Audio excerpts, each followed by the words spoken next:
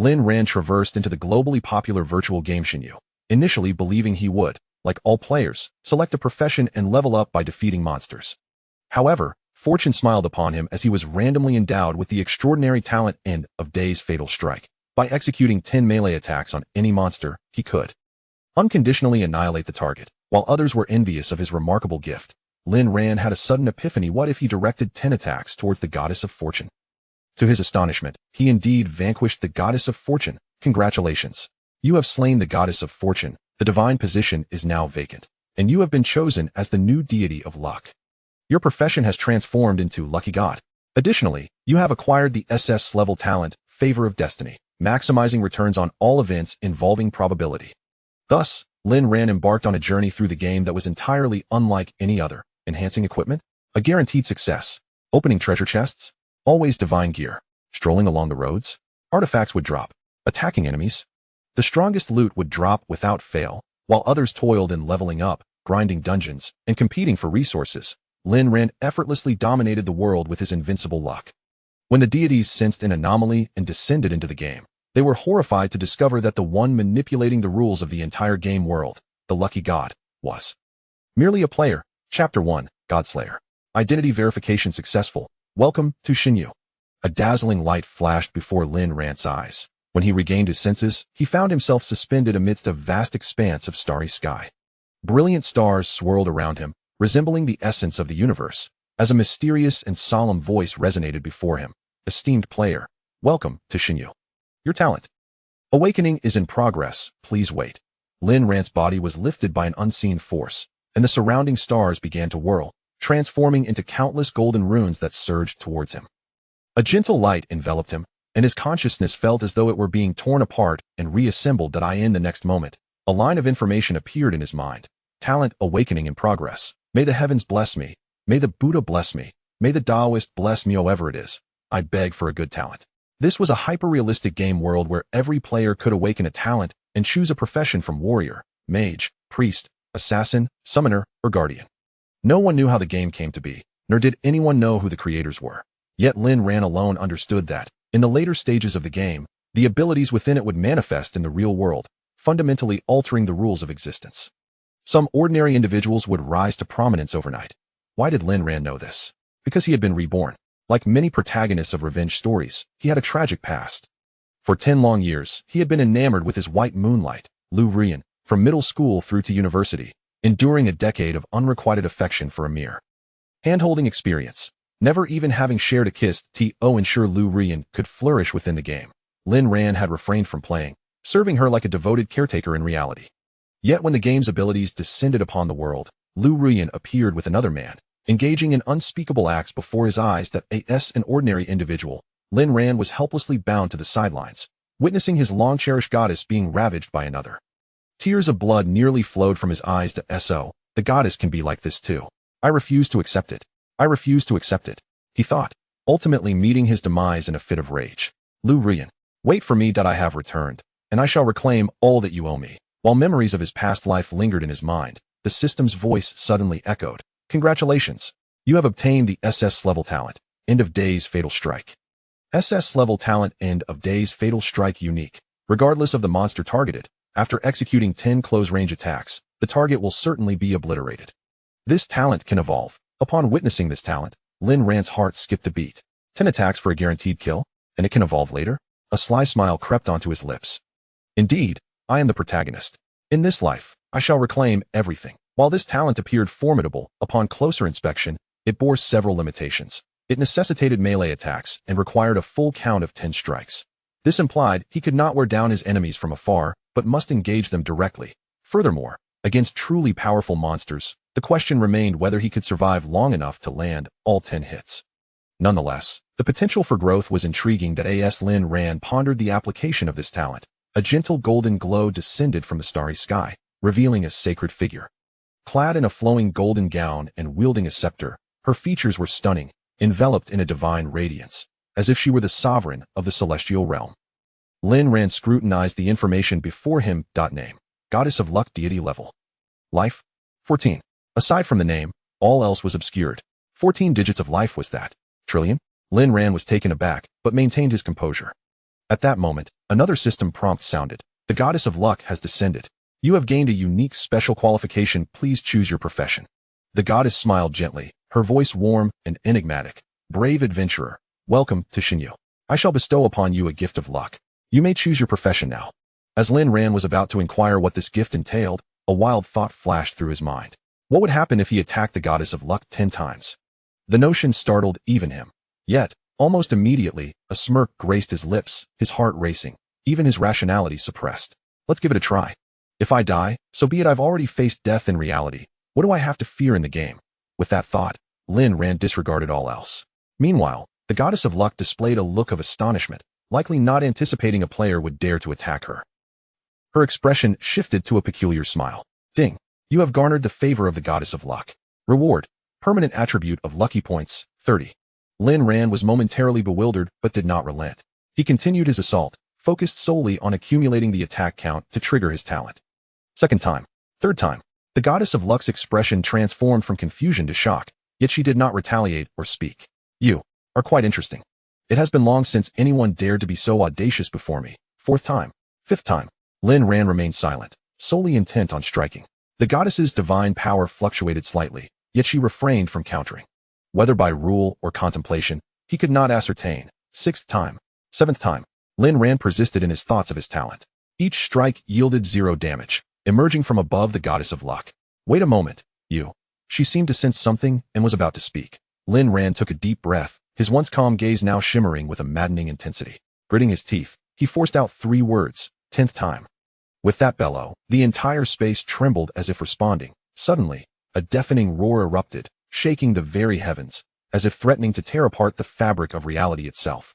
A colossal and blinding light suddenly erupted, its brilliance so intense it was nearly unbearable to behold. This light carried with it a cataclysmic energy, surging towards the goddess of luck like a fearsome beast. Faced with such a formidable assault, the goddess of fortune had no time to react. With a thunderous sound, her beautiful and noble form was instantly consumed by this terrifying energy. In the blink of an eye, her body shattered like fragile porcelain, disintegrating into countless golden specks of light. These luminous particles resembled the brilliant stars scattered across the night sky, drifting in the endless void before ultimately vanishing without a trace. You have successfully slain the goddess of fortune. Due to your actions exceeding the game's parameters, the position of the goddess of fortune is now vacant, and you have been chosen by the law of fortune as the new deity of luck. Congratulations, your profession has changed to God of Luck deity. You have gained the unique talent of Destiny's Favor Unique Divine Level. Destiny's Favor Unique. You will maximize benefits from all events involving probability. Destiny's Favor Unique. You can inquire about the information of all beings, unless they are deities of a higher level than you. As a deity, the free attribute points you gain with each level up are 3 times that of ordinary individuals. Lin Ran stood in place, his eyes filled with disbelief. He slowly lowered his head, his gaze resting on his slightly trembling hand, as if he could still feel the residual warmth from the heart-pounding battle. Then, he raised his head and looked around at the vast starry sky, which now appeared even more dazzling. Countless twinkling stars sparkled like gemstones embedded in the black canvas of the heavens, shining brilliantly. His heart raced like a rapid drumbeat, almost bursting from his chest. He had truly ended the life of the legendary goddess of fortune. Lin Ran understood that this was not merely a game NPC, this was a true deity. Perhaps, in time, such a divine being could manifest in reality. What was even more astonishing was that he had become the new god of luck. What on earth was this bewildering turn of events? He could not help but silently exclaim. Thoughts surged like a tidal wave, overwhelming him. Even more astonishingly, he discovered he had acquired a brand new talent, Destiny's Favor. This talent was powerful beyond comprehension, capable of maximizing all probability-based gains. Did this mean that from now on, any treasure chest he opened would surely contain the rarest and most exquisite treasures? When he attacked his enemies, the uncertainty of enhancing equipment would transform into a guaranteed success. To exaggerate slightly, even if he simply strolled down the street, he might unexpectedly stumble upon a legendary artifact. Moreover, it was astonishing that he possessed not 1 but 2 talents, each of which could be deemed monstrous in nature. Confronted with such an extraordinary beginning, Lin Ran took a deep breath, attempting to calm his heart, which raced wildly from excitement and shock. After all, this situation was exceedingly mad and far beyond imagination. Profession: God of Luck. Talent 1. Ultimate Kill. Unique close-range attacks will guarantee a fatal blow to the target can grow. Talent 2. Destiny's Favor. Unique maximizing benefits from all events involving probability. Lin Ran gazed at his status panel, a sense of absurdity rising within him. This was not how a protagonist should be. It was beyond reasonable limits. He had initially believed he would choose from ordinary professions: warrior, mage, assassin, priest, summoner, guardian. Yet here he was, having directly become the god of luck. This was entirely outside the realm of humanity. At that moment, a system notification chimed, detecting that you can be located in Longcheng, Xia country. You are about to be transported to the newbie village of Longcheng. Attention, as you are a deity, should you be killed, the divine position will change hands, and you will face permanent erasure. What the heck? As a deity, I can't even respawn? Lin Ran squinted, realizing that this game had completely spiraled out of his control, morphing into a frenzied journey. While other players might lose some levels and equipment before the game's onset, he was all in, risking everything. But it seemed rather thrilling. A slight smile crept onto his lips as he pressed the confirmation button. A brilliant beam of golden light suddenly enveloped his figure. Thus, his legend officially commenced. Chapter 2, Newbie Village. Suddenly, a dazzling white light streaked across his vision like lightning, instantly illuminating the entire scene. In that moment of dazzling brilliance, a clear and resonant system notification echoed unexpectedly. Ding! The sound seemed to emanate from the distant sky, yet rang clearly in his ears, detecting your current location as Longcheng, Huaxia. The system is about to initiate the teleportation program. Target location: Longcheng Newbie Village. As the notification concluded, the surrounding air seemed to quiver, and a mysterious force began to surge around his body. Please set your game name. The handsomest in the world. Name: the handsomest in the world. Duplicate: please retry. What the heck? Lin Ran scratched his head. It appeared that there were quite a few discerning individuals in this game. Name: what the heck? Duplicate: please retry. Etion. Game name: Etion. Binding successful. Welcome to Huaxia Newbie Village number 1111. As you are among the first batch of players, a loyal player gift pack is awarded. Would you like to use it? Upon hearing about the newbie gift pack, Lin Ran immediately perked up. If you tell me about opening a chest, I won't be sleepy anymore. Lin Ran rubbed his hands eagerly. As this was the first chest he encountered in the game, it would be a disservice to his identity as the god of luck if it didn't yield something. Remarkable. Use. Lin Ran pressed the green button on the panel. Ding. A crisp bell sound rang out as an item appeared in Lin Ran's backpack. He quickly checked its attributes. Skill book, Guardian Bell S-Class. Skill description. After using this skill, you will be immune to all damage and control for 3 seconds. Skill cooldown, 10 minutes. Kid, you must at least act like a real man for 3 seconds. Lin Ran shook the skill book and, as he spoke, he learned it into his skill bar. It seems this loyal player gift pack only provides an S-Class skill at best. Nevertheless, this skill suited Lin Ran's needs perfectly. As a deity, he could not afford to die even once in the game. Having more ways to preserve his life was certainly beneficial. Why are you grabbing my chest? A furious voice interrupted Lin Ran's thoughts. I was just testing the game's realism. Haha, indeed quite realistic. Damn it, let me grab you too. Forget it, I'm afraid I'll poke you. What nonsense are you talking? Lin Ran blushed. Then, a thought struck him. Open the system panel. Name: Etion. Deity level, 0 health points, 150 magic points, 150 physical attack, 30 magical attack, 30 physical defense, 15 magical defense, 15 speed, 30 strength points. 1 point of strength equals 2 points of physical attack, 15 mana points. 1 point of mana equals 2 points of magical attack, 15 agility points. 1 point of agility equals 2 points of speed, 15 stamina points. 1 point of stamina equals 10 points of health, 15 magic points. 1 point of magic equals 10 points of magic value, 15 defense points. 1 point of defense equals 1 point of physical defense, and 1 point of magical defense. 15. I feel my attributes are quite impressive, starting with double digits. Lin Ran mused internally. Skill: Guardian Bell S-Rank. Skill description. Upon using this skill, you become immune to all damage and control effects for 3 seconds. Skill cooldown, 10 minutes. Little demon. One must at least embody a true man for 3 seconds. Profession: Lucky God of Men. Talent 1. Ultimate Execution. Unique. After 10 close-range attacks, a critical strike on the target can grow. Talent 2. Favor of Fate. Unique. In all events involving probability, you shall receive maximized benefits. Favor of Fate. Unique. You can probe the information of all beings, unless the opponent is a deity of a higher level than you. As a deity, the free attribute points you gain upon leveling up are 3 times that of an ordinary person.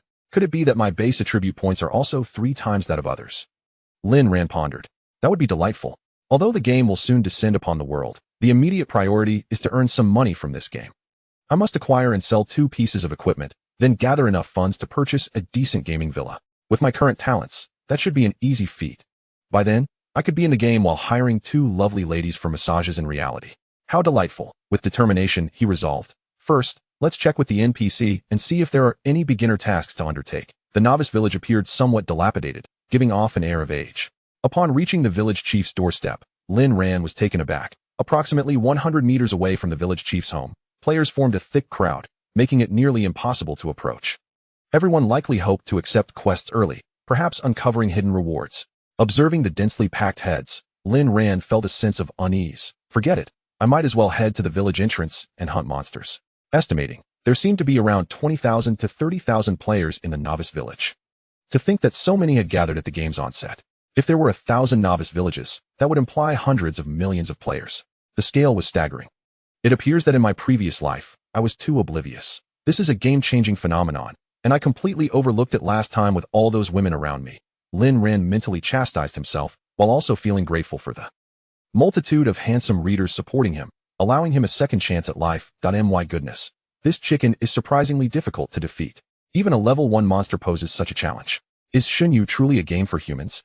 Just as he arrived at the village entrance, he heard someone roaring in frustration that it turned out two players were teaming up to battle a black and white striped chick, and one of them had just been pecked to death by the chicken.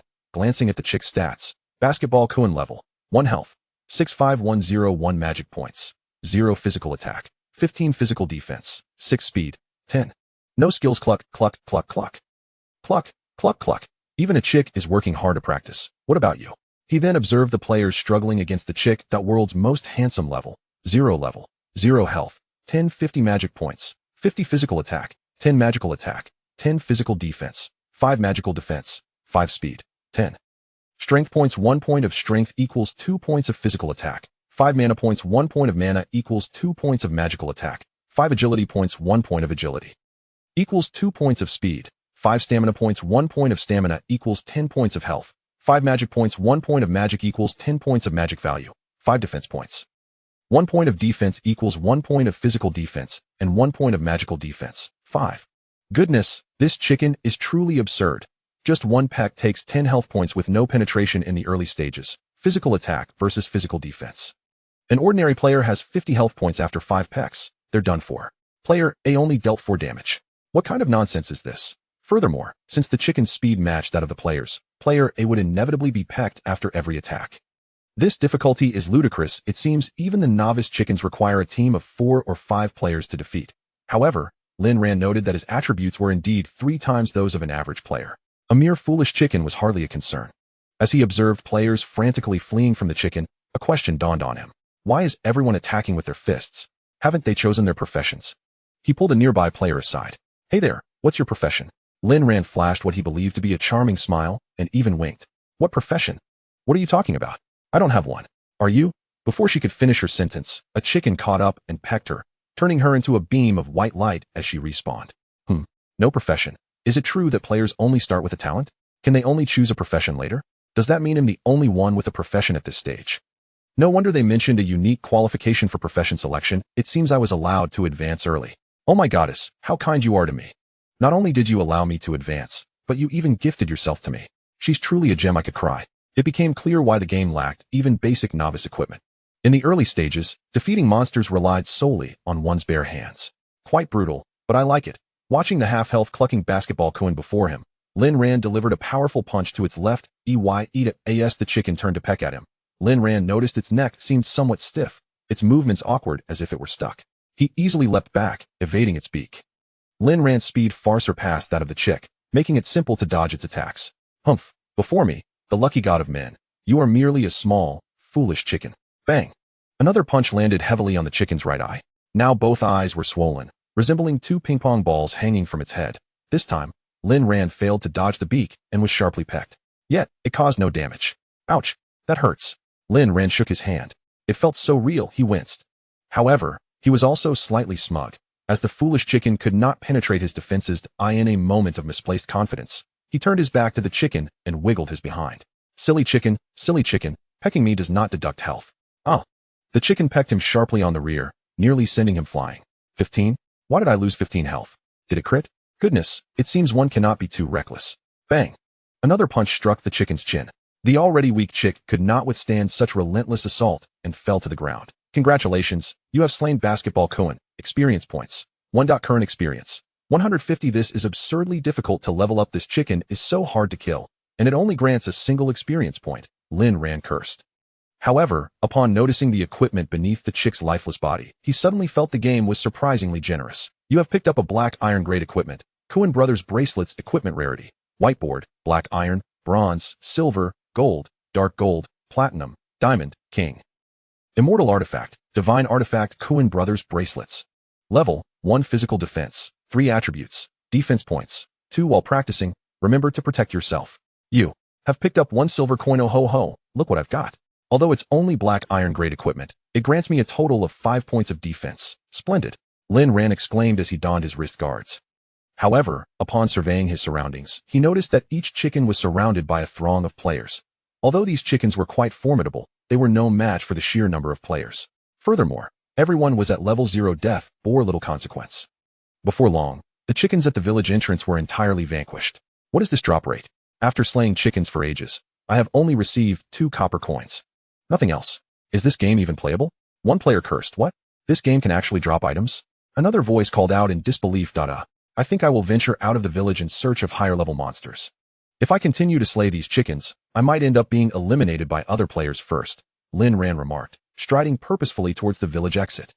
Chapter 3. The green-haired tortoise Lin Ran strolled along the narrow path leading out of the village, flanked by dense woods.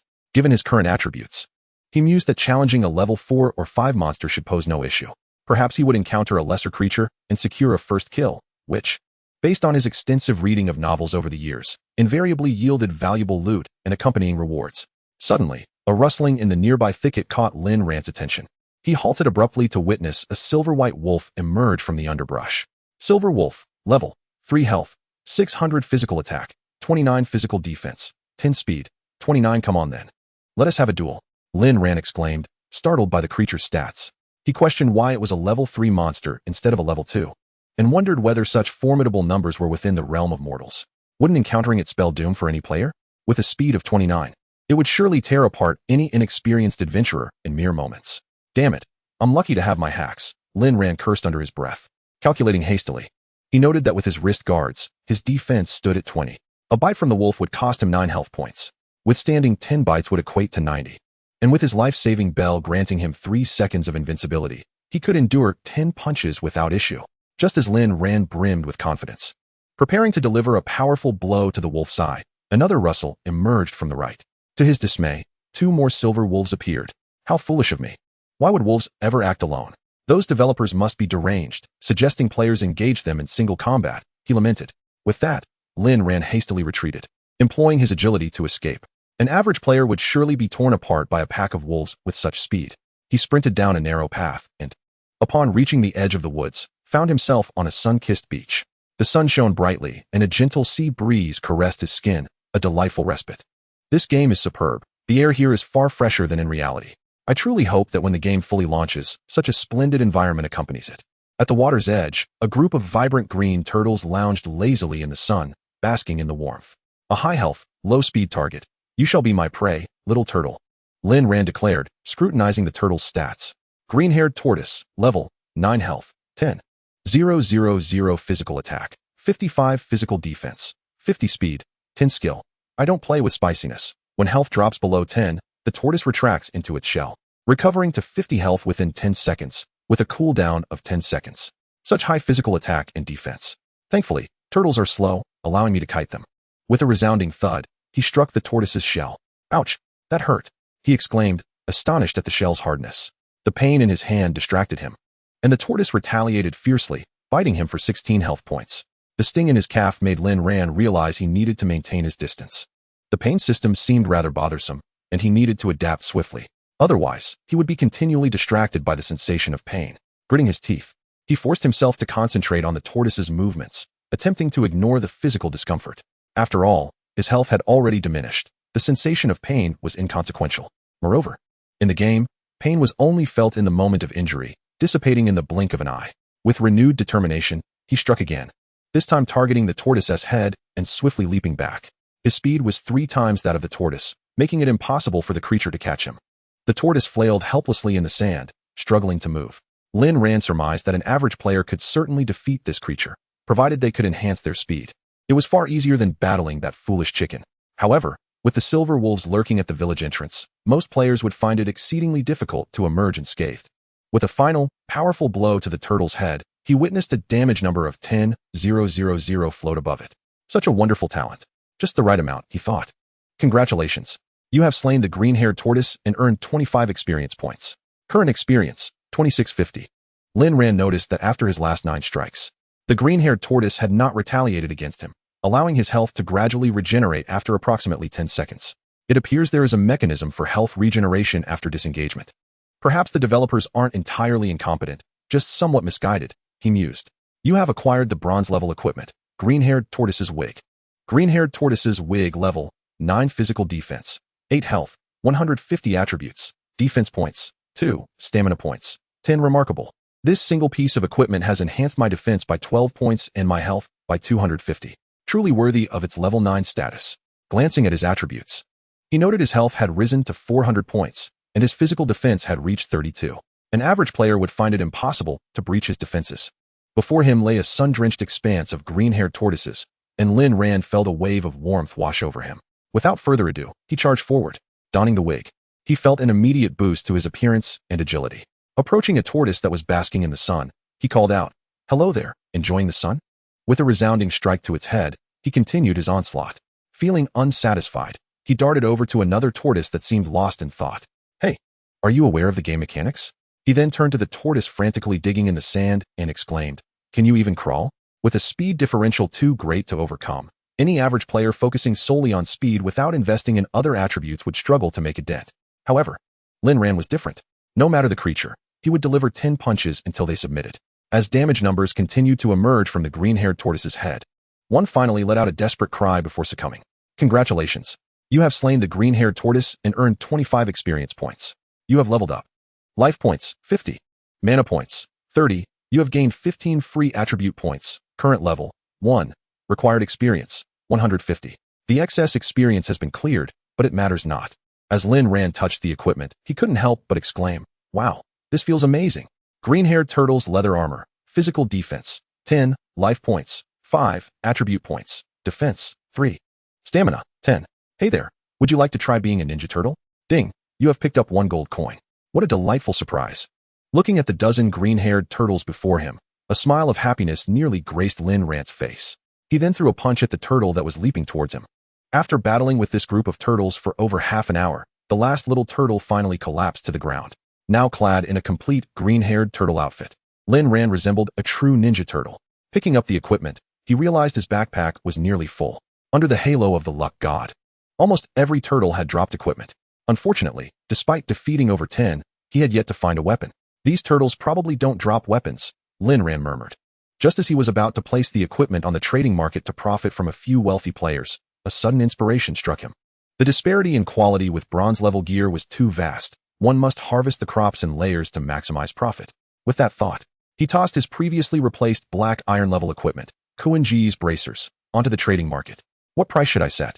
As a genuine underdog, Lin Ran had clearly not seen much of the world. How about 10,000?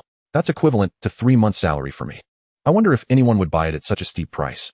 Just as he listed the item, Lin Ran thought of returning to the main city to open a warehouse and store the excess equipment. As he opened the city interface, he received a notification. Ding! You have successfully completed a transaction. Your Huaxia Bank card has been credited with 10,000 yuan, previously bound to the game. What? So fast? Have I underestimated these wealthy players? Goodness, what a significant profit.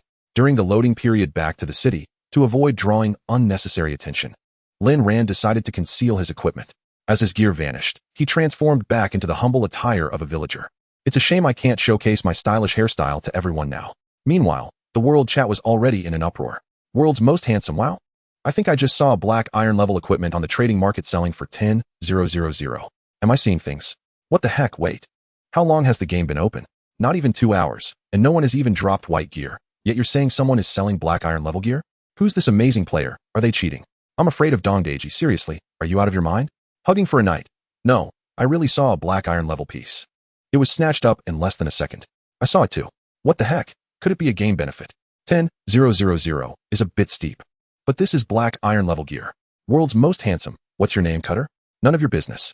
At that moment, a charming young woman stood at the stone steps of the novice village, her porcelain-like face shimmering with a translucent glow, her pink hair dancing in the air. She gazed in disbelief at the Kuan-ji's bracers in her hands, astonished that she had acquired black iron-level equipment for less than 10,000 yuan. The anonymous seller had offered such equipment during this time. This person is indeed remarkable. Chapter 4. The Silver Wolf Pack with a Swish. A flash of white light enveloped Lin Ran, and he found himself back in the initial novice village. With the 45 attribute points gained from leveling up, Lin Ran allocated 20 points to speed and the remaining 25 to defense. Survival is paramount. Opening his character panel, he noted, name, Etion, Divine Being. Level 3, life points, 1200, attributes from equipment not repeated henceforth. Mana points, 350, physical attack, 48, magical attack, 30, physical defense, 100, attributes from equipment, magical defense, 100 speed, 80 strength, 18.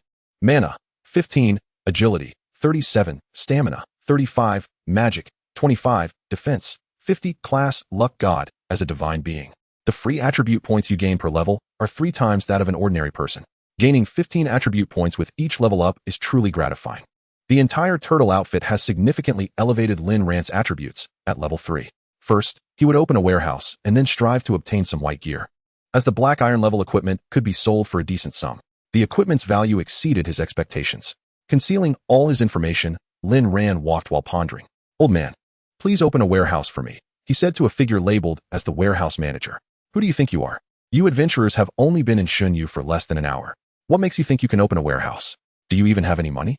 The warehouse manager did not even bother to look up, continuing to rummage through a drawer as if searching for something. How bold, Lin Ran thought. How much does it cost? Although the green-haired turtles dropped a dozen coins, I still feel a bit uncertain about their value. 1 gold coin for 100 slots. Have you ever seen a gold coin? You should go back to farming your chickens, the warehouse manager remarked with an expression of disdain. Then give me 500 slots to start with. Lin Ran slapped 5 gold coins onto the counter. All right, esteemed sir. Your warehouse is ready. The warehouse is a remote one. You can store or retrieve items at any time, and you can also directly list items from the warehouse on the trading market. It's essentially an expansion of your backpack. Is there anything else you require, sir? The warehouse manager's eyes widened at the sight of the gold coins, a sycophantic smile plastered on his face. This grin sent shivers down Lin Ran's spine. No more, goodbye, he thought, swiftly making his exit. This fellow was far from ordinary. Upon reaching the entrance of the novice village, Lin Ran intended to scour the little chickens for some black iron or common gear, only to be met with a scene that left him utterly astounded. The entrance was teeming with players. There were no chickens in sight. What is going on, brothers? Are we brawling? Lin Ran inquired, tapping a nearby player. Brawling? Everyone's just waiting for the chickens to respawn. You're new here, right? Only this spot spawns monsters. If you dare step outside the village, a horde of level 3 wolves awaits you. Their attributes are absurdly high. A single nip and you're done for. The player sighed, lamenting the situation. Most areas have been claimed by large guilds, leaving solo players like us to squeeze into unremarkable spots, waiting for the chickens to respawn. Sometimes, it takes ages for even one to appear. He waved dismissively, cursing under his breath. It seemed there were too many players and too few rewards. Yet Lin Ran recalled the silver wolves. That startled me a bit. Can I really let this go unpunished? He pondered, striding determinedly toward the village exit. Brother, don't. The players shouted after him, but Lin Ran had already vanished, his speed rendering the warning futile. The player shrugged, muttering about yet another reckless fool. Following the path he had previously taken, Lin Ran hurried along, calling out, "Little wolf cubs, your grandpa is here." Suddenly, with a swift motion, a wolf lunged at him from behind, sinking its teeth into his calf and shaking its head violently. As a level 3 creature, the silver wolf could not breach Lin Ran's defenses. Ouch, that hurts, he gasped, driving his other foot into the wolf's head. The wolf released its grip, but 2 more wolves charged in from either side, flanking him. What the heck? They have tactics? Impressive, Lin Ran exclaimed, then delivered 2 resounding slaps. With half of his attribute points allocated to speed, his strikes were much faster than those of the silver wolves. The trio of wolves regrouped and charged at him once more. Slap, slap, slap.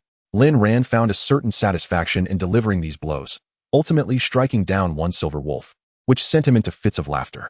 The remaining 2, sensing danger, began howling at the sky. Howl all you want, Lin Ran scolded, interrupting their cries with a swift slap. You have slain a silver wolf, earning 5 experience points. You have slain a silver wolf, earning 5 experience points. Gazing at the 3 items that had dropped, Lin Ran picked them up, Wolf Fang Dagger, level, Black Iron, level 3, physical attack, 3. Attribute points, strength 3. Upon closer inspection, one might notice that silver wolves never brush their teeth.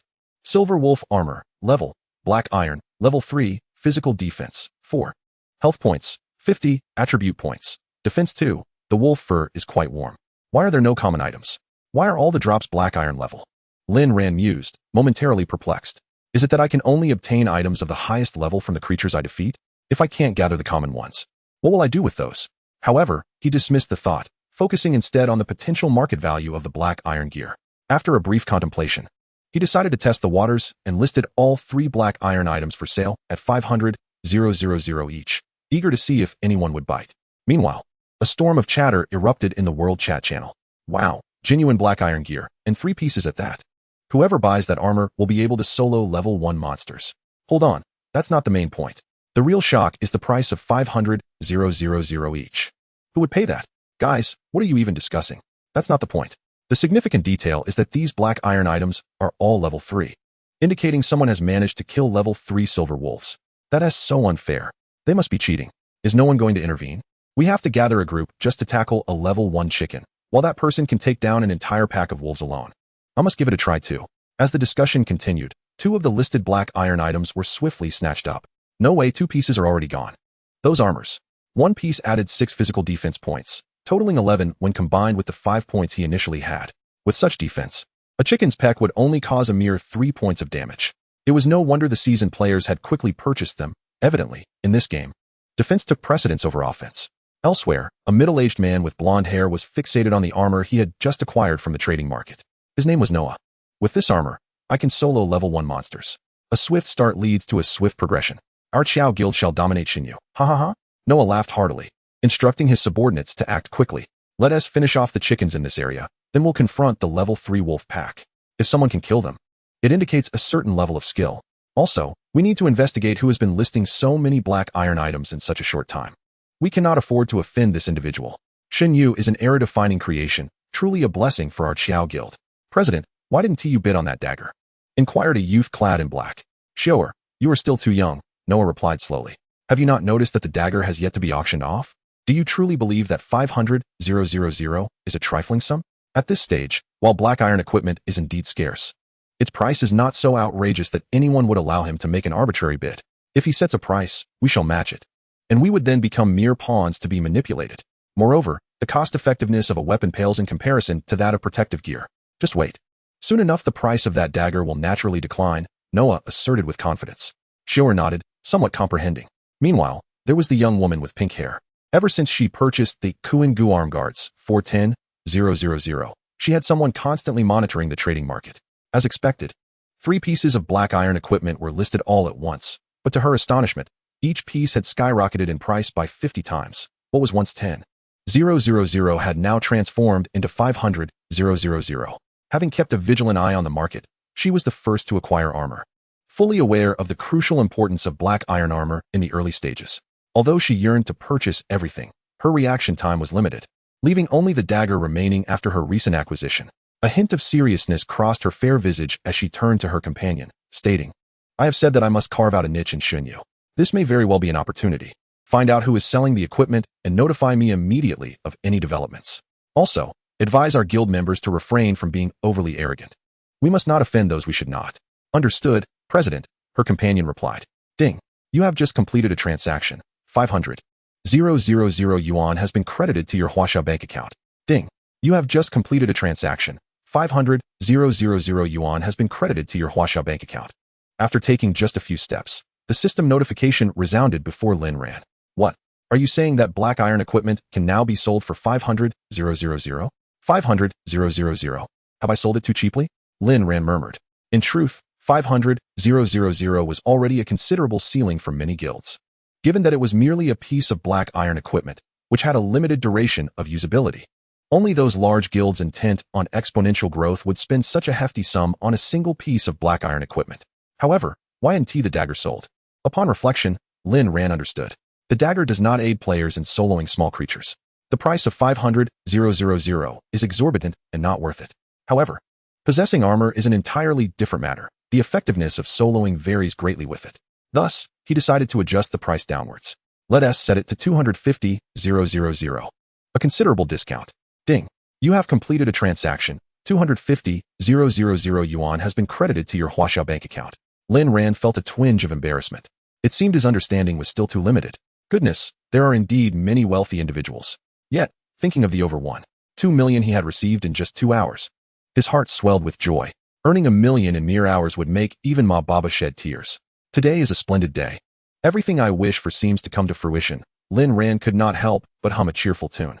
Suddenly, a gleam of silver flashed before him. 1504444. Suddenly, 3 damage notifications erupted above Lin Ran's head, startling him so much that he forgot the lyrics. Turning to see, he encountered the Black Iron, Wolf King. Level 5 health, 40.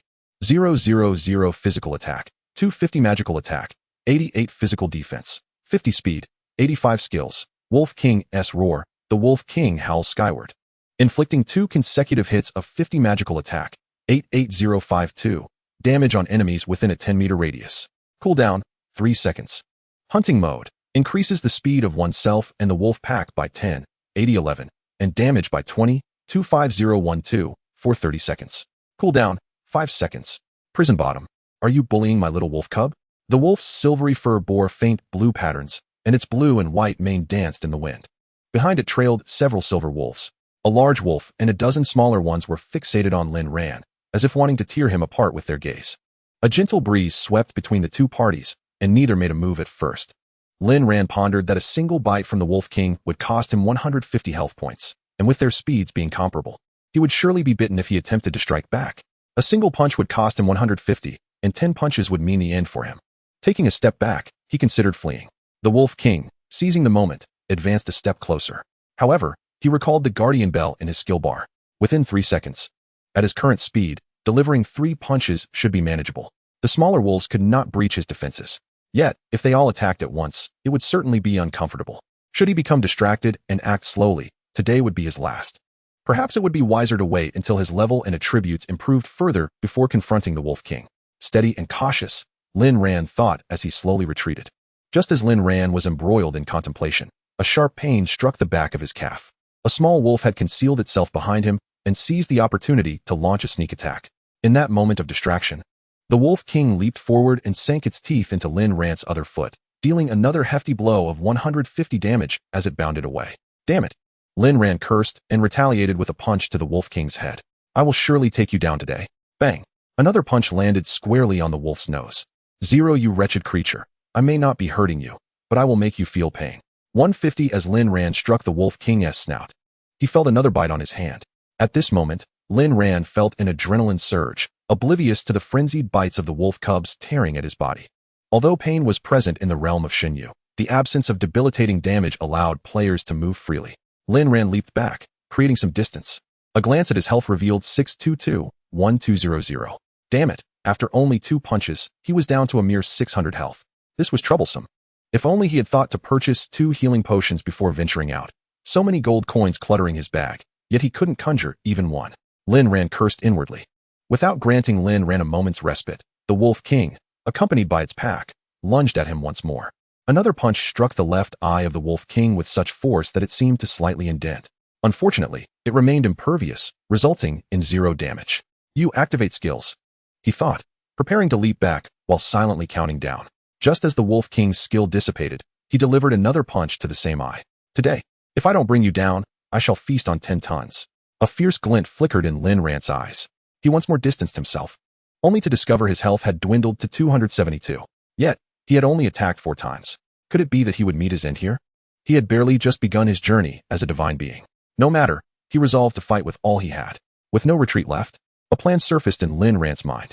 Bang! Another punch landed. However, this time, he did not retreat but seized the opportunity to grasp the Wolf King by the neck. Flipping over to mount its back, the Wolf King, caught off guard, displayed a flicker of confusion, slowing its response. Bang! Another punch was thrown. Yet this time, the Wolf King failed to bite Lin Ran immediately. By the time it reacted, Lin Ran's second punch had already descended.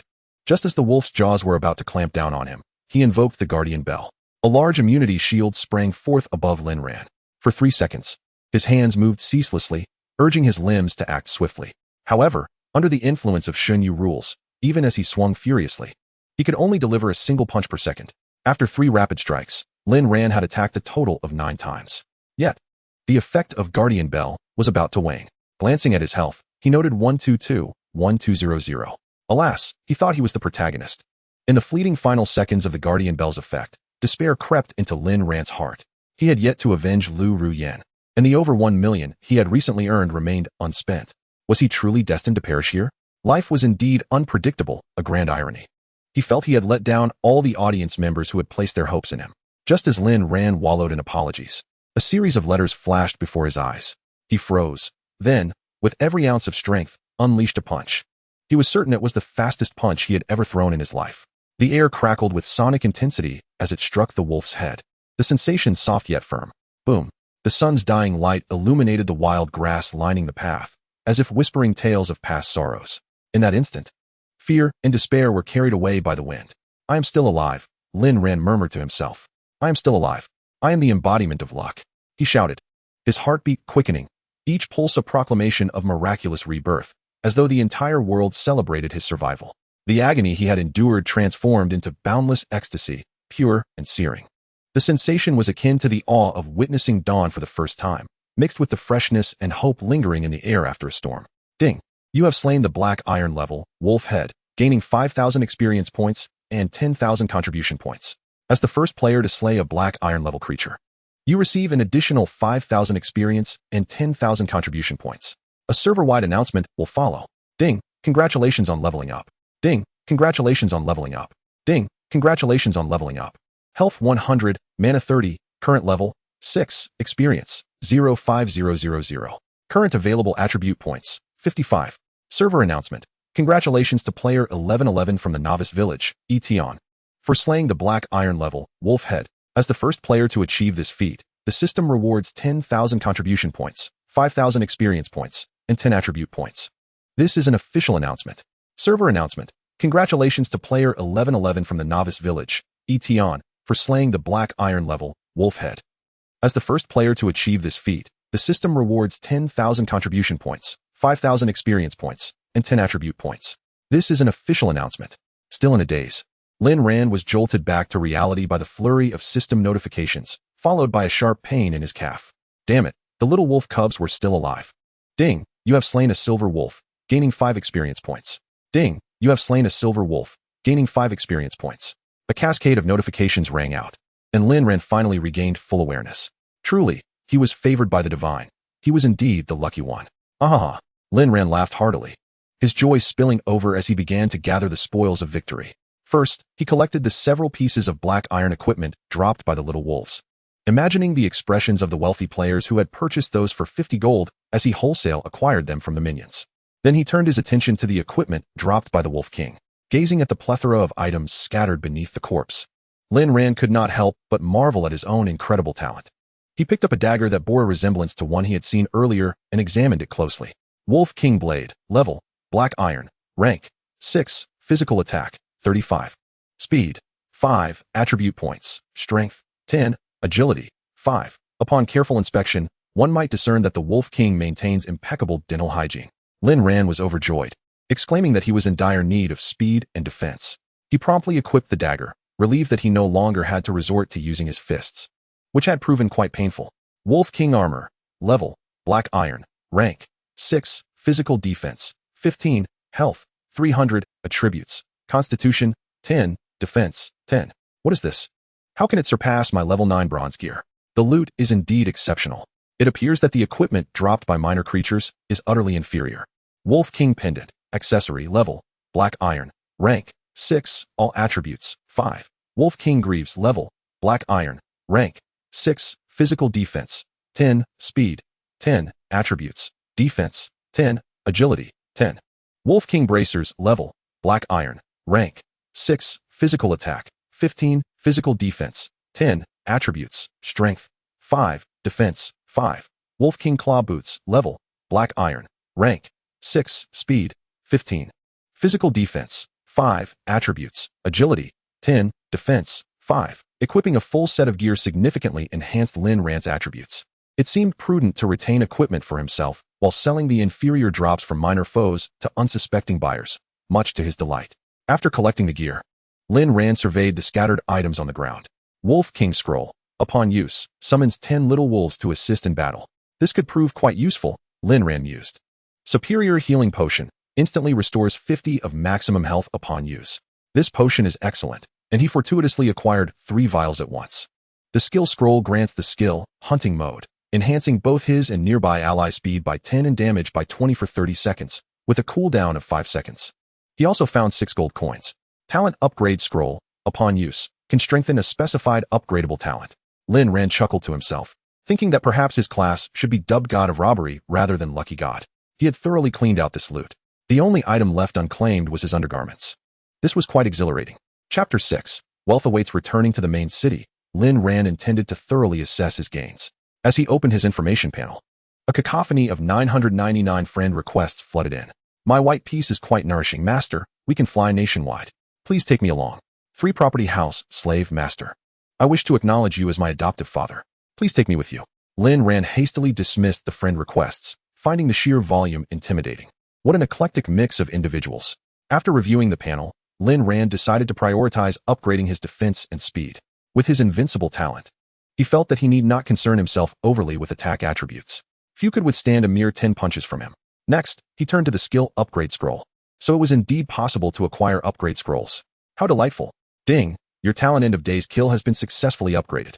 Talent, End of Days Kill, unique. Executes 9 close-range attacks, with a guaranteed critical on the target, upgradable. It has transformed into 9 attacks. Lin Ran pondered whether it would ever diminish to just 1. Wouldn't that mean anyone he touched would perish? 9 seems excessive. He must quickly hunt for more. Might this be a tad too easy? If he defeats 9 creatures in the novice village before venturing out, would he not be invincible?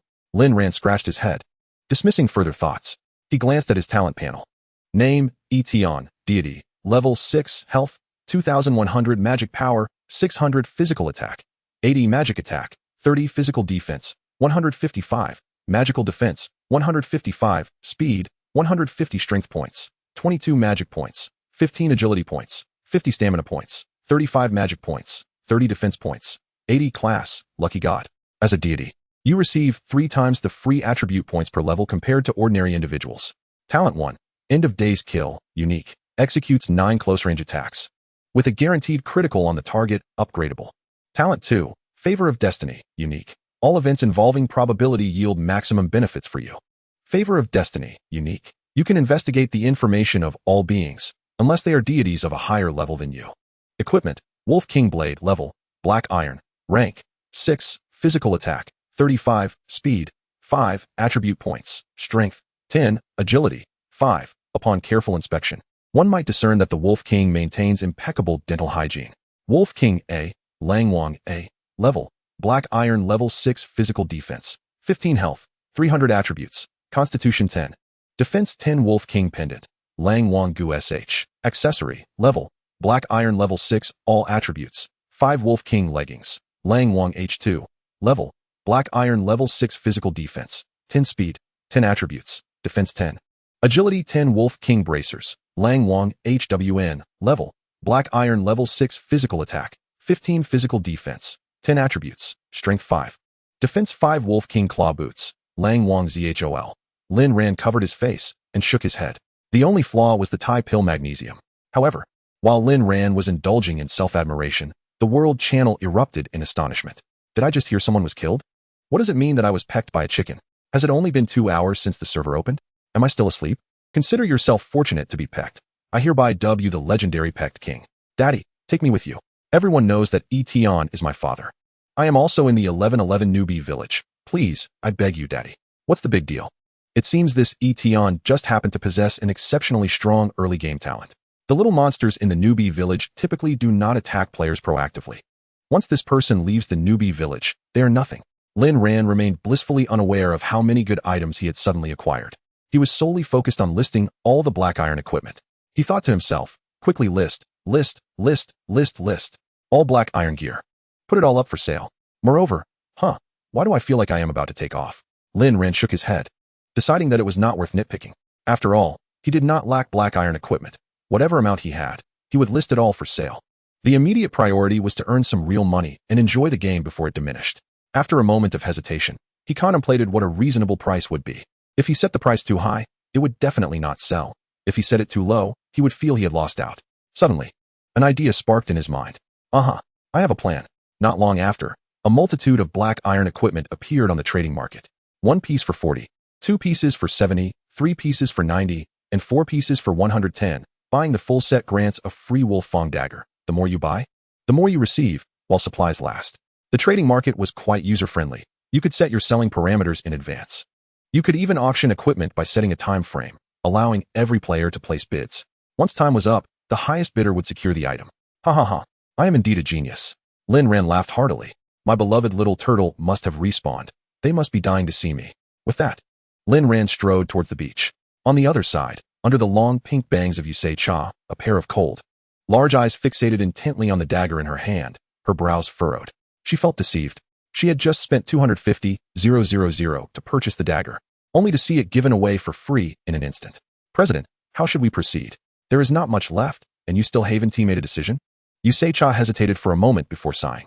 Let us just buy 1 complete set. Hold off on the others for now. Why, President?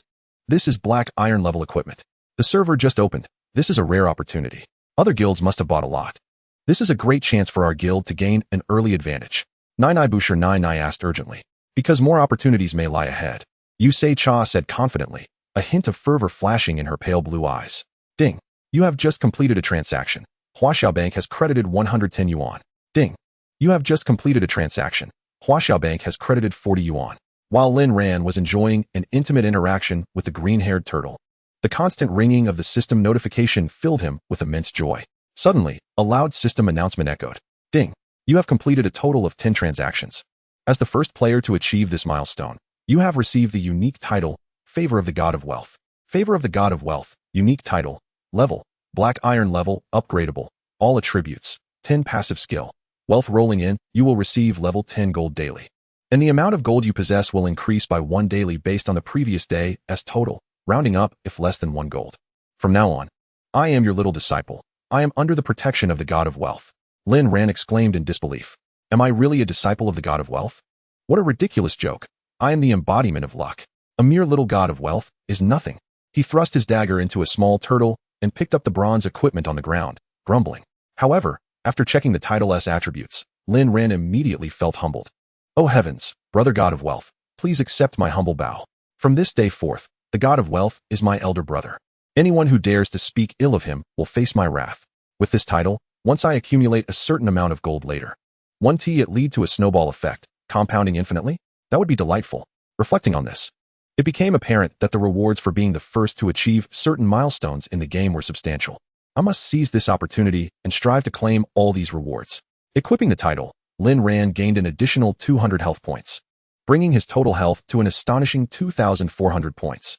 Even if other players reached level 10, they might not have such high attributes. What a delightful feeling. He plunged his dagger into the last turtle's head. Ding. Congratulations, your level has increased. You are now level 7. Health 250, mana 50, speed 2. Bathed in the golden light of leveling up, Lin Ran let out a long sigh of relief. After perusing the trading market, I discovered that within a mere half hour, the numerous pieces of black iron level equipment I had listed were entirely snatched up. There certainly seems to be an abundance of wealthy individuals, particularly among the large guilds. I feel a pang of guilt for not capitalizing on this opportunity more ruthlessly, Lin Ran remarked. I wonder what expressions would adorn their faces if I were to list several dozen pieces of bronze-level equipment. He chuckled mischievously. I am indeed rather wicked. There's no rush. I shall first grind a few more rounds of little turtles and stockpile additional items. After defeating the turtles, Lin Ran resolved to stroll along the beach, hoping to encounter monsters of different levels. As long as I avoid the formidable ones, I believe I can traverse the newbie village with ease. Chapter 7. Chi Ao Guild. Lin Ran explored the vicinity surrounding the newbie village, skillfully dispatching level 8 tigers with kicks and level 6 wild boars with his bare hands. He embodied the spirit of a novice village warrior, encountering anyone who crossed his path without hesitation. At the outermost periphery of the newbie village, there exists a barrier, the method to unlock it remaining a mystery for now. After having had his fun with the smaller creatures, Lin Ran calculated his time wisely and returned once more to the beach where the green-haired turtles resided. Ah, little turtles, you truly missed me, he exclaimed joyfully as he rushed towards them. By the time the last green-haired turtle fell, Lin Ran had ascended to level 9. He opened his panel to review his attributes. Name, Etienne, deity. Level, 9 health, 3250 magic power, 1000 physical attack, 100 magical attack, 35 physical defense, 180 magical defense, 180 speed, 172 strength points, 22 magic points, 15 agility points, 70 stamina points, 25 magic points, 30 defense points, 105 profession, lucky god as a deity. The free attribute points you gain per level are triple that of an ordinary person. Talent 1, final kill, unique. 9 close-range attacks guarantee a critical hit on the target, can evolve. Talent 2, favor of destiny, unique. You will receive maximized benefits from all events involving probability.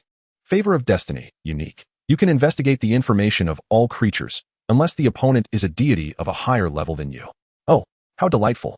I am but a walking embodiment of humanity, Lin Ran mused narcissistically. I should return to the newbie village and seek out some tasks.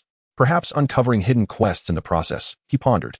As he passed the forest where he had previously vanquished the Wolf King, Lin Ran noticed a chaotic gathering of people ahead, with a cacophony of noise. As a naturally inquisitive individual, it would be remiss of him not to indulge in the commotion. Just as he was about to approach, 2 individuals with blonde hair obstructed his path. Hey, stop right there. This area has been claimed by our Chiao guild. The wolves here have been driven away by our guild leader. And you want to be able to sneak in and farm sheep, one of the blonde-haired individuals asserted arrogantly. Farm sheep? What sheep? Get out of my way. I'm heading back to the village, Lin Ran replied, attempting to move past them. Don't play dumb. Our guild leader has exterminated all the wolves in this region. And now the level 2 sheep are beginning to spawn. Their attributes are even lower than that of a level 1 chicken. You've gone through great lengths to sneak around back here, just to stealthily farm a couple of sheep. Haven to you? Our guild leader has already anticipated your little scheme, so you'd best scram before we blacklist you from the Chiao guild. Oh, your guild leader sounds impressive. Chiao guild. I doubt your leader even plays the 9943 minigame. I stopped playing that in the 1st grade, Lin Ran observed, noticing a throng of approximately 70 to 80 individuals within. Yet, the highest level among them was merely level 3, possessing a meager 195 health points and 48 attack power. Likely focused entirely on offense, wielding a wolf fang dagger. With such weak stats, they wouldn't stand a chance against even a silver wolf. Without me, you little brats might as well be playing basketball with chickens, Lin Ran thought. For safety's sake, he decided it prudent to wait until his attributes were significantly enhanced before displaying any bravado. Caution was key in these early stages. He resolved to take a detour back, avoiding confrontation with the 2 blonde-haired individuals. In the newbie village of Shunyu, there were no restrictions against combat. Though a protection mechanism ensured that players would not lose levels upon being slain, only a couple of items, the exact number remaining uncertain. Just as he prepared to turn away, one of the blonde-haired individuals placed a hand on Lin Ran's shoulder. Hey, this guy actually bought a dagger? One of them exclaimed to the other. Though the weapon was concealed, Lin Ran's dagger was still visible at his waist. Hand it over. And we want to kill you today. Just so you know, in Shunyu, the sensation of death is quite real. You wouldn't want to experience that, would you? Damn it, I've had enough of this. It was one thing to endure the humiliation from Lu Ruyan, but now that I've grown stronger, must I still tolerate your nonsense? You think you can push me around just because I've shown you some leniency? You're nothing but a bunch of fools dancing ballet in a latrine. With a snarl, Lin Ran lunged forward, plunging his dagger into the chest of the brash blonde. The blonde-haired youth was taken aback, still wearing a look of disbelief. Ah! He collapsed to the ground, lifeless. What the hell? He just killed someone. The other blonde, having never witnessed such a scene, shouted in panic as he turned to flee. But Lin Ran was too swift. Without even drawing his dagger, he pursued and delivered a powerful punch to the back of the fleeing youth's head. The ensuing scene was too gruesome for me to describe further.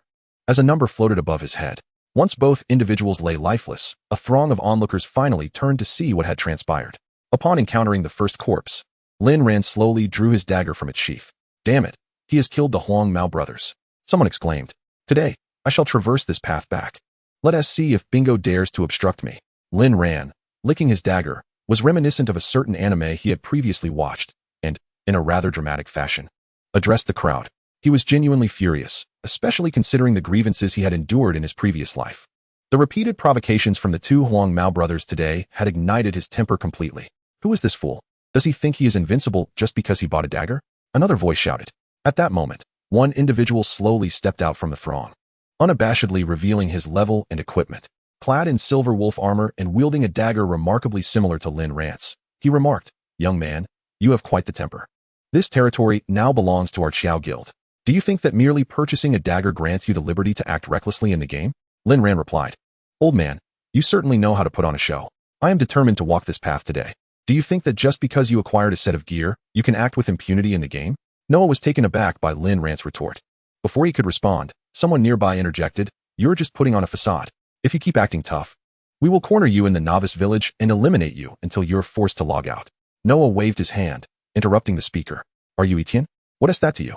You are indeed strong, but it is wiser to remain humble. Join our guild, and I shall make you the vice president. With an annual salary of 200,000.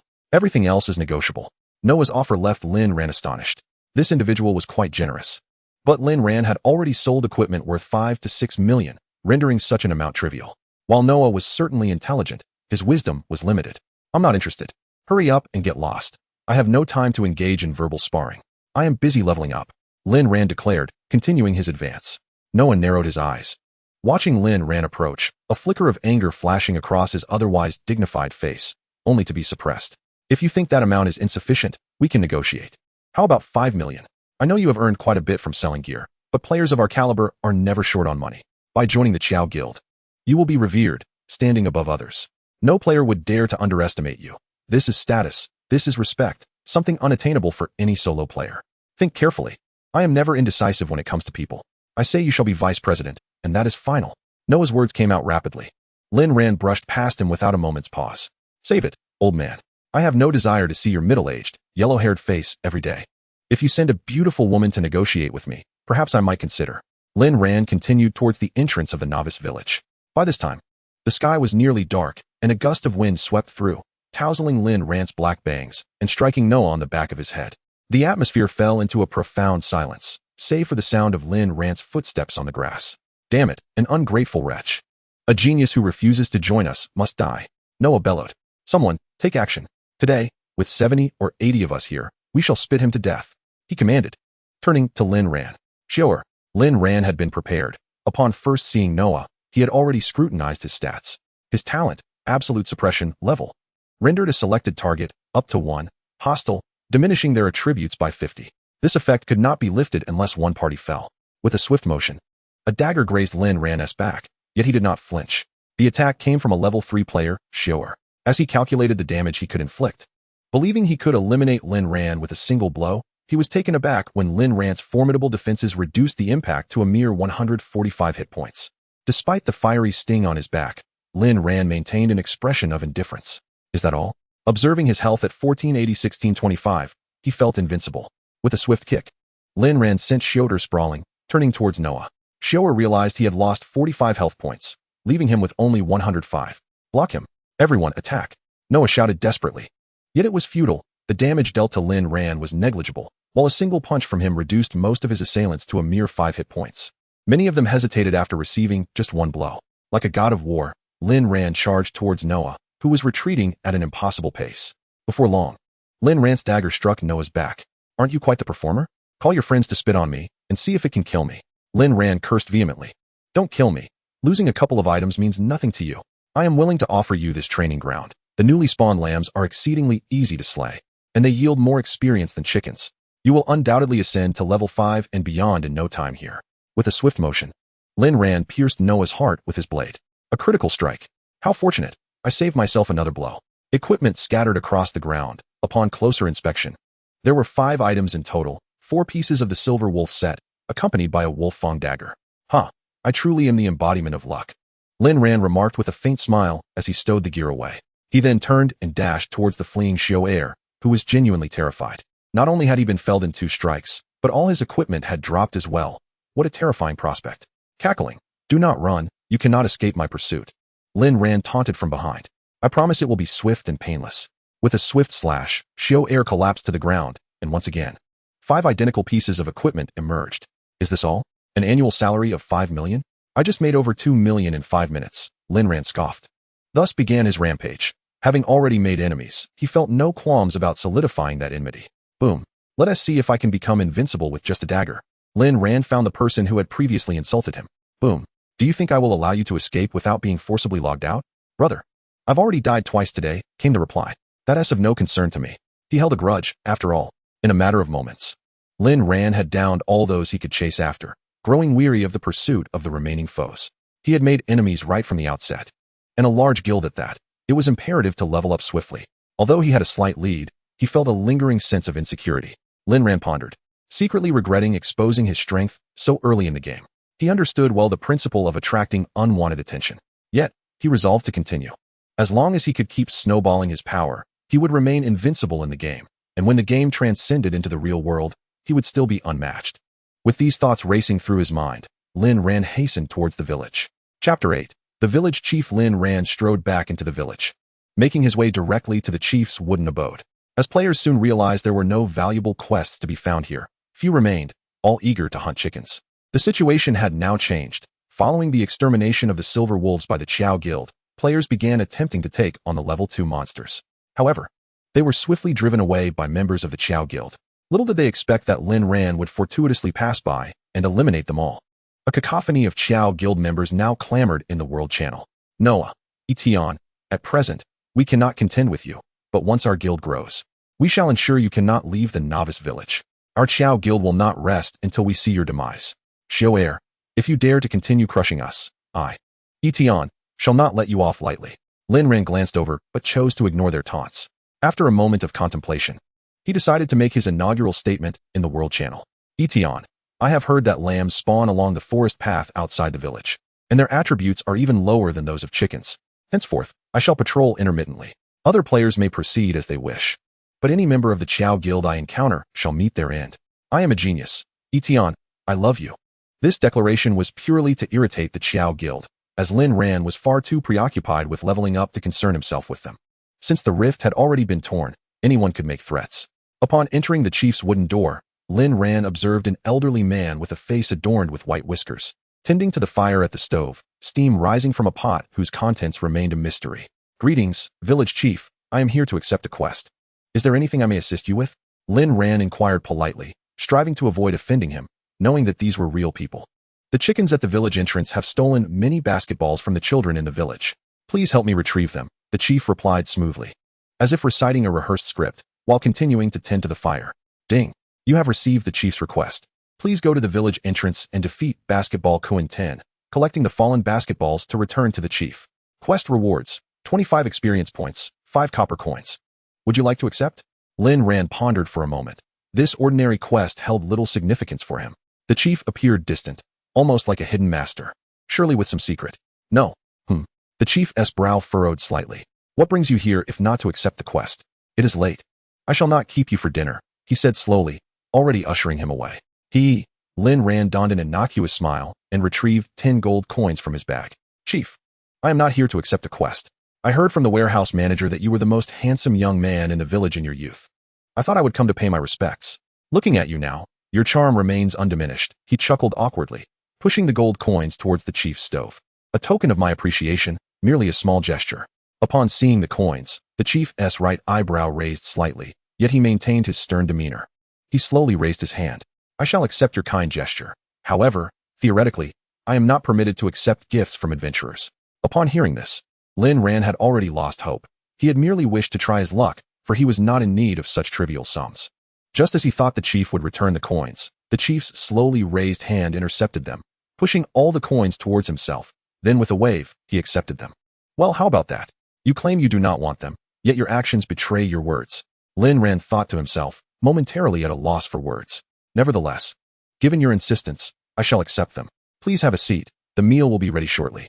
Since you've come, you are considered a guest. If you don't mind, please stay and enjoy a simple meal. The village chief maintained his usual serious demeanor. Lin Ran genuinely admired this shameless yet unfazed old fox. It was quite impressive. Just moments ago, he had told me to leave, and now he welcomed me as a guest. All right, chief, I shall not disturb you further. Lin Ran replied with utmost respect. Soon, the dishes were brought out. Only a pot of stewed red meat, emitting a tantalizing steam, accompanied by a pot of rice. It appeared quite modest. This was Lin Ran's first dining experience in the game, and he found it intriguing, yet felt hesitant to start eating. He was tempted to inquire about any hidden quests, but deemed it inappropriate. The discomfort of holding back was palpable. Stop fidgeting and eat. If you have anything to say, just say it. I fear you might choke on your own hesitations. The village chief observed Lin Ran's awkwardness and couldn't help but speak up. Do you have any hidden quests? I don't want to fetch any basketballs or anything like that, just something more unique. Lin Ran finally managed to voice his thoughts after much internal struggle. Of course, the chief replied, taking a bite of the dish. However, not at this moment. Come find me once you reach level 10. Given that you seem somewhat likable, I will entrust you with a more rewarding task. However, this mission bears some risk. So think it over before returning to me. Lin Ran was elated. He was indeed a fortunate one. The village chief, observing Lin Ran's foolish grin, resignedly urged him. Hurry up and eat. I need to rest soon as the day is waning. Yes, chief. The dishes you've prepared look absolutely delectable. I am in awe of your culinary skills. Lin Ran replied joyfully, his flattery flowing effortlessly. The system's notification chimed in his mind before the sensation reached his taste buds. Ding. You have consumed the top-tier ingredient, blood dragon meat. All attributes 1. What? A single bite grants a boost to all attributes? Lin Ran was taken aback, momentarily forgetting his flattery as he devoured more blood dragon meat. Ding. Ding. Lin Ran emerged from the village chief's home, his stomach satisfied. Such elite individuals typically valued personal connections. How could they possibly lack 10 gold coins? Fortunately, Lin Ran understood the nuances of social interaction. This village chief was clearly not an ordinary person. Lin Ran mused over his attributes. Name, Etion, deity, level, 9, health, 3750, magic, 1500 physical attack, 200 magic attack, 135 physical defense, 230 magic defense, 230 speed, 272 strength points, 52 magic points, 65 agility points, 130 stamina points, 75 magic power points, 80 defense points, 155, class, lucky god, as a deity. You gain 3 times the free attribute points per level compared to ordinary individuals. His attributes had increased by a substantial 50 points. It seemed the entire platter of meat had barely been touched by the village chief. What a generous man, Lin Ran mused, reflecting on how worthwhile those 10 gold coins had been. He couldn't help but express gratitude to the goddess of fortune for her blessings. Filled with contentment, Lin Ran eagerly anticipated sweeping through the higher-level monsters, then returning to claim his hidden quest. After all, one could never tell which character the village chief might find favorable next. Do not attempt to guess the thoughts of the adept. Hello, are you Etion? While Lin Ran was lost in thoughts of the future, a figure appeared before him, a woman with long pink hair cascading like a waterfall over her shoulders, gently swaying. Her sapphire-like eyes sparkled like the deep ocean, radiating an enchanting allure. Wow, a beauty! Lin Ran's gaze fell upon Yusei Cha, taking in her stunning figure with admiration. Truly, such a physique was a rare sight. In Shinyu, physical appearances cannot be altered. One's reality is mirrored one in the game. Hello. What brings you here? After a fallout with the Qiao Guild, Lin Ran had decided to no longer conceal himself, openly displaying his equipment. After all, the novice village could not hide one's appearance, and he was too lazy to pretend. His attire immediately revealed him as a prominent figure. While Yusei Cha had already dispatched someone to investigate Lin Ran's movements. Oh, nothing much. I merely wished to see what the person who secured the black iron first kill looked like, while everyone else is still grinding level 1 monsters. Indeed. Quite the handsome figure. Yusei Cha gazed intently at Lin Ran's face. Well, I shall be off to hunt monsters now. Lin Ran swiftly dashed past Yusei Cha. While the beauty was captivating, his own strength was far more crucial. Yusei Cha was taken aback, wondering why her compliment had elicited no reaction. Was he truly uninterested? Is he not fond of women? She pondered. Fortune's chosen? Why is he among the last batch of adventurers? The intricacies of fate are truly unfathomable. As the night gradually deepened, the bright moon hung high in the sky. Time and Shinyu aligned with reality. After another sweep through the area, Lin Ran had yet to reach level 10. He had intended to wait for the little turtle to respawn for a closer engagement, but his body could no longer endure the strain. He had spent over 8 hours immersed in the game, and the prolonged absence of sustenance had left his mind feeling acutely strained. Log off. I must hasten to acquire a luxurious gaming villa, he muttered. Cursing the low-quality headset, he resolved to return for monster hunting the following day. Lin Ran pressed the log-off button with a scowl. The dimly lit rental apartment was enveloped in darkness as Lin Ran prepared to turn on the light. Rising from the sofa, his foot inadvertently landed on a cylindrical bottle, resulting in a loud crash as he toppled to the floor. Damn it, who is so inconsiderate? Tossing around empty soda bottles, the harsh light momentarily blinded him as he fumbled for his phone, which displayed a solitary message from Lu Ruyin. I'm out with friends today. You needn't wait for my return tonight. Indeed. Lin Ran had begun cohabiting with Lu Ruyin. Both were fresh graduates, yet Lin Ran had secured a lucrative position at Highway Group, a leading enterprise in Longcheng, with a monthly salary of 3,800 yuan, thanks to his stellar university performance. He was a freshly minted cog in the machine, valued for his reliability and cost-effectiveness. Lu Ruyin, on the other hand, was preoccupied with ingratiating herself to wealthy heirs, aspiring to infiltrate the elite circles of socialites. among the throng of admirers. She had selected Lin Ran as a steady source of financial support. That little mess can wait. I'll deal with it later. Lin Ran grumbled before swiftly checking his bank account balance. 650, 323, 175. In that moment, all his previous negativity evaporated. Having lived this long, he had never encountered such a sum of money. How many hours of grueling work would it take to amass such wealth? Grateful to the game Shinyu, to his goddess-like sister, and to the esteemed readers, Lin Ran felt triumphant. Half an hour later, what did you say? Only 9? I want 10. Not a single one less.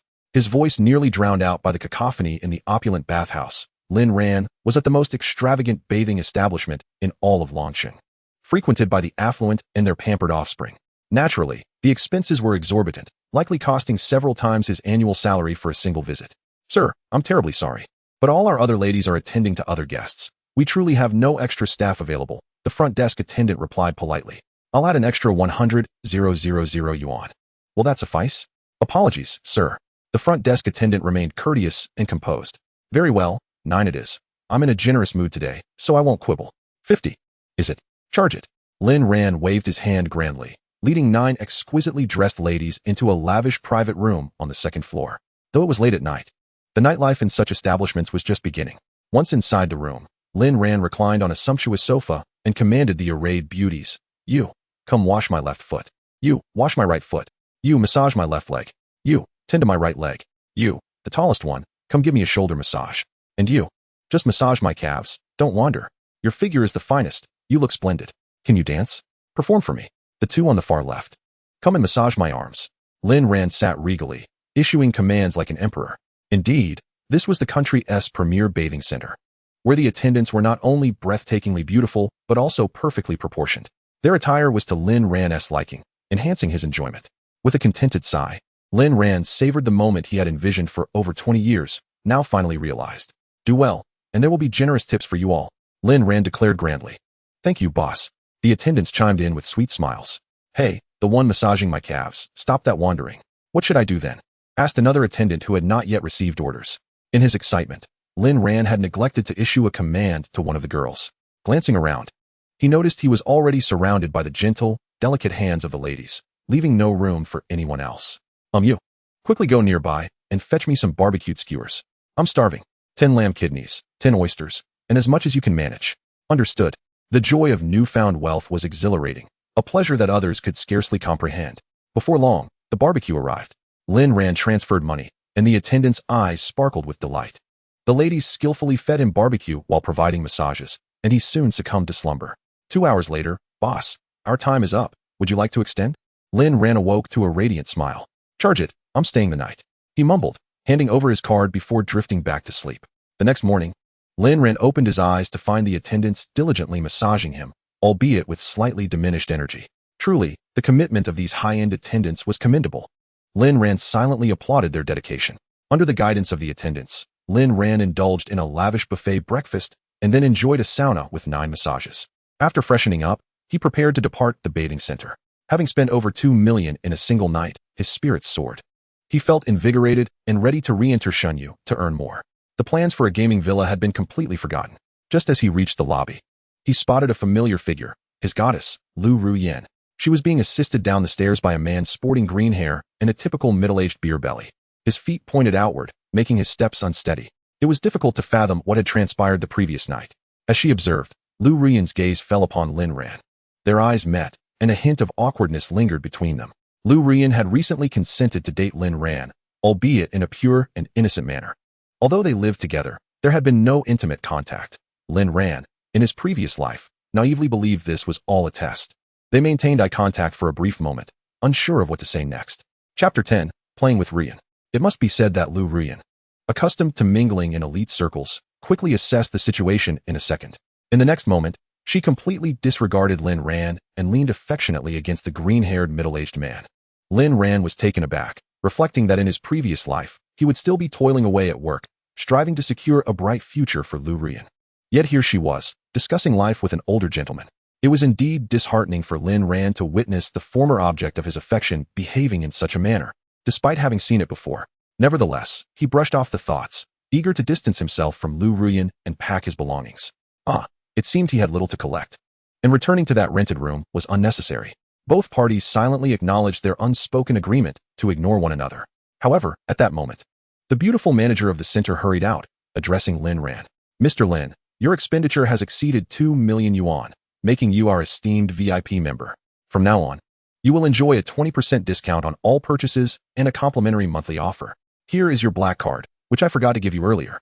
Please take care of it. The manager respectfully handed the black card to Lin Ran. Her voice, though soft, was audible to everyone present, especially Lin Ran, who was not far away. The phrase 2 million, 2 million, 2 million seemed to echo incessantly in Lin Ran's mind. Unable to contain her astonishment, she turned to stare at Lin Ran in disbelief. In that moment, the allure of the man beside her, who was merely the vice president of a gaming guild with an annual income of 1 million, diminished significantly. Though she could not comprehend how Lin Ran had suddenly acquired such wealth, Lin Ran chose to pursue him. She abruptly pushed the man aside and shouted, "Don't touch me. I told you I have a boyfriend." The green-haired man, taken aback by this sudden change in the woman who had just referred to him as daddy, was at a loss. As he contemplated how to rid himself of her, she jumped away. He simply replied, "Is that so? My apologies. Let us not contact each other again," and quickly departed. Both the green-haired man and Lin Ran were stunned by Lin Ran's outburst. When Lin Ran turned around, Lin Ran was already beside him, wearing a gentle smile and preparing to link arms with him. "Darling, how did you know I was here conducting business?" In half a second, Lin Ran grasped the situation. Gazing at the smile she had undoubtedly shared with countless men before, he felt a wave of nausea and blurted out, "A business deal worth several hundred million, perhaps." Lin Ran, not understanding, leaned in closer. No. He just wanted to invest in my becoming an internet celebrity. But he didn't agree outright. I disdain such short-sighted individuals who wouldn't even part with a mere million. Suddenly, Lin Ran had an idea and said to Lin Ran, "Indeed, he is quite stingy. Do you know that my father is the illustrious Mababa? He claimed he raised me in poverty to test me, and now that I have passed, I can return to inherit the family business. Soon, I shall be a billionaire." Lin Ran, momentarily stunned by Lin Ran's deception, could hardly process his words. "Darling, you mustn't forget my kindness to you. I steadfastly chose you among so many suitors. I knew you were the right one."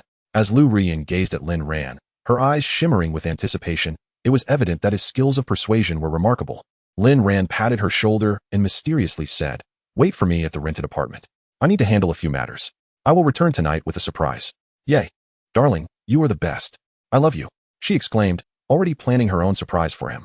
Thinking about his next course of action, Lin Ran could hardly suppress a grin. He waved Lin Ran off, urging her to return home. He had no time to engage in frivolities. His priority was to enhance his abilities and firmly secure the top position in Shenyu. Once the game descended, he would be free to play as he wished.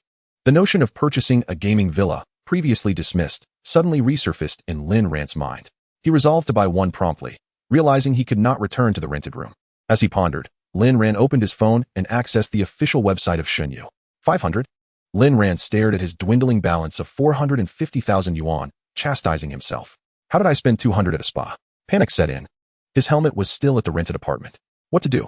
Lin Ran felt a wave of despair wash over him, experiencing the challenges of sudden wealth for the first time, devoid of experience. In a moment of reckless impulse, he clicked to proceed with the payment. "Congratulations. You are the 10th player to purchase a gaming villa in Shenyu. Here is a 20 discount voucher as a token of our appreciation. Happy shopping." Staring at the screen, Lin Ran was momentarily stunned. Wow, what luck. It seems the previous buyers were all from large guilds, and I just got a steal. After completing the transaction, Lin Ran found himself with only 1 million yuan remaining. Before long, after entering various pieces of information, the official from Shenyu sent Lin Ran a string of addresses. Located in the Shaoxing district of Longcheng, it seemed rather distant. Lin Ran couldn't help but complain. Having spent several thousands, he had purchased an array of daily necessities. He decided to head there immediately. Before doing so, Lin Ran opened his contacts. "Hello, is this the landlord? Are you selling that rental property? 800? That's quite exorbitant, isn't it? How about 500? Oh, you agree? Then I will provide you with an 80 deposit now, and the remaining balance will be paid in full next month. If you have no objections, let us draft the contract online right now. Oh, remember to inform the tenants. They shouldn't stay today. I'll send each of them one." Gazing at the mere 30,000 yuan remaining in his account, Lin Ran chuckled to himself. "Hello, demolition team." Chapter 11. Lin Ran. Nightfall enveloped the room. As the remnants of neon lights seeped through the sheer curtains, Lin Ran was engaged in tearing the last button off her robe with her teeth. The old air conditioner hummed and vibrated, transforming her rose-scented air into a stifling breeze. intertwining with the aroma of red wine that clung to the silver bells adorning her ankles. The 20-square-meter studio was bathed in a sea of candlelight. A vintage mirror frame, which she had dragged from a second-hand market, leaned against the corner, reflecting her image against the refrigerator door. The wine-red silk robe slipped down to her elbows, while chilled grapes danced along her collarbone, with droplets of water rolling into the shadows of her bosom. Within the delicate, translucent fabric, a strand of lace peeked through the seams. At precisely 9 o'clock, 3 drooping roses on the windowsill had their edges tinted red by her lipstick. Footsteps echoed in the corridor. Finally, they had arrived. Lu Ruyin uncorked the 3rd bottle of red wine, allowing the dark crimson liquid to overflow the chipped glass. Just then, the tungsten filament of the chandelier sparked, causing her to collapse onto the faux fur dining chair, the lace edging of her robe brushing against the table leg as it swayed gently. The takeout steak had been plated anew 3 times and now glistened in the candlelight, reminiscent of the cherry hue she had intentionally enhanced on her lips. Cockroaches scuttled in the gaps of the wall, and she tossed her pearl earrings into a soy sauce dish just as the metallic sound of the door handle turning coincided with the distant chime of a church bell. Lu Ruyin believed this was the most exquisite arrangement she had orchestrated in many years. At that moment, she felt like the most elegant, enchanting princess in the world. It was no wonder she could rightfully claim the name Lu Ruyin. You owe me 3 drinks. You're late. With half a mouthful of red wine, she turned. The belt of her robe loosened to a precarious arc. The pink bow atop her head signified her role as a gift for the evening. Master. Lu Ruyin called out sweetly, melting hearts in the process. One had to admit, even Lin Ran, in his second attempt, might not withstand the allure of his ethereal moonlight. What are you doing here? Don't you know it's being demolished? I could just crush you with a bulldozer. A burly man at the door shouted in a thick Shaanxi accent, cursing as he prepared to commence work. He had been set to begin demolition when he noticed one room still illuminated in pink light, forcing him to make an additional trip. Lu Ruyin stood frozen in place, forgetting to swallow the wine in her mouth, which trickled down her chin and onto her pronounced curves. Hey, speak up. I could really smash you. The man bellowed again from outside. Before Lu Ruyin could react, the door was kicked open with a loud bang. What on earth? This place looks like a brothel. The man exclaimed, astonished by the pink ambience. Ah, Lu Ruyin screamed, her mind momentarily blank. What the hell? You scared me. This place is about to be demolished. What are you still doing here? The burly man began, but he was halted by the shocking sight before him. Lu Ruyin was left bewildered by the sudden turn of events. In a hurry, she attempted to rise from the sofa to retreat into her room. Just as she stood, she slipped on the red wine that had dribbled from her mouth. Her robe snagged on the cheap sofa, and with a sudden tug, the loosely tied garment fell away, leaving her clad only in a pair of black stockings and 2 symbolic lace pieces. The sheer lace, now soaked with wine, became increasingly translucent, making the scene peculiar. On one side stood the dust-covered laborer, while on the other was Lu Ruyin, adorned with exquisite makeup, fiery and alluring. The laborer, accustomed to the gritty worksite, had never encountered such a spectacle. Oh dear, what is happening here? This is rather embarrassing, isn't it? His eyes widened, nearly popping out of his head, as he approached Lu Ruyin, who was now visibly flustered. Hey miss, put on some clothes, don't catch a cold. The man said, picking up her garment and draping it over her still-dazed form, instinctively wrapping his rough, calloused hand around her arm. This was the first time his coarse hands had touched such delicate skin. Ah, get away from me. Don't touch me. Get out. Lu Ruyin shrieked, feeling like a startled rabbit, her body reacting instinctively. Ah, what are you doing? Don't touch me. Help. Help. But how could a pampered university student stand against a burly laborer who worked tirelessly on the construction site? The silver bells tinkled incessantly. Lu Ruyin stared blankly at the ceiling, her face ashen, unable to fathom that she had just engaged in such an act with someone she held in disdain. She was a princess, the most noble among all. How could a destitute wretch dare to touch her? What should I do? Lu Ruyin's mind was in utter chaos. Don't blame me, dear. This place is being torn down. What do you think you're doing inside? The man exhaled a cloud of smoke, his expression one of intoxicated delight, as if savoring the moment. It was worth it, truly worth it. A life lived beneath the pomegranate skirt is still a life of passion. The man continued to ramble on, finishing his cigarette. Gazing upon the bare form of the ketone body, an undeniable heat surged within, igniting decades of pent-up fury, all of which would be settled today by Lu Gongzhu alone. To diverge momentarily, Lin Ran harbored no such convoluted thoughts. He was merely aware that the landlord would certainly fail to notify Lu Ruyin, for he had always been the one to manage the rent and liaise with the landlord. Lu Ruyin would never engage in such mundane tasks. Her pursuits lay solely in ensnaring affluent heirs. In truth, if Lin Ran were to discover the joyous life Lu Ruyin currently enjoyed, he would likely awaken from dreams of laughter tonight. The official gaming villa was no mere three-story abode. Each room housed a gaming pod, capable of sustaining up to 72 hours of continuous play. Following the advent of the game, the area within a kilometer surrounding the villa would automatically become the domain of its owner, fortified by protective barriers. In the master bedroom, a teleportation array allowed Lin Ran to return home at will, significantly enhancing his security. Without a moment's hesitation, Lin Ran resumed his gaming venture. The most pressing task at hand was to swiftly ascend to level 10 and procure quests from the village chief. He hastened towards the beach, having already cleared most foes, with just the final 5% remaining. This time, his pace was rapid. He reached level 10 even before finishing off the green-haired turtles. Upon reaching level 10 in the novice village, experience points would cease to accrue, compelling players to venture to the main city for further advancement. Lin Ran speculated that class transitions would also occur at level 10. Nevertheless, the hidden quests were of utmost importance. Despite this, Lin Ran diligently eliminated all the turtles, for the drop rate was guaranteed.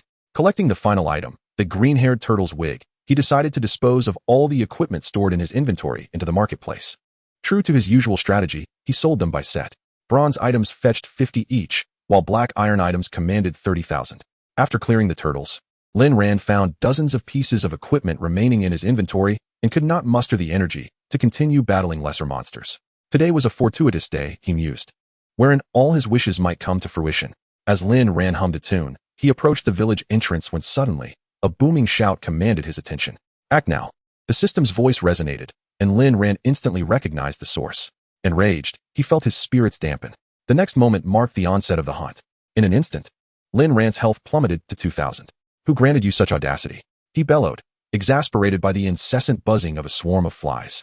As he cursed, he dodged a shadowy figure and delivered a swift kick that sent the level 3 Shuer crashing to the ground, instantly obliterating him and scattering items across the terrain. A group of dimwits, still unchanged in level after a day, had swiftly acquired their equipment. Noah's expression darkened, shocked that Shuer had fallen without even a fight. Ares, unleash your skills, Noah commanded, vowing that even if it was a single opportunity, the Qiao Guild would exact vengeance. We must make you taste death, declared a resonant voice from the thicket, heralding the arrival of a swirling black umbrella that ascended ominously above Lin Ran's head. What in the world is this? Lin Ran wondered how such peculiar items could be summoned so swiftly. Yet, he remained cautious. Ares, you think you can escape? This death umbrella will seal your fate unless you possess 1,000 health points. Today, you will learn the consequences of provoking the Qiao Guild.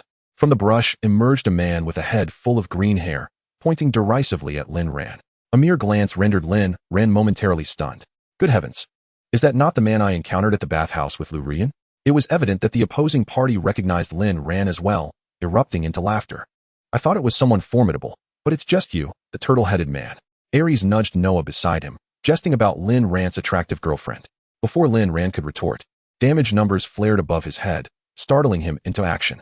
Ding! He activated the Guardian Bell, rendering himself invincible for 3 seconds. With 2 successive immunities, the dark umbrella vanished into thin air. Ares continued to taunt Lin Ran, oblivious to Noah's increasingly grim demeanor. That fool lost 888 health points and still stands strong. Noah realized the gravity of the situation. Lin Ran was more formidable than he had anticipated. With a swift kick, Noah struck Ares, shouting, "Scatter and flee." Ares, now aware of the danger, turned and ran without hesitation. Yet, it was too late. A fierce wind swept through as Lin Ran navigated through the crowd, targeting Noah. In a flash, Lin Ran's blade sliced through, severing Noah's head from his body. With unparalleled speed, he dispatched every member of the Qiao Guild he could catch, refraining only from pursuing Ares. That should suffice, Lin Ran declared, dusting off his hands as he advanced toward Ares, who had just returned to the village entrance, bewildered, along with the remnants of the Qiao Guild. Without a word, Lin Ran seized Ares by the throat. With the removal of Noah's restraint, Lin Ran swiftly cleaved Ares in two. A flash of white light surged, and he resurrected before Lin Ran once more. I made a mistake again. 2 more strikes, and Ares was forcibly disconnected. Lin Ran's expression was evidently less than pleasant. Although he harbored a deep-seated hatred for Lin Ran, it did not mean that anyone could come and insult him without consequence. More critically, Lin Ran had exposed himself in reality, which posed a significant dilemma for him. Nevertheless, the immediate priority was to enhance his own strength. For now, it was unlikely anyone would act against him in the real world. The members of the Qiao Guild, witnessing this scene, were terrified to the point of nearly losing control. With the quick ones disconnecting immediately, while the slower ones either fled or fell victim to Lin Ran's blade. only to be resurrected in place. 3 minutes later, Lin Ran arrived at the village chief's doorstep. "Chief, I have reached level 10. What is the hidden quest you mentioned?" Instantly transforming into a sycophant. Lin Ran grinned at the village chief. "Not bad. I did not misjudge you. You possess some talent. Even I was like this back in my day." The village chief began, but suddenly trailed off, waving his hand dismissively, clearly unwilling to continue. "We cannot discuss that. Let us focus on the task at hand. Our village has had unfortunate luck. Last time, a giant python appeared from who knows where and destroyed the teleportation array leading to the main city." The village chief stroked his white beard and slowly addressed Lin Ran. "Its lair is on the hillside of the back mountain. You must extract its venomous fangs, as they are essential for repairing the teleportation array. Do not say I did not warn you. That snake is level 15, a foe not easily manageable, especially for an adventurer at your current stage." Lin Ran grumbled internally, suddenly feeling rather inadequate. It was not that he was weak, rather. The game Shen Yu was simply outrageous. Which benevolent soul would place a level 15 monster in a novice village? "Ah, Chief, isn't a level 15 monster a bit excessive? I'm only at level 10 now. Is there any way you could?" "Haha. Oh, you little rascal. Go find the blind man, Luo, at the village entrance, and tell him I sent you to slay that snake." Lin Ran was taken aback. There was indeed an extra storyline. It seemed that Shen Yu was not as foolish as he had assumed. Glancing behind the village chief, a white beam of light pierced the heavens and struck the ground, creating ripples all around. Most perplexing to Lin Ran was the inscription above that red teleportation array. Chief, this teleportation array does not appear broken at all," Lin Ran remarked, casting a sidelong glance at the chief while gesturing toward the teleportation direction, tentatively inquiring. Bang! The village chief waved his hand, and the teleportation beam shattered into fragments. "What are you saying, Etion?" the chief asked with a smile directed at Lin Ran. "Oh, haha, I meant to say, Chief, you truly exude charm, living up to the village heartthrob's reputation," Lin Ran exclaimed as he sprinted toward the exit, all the while lamenting the absurdity of the plot development. "That cave has existed for quite some time. You must be cautious," the village chief called after the fleeing Lin Ran, "especially the third stone brick to the right as you enter." The chief's prolonged words echoed behind Lin Ran, warming his spirit. First, to find Luo at the village entrance. Who knows what useful items he might possess. Then, there was the foolish snake. And also the third stone brick to the right upon entry. As Lin Ran pondered these matters, he was suddenly interrupted by a melodious female voice. Etion. Yusei Cha had once again blocked Lin Ran at the village chief's doorstep. "Hello, beautiful. Why is it you again? Do you have a crush on me?" Yusei Cha's expression clearly indicated displeasure, perhaps due to her recollection of how Lin Ran had previously abandoned her here. With this thought, she stepped slightly to the right, using her body to obstruct the exit. However, she quickly adjusted herself and said to Lin Ran, "Etion, may I get to know you? My name is Yusei Cha." "Yusei Cha?" Lin Ran scratched his head, muttering to himself, "What kind of tea is that? Can I brew some?" This clumsy remark caused Yusei Cha's outstretched hand to falter momentarily, and she mentally labeled Lin Ran as a hopeless straight man. Yet, upon reflection, it was not entirely incorrect. After all, Lin Ran's romantic endeavors had only amounted to being a plaything, which was evident from his past life. "I believe we can collaborate. I noticed the tense relationship between you and the Qiao Guild. They are an established gaming guild, quite formidable. At this early stage of the game, they will undoubtedly target you relentlessly, making your journey exceedingly difficult." Yusei Cha spoke rapidly, but Lin Ran was lost in thought at that moment. He wondered how those girls managed with such ample bosoms. Did it not become cumbersome while battling monsters? "Hey, are you even listening to me?" Yusei Cha glared at Lin Ran, who was fixated on her chest, her frustration boiling over. A blush suffused her face, rendering her even more adorable. However, it was clear that she still favored men. Oh yes, I quite enjoy brewing tea, ha ha ha," Lin Ran stammered, sensing the tension. Yusei Cha felt her patience waning. This terrible joke was not amusing at all. The usually composed and strategic leader of the Haiyu Guild was being repeatedly mocked by a straight man. Now, filled with embarrassment and anger, she felt on the verge of bursting, her pink hair almost standing on end. "Cooperation, yes, cooperation," Lin Ran said, noticing Yusei Cha's imminent explosion and fearing he had gone too far in his levity. He straightened his demeanor. "You are of no assistance to me. The creatures I intend to defeat can effortlessly eliminate you. The disparity will only widen in the later stages. This is precisely why Lin Ran prefers solitude. Your help proves futile and merely becomes a burden. It is far more advantageous to operate independently, minimizing the distribution of experience among many." However, Yusei Cha seems to have anticipated Lin Ran's sentiments, promptly responding, "Although I am unaware of the method you employ, I have observed your ability to acquire a substantial amount of game equipment. According to our calculations, the drop rates in Shunyu are outrageously low. Yusei Cha spoke eloquently. Our guild will manage your equipment collectively. You wouldn't want to squander excessive time on this matter. You may decide what equipment to entrust to us. The profits from sales will be split 70-30, with you receiving 70 and us 30. Should we find certain items appealing, our guild will purchase them at original price, and you will retain the full amount. How does that sound? I must say, this proposition is indeed enticing and strikes a chord with Lin Ran. He often spends considerable time tinkering with equipment, although the profits are decent. It is a significant waste of his development time. After a moment of contemplation, Lin Ran concluded that this arrangement is beneficial. Moreover, having an ally is preferable to solitary endeavors, especially as a hands-off manager. It is worth it. All right, I have listed all the excess equipment. From the next batch onward, I plan to entrust everything to you. Pleasure collaborating. The other party extended a hand.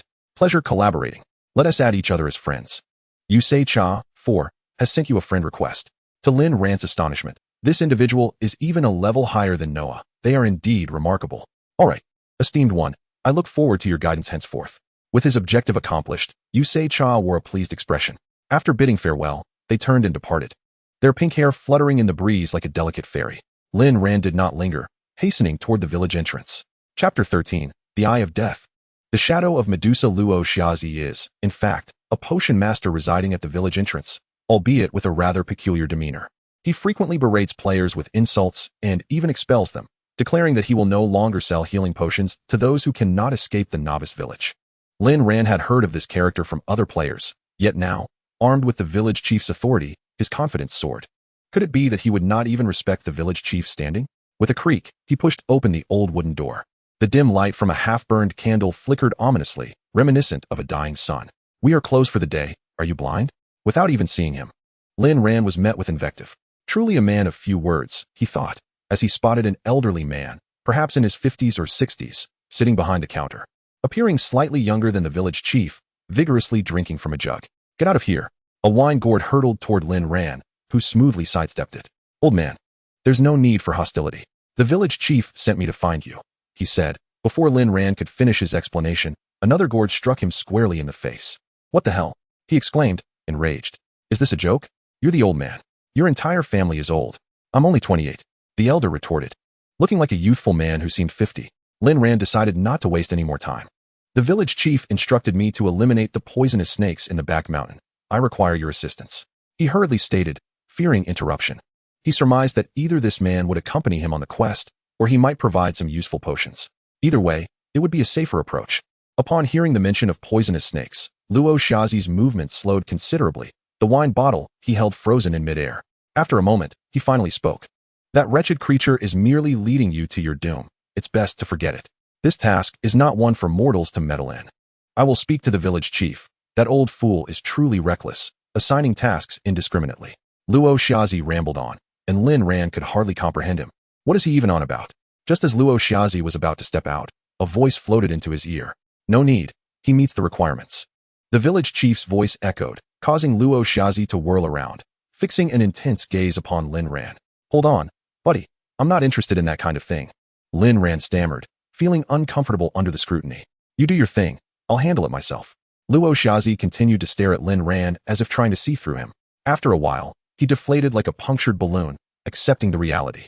You truly are unfortunate, he remarked, patting Lin Ran on the shoulder. The conditions for this task were not disclosed to you by that rascal of a village chief.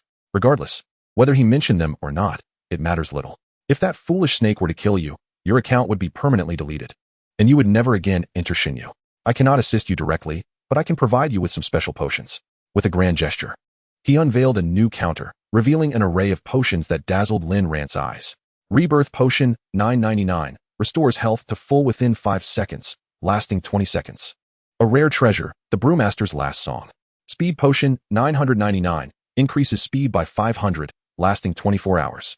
A rare treasure, the Brewmaster's Last Song.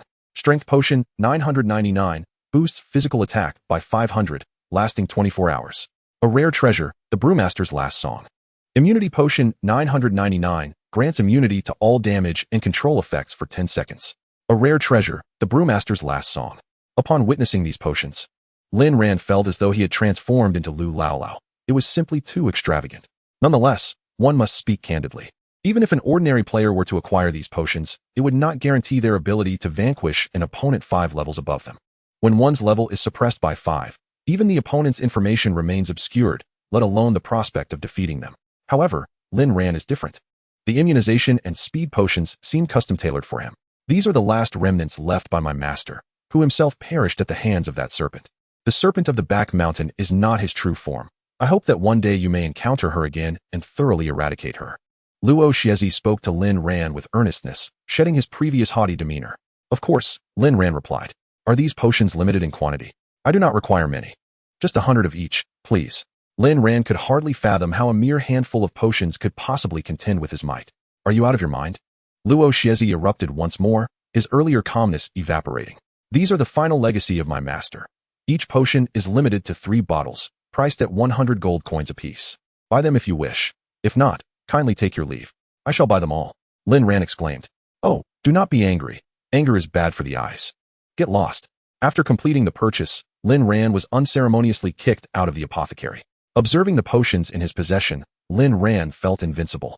Without a moment's hesitation, he made his way toward the back mountain, dismissing any notions of bronze or silver as inconsequential. He desired platinum or even dark gold. Upon reaching the foot of the mountain, Lin Ran spotted the cave entrance halfway up the slope. He hurriedly dashed toward it. Upon arriving at the cave, he beheld a creature that was half human, half serpent standing in the center. Why is it that the upper body is human and the lower body is serpent, rather than the other way around? Lin Ran pondered aloud, while simultaneously invoking the skill fates favor to assess the creature's information. Death's Eye, Medusa's Shadow level, Demigod level, 15 health, 350. 000 physical attack, 600 magical attack, 600 physical defense, 250 magical defense, 100 speed, 125 skills. Magic Eye, under Medusa's gaze, all concealment skills become ineffective. Death Stare, petrifies enemies within sight, immobilizing them and reducing all attributes by 20 for 5 seconds. Cooldown time, 5 seconds. Serpent's Dance, summons a horde of venomous snakes, capable of conjuring 10 small snakes at a time. Cooldown time, 10 seconds. Medusa's Roar, unleashes a roar at a designated target, inflicting a total of 300 magical damage within 2 seconds. By the heavens, it is indeed a demigod and a manifestation of Medusa. Lin Ran was rendered speechless by the sight before him. If this were an ordinary player, even if each possessed 3 potions, 100 individuals would be insufficient to withstand Medusa's wrath. Yet, I am favored by fortune, Lin Ran thought, comparing his attributes and feeling a surge of confidence.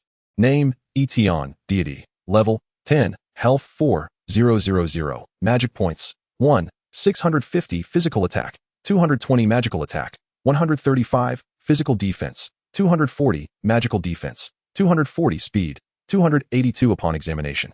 Lin Ran noted that some of his attributes were nearly on par with Medusa's. His speed, especially, was significantly heightened, owing to a 3-fold enhancement and a focus on speed. Without hesitation, Lin Ran rolled forward, lunging at Medusa. Lin Ran was perplexed as to why his attributes were so elevated. Is this game truly intended for ordinary players? His attribute points were 3 times that of a typical player, yet he could not breach the defenses of an opponent 5 levels higher. Medusa, feeling the sting of his attack, swiftly turned to roar at Lin Ran. 540, 540. 2 damage notifications emerged above Lin Ran's head, prompting him to thrust his blade into Medusa's mouth. What a dreadful sound! Lin Ran cursed. While Medusa did not lose health, the blade lodged in her mouth induced a fit of retching. Is this what one might call a soft control? With a fierce hiss, Medusa unleashed a cry, summoning 10 small snakes from the ground. However, Lin Ran remained unfazed. This was not a moment for idle theatrics. As Medusa continued to hiss into the sky, Lin Ran thrust his blade into her serpentine rear. With a startled yelp, Medusa's eyes flared with an unusual light, shooting pale violet beams toward Lin Ran. Immunity. Lin Ran had anticipated that approaching would result in petrification and had consumed the immunity potion beforehand. Though precious, this potion was now vital. Should he perish here, all would be for naught. With another thrust, Lin Ran aimed once more at the same spot, driving his blade in with renewed fervor. Medusa, now agitated, lashed out with her tail toward Lin Ran. The immunity potion granted him a full 10 seconds of protection, and as he calculated the remaining duration, he charged directly into the tail's path. Medusa was taken aback. Could this be part of the strategy? One failed strike led to another. With the chime of bells, Lin Ran activated the skill, Guardian Bell. Immunity. With a swift stab, he plunged the same dagger into the same spot, then immediately withdrew it, leaping back to create distance from Medusa. 50, 50, 50. In retreat, he had not noticed the small snakes behind him, suffering several bites. However, the meager damage of 50 points was inconsequential, as Lin Ran prepared to act once more, seizing the opportunity during Medusa's skill cooldown to land a couple of strikes. He discovered that his feet had become immobile. Upon glancing down, he realized that one foot had been completely petrified by a small snake's bite, transformed into stone. What the heck? You lack chivalry, Lin Ran exclaimed in astonishment, observing the diminutive venomous serpent inching towards him, momentarily caught in a dilemma. If he were ensnared by these snakes, Medusa's skills would likely reset, and he would inevitably squander another health potion. Fortunately, Lin Ran promptly consumed an immunity potion. As the elixir coursed through him, his petrified feet swiftly regained their mobility. Without hesitation, he charged at Medusa, exclaiming, "You owe me a potion. You owe me a potion." With each strike, he aimed for her vulnerable spot. Amusingly, despite the intensity of the conflict, neither Lin Ran nor Medusa seemed to sustain any injuries. At last, the 9th strike landed, liberating Medusa from her plight, and with a mournful wail, she collapsed to the ground. A system notification echoed, "Ding! Congratulations on defeating the demigod-level foe. Death's Eye Medusa's Shadow. You have gained 500,000 experience points and 1,000,000 contribution points. As the first player to slay a demigod-level entity, you receive an additional 500,000 experience points and 1,000,000 contribution points. An announcement will be made server-wide. Ding! Due to your location in the novice village, the experience you've gained has reached its cap. Overflow experience will be awarded upon reaching the main city. Server announcement.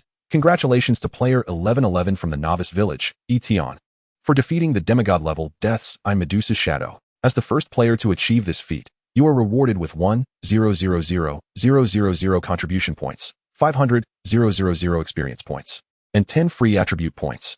This is an official announcement. Server announcement. Congratulations to player 1111 from the novice village, Etion, for defeating the demigod-level Death's Eye Medusa's Shadow. This is an official announcement. The broadcast continued for a full 2 minutes, bringing Lin Ran immense satisfaction. "Oh dear, I've inadvertently gained notoriety again," he mused, shaking his hair. "Mediocre, what a trifling demigod. Nothing compares to the pressure exerted by the Wolf King." Flipping Medusa's corpse over, he noted that while the snakes in her hair were rather repulsive, her appearance was still quite striking. Consequently, Lin Ran decided to sever her fangs, which would serve as materials for a quest. Good looks? What good does that do? He chuckled, beginning to loot. He discovered a talent upgrade scroll, which could enhance a designated upgradable talent. At last, his talent could be elevated once more. He also uncovered a skill scroll titled Medusa's Gaze, a demigod-level ability that allowed one to perceive all concealed skills through the power of Medusa's Gaze. What a delightful surprise. A passive skill from a demigod, he exclaimed. Whoever claims that Shunyu has low drop rates clearly hasn't persevered in battling monsters over the years. This discovery reminded Lin Ran of the hunting mode skill scroll dropped by the Wolf King, which had been gathering dust in his inventory until now. He had refrained from using it earlier due to having only one skill slot, with a second slot expected to unlock after reaching level 10. The Medusa's Fong, a demigod-level weapon, boasted impressive statistics. Level 15, physical attack 75, speed 25, spell damage 50, health 1000, with attribute points comprising strength 25 and agility 5. Its passive ability allowed enemies struck by its venomous bite a 20 chance of being petrified, rendering them immobile, unable to attack or cast spells, and reducing all attributes by 20. Goodness. Truly, this is remarkable equipment for a demigod, so powerful at just level 15. Lin Ran mused, admiring the Medusa's Fong. In comparison, the Wolf King's blade paled in comparison. Equipping Medusa's Fong, Lin Ran's health reached 5,000. With a physical attack of 275, 220 from the Fong and 100 from the Wolf King's blade, plus 45, spell attack at 185, and speed at 312. At this moment, he felt an overwhelming urge to shout, "Who else dares challenge me?" The final item was a green gem, the Venomous Stone, which could randomly bestow a weapon with a poison attribute skill. After securing his loot, Lin Ran began to explore the stone bricks the village chief had advised him to investigate, certain they concealed something of great value. Upon reaching the third stone brick on the right as he entered, Lin Ran pressed down firmly, triggering a crisp sound as a mechanism activated. Chapter 14. Zhongyuan City Village Chief. I wish to know who he is. A man, his face flushed as if intoxicated and appearing to be well beyond 50, inquired of an elderly companion. The old man, with white hair, pondered for a moment before speaking slowly. Fortune? How could that be? The original deity could never appear. Silence. The elder reprimanded. The only thing I cannot fathom is this world in him. Perhaps he will reveal the truth to us. There is no need to elaborate further. Fate has its own design. Wow, is this a treasure chamber? Lin Ran marveled at the walls glowing with a golden radiance, his heart racing with excitement. Could I chip away at this wall and use it as gold? Ouch, that hurts. It won't budge at all. Continuing down the corridor, he arrived at a dimly lit room that was completely empty except for a transparent pedestal in the center, upon which floated a colorful substance. What on earth is this? Lin Ran wondered, curiosity piqued, as he lifted the glass cover and leaned in closer. As his cheek brushed against the floating material, it suddenly erupted in a dazzling burst of light. The kaleidoscopic radiance swiftly enveloped the entire room, and Lin Ran felt a wave of refreshing comfort. As if some soft essence had penetrated his very being. A notification echoed in his mind, indicating that he had absorbed the primordial essence, resulting in an enhancement of his divinity. It further revealed that his presence would subtly influence the fortunes of surrounding creatures, though the specifics remained unknown. Each level he ascended would grant him attribute points equivalent to 4 times that of an ordinary player, still basking in the euphoria brought by the primordial essence. Lin Ran eventually regained his senses, realizing he had encountered something extraordinary. What does divinity entail? Is it something only gods possess? Can I truly affect the fortunes of creatures around me? Am I the deity of luck? Regardless of the specifics, anything associated with divinity must hold great significance. This hidden quest was undoubtedly worthwhile. He decided to submit the quest, feeling that the village chief was rather amiable, and he was curious about the rewards he might receive. As he approached the path where he had previously battled the wolf chief, Lin Ran caught sight of a pink-haired figure weaving through the crowd, engaged in a fierce struggle with a young goat. Her ample bosom heaved dramatically, raising concerns about her balance. Lin Ran observed her with a sense of fatigue, relieved that his own proportions were more favorable. Hey, you there, pink-haired girl, I have something for you. Lin Ran shouted to Yusei Cha, momentarily forgetting her name. Upon hearing someone call her pink hair, Yusei Cha instinctively turned around. In the brief interlude, she had already reached level 5. However, her distraction led to the young goat charging at her with its horns lowered, causing her to lose her footing and inadvertently collide with it. The goat's horn struck her in an unfortunate location. Ouch, even I feel the pain just watching, Lin Ran said sheepishly, scratching his head. Yusei Cha could not contain a scream, swiftly regaining her composure as she locked the goat's neck and dispatched it with a swift elbow. This is unbearable, she exclaimed, punctuating her frustration by stabbing the goat's carcass with her dagger. Goodness, women can be terrifying, Lin Ran thought as he noted the darkening expression on Yusei Cha's face while she approached him, nursing her injury. Are you trying to get yourself killed? Didn't you see I was in the middle of a battle? That really hurt. She launched into a tirade. Sorry. I get a bit carried away when I see a beautiful lady, Lin Ran replied with a chuckle. It must be said that even the most exquisite women appreciate compliments. A lesson for my fellow brethren. Hearing this, Yusei Cha's expression softened slightly. I'll give you a precious item. I intended to trade it to you directly, but I just happened to spot you here, Lin Ran said, tossing the Wolf King's blade to her. This weapon surpassed the attributes of typical bronze-level equipment significantly. Take it. You can decide the price. Upon seeing the dagger that offered a boost of 45 attack and 10 speed, Yusei Cha felt her pain dissipate. Wow, are you serious? You're giving me this dagger? What about yourself? I'm fine. I prefer the glitter of gold. Weapons are inconsequential to me. Lin Ran waved his hand dismissively. Cut it out. Do you think I'm foolish? I saw the server announcement. You must have acquired something even better. How about I give you 800? 000 for this weapon? Whatever. I'm leaving now, Pink Tea Girl. Lin Ran tossed the dagger to her and continued on his way. Who are you calling Pink Tea Girl? Wait. Come back and clarify. Yusei Cha felt her reputation as the aloof goddess of the guild had shattered, overwhelmed by the incredulous gazes of dozens around her. Never mind. Reputation is trivial. With this weapon, I can easily defeat a young goat in 2 strikes. Whatever coolness I had, let it drift away. Is that the renowned Etion? He looks incredibly handsome. A girl with purple hair and a small fawn gazed at Lin Ran's retreating figure with admiration. Come on. Luo, someone like him must surely be the guild leader. We don't stand a chance, another remarked, glancing at their leader who was still blissfully smiling at their shared token of affection. Nai, I think it's high time I taught you a lesson, isn't it? Yusei Cha turned to the girl adorned with a bow, offering a kind smile. Guild leader, I was just joking, the girl replied nervously, retreating hastily. A notification chimed in Lin Ran's mind, indicating he had just completed a transaction, and 888 yuan had been deposited into his account. He was impressed by her business acumen. What was promised as 800,000 had turned into a sum of 6/8. Though he could not conceal his appearance, Lin Ran took care to hide his equipment and level, unwilling to be regarded as a mere spectacle. Village chief, I have come to submit my quest, Lin Ran announced as he entered the room, noticing Luo Shazi present. The latter exhibited a flicker of fear upon Lin Ran's arrival, quickly replaced by a semblance of composure. Lin Ran placed the 2 poisonous fangs he had procured on the table. "I didn't expect you to accomplish it. Well done," the village chief exclaimed, waving his hand as a vibrant orb of light emerged and settled in Lin Ran's grasp. "You have completed the task of repairing the teleportation array and eliminated the potential threat to the novice village. You are awarded the title of village hero and granted 1 unit of primordial essence." To his astonishment, it was indeed primordial essence. This was truly remarkable. Lin Ran had believed that primordial essence was exclusively beneficial to gods, considering his own divinity had been enhanced following its use. Yet, the village chief rewarded him with it upon task completion. Would such a reward be of little use to ordinary players? Or perhaps primordial essence holds value for them as well? Shaking his head, Lin Ran dismissed the thoughts as unnecessary. "I can now activate the teleportation array leading to the main city. As a village hero, you may utilize the teleportation arrays in any main city free of charge. Do you wish to head to the main city now?" After a moment of contemplation, Lin Ran concluded that he had no pressing matters to attend to.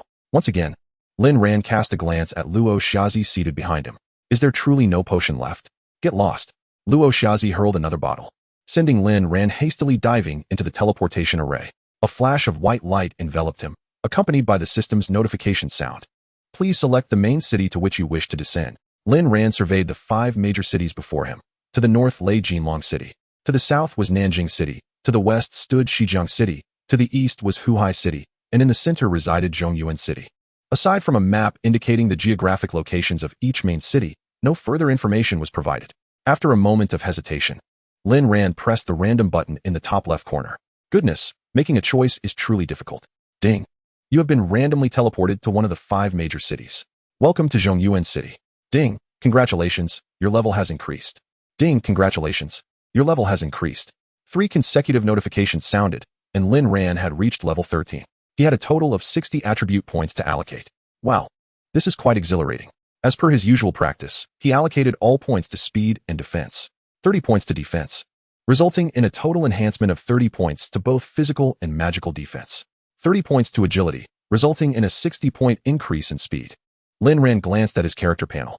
Name, Etienne, Divine Being. Level, 13 health, 5,600 mana, 2250 physical attack, 275 magical attack, 185 physical defense, 270 magical defense, 270 speed, 372 skills. Guardian Bell, level, skill description. Upon using this skill, you will be immune to all damage and control effects for 3 seconds.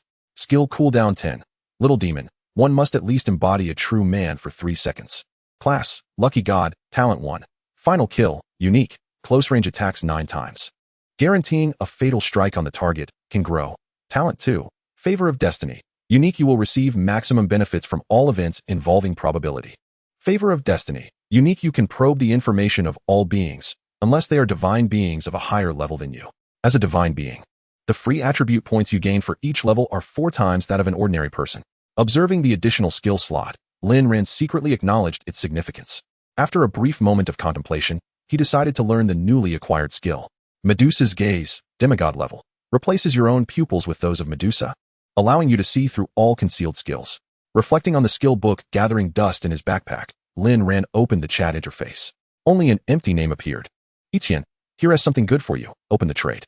Moonlight Tea, esteemed one. Lin Ran sent the skill book over. Etienne, this book is a gift to you. Consider it an apology for the last time. Moonlight Tea, please don't be like that, esteemed one. If you continue, I might really fall in love with you.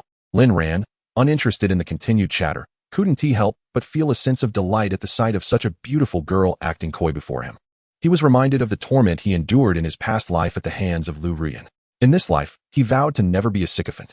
A sycophant ends up with nothing in the end. He wondered how Lin Ran was faring now. The title of village hero did not conflict with his previous title of favor of the god of wealth. As long as one possesses strength, adopting a multitude of titles poses no issue. Village hero grants you a 20-point increase in all favorability towards you and allows free use of the teleportation arrays in major cities.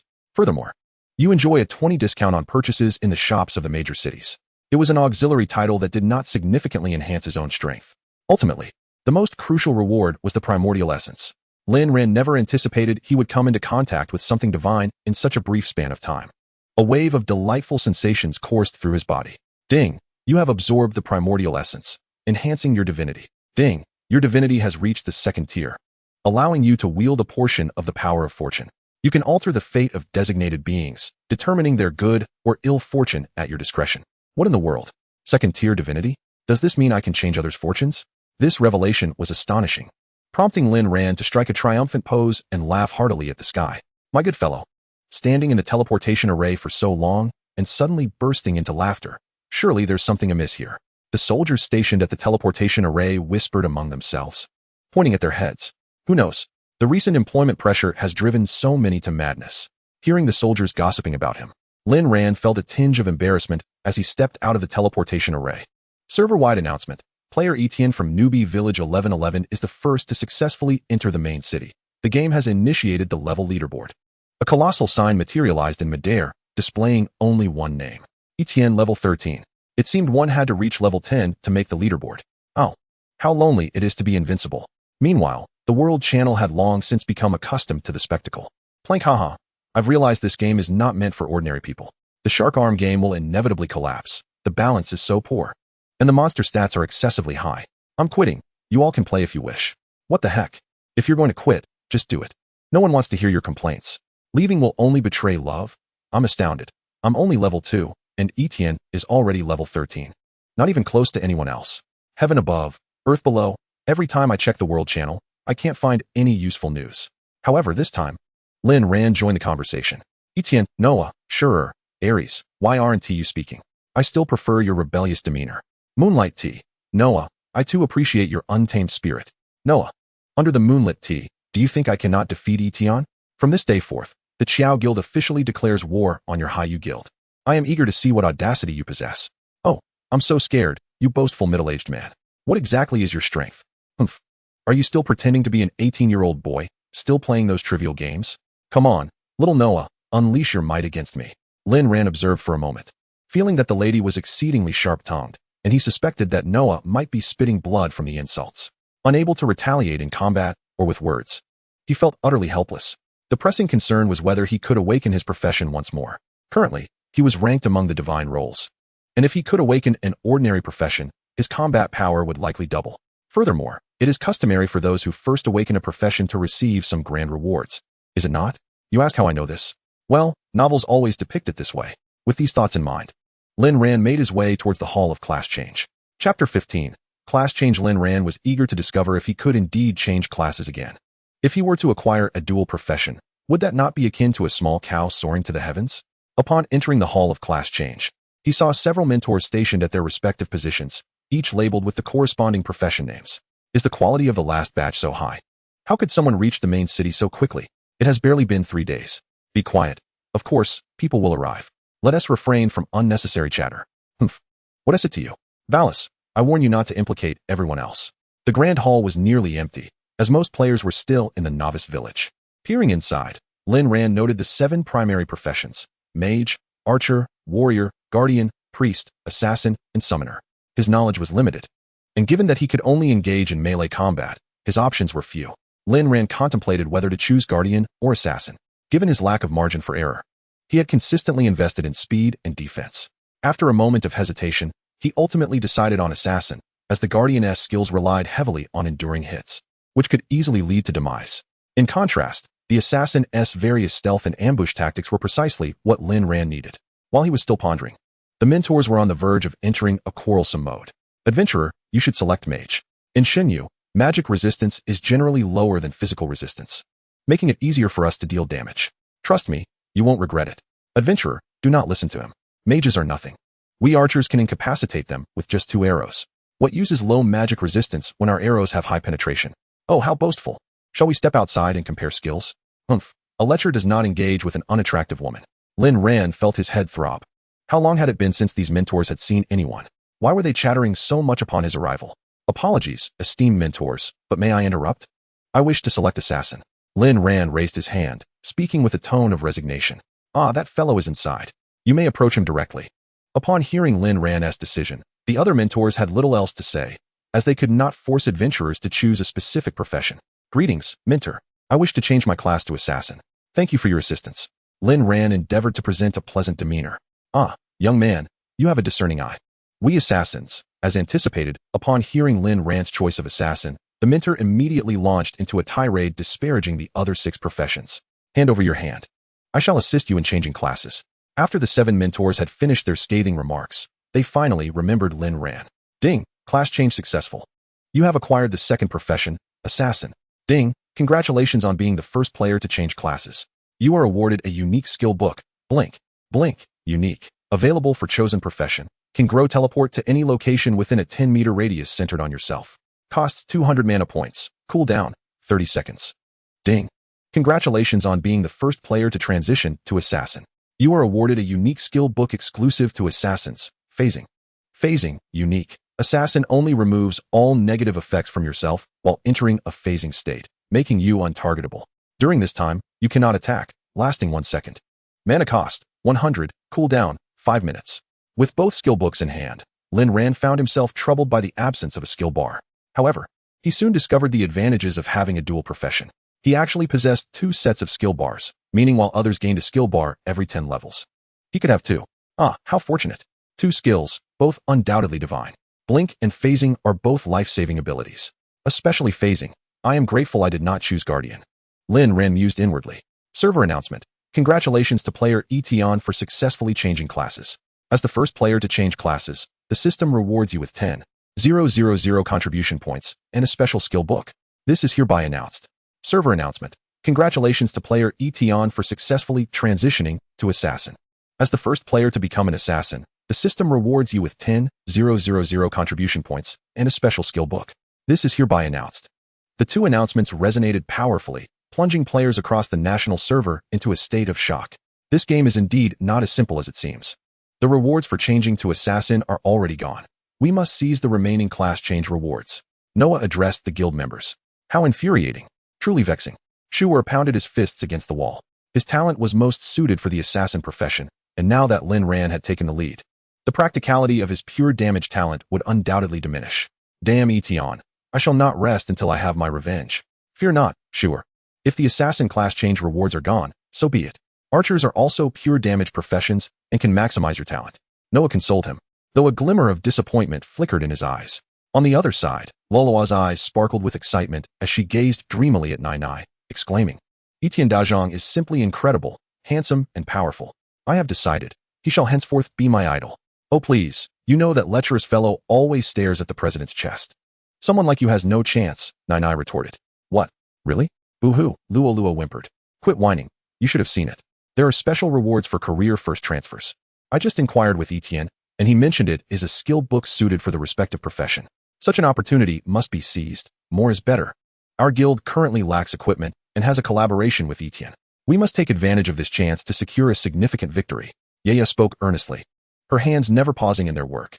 After finishing with the little sheep, they began to hunt the green-haired turtles at Lin Ran's suggestion.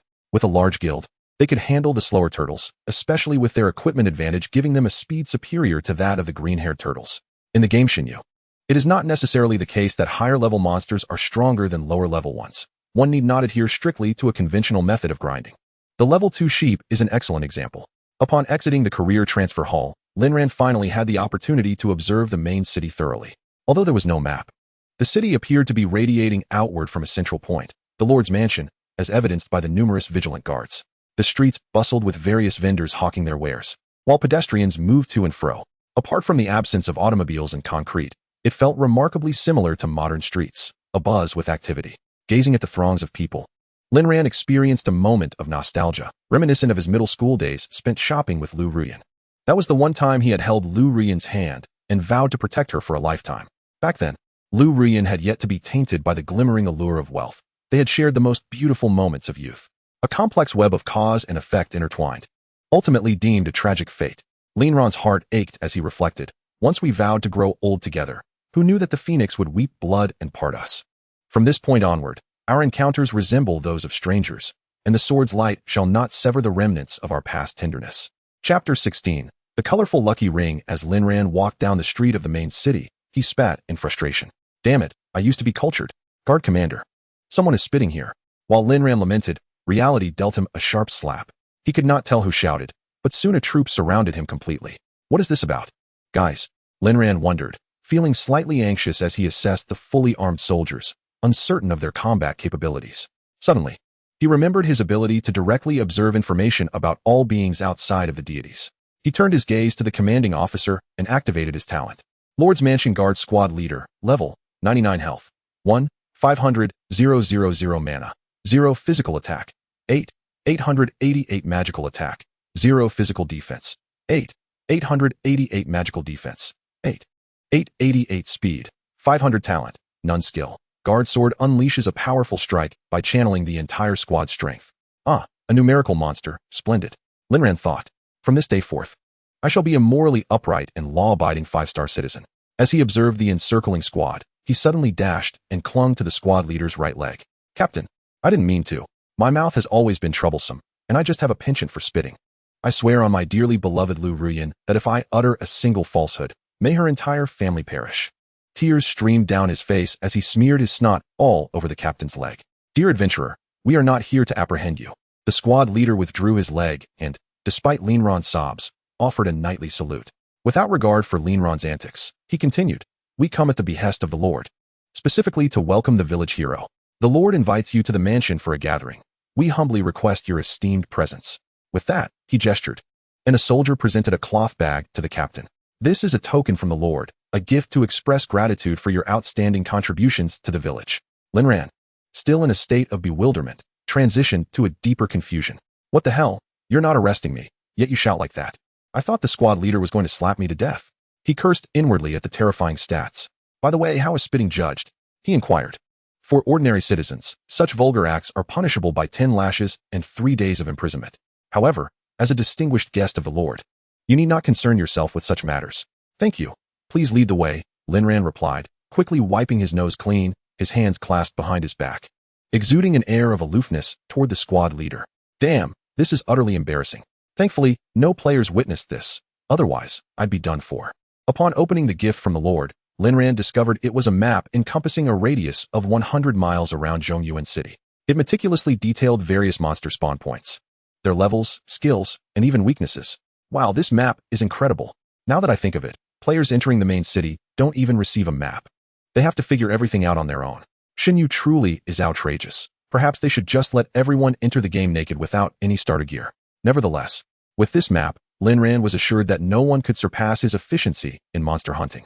Entering a magnificent palace, the squad leader guided Lin Ran through a labyrinth of corridors until they finally arrived at a sturdy, ancient room. The captain went inside to announce their arrival, then returned to gesture for Lin Ran to enter. Approaching, Lin Ran encountered a man with a typical authoritative visage, square jaw, furrowed brows, and a rugged beard. Upon seeing Lin Ran enter, the Lord greeted him with a broad smile. What a coincidence, he exclaimed. Coincidence? This is our first meeting, isn't it? Lin Ran found the remark rather peculiar. It is indeed our first encounter, yet I did not anticipate that you would initially visit my teacher's village, nor did I foresee your arrival in my main city. The city lord retrieved an envelope from his drawer and waved it before Lin Ran. My teacher is none other than the village head of the place where you previously resided. After your transportation, he sent me a letter, specifically instructing me to take good care of you. Special instructions? To look after me? Why? Lin Ran remained perplexed, as he had no substantial rapport with the village head. Their only interaction had been limited to task assignments. You will gradually come to understand matters in due time. There is little I can divulge, but you should know that delivering this letter incurs significant costs for my teacher. The purpose of my summoning you was merely to convey his goodwill. Should you achieve success in the future, at the very least, do not forget him. Lin Ran remained silent, deep in contemplation regarding the underlying reasons. There is no need for excessive thought. Your immediate focus should be on enhancing your abilities. Furthermore, survival is paramount. The city lord maintained a serene smile, rendering Lin Ran uncertain of the intricate dynamics at play. However, Lin Ran had little choice. If the captain wished him harm, he could easily strike him down. With this realization, Lin Ran felt a sense of relief. But why does the village head not speak to me directly? He cannot come out. And it seems neither you nor I can return. Beyond this, I am unaware of anything else, not even the location of his village. Very well, I have said enough. There is something he entrusted me to deliver to you, and I hope you will make good use of it. Should you require anything, feel free to seek me out. You may call me Miluachi. With that, he waved his hand, and a ring emanating colorful light appeared seemingly out of nowhere. With another wave, the ring floated into Lin Ran's hand. The instant Lin Ran grasped the ring, he found himself outside the room. This is extraordinarily impressive. Is this how guests are sent off? Lin Ran remarked, still struggling to comprehend the unfolding events. Upon exiting the city lord's mansion, Lin Ran examined the item he had just received. First, let us take a look at this ring. The village head seems to be quite an extraordinary individual. QCIX level. Divine level 13. Scales with character level. Luck. 50 experience gain. 50 life points increased by 200 luck attribute increased by 200 unique passive skill. Divine body protection. Every 10 seconds. Purifies itself, eliminating all negative statuses. Every 10 seconds. Becomes immune to damage taken. A ring forged from the essence of life infused by the goddess of luck. It is said to be a token of affection from the god of fate, which vanished from the world 1,000 years ago with the fall of the god of fate. Slap. Lin Ran gave himself a resounding smack, feeling somewhat unreal, and then slapped the other side of his face. You see, I told you the employment pressure has been tremendous lately. It's driving people mad. The guards of the city lord's mansion whispered among themselves. Lin Ran, however, paid them no mind. He was overwhelmed by the sudden influx of happiness. QCIXENG. It is indeed related to the goddess of luck. It seems the village head has discerned something. Fortunately, it appears to be benign towards me. Lin Ran mused. Although astonished by the extraordinary nature of the ring, he also felt a sense of alarm within. He was too weak, yet his identity was that of a deity. If the village head harbored any ill intentions, he would likely already be a victim of misfortune. It appears the village head must be aware of my identity. No wonder he has facilitated my acquisition of the original essence, and this, QCIXENG. It is almost certain that the village head knows I am the god of luck, Lin Ran contemplated. According to the city lord, the village head cannot leave the novice village. Thus, it seems that the only person aware of my identity is the city lord. Should I contemplate eliminating him? Lin Ran hesitated for a moment, but ultimately dismissed the idea. At least, the information he had received thus far posed no threat to him. It is best to focus on my own growth. Equipping the luck ring, Lin Ran's life points surged into 5 figures, skyrocketing from 5,600 to 12,000. Stay low-key, stay low-key. Ding. The entire server announces the detection of divine level equipment. The equipment leaderboard has been activated. First place, QCIXENG divine level. Owner, YTI North. Second place, MIDSH to DY semi-divine level. Owner, YTI, and oh dear, so much for being low-key. Now the entire world is aware. Lin Ran suddenly realized he had no idea how high divine level actually was. Although it sounded impressive, he remained unaware of its true significance. Perhaps the next tier after bronze equipment is semi-divine? In the world channel, players from the Huaxiao server had already grown desensitized. Wow, everyone, quickly look at the leaderboard. Forget about levels. Where on earth did YTI acquire divine level equipment? Could it be he has ascended to divinity? Whatever, I'm used to it. Let it all be destroyed. I can't even defeat this chicken. Is anyone forming a party? Why not farm the little sheep? The little sheep spawn points are all occupied by major guilds. What can you farm? If I give you a little egg, will you farm that? Meanwhile, Lin Ran's dialogue box chimed, revealing a message from Finchame. USCH. Wow, big shot. Are you selling your ring? I'll buy it for any price. YTIN, are you serious? He then took out a map, preparing to find a place to level up. Chapter 17. Doghead Mountain Boar. Lin Ran gazed at the map and quickly spotted a monster spawn point near the main city. After exiting the city, heading east for 5 kilometers, there was a hill. According to the map, this hill should be the lair of wild boars, with a boar king atop. The wild boars are level 18, and Lin Ran was curious to see what these level 18 creatures were like. To be candid, despite Lin Ran currently being only at level 13, he felt that his attributes might surpass those of an ordinary level 20 player. Without hesitation, he set forth from the city, making his way directly to the Wild Boar Mountain. The journey was adorned with picturesque scenery, the air filled with a refreshing aroma mingled with earthy undertones. Upon arriving at the base of the mountain, Lin Ran beheld a group of wild boars in hot pursuit of a white rabbit, numbering around 78. It seemed evident that this truly was Wild Boar Mountain, teeming with such creatures even before he ascended. Utilizing his innate skill, Lin Ran examined the wild boar's details. Doghead Mountain Boar, level 18, health 30.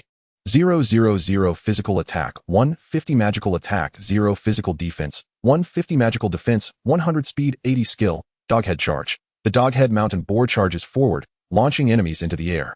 If an enemy is knocked airborne, the boar transforms into a frenzied beast, biting the enemy and inflicting 200 physical damage per second for 5 seconds. Cooldown, 10 seconds. This seemed rather daunting, as being knocked into the air was not an appealing prospect. Nevertheless, Lin Ran was currently focused on his resilience. Undeterred by the prospect of being a target for the boars, just as he deliberated, the rabbit made a sudden leap, landing squarely on Lin Ran's face before darting away. How dare you? Lin Ran barely finished his exclamation before he found himself airborne. Upon landing, he realized, for reasons unknown, that all the boar's aggro had shifted toward him. Thus, he fulfilled a childhood dream of becoming an astronaut. Oh, stop biting, I might lose my leg. This is not the place for such antics. Clearly, the level 18 wild boars were incapable of inflicting any real damage on him. Even if they managed to latch onto a weak spot, it merely caused him momentary discomfort. Ding, congratulations, you have slain the doghead mountain boar and earned 10,000 experience points, 5 silver coins, and 500 contribution points. Ding, you have additionally received 5,000 experience points. After defeating the last rabid boar, Lin Ran's experience bar surged to 58, having gained a significant portion from the 8 boars he had vanquished. With renewed vigor, he continued his ascent up the mountain. As he stepped forward, a snow-white rabbit bounded into his path. Squeak, squeak, squeak. The author is unsure how rabbits sound, so let us assume it's so. Utilizing his talent, Lin Ran scrutinized the rabbit's details. Easter Bunny. Level random, level 99 health, 10 billion physical defense, 0 magical defense, 0 physical attack, 0 magical attack, 0 speed, 288. Randomly refreshes. Slaying the Easter Bunny may yield any conceivable item. Randomly spawns at any location. Beware of your bedding at midnight. Goodness gracious. Is this my reward for being a stellar citizen? Lin Ran couldn't help but grin widely at the rabbit's description. Truly, he was the embodiment of luck. This was the treatment he deserved. Come here, little bunny, let me take care of you. The poor rabbit, unaware that it had just escaped a horde of frenzied boars, immediately found itself in the clutches of a rather unscrupulous human. Thanks to the strengthening of his talent, final kill from the scroll dropped by the shadow of Medusa, Lin Ran could now eliminate his foes with just 8 melee attacks. While others might merely admire the pristine white rabbit, to Lin Ran, the Easter Bunny was tailored specifically for him. The Easter Bunny attempted to flee, but just as it took a step, Lin Ran executed a swift blink, teleporting directly in front of it. Medusa's venomous fangs sank deeply, instantly petrifying the Easter Bunny. In a mere instant, a colossal damage figure erupted above the rabbit's head. 1. 000, 000, 000, 000, 000. Though Lin Ran received minimal damage aside from the critical hit, he still consumed a healing potion to ensure he remained at peak condition. Afterward, he collected the several pieces of equipment dropped by the boars and rummaged through the rabbit's remains, discovering only a strikingly vibrant egg, roughly the size of the Easter Bunny's head. He speculated that this might be a pet egg of sorts, undoubtedly of high quality given his status as a lucky gentleman. However, with his focus on leveling up, he temporarily set it aside, placing the egg in his backpack as he officially commenced his mountain-slaying plan. By the heavens, today, either you perish or I shall be the one to suffer. Reflecting on the recent mistreatment he endured, Lin Ran was eager to exact his vengeance upon all the boars. As he entered the mountain, he spotted a solitary boar beneath a large tree, seemingly preoccupied with something. Finally, a lone one. Without a moment's hesitation, Lin Ran charged forward. Medusa's fangs aimed sharply at the boar's rear. He struck with precision. The boar collapsed, rolling over 18 times, unable to regain its footing. Lin Ran was swift to capitalize on the moment, delivering a flurry of stabs to the boar's head and abdomen. Before long, the unfortunate boar was rendered defenseless. Just as Lin Ran reveled in his triumph, he suddenly found himself airborne. Lowering his gaze, he was dismayed to discover a throng of approximately 20 boars surrounding him. What have I done? Have I disturbed the den? Just when he thought he was about to be overwhelmed, the passive ability of his luck ring activated, granting him immunity from the damage and breaking any control effects. Seizing the opportunity, Lin Ran executed a blink, teleporting to the edge of the boar congregation. In an instant, a multitude of boars unleashed doghead charge. Lin Ran skillfully evaded the assault by phasing out of existence, successfully dodging all incoming attacks. This group of swine is still rather dim-witted. If they take turns to target me, even if they manage to win, they will inevitably be bitten into oblivion. Thus, a mountain boar devoid of the power of the canine head is hardly a formidable mad dog. Without waiting for the next round of skills, all 20 or so mountain boars have perished. Ding! Congratulations, your level has risen to level 15, vitality 300, magic power 200, speed 10. After advancing 2 levels in quick succession, Lin Ran felt an unprecedented surge of energy. He picked up the scattered equipment and coins that had fallen to the ground. Lin Ran sent a message to Yusei-cha. Etion, the transaction has been initiated, but the backpack is full.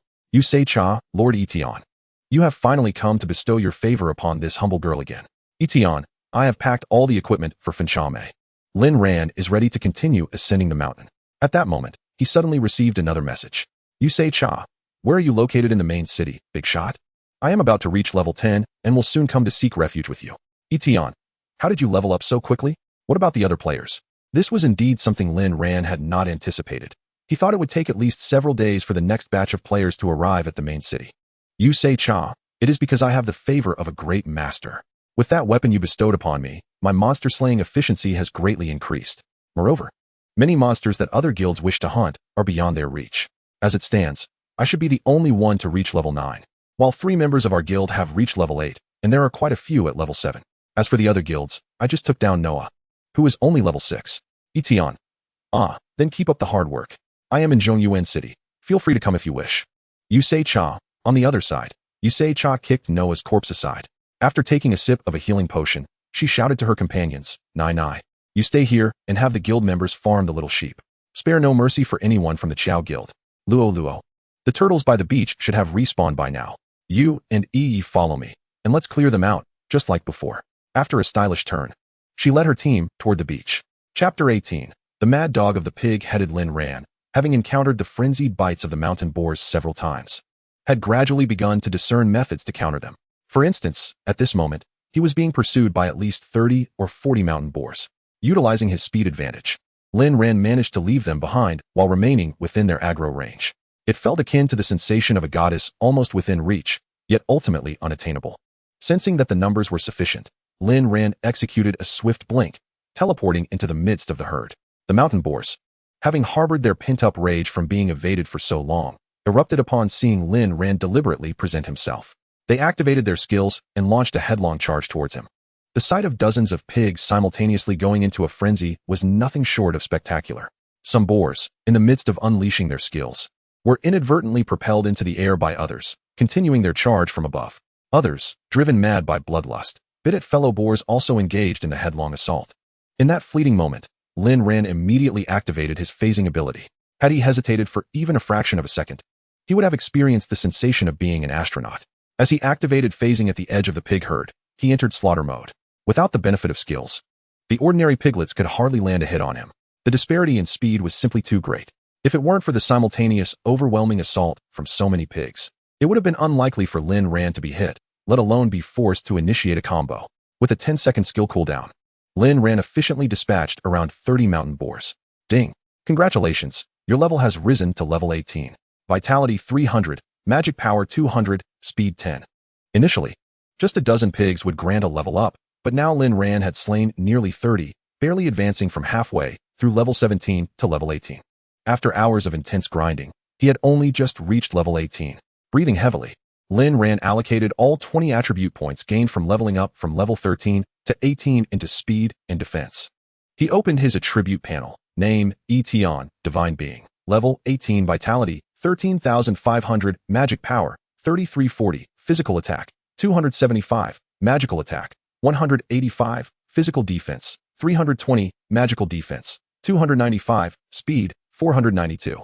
Am I perhaps a bit of a model? The defense and speed at level 18 might not even match mine. Lin Ran pondered, yet found it reasonable. Ever since reaching level 10, he had gained 4 times the attribute points per level compared to ordinary players, while previously it was 3 times.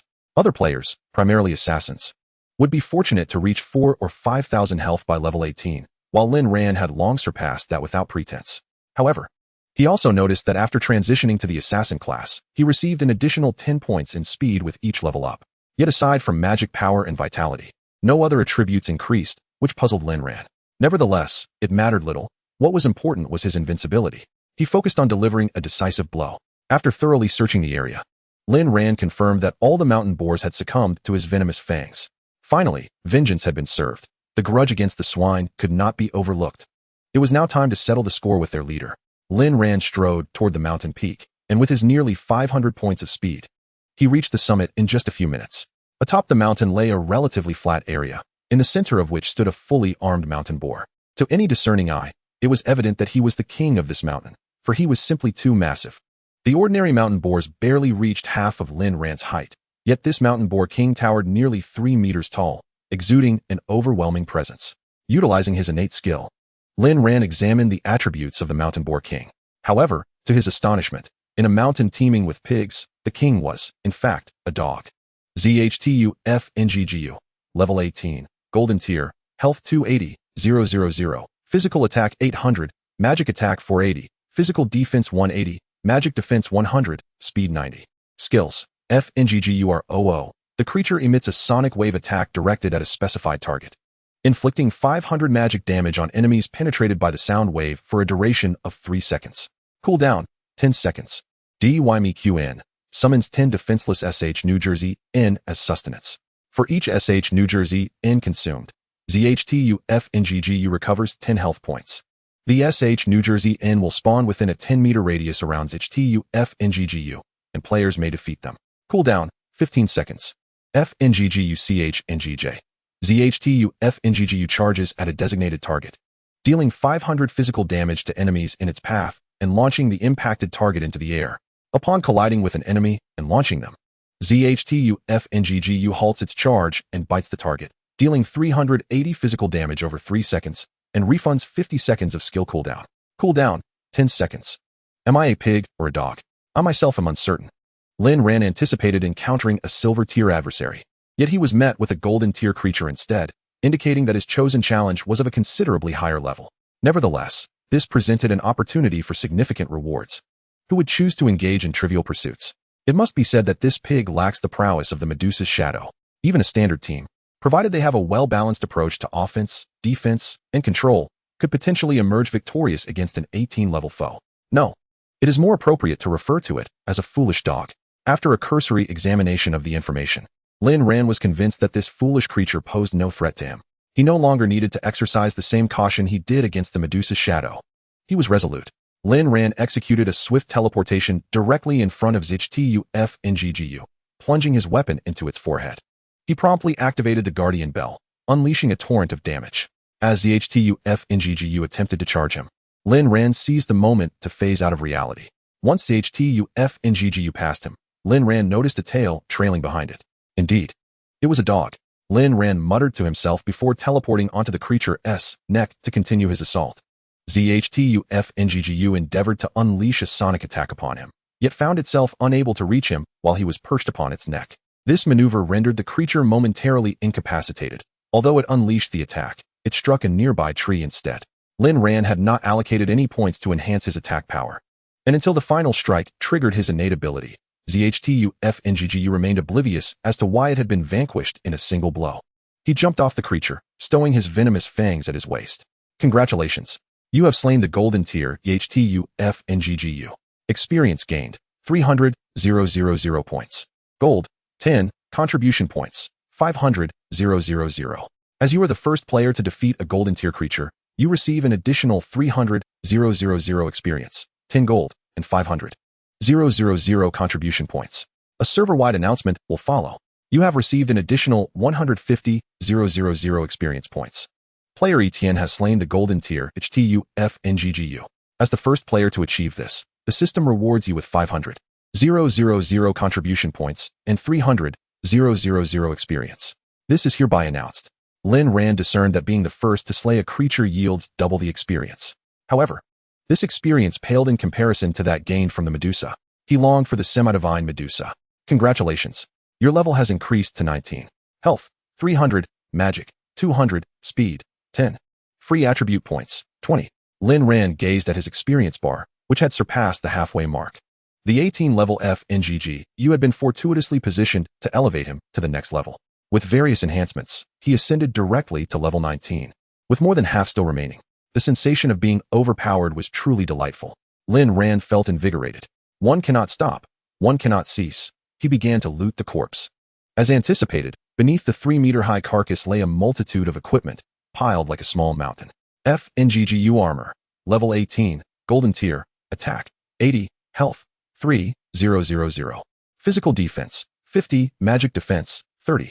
Crafted from the toughest parts of the ZHTU FNGGU. This armor reduces physical damage by 10. I am a pig, not a dog. FNGGU leggings, level 18, golden tier, health, 800, physical defense, 30, speed, 30, magic defense, 30. Made from the softest parts of the ZHTU FNGGU. Wearing these increases speed by 10. I am a pig, not a dog.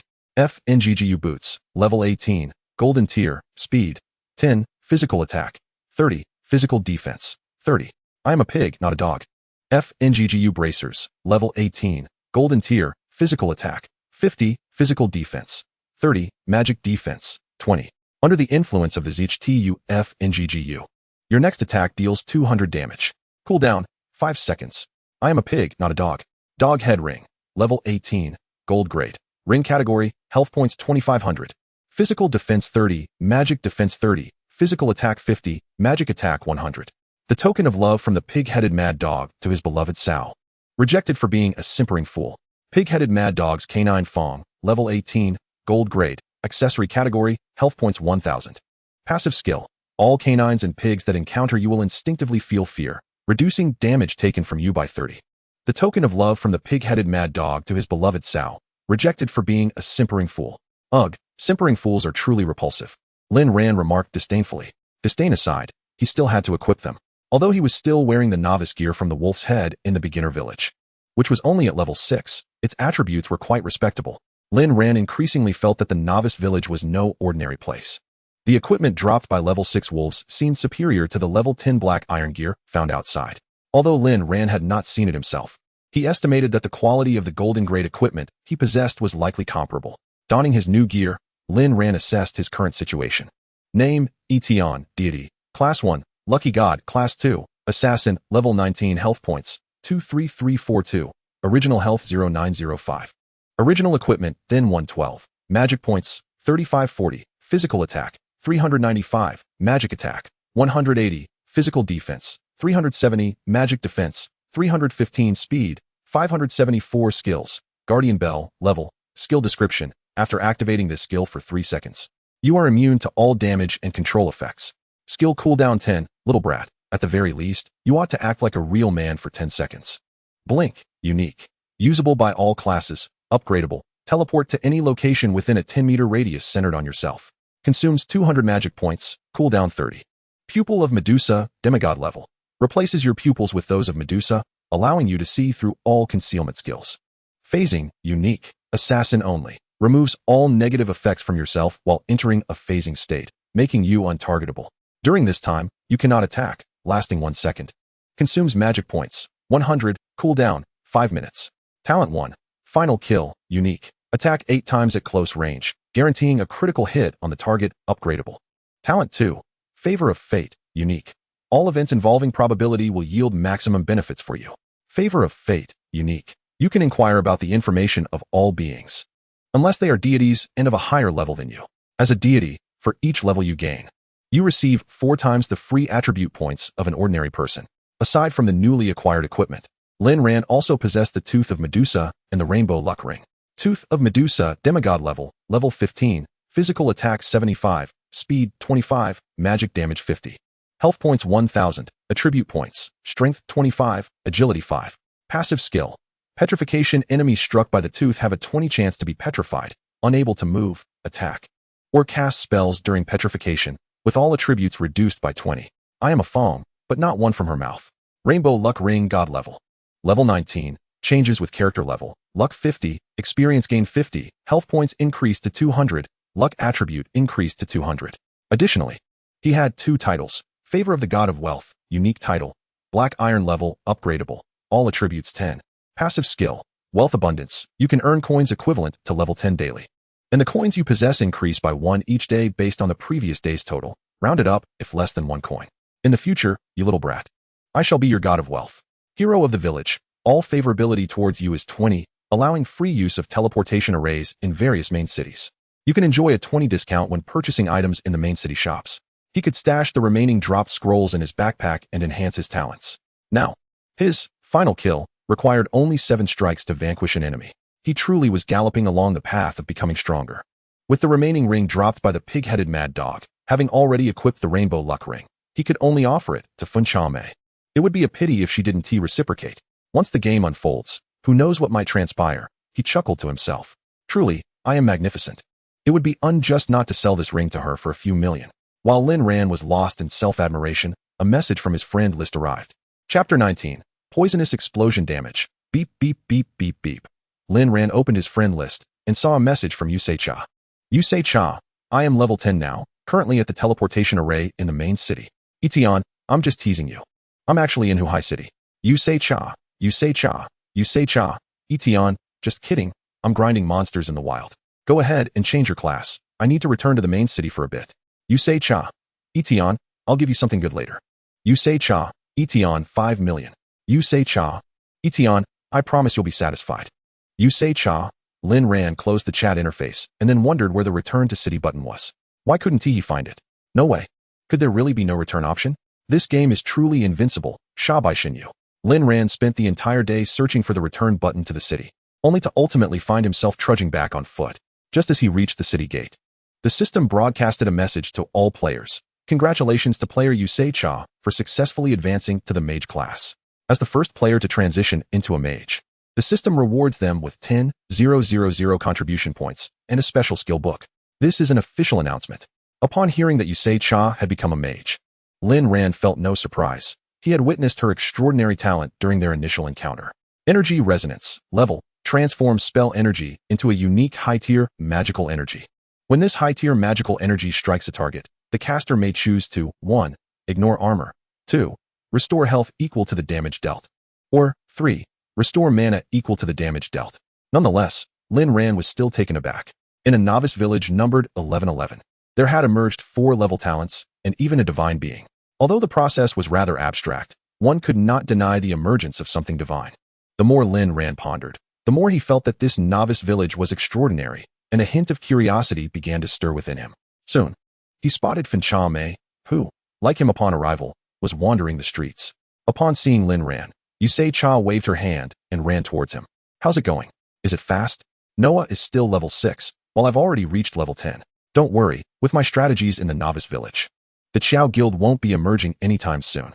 Yusei Cha proudly recounted how she had bested Noah and how she had dealt with the green-haired turtles on the beach. Aren't I impressive? Indeed, she was quite remarkable, having surpassed him by a significant margin in levels. Lin Ran picked his nose, the corners of his mouth curling into a slight smile. For some reason, he found great amusement in watching the beautiful girl face adversity. Yusei Cha's smile gradually froze on her face. Aren't you a bit inexperienced with women? How do you know? Because you are rather unattractive. Are you blind? Look at how handsome I am.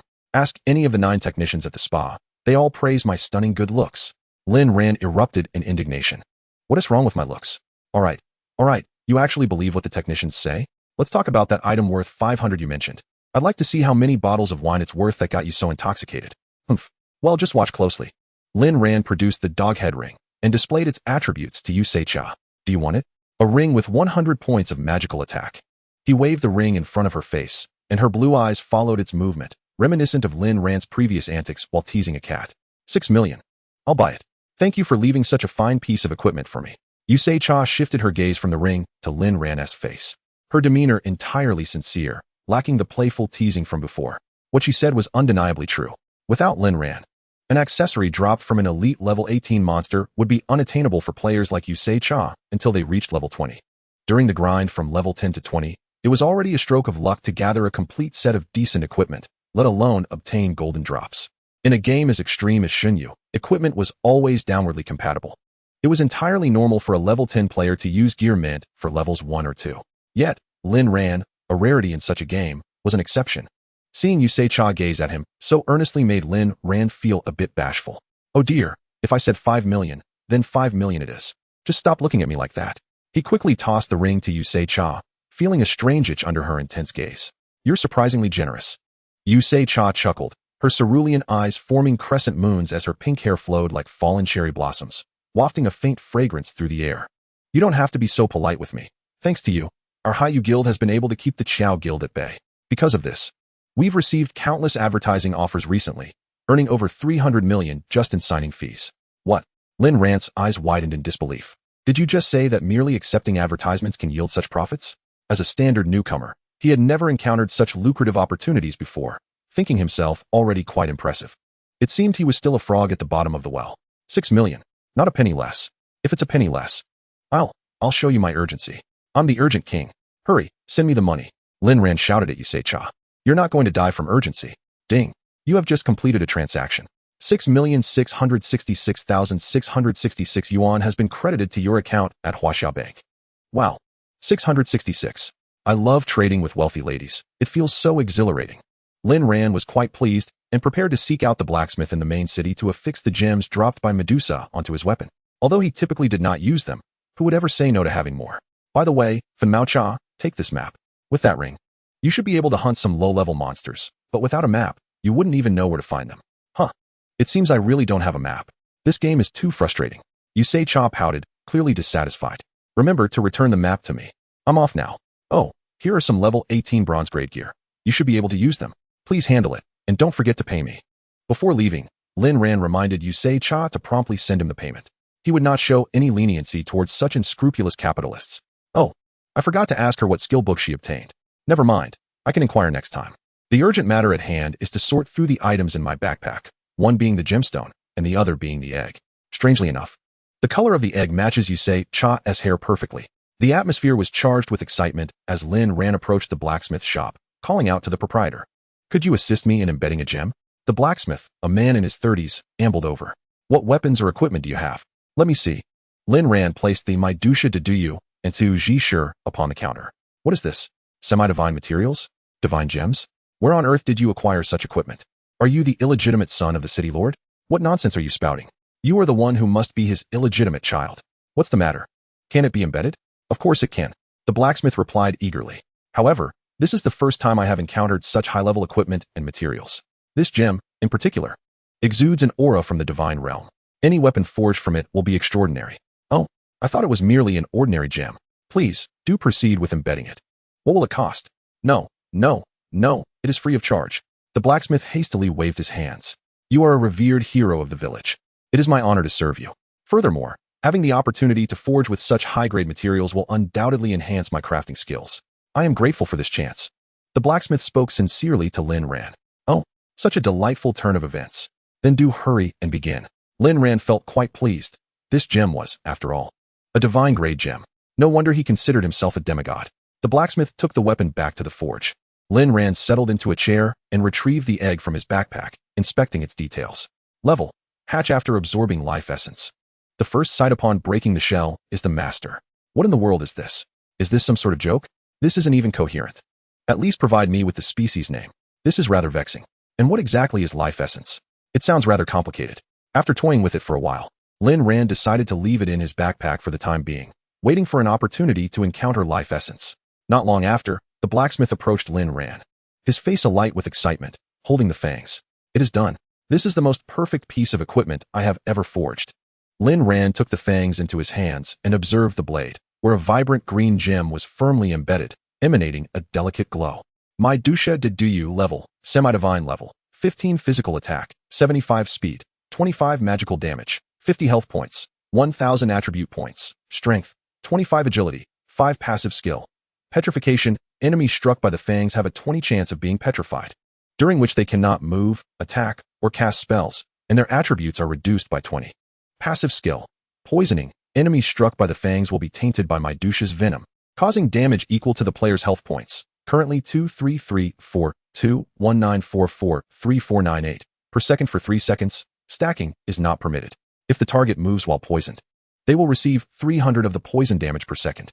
If the target dies from poisoning within 3 seconds, the remaining toxin will explode from the corpse, dealing damage equal to the player's health points, currently 2334219443498 to surrounding targets. I am a Fong, but not one from her mouth. Lin Ran pondered. Is this a death sentence? I find it a bit daunting. My damage output is lacking. It requires me to engage in close combat to deal sufficient damage. Yet, is this not a bit excessive? 440,000 damage per second? I am only level 19. Well then, I shall graciously accept this. Lin Ran trembled as he accepted the fangs, scarcely believing his fortune. He understood that even if this weapon fell into another's hands, it would not yield significant damage, for no one else possessed health points as extraordinary as his own. Even an exceptionally strong guard, with health points equal to Lin Ran's, would not be able to wield the fangs effectively. It was evident that anyone with such health had invested all their equipment and attribute points into health, leaving them devoid of speed to engage monsters effectively. A fire ignited within Lin Ran, a fervent heat. After expressing his gratitude to the blacksmith, he messaged Yusei Cha. Ichian, come quickly to the city gate. I have a treasure to show you. Yusei Cha, I'm on my way, dear. 5 minutes later, Yusei Cha, believing Lin Ran was about to unveil another grand treasure, approached him with a smile. With her level 18 wild boar equipment and golden ring, her health had soared to over 4,000 points, easily handling level 10 and 11 monsters. In no time, she had reached level 11. As they met, Before Yusei-cha could utter a word, Lin Ran swiftly struck her down in one swift motion. She had barely registered what had happened before she found herself back at the respawn point, her equipment scattered around her, and her level reduced to 10. Yusei-cha, resurrected at the respawn point, was momentarily dazed, staring blankly at her backpack, realizing that aside from a few level 10 black iron items she had just acquired, nothing remained. In an instant, she felt a wave of emotion wash over her, a sense of injustice. She had traveled so far, only to be struck down by Lin Ran without explanation. The more she thought about it, the more aggrieved she felt, leaving her unsure of how to proceed. Unable to wait for her to emerge, Lin Ran gathered the equipment and made his way toward the respawn point. As he approached, Yusei-cha, having calmed slightly, felt her nose prickling again with tears welling in her eyes. She was bewildered by her own feelings of grievance, but they were undeniably strong. What are you doing?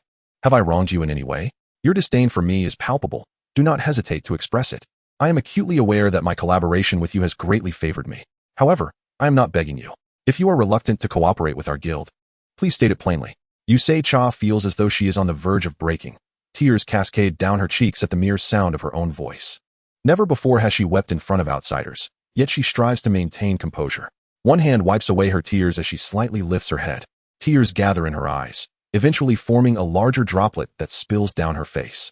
Lin Ran, initially nonchalant, recognizes the gravity of the situation upon witnessing Yusei-cha's distress, realizing he has gone too far.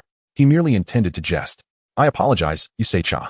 I just unlocked a powerful skill for my weapon and was a bit too excited to share it. When I saw you rushing towards me, I momentarily lost my mind. Ultimately, Lin Ran is merely a recent university graduate. Despite having lived 2 lives, he has experienced little of the complexities of human relationships beyond his bitterness towards Lu Ruyin, revealing a certain immaturity and naivety. Some matters may seem trivial to a child, yet they are quite suitable for a university student. Observing Yusei-cha's sorrow fills Lin Ran with guilt. He hastily returns all her equipment, profusely apologizing. Humans are peculiar beings. When one feels wronged, they can often console themselves with reassurances. However, if a close friend offers comfort, the feelings of injustice intensify, leading to even greater tears. The more Lin Ran apologizes, the more Yusei-cha feels aggrieved, ultimately embracing his arm and sobbing. This leaves Lin Ran at a loss, unable to do anything but allow her to cling to him. Chapter 20.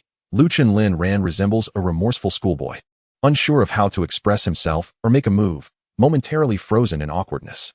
Suddenly, a flash of white light appears, and before the person arrives, their voice is already transmitted. Haha, I am the chosen one. Both Lin Ran and Yusei-cha are drawn to the sound, witnessing a woman clad in white emerge from the teleportation array. Wow, President, you captured Etion so quickly. That's incredibly impressive. Nai, just having stepped out of the teleportation array, is taken aback to see her guild leader sobbing in the embrace of a man. Just as Lin Ran opens his mouth to speak, an external force shoves him away. When he looks back, Yusei-cha stands with a serious expression, although her eyes still glisten with remnants of tears. You foolish girl, hurry and change your class. If someone else gets there first, you will regret it. Yusei-cha resumes her usual aloof demeanor, addressing Nai. Yes, I shall not intrude upon your intimate moment, Nai responds, her tone somewhat peculiar. You should have mentioned it earlier, President. Had I known, I would have arrived later. Hurry and leave. Nai, startled, dashes toward the city center. How about we team up to hunt some monsters? Lin Ran begins, but is interrupted. Absolutely not. Stay away from me, Yusei-cha retorts, tossing the map back to Lin Ran and striding away towards the outskirts of the city. I can return the map. I have a general idea of the route. Lin Ran reflects on the complexities of women, thinking to himself that if he were with his friends, matters would not be so complicated. A simple call for a father figure would suffice. Speaking of friends, Lin Ran unexpectedly recalls his university roommate. In his previous life, Lu Chun was Lin Ran's closest companion, the most level-headed among them, constantly reminding Lin Ran not to take his feelings for Lu Ruyin too seriously. Unfortunately, Lin Ran had been deeply entangled in those emotions, rendering him foolish. He had neglected Lu Chun back then. He wonders how his friend is faring now. It would be best if Lu Chun entered the game soon. Lin Ran muses. Worldwide announcement. Congratulations to player Nai for successfully changing class to Archer. As the first player to transition to Archer, the system rewards 10,000 contribution points and a special skill book. This is a public announcement. Including Lin Ran, 3 players have now changed classes. Although he is uncertain about the circumstances of his previous life, it is evident that, at this stage, no one else is likely to have succeeded in changing classes. Lin Ran's presence accelerates the game's progression. Lin Ran retrieves his phone interface from the system and locates his friend's number. The handsomest in the world. What's up, little orange? A mouthful of 10 oranges. Ah, it's Lin Yi. Your presence in this chat box is an honor. The handsomest in the world. What are you doing? A mouthful of 10 oranges. Oh, I'm so troubled. It's been exhausting. The handsomest in the world. Stop worrying. I've been playing a game that's quite interesting and even offers a chance to earn some money. Would you like to give it a try? A mouthful of 10 oranges. Humph. Money? Do you think I'm in need of it? My family is well off. We have a long lineage of wealth. The handsomest in the world. All right. I know your ancestors were affluent. A mouthful of 10 oranges. Can you speak properly? I asked if you can articulate. It's called a noble consort. Lin Ran contemplates. Though he is unsure of Lu Chen's family's business, they certainly do not appear financially troubled, and Lin Ran has benefited greatly from his friendship. The handsomest in the world. Come on, just treat it as me playing with you. Hurry up. A mouthful of 10 oranges. Humph. You think I don't know what you're talking about? You mean Shin Yu, right? Have you been defeated? Oh. Lu Chen has already entered the game? Lin Ran thinks this is fortunate, sparing him the need for extensive persuasion. The handsomest in the world. Which novice village are you in? There should be no connection between the novice villages. A mouthful of 10 oranges, is that so? I'm not sure. Let me check. I'm in novice village 43344698. I wonder why it's such a long number. A mouthful of 10 oranges, wait a moment. I pondered why everything felt amiss. Who are you if not Lin Ran? The most handsome in the world? A bite of 10 oranges. Today, we exchanged over 10 lines of dialogue, yet not a single mention of Lu Ruyan. Do you take me for a fool? My foolish brother can hardly speak 3 sentences without mentioning Lu Ruyan, and you think you can deceive me? I suspect you will soon ask me to transfer money. A bite of 10 oranges. Are you daft, you shark-armed scammer? A person as astute as I cannot be easily duped. Those capable of fooling me are still nestled within their father's loins. Lin Ran was rendered speechless. Yet, it appeared he was indeed correct. He used to incessantly speak of Lu Ruyan. This brother of his had not only spared his life, but truly regarded him as a comrade. The most handsome in the world. What is your gaming name? I'll add you. Lin Ran sent the message without waiting for a reply, as he understood this brother, who was publicly known online, all too well. Lin Ran opened the search bar and, as expected, found a bite of 10 oranges, sending a friend request. In no time, it was accepted. The other party had a pitiful level 3. A bite of 10 oranges. Don't tell me you are Lin Ran. Etion. A bite of 10 oranges. No way you really are Lin Ran? Damn, how are you so impressive? This is more painful than being killed. Etion.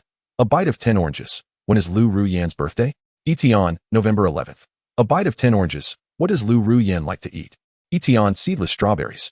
All right, brother, no more questions. It's truly me. A bite of 10 oranges. Damn it, I don't believe you. You must not be you. Unless you give me 2 pieces of equipment to play with. Come on, show me your divine gear. Etion. As for the divine gear, let us skip that. If you want to play, wait until you leave the novice village. If you fall into the novice village, that would be troublesome. I can, however, give you some other equipment. A bite of 10 oranges. Damn, what a cheapskate. Lin Ran traded a remaining set of Doghead Mountain Pig equipment to Lu Chun, urging him to come find him at Zhongyuan City as soon as possible. Having completed these tasks, Lin Ran intended to leave the city and continue leveling up. Other players would undoubtedly soon reach level 10. With only a 10-level advantage, Lin Ran felt uneasy. Just then, he had obtained an incredibly powerful weapon, and his anticipation was palpable. Opening the map, Lin Ran scanned the area and soon spotted a promising location. It was decided this would be the place. Lin Ran closed the map and began sprinting towards the city gates. Chapter 21. Withered Fortress. This area lies approximately 10 kilometers outside the main city, characterized by a relatively flat terrain. Surrounding it, there is not even a blade of grass, merely a barren patch of earth.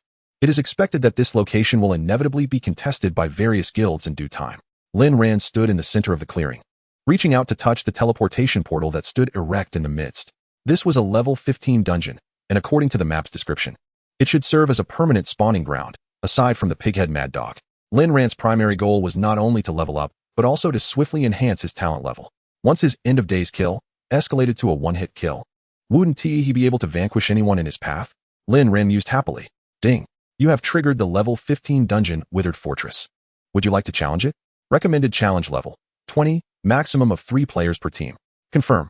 Please select difficulty. Tour, easy, normal, hard, nightmare, god level. What is this tour nonsense? Is it a peaceful mode? Does it even grant experience? Lin Ran scoffed. He believed that tackling the highest difficulty of a level 15 dungeon was well within his capabilities. However, upon seeing the god level dungeon, he instinctively felt a twinge of trepidation. In divine domain, anything associated with divinity was far from trivial. The weapon he wielded served as the finest testament to that. Although it may have a touch of luck from being blessed, the effect of this god-level gem was indeed somewhat overpowered. After considerable contemplation, Lin Ran resolved to first attempt the easier difficulty. Despite having learned all the survival skills, he still lacked any margin for error. His presence in this location held another purpose. Nightmare. As Lin Ran made his selection, his vision began to darken. The sounds of skeletons and zombies wailing filled his ears. In no time, Lin Ran found himself in a dense forest. The surroundings were shrouded in darkness, illuminated only by a few sparse beams of moonlight. He could vaguely discern a narrow path between two rows of trees. At the end of the path, he could faintly make out the outline of a castle. A howl from a wolf abruptly pulled Lin Ran's gaze from the distant castle back to the forefront. The reason was simple. The howling wolf was not far from him, its eyes glowing with a sinister green light, accompanied by the sound of its skin brushing against the foliage. This must be the first wave of monsters, Lin Ran contemplated. Activating his talent, he accessed the information on the wild wolf. Withered wolf, level 15, silver grade health, 80. 000 physical attack, 150 magic attack, 150 physical defense, 150 magic defense, 100 speed, 70 skills. Wither, enemies attacked by the withered wolf lose up to 2 of their maximum health per second for 5 seconds. Dead things, can they die again? Are all the minions silver grade? Lin Ran exclaimed in astonishment. Moreover, their attacks inflicted percentage-based damage, which posed a significant headache for him. Currently, he had no means of recovery aside from potions. Fortunately, his speed exceeded 500 points, so with some caution, it should not be overly perilous. Thus, Lin Ran dove in first, swiftly dispatching the still howling, iron-headed wolf. A green numeral emerged from the corpse, followed by a resounding explosion. Boom. The explosion perfectly annihilated the 3 withered wolves that had lunged at Lin Ran. In an instant, Lin Ran dispatched 4 foes. A notification chimed, congratulating him for slaying a silver-tier creature, the withered wolf, granting him 15,000 experience points, 1 gold coin, and 800 contribution points. Lin Ran sighed inwardly, lamenting the singular burst of damage. Had the explosion possessed multiple phases, it could have allowed the corpses to continue their decay. He felt a twinge of regret, pondering how delightful it would be if the fallen bodies could also be tainted by venom, turning a single strike into a sweeping massacre. A chorus of howls erupted around him as a pack of wolves began their relentless assault. Wielding the fangs of Medusa, Lin Ran swiftly felled each wolf that dared approach him. However, amidst his evasive maneuvers, one wolf managed to bite his hind leg. Reacting swiftly, Lin Ran thrust his dagger into the creature's neck. The damage numbers of 467 flashed before him, and he was freed from the withered state. The passive effect of the Rainbow Lucky Ring activated, granting him immunity from damage every 10 seconds and purging negative effects. With a disdainful spit, Lin Ran cast his gaze upon the last fallen withered wolf. He retrieved the equipment from the ground and examined its attributes. The withered wolf armor. A level 15 silver tier piece, boasted 800 health, 20 physical attack, 20 physical defense, and 15 magical defense. The ominous aura of death clung to it, a testament to its quality. Satisfied, Lin Ran gathered the loot and hastened towards the distant castle. After navigating through the darkness, he finally reached the castle's perimeter. Upon closer inspection, he noted a cadre of skeletons guarding the entrance, numbering around a dozen. Towering above were 4 lookout towers, each manned by 2 skeleton archers. The skeleton guards, also level 15 silver tier creatures, possessed 100,000 health, 100 physical attack, 100 magical attack, 200 physical defense, 100 magical defense, and 50 speed. Their skills included inflicting a maximum of 2 health loss per second to enemies afflicted by their attacks, lasting 5 seconds, and a ground stomp that caused a stun and dealt 150 magical damage. Lin Ran marveled at the challenge presented by this dungeon. The underground controlled the aerial assault. Without a well-coordinated team, victory was unattainable. However, Lin Ran, being an adept player, found no need for such complications.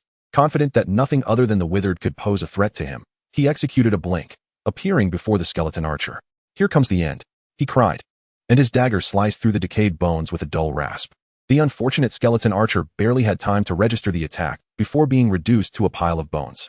Another nearby skeleton, poised to shoot an arrow, met a similar fate at Lin Ran's hands. The explosive effects of his onslaught could not keep pace with his speed. In the blink of an eye, a flurry of arrows whizzed past him. Lin Ran ducked behind the tower, allowing the arrows to sail overhead, with the barricades shielding him. The skeletons below could not reach him, and the ones beside could not shoot him. Ordinary players would find it challenging to contend with the skeletons below while facing the archers above. Lin Ran steadied himself, waiting for his blink to recharge before teleporting to the next tower. After a brief interval, he had eliminated all 8 skeleton archers.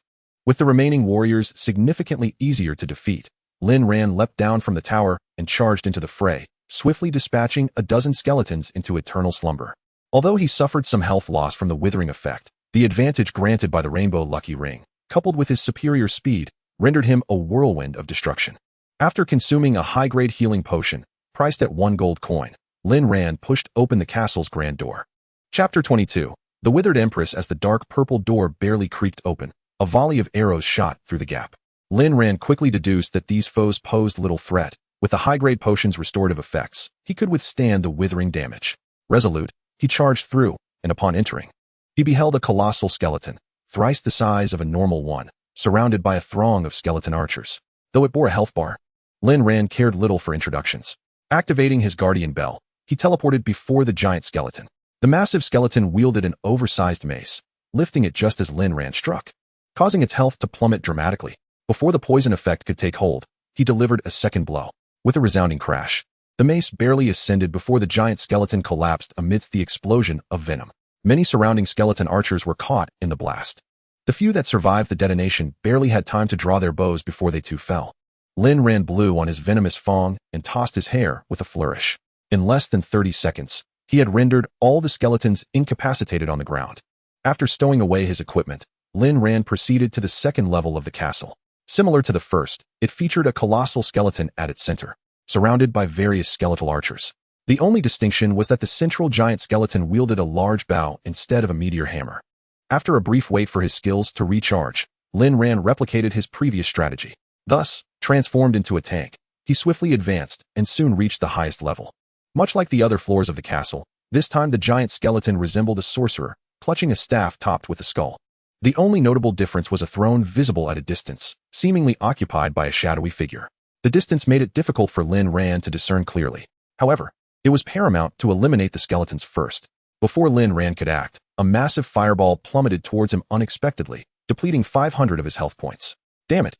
Lin Ran exclaimed, teleporting beside the skeletal sorcerer. With 2 swift strikes, he dispatched the foe. To his surprise, the sorcerer did not collapse immediately after death. Instead, it propped itself up with both hands gripping the staff, its body quivering slightly. What on earth? Lin Ran's words trailed off. Suddenly, the sorcerer's corpse erupted with a thunderous blast, inflicting 12,521 damage and halving Lin Ran's health. What a way to play. He cursed inwardly. Yet, he soon noticed that the surrounding skeletal archers were not targeting him. Rather, they too trembled as the sorcerer had. Not good, Lin Ran shouted, activating his phasing ability just before the skeletal archers were about to self-destruct. Why do they always resort to self-detonation? He grumbled. It seemed he had been overly arrogant. Henceforth, he resolved to inspect the attributes of any creature before engaging. Had the skeletal sorcerer's self-detonation dealt 100 of maximum health and damage, today could have ended disastrously. After collecting the dropped items, Lin Ran sensed a persistent gust of wind swirling around him. Why does it feel so chilly behind me? He glanced back only to find the shadowy figure on the throne had vanished. Where did it go? He wondered, scanning the surroundings, but finding nothing. Please, no. I have a deep-seated fear of ghosts. Turning once more towards the exit, he was startled to find a tight, yet pale face nearly pressed against his nose, adorned with a sinister smile. More unsettling was the fact that this face was upside down, hair cascading downward and swaying as if blown by an unseen wind, resembling a writhing nest of serpents. Lin Ran instinctively swung his weapon, but as the fong made contact with the woman's body, it encountered no resistance. She appeared as an ethereal apparition, and he felt as though he had sliced through thin air. No physical form. Lin Ran was struck with terror, instantly teleporting to the exit and trying to check the woman's information. As the saying goes, one need not fear ghosts at the door, but one must dread the malevolent spirits that are impervious to physical attacks. To his dismay, when he turned back, the vast room was devoid of the woman's presence, save for a scattering of skeletal remains. This is absurd. Lin Ran cursed internally, grappling with the realization that without physical contact, the entity's movements were erratic. What on earth is this? I was wrong. Where are you? His heart raced, adrenaline surging through him. 1770. Lin Ran began losing health. No matter how he scanned the area, he could not locate the entity. Suddenly, his 7-colored lucky ring, passive ability activated, purifying him of negative effects. What was I so afraid of? This is just a game. This ghost isn't a vengeful spirit. Lin Ran felt a wave of clarity wash over him. Turning once again, he discovered the shadowy figure still seated upon the throne, now clearly visible. draped in a dark gown adorned with deep crimson stripes reminiscent of withered roses. She held a staff crowned with a pure black rose. Seizing the opportunity, Lin Ran hastily scrutinized her information. Withered Empress, level, 15 rank, silver health, 1000. 000 physical attack, 800 magical attack, 1200 physical defense, 300 magical defense, 100 speed, 150 skills. Realm of Terror, the Withered Empress locks eyes with her target, inducing a state of fear. During this period, the target's damage taken is increased by 200, and the Empress completely vanishes from the target's sight or manifests a false image. Duration, 5 seconds, cooldown, 10 seconds. Withered Rose, a withered rose blooms on the ground. Enemies touching it suffer a withered effect and a 50 reduction in speed. Lasting 30 seconds. Final curtain. The Withered Empress can wave her staff to detonate the withered roses on the ground, dealing 300 magical damage to nearby enemies. Withered enemies struck by the Withered Empress lose 2 of their maximum health per second for 5 seconds. Life is fleeting. Only in death can one achieve immortality. How formidable. Truly befitting a nightmare-level dungeon, an entity far beyond the capabilities of an ordinary player. Lin Ran mused, realizing that just the terror-inducing ability alone would be enough to overwhelm players. Had it not been for his 7-colored lucky ring, he might not have even recognized that he was under the influence of fear. Lin Ran felt a shiver run down his spine, drenched in a cold sweat from the fear that gripped him. He never anticipated that this terror-inducing effect could evade even the gaze of Mei Du Sha de Tong Kong. Mortal, come forth to embrace your eternity. The withered queen rose from her throne, brandishing her staff towards Lin Ran. In an instant, a multitude of withered roses began to sprout around him. Boom. Just before the roses detonated, Lin Ran had already activated his phasing ability, charging towards the withered queen. I care not for any demon or monster. As long as it has a corporeal form, I shall strike without hesitation. Utilizing a blink to close the distance, Lin Ran plunged his blade into the abdomen of the withered queen. In that moment, her health bar plummeted by more than half. Lin Ran was not one to linger in battle. A mere 1,000,000 health points were no longer a concern for him. He was no longer the struggling figure who had to painstakingly grind for attack counts to fulfill his talents. He now wielded equipment empowered by divine gemstones. Whether she was a minor foe or not, he could easily dispatch her in the blink of an eye. Before the 3rd second had passed, the imposing withered queen collapsed to the ground. Truly, how brutally decisive. Lin Ran exclaimed with pride. Ding. Congratulations on defeating the silver-level withered queen. You have earned 500,000 experience points, 50 gold coins, and 1,000,000 contribution points. As the first player to defeat a silver-level boss, you receive an additional 500,000 experience points, 50 gold coins, and 1,000,000 contribution points.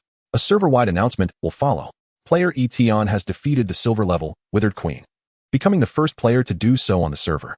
The system rewards 1,000,000 contribution points and 500,000 experience points. This is hereby announced. Player Etion has defeated the silver-level Withered Queen, becoming the first player to do so on the server. The system rewards 1,000,000 contribution points and 500,000 experience points. This is hereby announced. Ding. You have gained an additional 250,000 experience points. Ding. Congratulations. Your level has risen to 24. Health points, 500. Mana points, 300. Speed, 10.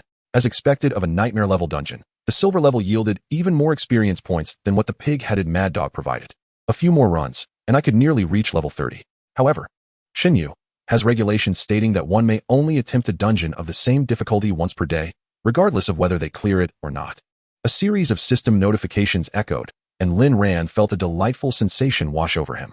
This is how a game should be, effortlessly clearing dungeons, with no need for fear-inducing states. Would it not be better for monsters to obediently meet their demise? Picking up the loot from the ground, Lin Ran examined its attributes.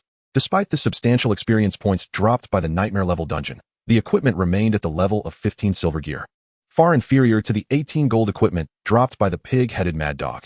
Lin Ran promptly used the talent upgrade scroll, enhancing his Zhongyan Bai Sha to 6 lethal strikes against a target.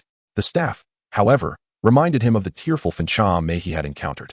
Withered Staff, level 15 type, silver-level staff, for mages and priests only, magic attack, 100 speed, 20 magic penetration, 10 skills. Withered roses bloom on the ground. Enemies touching the roses suffer from a wither effect, reducing their speed by 50, lasting for 30 seconds. Finale Staff, the wielder triggers an explosion of the withered roses on the ground, dealing 300 magic damage to nearby enemies. Enemies struck by the staff lose up to 2 of their maximum health per second, lasting for 5 seconds. Life is but a fleeting moment. Death is the only constant. This staff even bore all 3 skills of the Withered Queen. If I were to clear a divine-level difficulty dungeon, would it also inherit the skills from the Realm of Terror? Lin Ran pondered, realizing this was indeed the advantage of high-difficulty dungeon drops. He stowed the items and prepared to teleport out of the dungeon from the portal beside the throne. Chapter 23, Divine-level dungeon. As Lin Ran approached the throne, ready to teleport out, he noticed a swirling vortex slowly rotating behind the throne. Intrigued, he approached for a closer look. Behind the throne was a golden button emanating a dark purple aura. This radiance resembled that of the goddess of fortune. Remembering this, Lin Ran instinctively pressed the button. To his surprise, a pop-up appeared on his system interface. Not qualified to activate it this time. Lin Ran was taken aback. Not qualified? What could that mean? Was it a matter of insufficient dungeon difficulty? He was astonished, realizing this was likely a hidden dungeon of divine-level difficulty. With this thought, he decided not to linger further. Stepping into the teleportation array, he exited the dungeon. Server-wide announcement. Player Etion has successfully cleared the nightmare-level dungeon Withered Fortress in 10:45 seconds. Becoming the first player to do so. The system rewards 100,000 contribution points, 10 gold coins, and a special potion. Server-wide announcement. Player Etion has successfully cleared the nightmare-level dungeon Withered Fortress in 10:45 seconds, becoming the first player to do so. The system rewards 100,000 contribution points, 10 gold coins, and a special potion. Indeed, there was a first clear reward. Ha ha ha. Lin Ran was overjoyed and quickly opened his inventory to check the special potion. Essence of Life. No level requirement, demigod level upon consumption. Increases maximum health by 5,000 points.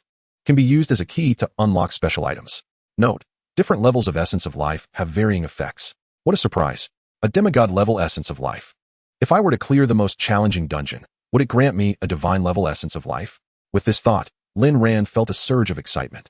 Suddenly, a brilliant idea struck him. If he formed a trio, wouldn't he that yield 3 first clear rewards? What a revelation.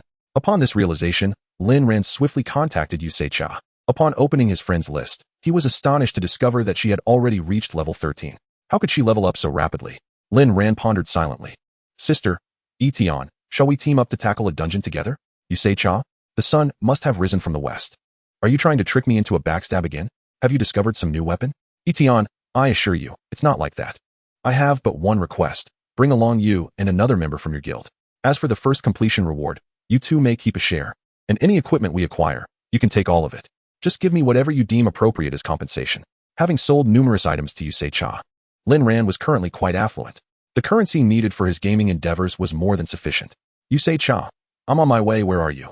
Etion, I'm on a plane approximately 10 kilometers north of the city gates. About half an hour later, Yusei Cha and Nai Nai arrived in haste. Oh my goodness, I'm utterly exhausted. Nai Nai exclaimed, patting her heaving chest. Is this the dungeon you mentioned? Yusei Cha pointed toward the teleportation portal beside Lin Ran. A level 15 dungeon. Do you think we can manage with us 2 deadweights? Yusei Cha expressed a hint of concern. A man must never declare inability. Little sister Fin Cha, do mind your wording. Lin Ran waved his hand dismissively. However, upon inspecting their health points, he noted that neither exceeded 3,000. Which indeed posed a challenge. What if they perished inside and he missed out on the completion reward? That would be a significant loss for him. Thus, Lin Ran promptly produced 20 high-grade healing potions, handing 10 to each of them. Just make sure you don't die on me. Especially at the outset. There will be numerous wolves. Be vigilant with your positioning and stay close to me. Wow. High-grade healing potions. Aren't these 1 gold coin each? You're being quite extravagant, big brother. Nai Nai exclaimed in delight. Is 1 gold coin per potion considered expensive?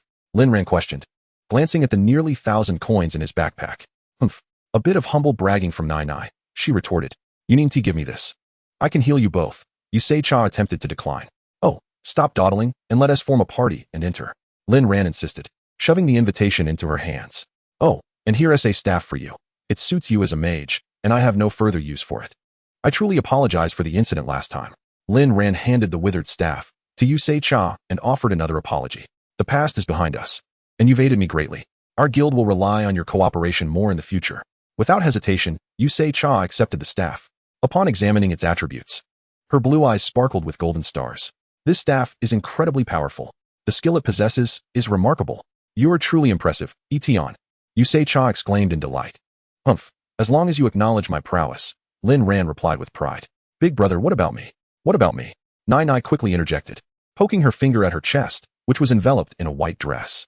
Momentarily captivated by her jelly-like figure, Lin Ran retrieved the bow dropped by the giant skeleton archer from his backpack and handed it to Nai. Wow. Long live Big Brother, Etion. Nai jubilantly leaped up. Lin Ran wiped his nose, ensuring no blood was flowing, and clicked on the god-level difficulty.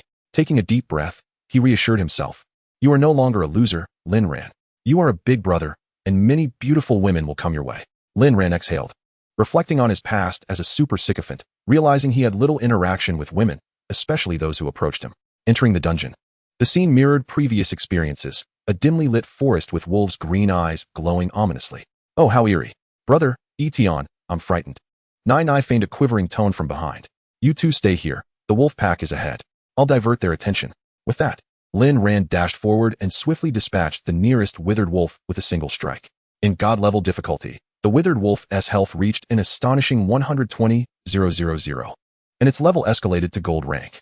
It was almost a walking fortress, yet it could not withstand Lin Ran's formidable assault. Drawing from his previous experience, Lin Ran quickly eradicated the wolf pack ahead. Nai's scream echoed from behind, prompting Lin Ran to turn around, only to find a withered wolf gnawing at Nai's calf. Without hesitation, Lin Ran executed a blink, teleporting behind the wolf and swiftly slaying it. Ouch! You're killing me, Nai cried, hurriedly sipping a high-grade healing potion. Being only level 12, her health was under 2,000 points. After enduring several bites from the withered wolf, she had lost over half her health. However, after vanquishing the final wolf, both Yusei Cha and Nai leveled up simultaneously. In the realm of Xinyu, experience points are equally distributed among team members. After consuming their potions, Lin Ran led the two ladies toward the castle. Upon reaching the entrance, unlike before, Lin Ran executed a blink and appeared right in the midst of the skeletal guards, dispatching one with a single strike. Boom. Due to the dense positioning near the castle, Lin Ran's poison explosion eliminated a significant portion of the skeletal guards. Only then did the skeletal archers on the watchtower react, shooting arrows at Lin Ran. With his ample health and high defense, he merely needed to be cautious of the withering effect. After consuming another high-grade healing potion, Lin Ran swiftly dealt with all the guards below. Then, he waited for his blink to recharge before assaulting the watchtower. Wow, Big Brother, Etion, is so handsome. Nai gushed from behind, enamored. President, seize the opportunity. For our guild, you must make a sacrifice of your charm. I've noticed Big Brother, Etion, looking at you with quite the special gaze. Nai whispered excitedly to Yusei Cha. However, she was soon silenced by a piercing glance from Yusei Cha. President, you have changed, Nai lamented. The two women stood idly by, their experience points soaring rapidly. Lin Ran swiftly concluded the battle, waiting briefly before teleporting in. As before, the colossal skeleton awaited him, accompanied by the familiar meteor hammer and a multitude of skeletal archers. To prevent the archers from attacking the two women, Lin Ran teleported directly to the center, drawing all aggro toward himself. With the aid of a toxic explosion, he quickly finished the fight. Aside from Nai pitifully approaching Lin Ran to charm him into giving her the bow and arrows dropped by the giant skeleton archer, nothing unexpected occurred. Ha ha ha. I also possess a golden level weapon now. Who dares defy me, Nai the Great? Nai proclaimed, hands on her hips, laughing heartily. How long has this illness persisted? Lin Ran asked Yusei Cha while rubbing his temples. Don't ask, there's no saving her, Yusei Cha replied helplessly. Upon reaching the colossal skeleton wizard, Lin Ran examined the self-destruct skill. Undead Mage. Upon death, the undead mage explodes, inflicting 50 of its maximum health as damage to all enemies in the vicinity. The explosion triggers the energy within surrounding skeletal archers to detonate, causing each to deal 10 of their maximum health as explosive damage to enemies. This time, Lin Ran hurriedly teleported to the entrance before the explosion occurred. Finally, he was spared from being caught in the aftermath. You two stay right here and do not open your eyes, Lin Ran instructed. Are you planning to? Nai shyly closed her eyes, her face alight with anticipation.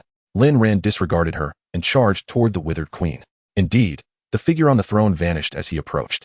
Turning back, he caught sight of the ghastly pale face hanging upside down, nearly brushing against him. Damn, this is unnervingly grotesque.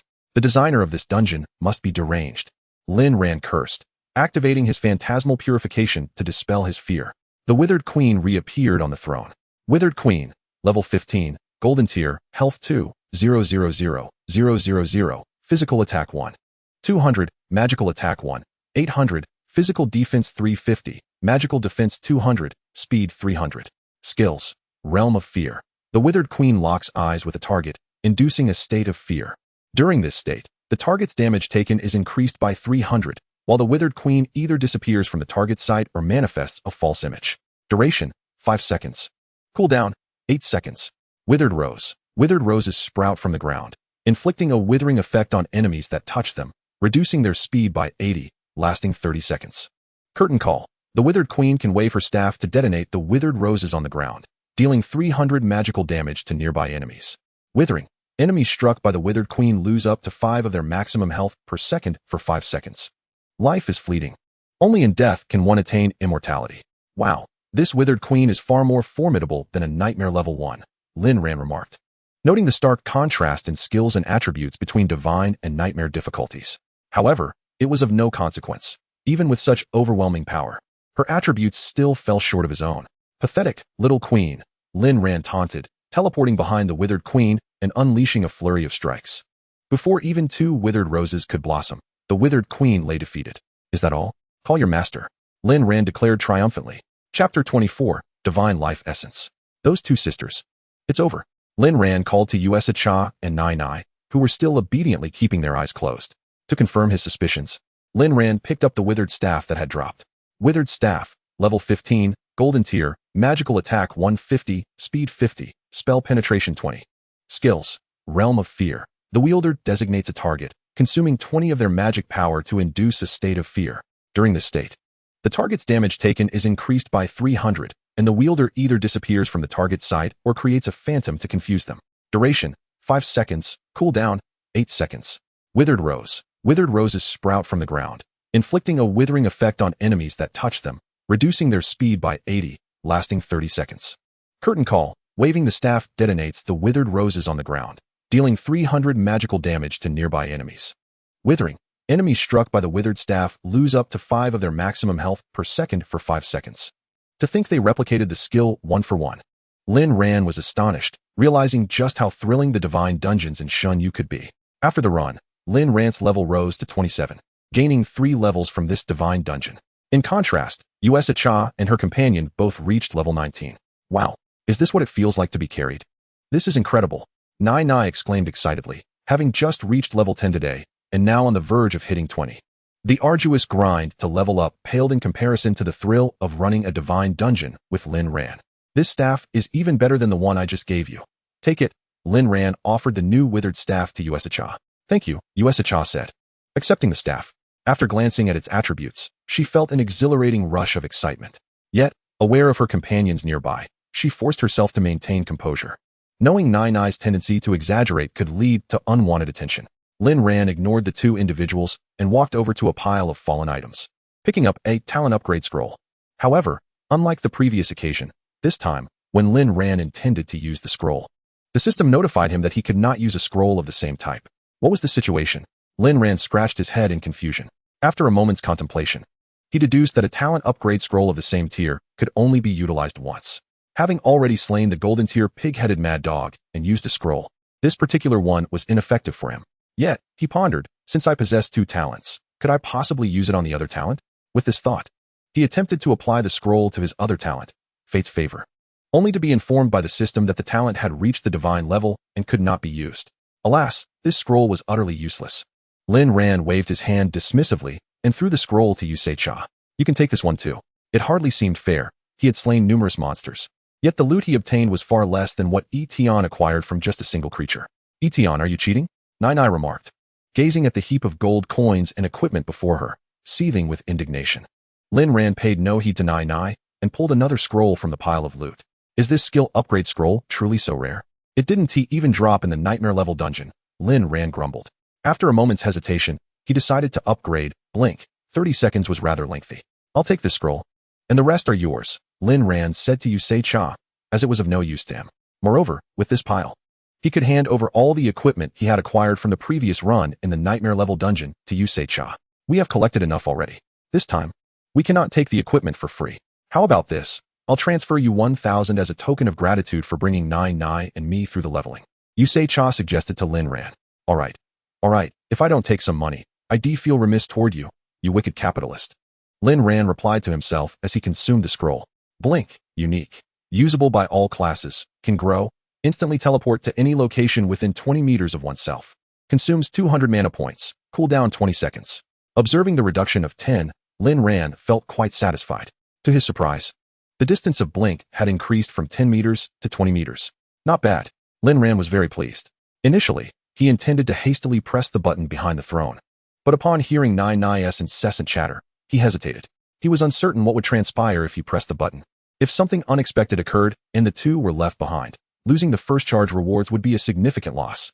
After much consideration, Lin Ran resolved to explore next time. Let us claim the first completion rewards first, he said, waving to Yusei Cha and Nai Nai as he stepped into the teleportation array. Once Yusei Cha and Nai Nai had gathered all the loot and ensured nothing was left behind, they too followed Lin Ran into the teleportation. Server-wide announcement. Players Etion, Yusei Cha, and Nai Nai have successfully cleared the Divine Difficulty Dungeon, Withered Fortress, in 859 seconds. Becoming the first team to conquer the Divine Difficulty Dungeon, Withered Fortress. The system rewards each player with 200,000 contribution points, 20 gold coins, and a special potion. At that moment, players in the Huaxia server were buzzing with excitement. World's most handsome, as expected of the big shot, bringing 2 girls at once. I'm so envious. Younger brother believes in Buddha. Just thinking about how the girls brought by the big shot can defeat me in an instant makes me not want to play this money-sucking game. 10 oranges at once. Kid, you're impressive. No wonder you didn't team mention Lu Ruyan. Looks like you came to the game to pick up girls. Etion, I'm awesome, so what? After chatting with Lu Chen for a while, Lin Ran opened his backpack and indeed found another bottle of life essence resting quietly inside. Life essence, no level item. Divine level, cannot be upgraded. Consuming it increases maximum health by 10,000 points. Can be used as a special unlocking item. Note, the effects of life essence vary by level. Just then, Yusei Cha and Nai Nai approached.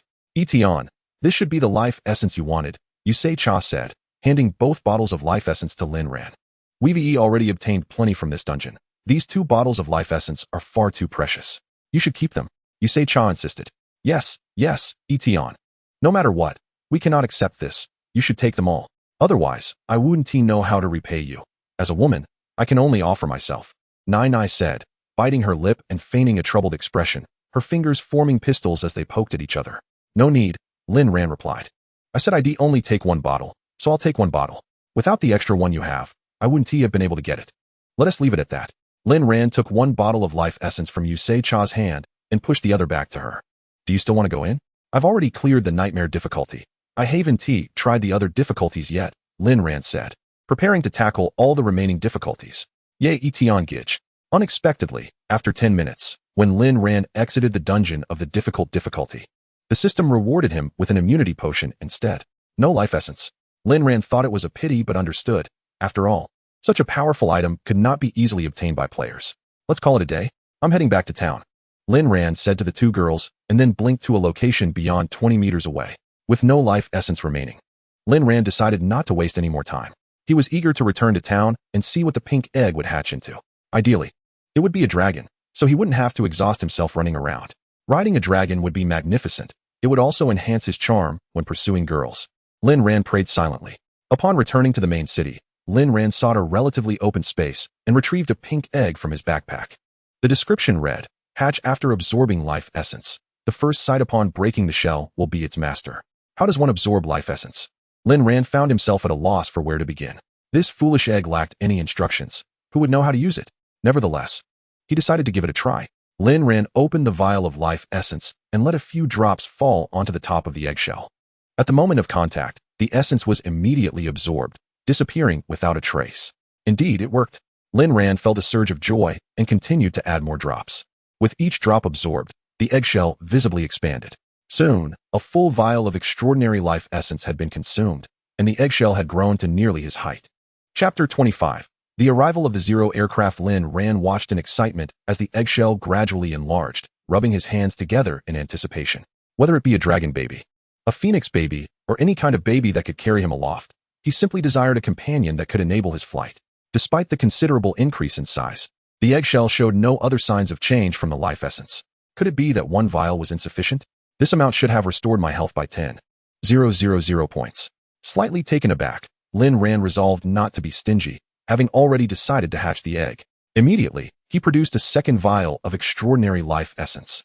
Observing that it appeared to be nearing completion, this time, As the eggshell absorbed the life essence, it did not increase in size, but instead began to tremble incessantly. It's coming. Lin Ran felt an exhilarating thrill, reminiscent of a father anxiously awaiting the birth of his child. With such a large egg, it had to be a dragon. He poured the entire vial of life essence into the egg. The system detected the highest grade of life essence, initiating all processes and inputting commands. An energy membrane pulsated across the surface of the pink eggshell, radiating a mesmerizing Klein blue pattern. Self-check completion rate, 100. The vocal module, still in development, emitted a cold metallic sound through the cracks of the eggshell, reminiscent of the earliest robotic voices. The eggshell began to shatter, and the mechanical skeleton curled within stretched out, temporarily implementing a 0.3-second buffer to ensure that the splintering eggshell fragments would not graze the future master's cheek. What is this? A robot? Lin Ran's mouth hung agape in astonishment, as the final layer of energy membrane evaporated at the shoulder. The internal mechanical life form began to read the nebula-like light flashing in Lin Ran's iris. The arch support system made contact with the ground first, descending 3 millimeters against the conventional parameters of the anti-gravitational field, ensuring that its height would just barely fall short of that of the human before it, an optimal difference to avoid raising suspicion. Initial activation confirmed. Master, I am your loyal servant, Zero Aircraft. The cold mechanical voice emanated from a girl clad in pink armor, who knelt before Lin Ran, bowing her head. What on earth is this? Why did I hatch a person? Lin Ran stared in disbelief at the girl kneeling before him, deciding to check her information. Unnamed, level, 1 rank. Extraordinary type, servant health points, 30. 000 magic points. Unlimited physical attack, 500 magical attack, 500 physical defense, 500 magical defense, 500 speed, 500 skills. Spatial chain. Zero Aircraft marks a location, leaving a spatial imprint. Subsequently, at any time, it can selectively teleport all matter within a 10-meter radius to the marked point. Zero Aircraft can mark up to 3 locations. Exceeding this limit will replace the oldest mark with the newest. Mark cooldown, 24 seconds. Teleport cooldown, 2 seconds. Spatial confinement. Zero Aircraft disrupts the surrounding space of a target, reducing its movement speed by 99 for 60 seconds. Cooldown, 60 seconds. Spatial shield. Zero Aircraft applies a spatial shield to designated targets, up to 2 people, granting them a 20 damage reduction while transferring damage priority to Zero Aircraft. Duration, 5 seconds. Skill cooldown, 10 seconds. Nanospace. Zero Aircraft possesses an internal cubic kilometer of space for item storage. No one can refuse a beautiful servant with both charm and strength, unless they prefer copper refining. At this moment, Lin Ran was utterly astounded. Was this egg not excessively impressive? He believed himself to be quite formidable, yet he felt his imagination slightly lacking. With 30,000 health points and 500 in all attributes, not to mention 4 skills, could this girl be the authoress' own daughter? Gazing at the girl before him, her pink hair nearly touching the ground, Lin Ran quickly urged her to rise. As he assessed her appearance, noting that she was half a head shorter than him, her curvaceous form encased in pink and white armor, and a faint blush dancing across her delicate white face, it was evident that she resembled a humanoid girl clad in armored skin. Lin Ran's eyes nearly bulged from their sockets as she, too, scrutinized him. Master, please give me a name. Zero Aircraft spoke softly, her voice carrying a hint of mechanical resonance, distinctly reminiscent of a teenage girl. Lin Ran found her voice particularly pleasing to the ears. After a moment of contemplation, he replied, I shall be called E. Tian, so you shall be named Tian E. Command received. Creating name, Tian E. Zero Aircraft acknowledges the command. Lin Ran circled around Tian E, growing increasingly satisfied. Had he just acquired a powerful and beautiful bodyguard? Tian E, how do you level up? Lin Ran inquired. The experience points acquired by the master will automatically allocate no less than 50 to Team New York. You may adjust the distribution ratio, with a maximum of 90 allocated to Team New York, she replied. What? 50? Lin felt as if the sky had fallen. Did this mean his leveling time would at least double? However, observing Team New York's attributes that exploded with power at just 1 level, Lin found it somewhat acceptable. Can you only follow me? Is there no other place where I can, store you? Lin organized his thoughts and inquired further. You may keep me in the pet space, but Team New York does not favor the pet space, she said, blinking her large, deep brown eyes. Why? Lin asked, puzzled. Because Team New York wishes to always accompany her master. Oh dear, you make me feel rather embarrassed, Lin admitted. Although he certainly exuded charm and handsomeness, admired by all, he chuckled narcissistically. Come, little Team New York, let us go hunt some monsters. Lin exclaimed. His spirits lifted as he opened the map to search for a suitable leveling location. Please leave a teleportation point nearby for our convenience in returning to town. Certainly, Master. T. New York obediently left a spatial mark in place. Let us go. LNR turned and set off toward the city gates. At that moment, T. New York spoke again. Is the Master planning a short journey? Why not ride on T. New York? Just as LNR turned around. He was astonished to see the stunning girl transform into a pink and white mech motorcycle. My heavens! LNR exclaimed with delight. Pleasantly surprised by this unexpected turn of events, he mounted the motorcycle and input the map into the navigation device. With a roar of the engine, LNR vanished into a cloud of dust. Little T. New York, can you transform into anything else? Perhaps an aircraft? As he just exited the city gates, LNR eagerly asked. No problem, Master. Before LNR could respond, the pink and white mechanical motorcycle rolled over, and in an instant, he found himself soaring above the clouds, standing on a flying apparatus created by T. New York, with thoughtful handrails prepared on either side. Wow, this is incredible, T. New York. LNR was thoroughly satisfied, never expecting such a bounty from merely hunting wild boars. It was safe to say he was indeed the embodiment of fortune. This was far more impressive than any dragon or bird. When not serving as a mount, she could still accompany him, a truly delightful arrangement. Soon, they arrived at their destination. Without LNR needing to issue any commands, T. New York brought him to a smooth halt at the edge of a canyon with a perfect drift. At this moment, T. New York had transformed back into her human form, having set LNR on the ground. This is the highest level monster you can find on the map, LNR mused. Recalling the map indicated that 35 level plant monsters would spawn deep within this canyon. Let us go. Down we jump, LNR declared before leaping off. He had intended to teleport just before landing, but before he could even think, T. New York transformed into the flying apparatus beneath him once more. How considerate. LNR felt deeply moved. As a veteran admirer for a decade, he had never experienced such treatment. They descended together, and LNR soon realized the canyon was much deeper than he had anticipated, approximately 1,000 meters deep. Upon landing, the sunlight was obscured by the towering rock walls on either side, casting the canyon into darkness. Just as LNR squinted to search for the plant monsters, T. New York extended 2 panels, emitting light to illuminate their surroundings. This truly is a treasure trove. Before LNR could fully express his astonishment, he noticed wild monsters beginning to converge upon them. What are these plant monsters? They appear to be animated trees with expressions. Tree monster, level 35, no rank health, 100. 000 physical attack, 1000 physical defense, 800 magic defense, 600 speed, 50. These creatures are weak aside from their level, LNR thought. Though they were feeble, their numbers were considerable. Scanning his surroundings, he discovered that he and T. New York had been surrounded by a dense throng of tree monsters, at least 100 in total. While an average player might struggle, for LNR this was a splendid opportunity. With a swift teleport, he plunged a blade into one of the tree monsters, which emitted a shrill cry. Boom. The poison exploded, obliterating the surrounding tree monsters. Ding. Congratulations, you have slain the 35-level wild monster, tree monster, earning 1000 experience points. Ding. You have additionally earned 5000 experience points. Ding. Your servant T. New York has leveled up. Ding. Your servant T. New York has leveled up. A series of system notifications rang out, and T. New York's level quickly rose to 10. During their journey here, T. New York had successfully won LNR's admiration, prompting him to increase her experience allocation to 90. However, the additional experience effect from the QCIXENG could not be altered. Suddenly, an idea struck LNRN.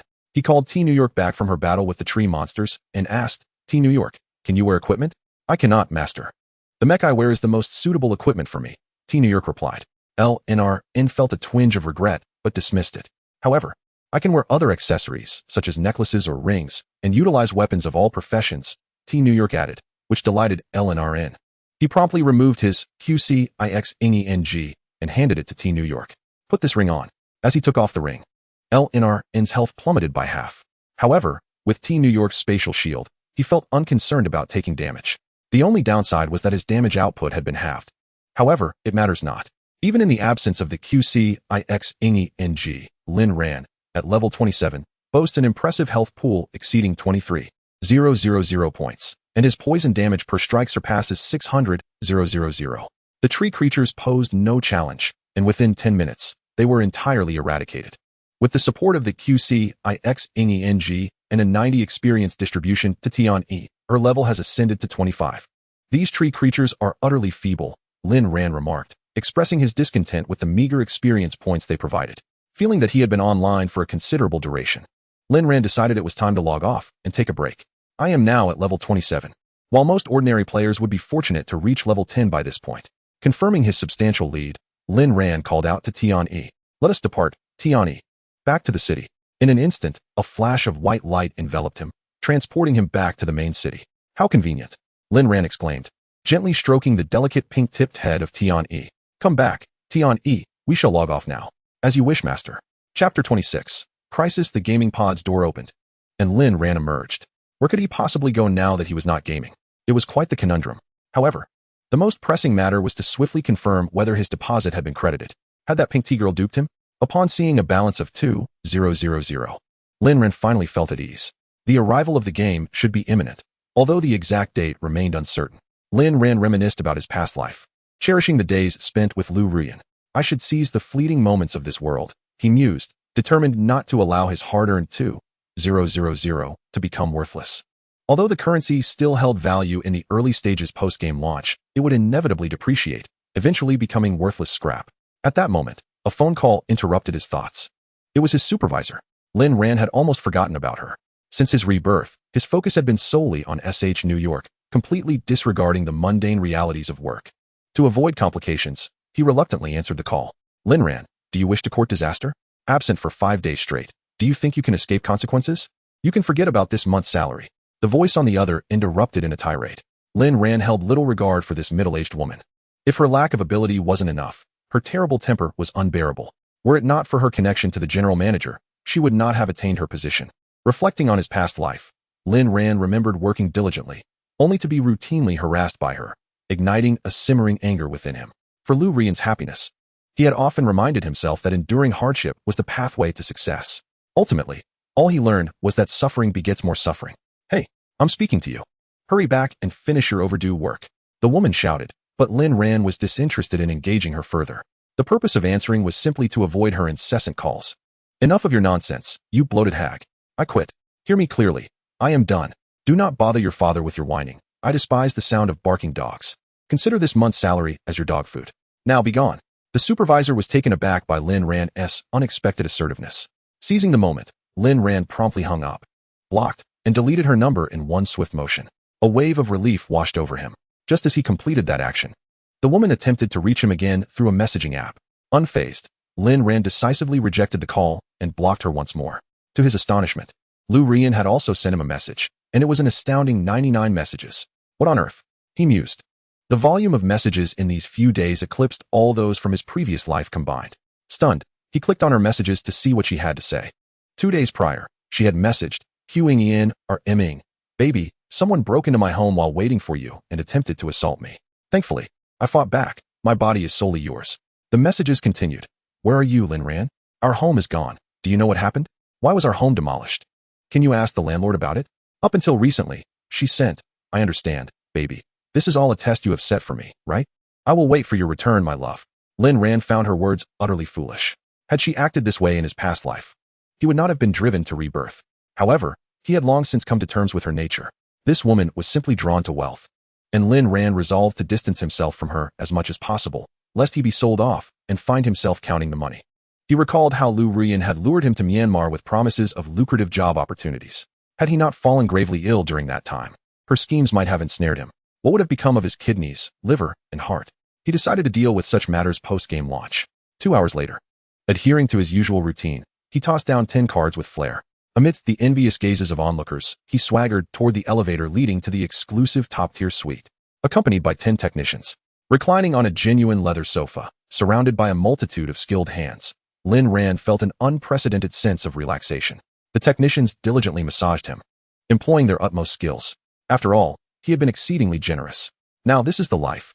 Lin Ran sighed contentedly, gradually succumbing to slumber under the expert ministrations of the technicians.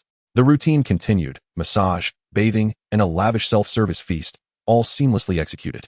Lin Ran even contemplated opening his own spa, for such a life was indeed splendid. Regrettably, it will not be long before the game descends upon the world, where everyone engages in cunning schemes, rendering such leisurely establishments unsustainable. After a night of relaxation, Lin Ran felt invigorated, ready to take on 10 foes. Boss, It's time to settle the bill. With a grand gesture, Lin Ran commanded. Even with discounts, his extravagant spending was staggering. Over 200 had been squandered in a single night. Fortunately, Lin Ran's financial resources were ample, allowing him to indulge without hesitation. In fact, as he departed, he generously rewarded each technician who had attended to him with a substantial red envelope. In truth, Lin Ran need not have spent so lavishly. Others might have splurged for additional services, the nature of which remained a mystery to him. However, Lin Ran had merely requested 10 technicians for the utmost in traditional pleasures, massages, and foot baths. Aside from playfully teasing the technician attending to his feet, he had not made any advances. Just as he had completed his payment and stepped out from the reception, a woman rushed towards him from the entrance. What on earth? Lin Ran thought, unable to discern her features until she turned. It was Lu Ruyan. This woman had come to confront him at the bathing center. It seemed she understood him far too well. Darling, why haven't you replied to my messages? I know this is all part of your test, and I shall pass it, she exclaimed. Please, take me back. Lu Ruyan clung tightly to one of Lin Ran's legs, shouting and creating a scene. Lin Ran was taken aback by her actions, unsure of how to respond. Actually, I was lying. I am not the son of Ma Baba. My surname is Lin. Not Ma. Are you foolish? He blurted out. It doesn't matter, my love. I adore you no matter what. Please don't disappear again or abandon me. Lu Ruyan had just witnessed Lin Ran being escorted by 10 technicians, having settled his bill, so how could she believe his words? Lin Ran felt overwhelmed. Why was Lu Ruyan so insistent on clinging to him? Observing her feigned vulnerability on the ground, a growing crowd began to murmur amongst themselves. Casting curious glances at Lin Ran, I did not wish for this unwanted fame, he thought, attempting to free his leg. But Lu Ruyan held on with the tenacity of rubber. Lin Ran felt as though the sky had fallen. Why must he endure such an absurd situation while merely seeking a moment of relaxation, just when he thought he might crumble under the pressure? A familiar voice emanated from the second floor. Vulgar woman, release him. He is my fiancé. What do you intend to do to him? The words startled Lin Ran, prompting him to look up. Just as he was about to respond, he caught sight of familiar pink hair cascading through the air, her blue eyes radiating authority.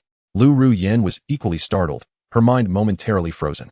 Upon hearing the proclamation from above, the crowd began to point and gossip about Lu Ruyan. Sensing a slight loosening of Lu Ruyan's grip, Lin Ran seized the opportunity to leap away, extracting his leg from her grasp and swiftly ascending the stairs. Lu Ruyan remained on the floor, half reclining. You're talking nonsense. When Lin Ran was chasing me, you weren't even around, she retorted, realizing the tide was turning against her and preparing to retaliate. The woman from above, whose looks rivaled her own, exerted an immense pressure on Lu Ruyan. Alas, the other did not afford her a chance to respond. Security, please escort this young lady out. She is no longer welcome in any establishment belonging to our family, the girl from the upper floor stated, sweeping away, leaving Lu Ruyan to be dragged off by security, her protests echoing. Meanwhile, Lin Ran had escaped Lu Ruyan's clutches, feeling a wave of relief wash over him. Oh, isn't this our omnipotent Etienne de Ren from Xinyu? How is it that you were so thoroughly ensnared by a fragile woman? Yusei Cha approached Lin Ran, teasing him with a smirk. Sister, don't even mention it. I am utterly defeated by this divine being, Lin Ran exclaimed.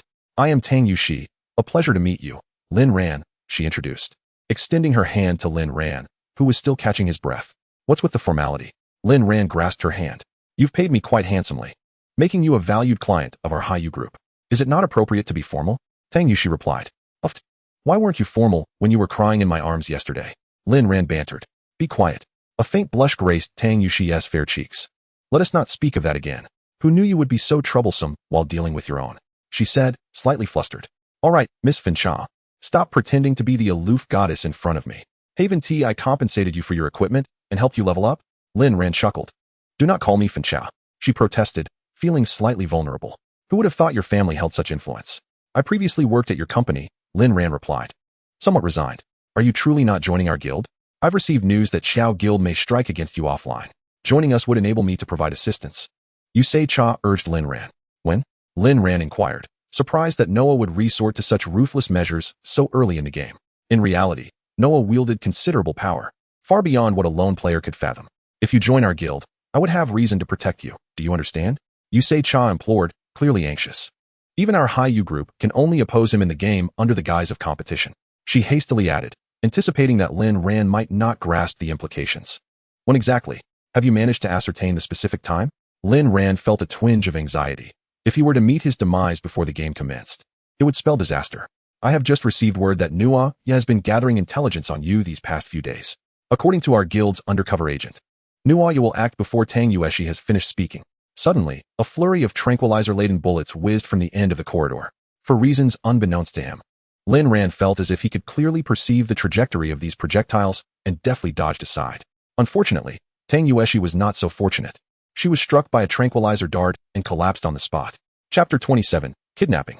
How utterly depraved. Lin Ran exclaimed in outrage. No one could have anticipated that Nuaya would resort to such drastic measures in reality over a mere game. Lin Ran executed a roll into an empty room and hastily concealed himself in the restroom, his heart pounding violently in his chest. What to do? What to do? Calm down, remain calm. Lin Ran's mind raced as he devised a plan.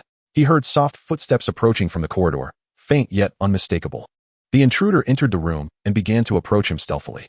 Grabbing a toilet plunger, Lin Ran prepared to fight for his life. The footsteps drew nearer, and his heart raced to his throat. Suddenly, the restroom door creaked open, and Lin Ran sprang into action. What the? He swung the plunger at the intruder with all his might, shattering it in his hands. The person who entered, clad in sunglasses, was knocked unconscious by Lin Ran's strike. Outside, those carrying Tang Yueshi heard the commotion and hurriedly approached with weapons drawn. Lin Ran dared not exit recklessly, crouching behind the door and waiting for the right moment.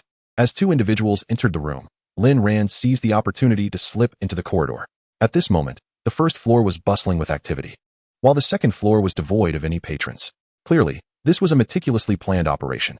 Lin Ran, seeing the unconscious Yusei Cha on the ground, thought that if he shouted loudly enough to draw everyone's attention, they would not dare to brazenly abduct anyone. Summoning all his strength, he prepared to shout, "Help! Someone is being kidnapped," when a tranquilizer dart struck him in the side. In an instant, he felt like a deflated balloon, collapsing to the floor. Damn it, so close. Lin Ran's consciousness began to fade amidst his frustration and regret. Time passed, and Lin Ran awoke from his slumber, his head spinning violently.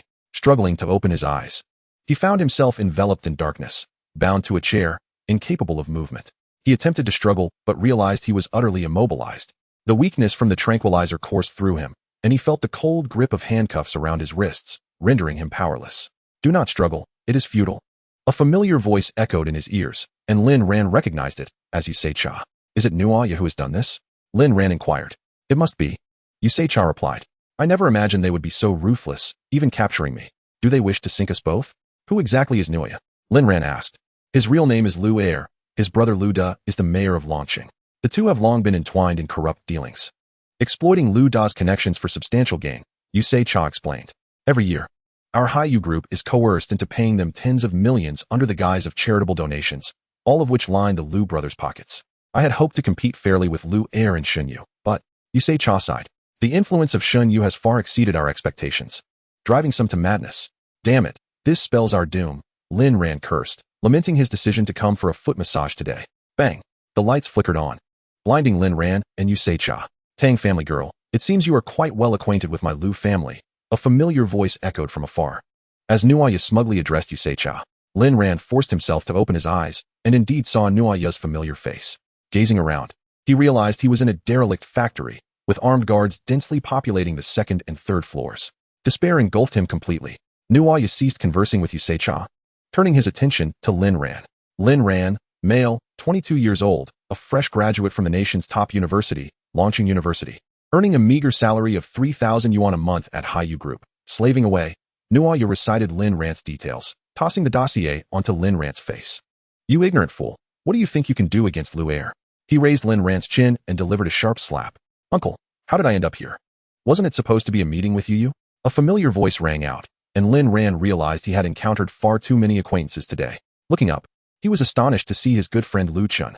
Wait, Lu Chun calls Lu Er uncle. That means Lu Chun's father is implicated here. Lin Ran suddenly felt a glimmer of hope. However, in his disheveled state, Lu Chun failed to recognize him. Yet Tang Yueshi appeared unchanged. Uncle Lu, what is the meaning of this? Lu Chun exclaimed upon seeing the heavily armed guards surrounding them. You? Why are you bound here? Lu Chun rushed to untie Tang Yueshi, but upon discovering the handcuffs behind her, he turned back to Lu Er. Uncle, give me the key. This is kidnapping. My father will never let you go if he finds out. Lu Chun exclaimed in disbelief. Lu Er's voice echoed. Haven't you pursued this girl for half a year?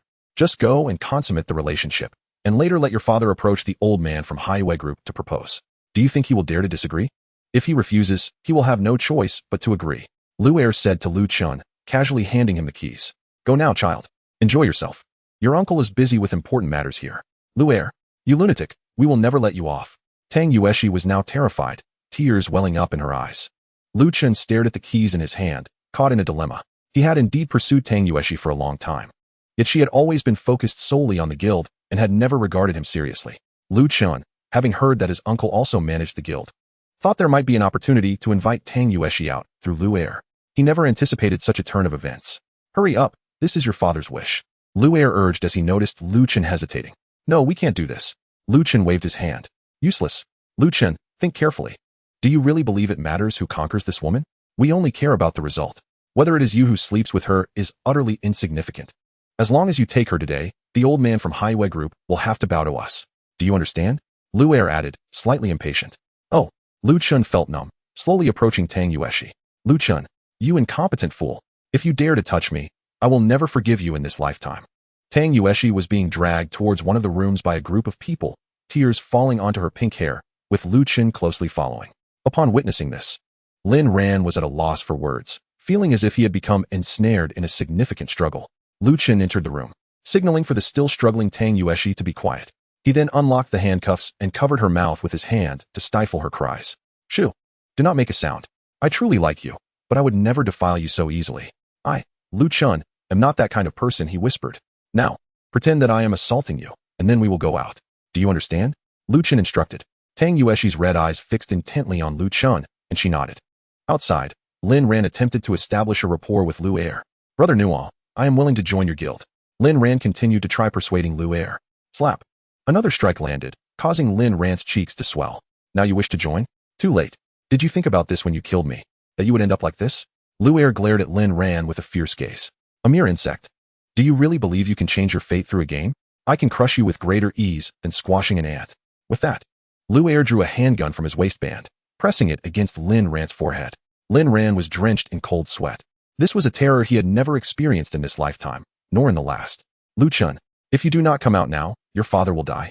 Damn it. Lin Ran shouted, at this moment, placing all his hopes on his good brother. Bang. Lu Chen heard Lin Ran's voice and kicked the door open. Lin Ran. Lu Chen said in disbelief, truly not recognizing Lin Ran, primarily because he was unaware of the situation at hand. Why does your face seem to have gained weight? Lu Chen remarked. Damn, it's because your uncle hit me.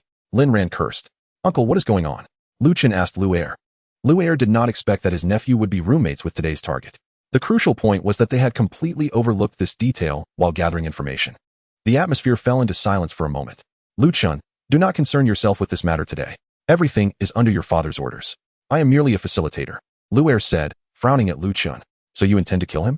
Lu Chen's earlier weakness vanished as he stared at Lu'er. He must die today. There is no other choice. Do you know how significant the interests at stake are? Lu Chen, grow up. Lu'er continued to attempt persuasion. I do not care how great the interests involved are. All I know is that Lin Ran is my sworn brother. My father rarely sees anyone, and others have reached out to his son, yet he dares not utter a word, all for his position in launching. Does he still consider himself a man? Lu Chen seized the guard's firearm, knowing that everyone here understood their identities and dared not resist. Lu Chen aimed the gun at Lu'er, and the atmosphere grew tense. Lu Chen, are you insane? Lu'er stared intently at Lu Chen. Bang! Lu Chen shot Lu'er's hand, severing it at the wrist. Blood splattered onto Lin Ran, who watched as Lu'er fell to the ground, clutching his severed wrist. Doctor! Doctor! Lu'er shouted from the ground, veins bulging on his forehead, as a horde of doctors rushed over to bandage him, attempting to reattach his hand. Lu Chen approached and kicked aside the doctors blocking his path, pressing the gun to Lu'er's head. The keys, Lu Chen said menacingly.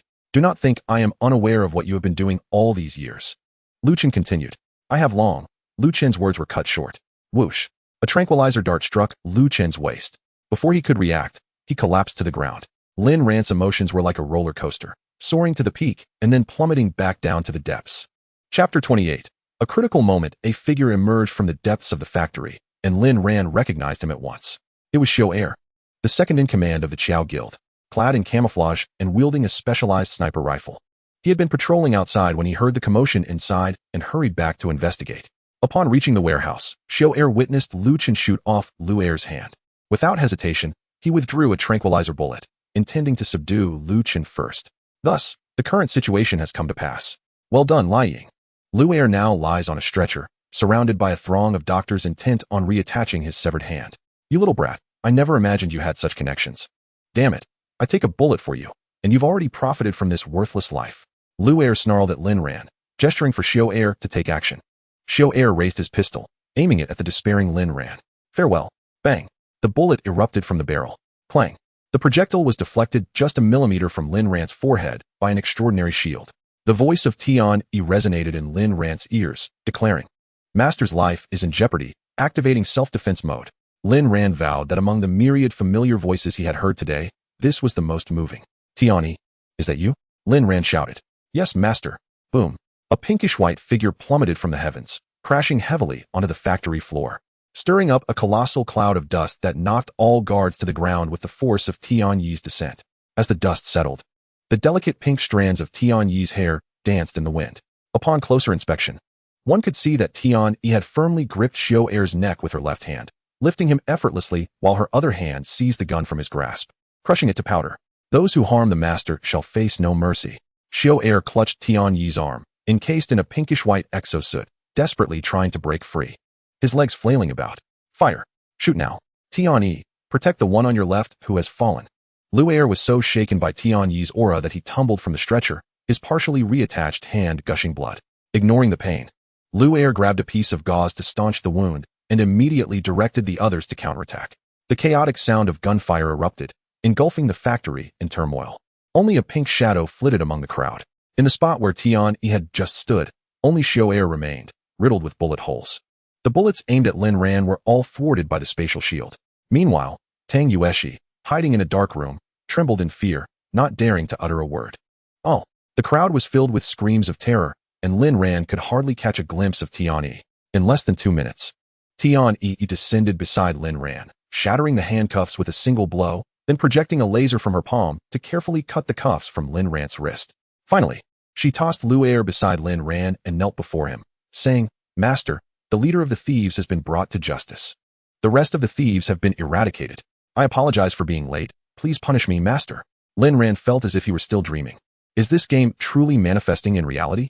His mind, reeling from the highs and lows, left him in a daze. Tian-Yi, have you been by my side since I logged off? No, Master, I have remained in the pet space. I cannot leave unless you are under threat. You mean you could always see what was happening outside? No, Master, I cannot see anything. I can only sense when your life is in danger. Lin Ran sighed, finally regaining his composure. Get up. He helped Tian-Yi to her feet, only to notice tears streaming from her brown eyes, tracing down her smooth cheeks and falling to the ground. Lin Ran was astonished. He had not anticipated such unwavering loyalty from his servant. Enough of the tears. It's all right now. Lin Ran wiped Tian-Yi's tears away, his fingers brushing against her flawless face, which felt indistinguishable from that of a human. Lu Er was utterly dumbfounded at this moment. Isn't this a joke? Writing a novel? A beautiful woman descending from the sky to rescue the protagonist, master and servant united? So I am the villain who harms the protagonist? Lu Er's mind was a muddled mess, gradually losing its capacity for thought. Kill him. Lin Ran had no desire for further conversation, commanding Tian-Yi to end Lu Er's life. No, please. I have information. I am still useful. Before he could finish his plea, the nanoblade extending from Tian-Yi's arm cleaved Lu Er in two. Lin Ran approached the room where Lu Chun and Moonlit Tea had entered. Come out, Fanchame. It's all clear, he called. Moments later, a disheveled Tang Yueshi emerged from the dark room, her clothing torn by Lu Chun, leaving her transparent lace undergarments barely concealed. The primary purpose of this was to avoid detection. Gazing at the sea of corpses, Tang Yueshi could no longer contain herself. She retched violently. In truth, Lin Ran found the scene equally unsettling, but thankfully, Tian-Yi had secretly purified the air around him, sparing him from the nauseating stench. Did you kill all these people? Tang Yueshi's face turned pale, her fingers trembling as she pointed at the lifeless bodies. Lin Ran nodded, not denying it. At this point, denial was futile. Whoa. Tang Yueshi could no longer hold back. As the pampered daughter of the Tang family, she had never witnessed such a scene. She clung to Lin Ran's arm, sobbing. Oh dear, my young lady. Lin Ran was at a loss for words. This only served to displease Tian-Yi, who pouted and turned her gaze away. How did you manage to do this? After a moment, Tang Yueshi regained a semblance of composure and asked Lin Ran. Realizing he could no longer conceal the truth, Lin Ran patted Tang Yueshi on the shoulder and replied, Xinyu is not merely a game. You say cha? We have no choice. Tang Yueshi shuddered, as if grasping some incredulous revelation, and turned to Lin Ran. Really? Indeed. But we do not know how long it will take. Remember, do not disclose this. developed discreetly. Tang Yueshi lowered her head in contemplation, eventually regaining her senses, as if she had accepted this new reality. Thank you. I merely hope that we can always stand together. As for being my enemy, that is of no concern to me. Lin Ran, however, felt indifferent. After all, with Tian-Yi by his side, there appeared to be nothing in the real world that could pose a threat to him at the moment. All right, let's leave quickly. This place is not suitable for prolonged stay. Tian-Yi, gather up the one on the ground and take him back to the villa. Understood. Tian-Yi swiftly packed all the bodies into her storage space and soared into the sky. Moments later, she descended beside Lin Ran. Master, I have disposed of all their bodies into outer space. Well done. Following this, Tian-Yi executed a backflip and transformed into a compact passenger vehicle. Lin Ran placed Lu Chun in the back seat while he and Tang Yueshi occupied the front. Upon inputting the destination, Tian-Yi commenced driving. An hour later, the group arrived at the entrance of Lin Ran's gaming villa. I must return first to report today's events to my grandfather. All right, Tian-Yi, please escort Miss Tang back. Lin Ran instructed. No. What Lin Ran did not anticipate was Tian-Yi's refusal of his request. As everyone turned their gaze toward her, Tian-Yi seemed to realize she had misspoken, her cheeks flushing crimson. No, what I meant was, I want to stay here to protect my master. I cannot leave his side, she declared, gesturing earnestly. It's fine, I can return by myself. Someone will come to pick me up. Tang Yueshi waved her hand dismissively and walked away. Let us return as well. Lin Ran said. Master, I did not intend to disobey your command, Tian-Yi said, her voice tinged with distress. She longed to be with her master, her voice growing softer. All right, it's fine. I owe you my life today, otherwise I would have perished here, Lin Ran said sincerely, patting Tian-Yi's head. Now, let us carry this sleeping man inside. Understood. Chapter 29. The truth. Upon returning to the villa, Lin Ran hurriedly took a shower to wash off the blood that clung to him. He then handed his blood-stained clothes to Tian-Yi, who promptly incinerated them into ashes. Seated in the living room, Lin Ran pondered all that had transpired that day. According to his memories from a previous life, the earliest reports of the Shunyu event were not expected to occur for at least 2 months. Although it was indeed swift, it paled in comparison to the present speed. How long had it been since Shunyu launched its server on Earth? Not even a week had passed, and Lin Ran had already extracted Tian-Yi from the game. Could it be due to an Easter egg? Lin Ran mused. Was this what they referred to as an Easter egg? An early arrival? Was it exclusive to Tian-Yi, or could others also achieve this? Thus, Lin Ran called for Tian-Yi. Tian-Yi, if I summon you in the game, can I also summon you here? Of course, master. Tian-Yi replied with an expression of certainty. I am your servant. You can summon me whenever and wherever you please. What must I do to summon you? Lin Ran inquired further. You simply need to have the thought of summoning Tian-Yi in your mind, and I will sense your call, she explained. So, it works that way, Lin Ran remarked. Suddenly, another thought crossed his mind. Could I place items into your storage space, summon you here, and then retrieve the items from your space? Lin Ran asked, feeling hopeful. I'm afraid that is not possible for now, master, Tian-Yi replied regretfully. She sensed that the two worlds were rapidly merging, yet the integration was still in its infancy. Tian-Yi's storage space had also been divided into 2 parts. Logically, at this stage, no one besides Tian-Yi could access Lin Ran's world. Is that so? Yet it is true. After all, Shunyu has only just launched its server for less than a week, Lin Ran contemplated. Hee, am I not impressive, master? Tian-Yi beamed, resembling a blooming snow lotus as she showcased her beauty to Lin Ran. Indeed, Tian-Yi is the best. Lin Ran affectionately patted Tian-Yi's small head, finding her utterly endearing. Meanwhile, Lu Chun, who had been asleep for half the day, finally stirred. Today, I shall end you with a single shot. I will use your blood to honor my brother's spirit. Lin Ran kicked Lu Chun's backside. Hey, wake up. Stop mumbling in your sleep. Your father is still alive. Seeing that Lu Chun showed no reaction, Lin Ran delivered several resounding slaps. Only then did Lu Chun groggily open his eyes. What? Am I dead? Oh no. If I see you, Lin Ran, then I must surely be in hell. Lu Chun was still in a daze when Lin Ran slapped him again. What was that for? Wait, where am I? Lu Chun looked around in confusion. It's a long story, brother, Lin Ran sighed deeply. Lin Ran, how did we escape? What about my uncle and the others? Did they harm you? Lu Chun asked Lin Ran. Lin Ran gazed at his brother, realizing that he was the only person he had not lost touch with in his previous life. That time, when Lu Chun got excessively drunk at the bar, his father's political rival had attempted to harm him. Lin Ran had helped Lu Chun evade danger, and they had narrowly escaped. Little did he know that his brother would be so loyal, willing to shoot without hesitation. Lin Ran was unaware of the complexities surrounding Lu Chun's family. Otherwise, he would not have been so surprised. Anyway, it's a long story, so I'll be brief. Tian-Yi, come here. Lin Ran called for her. Wow, brother, nice going. Keeping a beauty hidden away, This outfit, do you have a preference for this type? Lu Chen exclaimed, admiring Tian-yi. Come, Tian-yi, give Lu Go a surprise. Transform into a sports car. To Lu Chen's astonishment, Tian-yi performed a nimble backflip. Before his eyes, a supercar emerged. Featuring a matte black base adorned with flowing pink-white patterns, golden rims, and a grille interwoven with carbon fiber and luxury. Lu Chen pointed at Tian-yi, momentarily rendered speechless. Tian-yi was capable of flight. Lin Ran issued another command. Received, Master. With that, a hypersonic fighter jet materialized before Lu Chen. I must be dead. This must be hell. You are undoubtedly a devil sent by the heavens to toy with me. Bring it on. Lu Chen entered a state of bewilderment.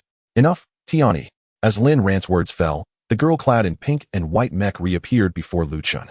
Brother, as you can see, this is the truth. Lin Ran patted Lu Chen's shoulder. What on earth is happening? Lu Chen urgently inquired of Lin Ran, his mind struggling to comprehend the sheer madness of the situation. Do you recall, Xinyu? This game is no ordinary game. Do you understand what I mean? Lin Ran said seriously to Lu Chen. Are you suggesting that this pink-haired girl emerged from Xinyu? Lu Chen tentatively asked, pointing at Tian-yi. I am not a pink-haired girl. My name is Tian-yi. It was given to me by my master. Tian-yi protested. Is everything you say true? Lu Chen asked again for confirmation. Absolutely. Moreover, as time progresses, all elements from Xinyu will gradually descend upon us, and we must seize the opportunity. Lin Ran added. This damned world. Lu Chen cursed. I killed your second uncle. Everyone present today, except for Tang Yueshi, was slain by me. Lin Ran told Lu Chen. That scoundrel deserved to die? You have no idea how many shady dealings he and my father have engaged in over the years. You are completely unaware of the unspeakable acts my father committed to attain his current position, Lu Chen raged. These two scoundrels were directly responsible for my mother's death. Lu Chen lamented. Lin Ran sighed and patted Lu Chen. Suddenly, he recalled Tang Yueshi's disheveled appearance. By the way, did you? With the pink-haired one? No. I deliberately tore her clothes. That way, my second uncle wouldn't discover anything, Lu Chen confessed. I didn't expect you to have some principles, you beast. Lin Ran teased. TCH. Lu Chen retorted. It's still not as intense as your infatuation with Lu Ruyan. Lin Ran awkwardly chuckled. Hurry and wash up. Then get ready to log into the game. There's a gaming pod in the guest room next door. Quickly level up to 10 and come find me in Zhongyuan City. I'll be waiting there. Lin Ran instructed Lu Chen. With the gear I provided, you can easily dominate the novice village. Thus, both parties began their preparations. Before entering the game, Lin Ran made sure to instruct Tian-yi. Tian-yi, I won't summon you in the game.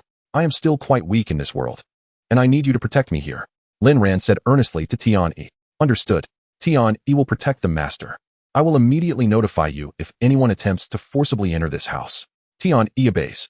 Chapter 30. The Shadow of the Withered Goddess. Upon returning to Xinyu, Lin Ran opened his inventory and was pleasantly surprised to find his colorful lucky ring had returned. Little Tian-yi is truly considerate. Lin Ran found himself increasingly fond of his servant, who seemed to attend to every detail. However, without Tian-yi, Lin Ran had to rely solely on his own capabilities.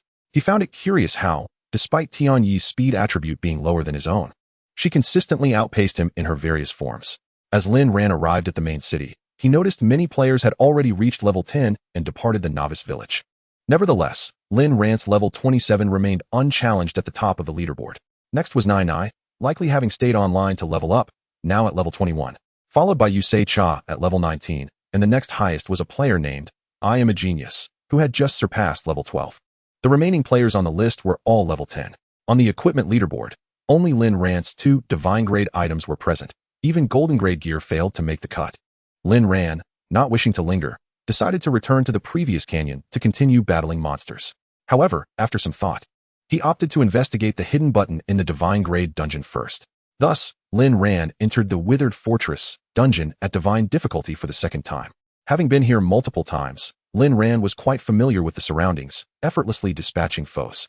As the gigantic skeletal wizard and skeletal archers exploded in unison, Lin Ran quickly reached the throne of the Withered Queen.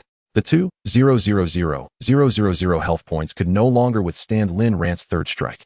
Aside from the mandatory close-quarter combat segment, which was somewhat irritating, the rest of the encounter was a swift victory.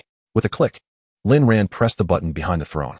A golden light enveloped his entire field of vision.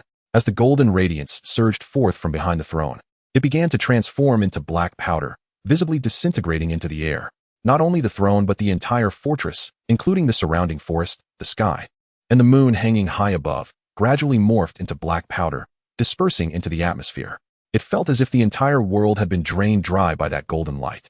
Wilting away, as Lin Ran curiously surveyed his surroundings, he felt as though he were engulfed in chaos.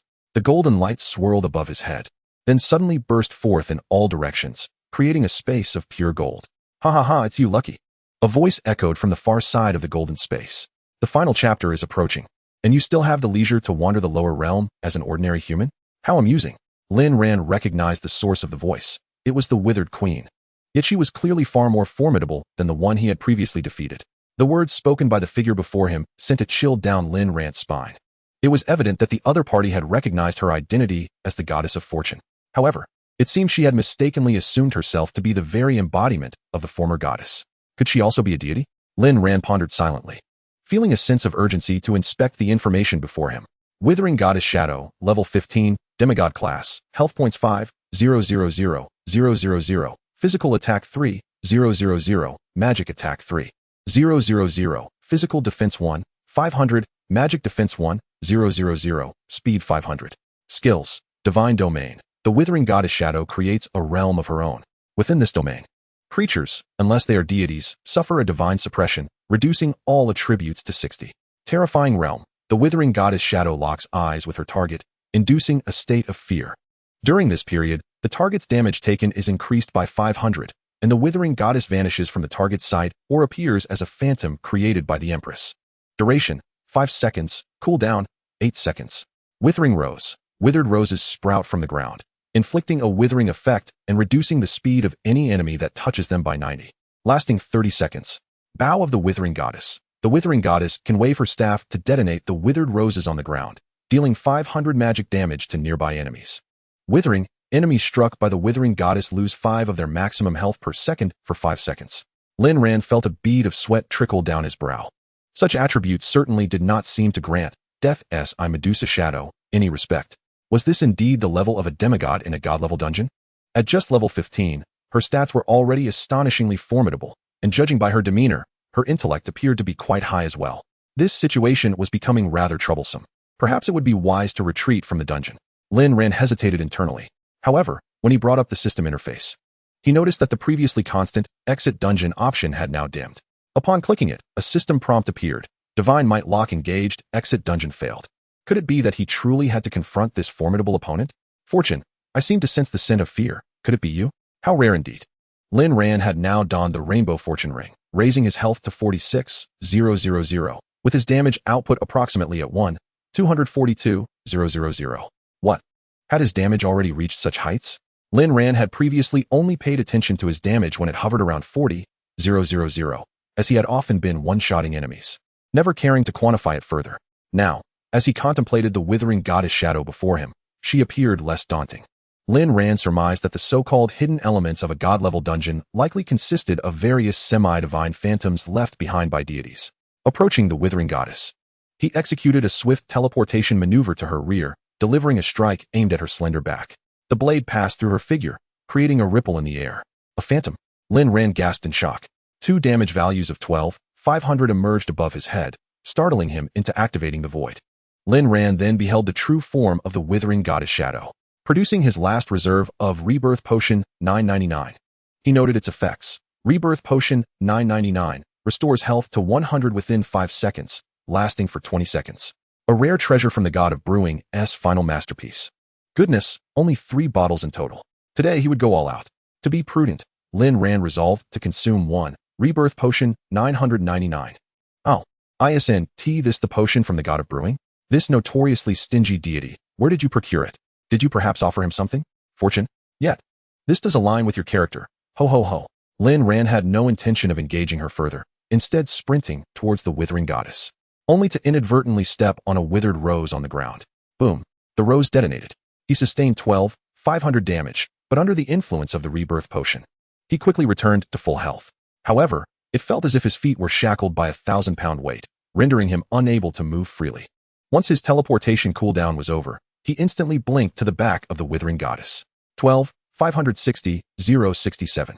Noticing Lin Ran's immobility, the Withering Goddess promptly summoned a dense thicket of withered roses around him. The effect of the poison remained potent. Yet relying solely on the poison would not suffice to vanquish the Withering Goddess. It appeared she was unconcerned about her health points. as though everything transpired as she had anticipated. Ho ho ho. Can you imagine the expressions of those in the divine realm if they knew the illustrious fortune was being toyed with in such a manner? I can hardly fathom. Ha ha. The withering goddess laughed heartily. Boom. The withered roses surrounding Lin Ran exploded in unison. He activated the guardian bell, preserving his life. However, the guardian bell could only immunize against damage and control, not against speed reduction. His void was still on cooldown, and the withering goddess's speed matched his own. As she distanced herself, Lin Ran found himself unable to reach her. Damn it, just one more strike. With his movement speed diminished, he could not evade the ever-growing withered roses. Was he destined to meet his end here? Panic surged within Lin Ran. Curse it, today had been a tremendous loss. He secretly regretted his decisions. Pulling out his last 2 bottles of immunity potions, he recalled that he had initially obtained 3 bottles. 2 had been consumed in the novice village, and he had secured one from clearing a challenging dungeon. Immunity Potion 999 grants immunity to all subsequent damage and control for 10 seconds. A rare treasure from the god of brewing's final masterpiece. Lin Ran gulped it down. Instantly, his movement speed restored. Fortune, did you bestow something upon that old fellow? How did you even manage to acquire the immunity potion? How could you lower yourself to such a level? That old fellow is both ugly and unfortunate. I truly look down on you. Fortune. The withered goddess shouted fiercely at Lin Ran, but he had no time to respond. Seizing the opportunity to regain his speed, he quickly caught up to the shadow of the withered goddess and delivered the final blow. The damage was 1,256,067, triggering the poison effect for the second time, causing the withered goddess's health to plummet to 0. In her final moments, Lin Ran heard her curse him, exclaiming, "Luck? I hate you. You would rather give it to that old dead man than to me. I hate you." A notification chimed. Congratulations, you have slain the demigod-level shadow of the withered goddess. You have gained 500,000 experience points and 1,000,000 contribution points. Additionally, you have gained an extra 250,000 experience points. Another notification followed, informing him, congratulations. Your level has risen to 28. Health, 500. Mana, 300. Speed, 10. What kind of storyline is this? These divine projections must have some serious issues. Lin Ran silently scoffed, relieved that he had not been recognized. As the shadow of the withered goddess collapsed, he hurried to search for loot. However, at the moment of her demise, the entire golden barrier began to constrict continuously. It soon transformed from gold into a vibrant, multicolored substance, which Lin Ran instantly recognized. To his delight, it was the original essence. This substance, which enhances divinity, could only be obtained through the hidden difficulty of a divine-level dungeon. Without hesitation, Lin Ran hastily consumed the original essence. You have absorbed the original essence. Your divinity has been enhanced. Another notification followed. Absorbing one more original essence will elevate your divinity to the 2nd tier. The system's voice reminded Lin Ran that his divinity had already reached the 1st tier, allowing him to influence the luck of others, a power he had never utilized. After absorbing the original essence, Lin Ran discovered that there was nothing else left. As a demigod, he had received no loot at all. What a disappointment, he lamented. And then he was transported out of the dungeon. Upon exiting, Lin Ran heard the system's voice announce, all servers report that player Etion has completed the divine-level dungeon Withered Fortress hidden task by defeating the shadow of the withered goddess, taking 1,058 seconds. The overall difficulty of the dungeon Withered Fortress has decreased, and all monsters' attributes have been reduced by 60. The Withered Empress permanently loses the skill, Realm of Fear. The system rewards player Etion with 200,000 contribution points, 20 gold coins, and a special potion. Wow, I actually did something good, Lin Ran exclaimed proudly. However, he quickly realized that this meant the staff with 4 skills had become a rare item. He waved his hand, indicating that it was not intentional. Glancing at his inventory, he found that the system had awarded him a bottle of divine-level life essence. This item was quite rare, and with the addition of a bottle of demigod-level life essence, Lin Ran now possessed 2 bottles. He had no intention of using them immediately, as his attributes were already impressive. What if he encountered a hidden treasure or a rare item later? He carefully stored the life essences and noticed a message from 1 Byte 10 Oranges. 1 Byte 10 Oranges said, I have arrived at Zhongyuan City. Where are you? Etion replied, wait a moment at the teleportation circle. I will return shortly. Chapter 31, Goblins? After responding to Lu Chen's message, Lin Ran hurriedly dashed towards the main city. He found himself increasingly reliant on Tianyi. Ever since he had experienced Tianyi's flying device, he could hardly bear the thought of running anymore. Moments later, Lin Ran encountered Lu Chun at the class change hall. Lu Chun was pacing in front of several class change mentors, clearly agitated. Kid, what are you doing here? One of the mentors exclaimed, unable to contain his irritation. Nothing. Just go eat your oranges and stop wandering around in front of me. It's giving me a headache, Lu Chen retorted. Seeing Lu Chen about to retaliate, Lin Ran quickly pulled him out of the class change hall. Don't do that. My brother, don't provoke them. You never know who might be a divine being. Lin Ran cautioned. Seriously? Is that true? Lu Chen asked skeptically. You idiot, believe it or not. Lin Ran replied, exasperated. If you end up dead, don't drag your father down with you. What do you think I should change my class to with my talent? Lu Chen asked, displaying his information panel to Lin Ran. Talent. Fate Compass, level, allows you to predict the outcome of your next action, which will influence the result of that action. Upon seeing this talent, Lin Ran was thrilled. A prediction? Who am I? I am the god of luck. With me around, the outcome of that prediction is a foregone conclusion. You should change to summoner. Hurry. By the way, take this staff and exchange it with the summoner's mentor for a proper summoner weapon, Lin Ran urged.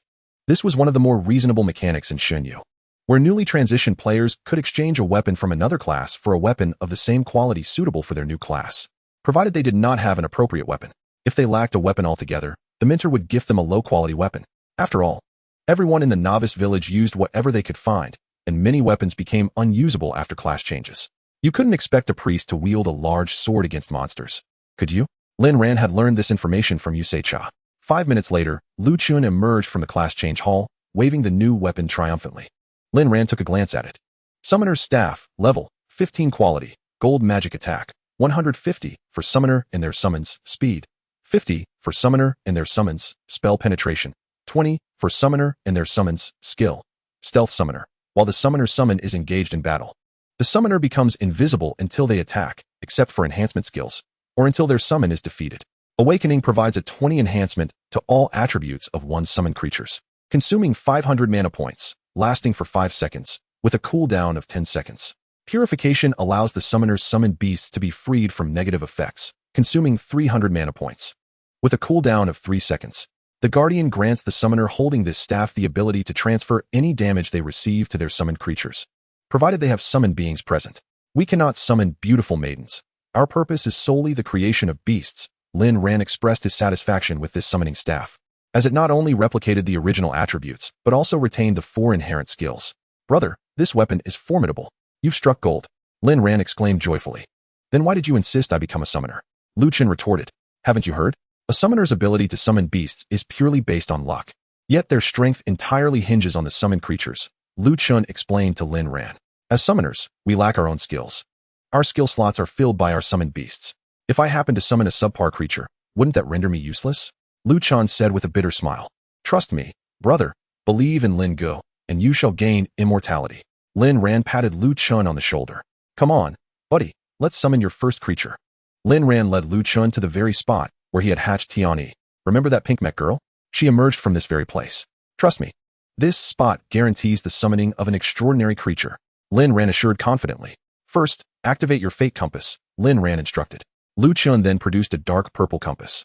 Adjusting the pointer, Lin Ran invoked divine power for the first time, sensing that the laws of luck surrounding Lu Chen were, at this moment, seemingly under his control. He channeled all the luck into Lu Chen's fate compass. The rapidly spinning pointer emitted a fleeting golden glow, vanishing almost instantaneously, before Lu Chen even realized it. Ultimately, the compass left a character in Lu Chen's mind. Fortune. Holy cow, Lin Ran, it's Fortune. Lu Chen shouted in delight. You fool. Don't call me by my real name in the game. Lin Ran scolded. Hurry up and summon. Hurry. Lin Ran suddenly felt weak, as though he had been drained. He was astonished by the effort required to harness the laws of luck. Meanwhile, after making a series of bizarre gestures and reciting a multitude of strange incantations, Lu Chen raised his staff and shouted, Come forth, Pikachu. The space began to ripple, and soon a portal appeared, from which emerged a humanoid creature. Lu Chen was ecstatic. Could it be that I can summon a beautiful maiden too? Ha! However, Lin Ran remained silent, as he sensed something was amiss with the creature's height. Hey, buddy. Your maiden seems to be less than 1 meter tall, Lin Ran remarked. At that moment, Lu Chen was also fixated on the portal's entrance, where the creature became increasingly distinct. Finally, its true form was revealed, a goblin. Boom. Lu Chen felt as if struck by lightning, collapsing onto the ground. He now understood the game's significance. Summoning a goblin was tantamount to rendering himself useless, at least until he reached level 20 and earned a second summoning opportunity. He was effectively incapacitated. Damn it, Lin Ran, it's all your fault. I've been ruined. Lu Chen pointed an accusatory finger at Lin Ran. From now on, I'll have to rely on you to level up. I refuse to accept this. Lu Chen continued to complain. Lin Ran interrupted Lu Chen's lamentations. Stop whining. Look at the goblin's attributes. You've struck gold. Hearing this, Lu Chen quickly glanced at his interface. Goblin Emperor, level 10, scales with the summoner's level. Rank, Royal Blood Health. 100, 000 physical attack, 0 magic attack, 0 physical defense. 1, 000 magic defense. 1, 000 speed. 50 skills. Ready to deploy, Goblin Emperor summons a goblin army, including 10 goblin generals, each commanding 10 goblin archers, 10 goblin vanguard, 10 goblin heavy cavalry, 10 goblin sorcerers, and 10 goblin assassins. The attributes of the summoned goblins depend on the summoner's level. Summoning cooldown, 2 seconds. Holy cow, let me calculate. Doesn't that mean I could summon over 500 goblins in one go? A full-fledged army? This is outrageous. Lu Chen exclaimed excitedly. At this moment, Lu Chen and Lin Ran carefully examined the summoned goblin. With brown skin and clad in a thick fur coat, standing less than a meter tall, it initially appeared similar to an ordinary goblin. However, upon closer inspection, they noticed it wore a golden crown atop its head, signifying its extraordinary status. At that moment, the goblin was affectionately rubbing its face against Lu Chen's thigh, displaying a semblance of intimacy. Wow, this is exhilarating, brother. Let's go hunt some monsters. Lu Chen urged impatiently. What's the rush? Do you even know where the monsters are? Just go and hunt. Lin Ran doused his enthusiasm with cold water. Just check the map, silly. Huh, where's the map? I can't find it. Lu Chen frantically scoured the system interface, unable to locate the map. What the hell? Does this game not even provide a map? Lu Chen exploded in frustration. Lin Ran tossed the map to Lu Chen. Here you go, Little Orange. Quickly import it into your system. Alright, Little Orange complies. After completing these tasks, Lin Ran intended to accompany Lu Chen to assess the strength of the army summoned by the Goblin Emperor. Let's head to that spawn point for level 11 monsters. Lin Ran suggested. Let's go?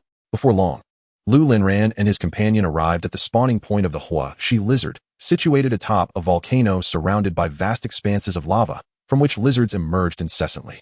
Goblin Emperor, summon forth. Lu Chen commanded the goblin. Responding to the order, the Goblin Emperor removed his crown and tossed it into the sky. In an instant, a well-trained army materialized behind him. Lin Ran examined the summoned Goblin General and Goblin Archer, who merely glanced at him before turning away. Goblin General, level 10, determined by summoner's level. Rank, General Health, 80. 000 physical attack, 800 physical defense, 200 magic attack, 400 magic defense, 100 speed, 100 skills. Inspiring Horn of the Goblin General, enhancing all goblins' attributes by 20 for 30 seconds. With a cooldown of 1 second, the inspiring effect is stackable. Goblin Archer, level 10 rank, Soldier Health, 10. 000 physical attack, 1. 200 physical defense, 80 magic attack, 0 magic defense, 40 speed, 200 skills. Frenzied Goblin Archer enters a berserk mode, increasing attack speed by 50 and damage by 20 for 5 seconds, with a cooldown of 10 seconds. Damn it, this is your lucky day. Lin Ran cursed, handing Lu Chen a large quantity of high-level healing potions, even giving him one of his 2 regeneration potions. It was evident that these summoned creatures, bolstered by Lin Ran's luck, were far superior to any other summoned beasts.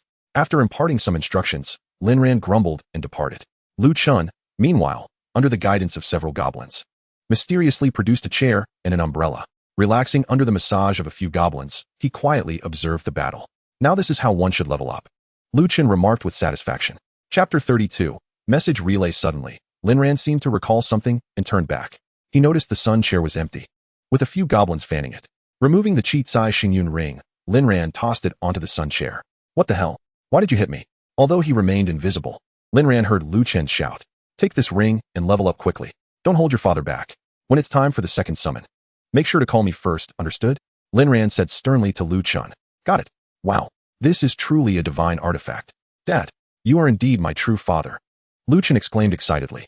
Lin Ran, indifferent to Lu Chen's eccentricity, would not have bothered to give him the cheat-sai Xingyun ring if not for the level disparity rule in Xunyu, which prevented team formation if the level difference exceeded 10 levels. Once again, Lin Ran hastened back to the previous canyon, as it was the documented highest level monster spawning point on the map. Additionally, a multitude of treants would emerge there, more reliably than elsewhere.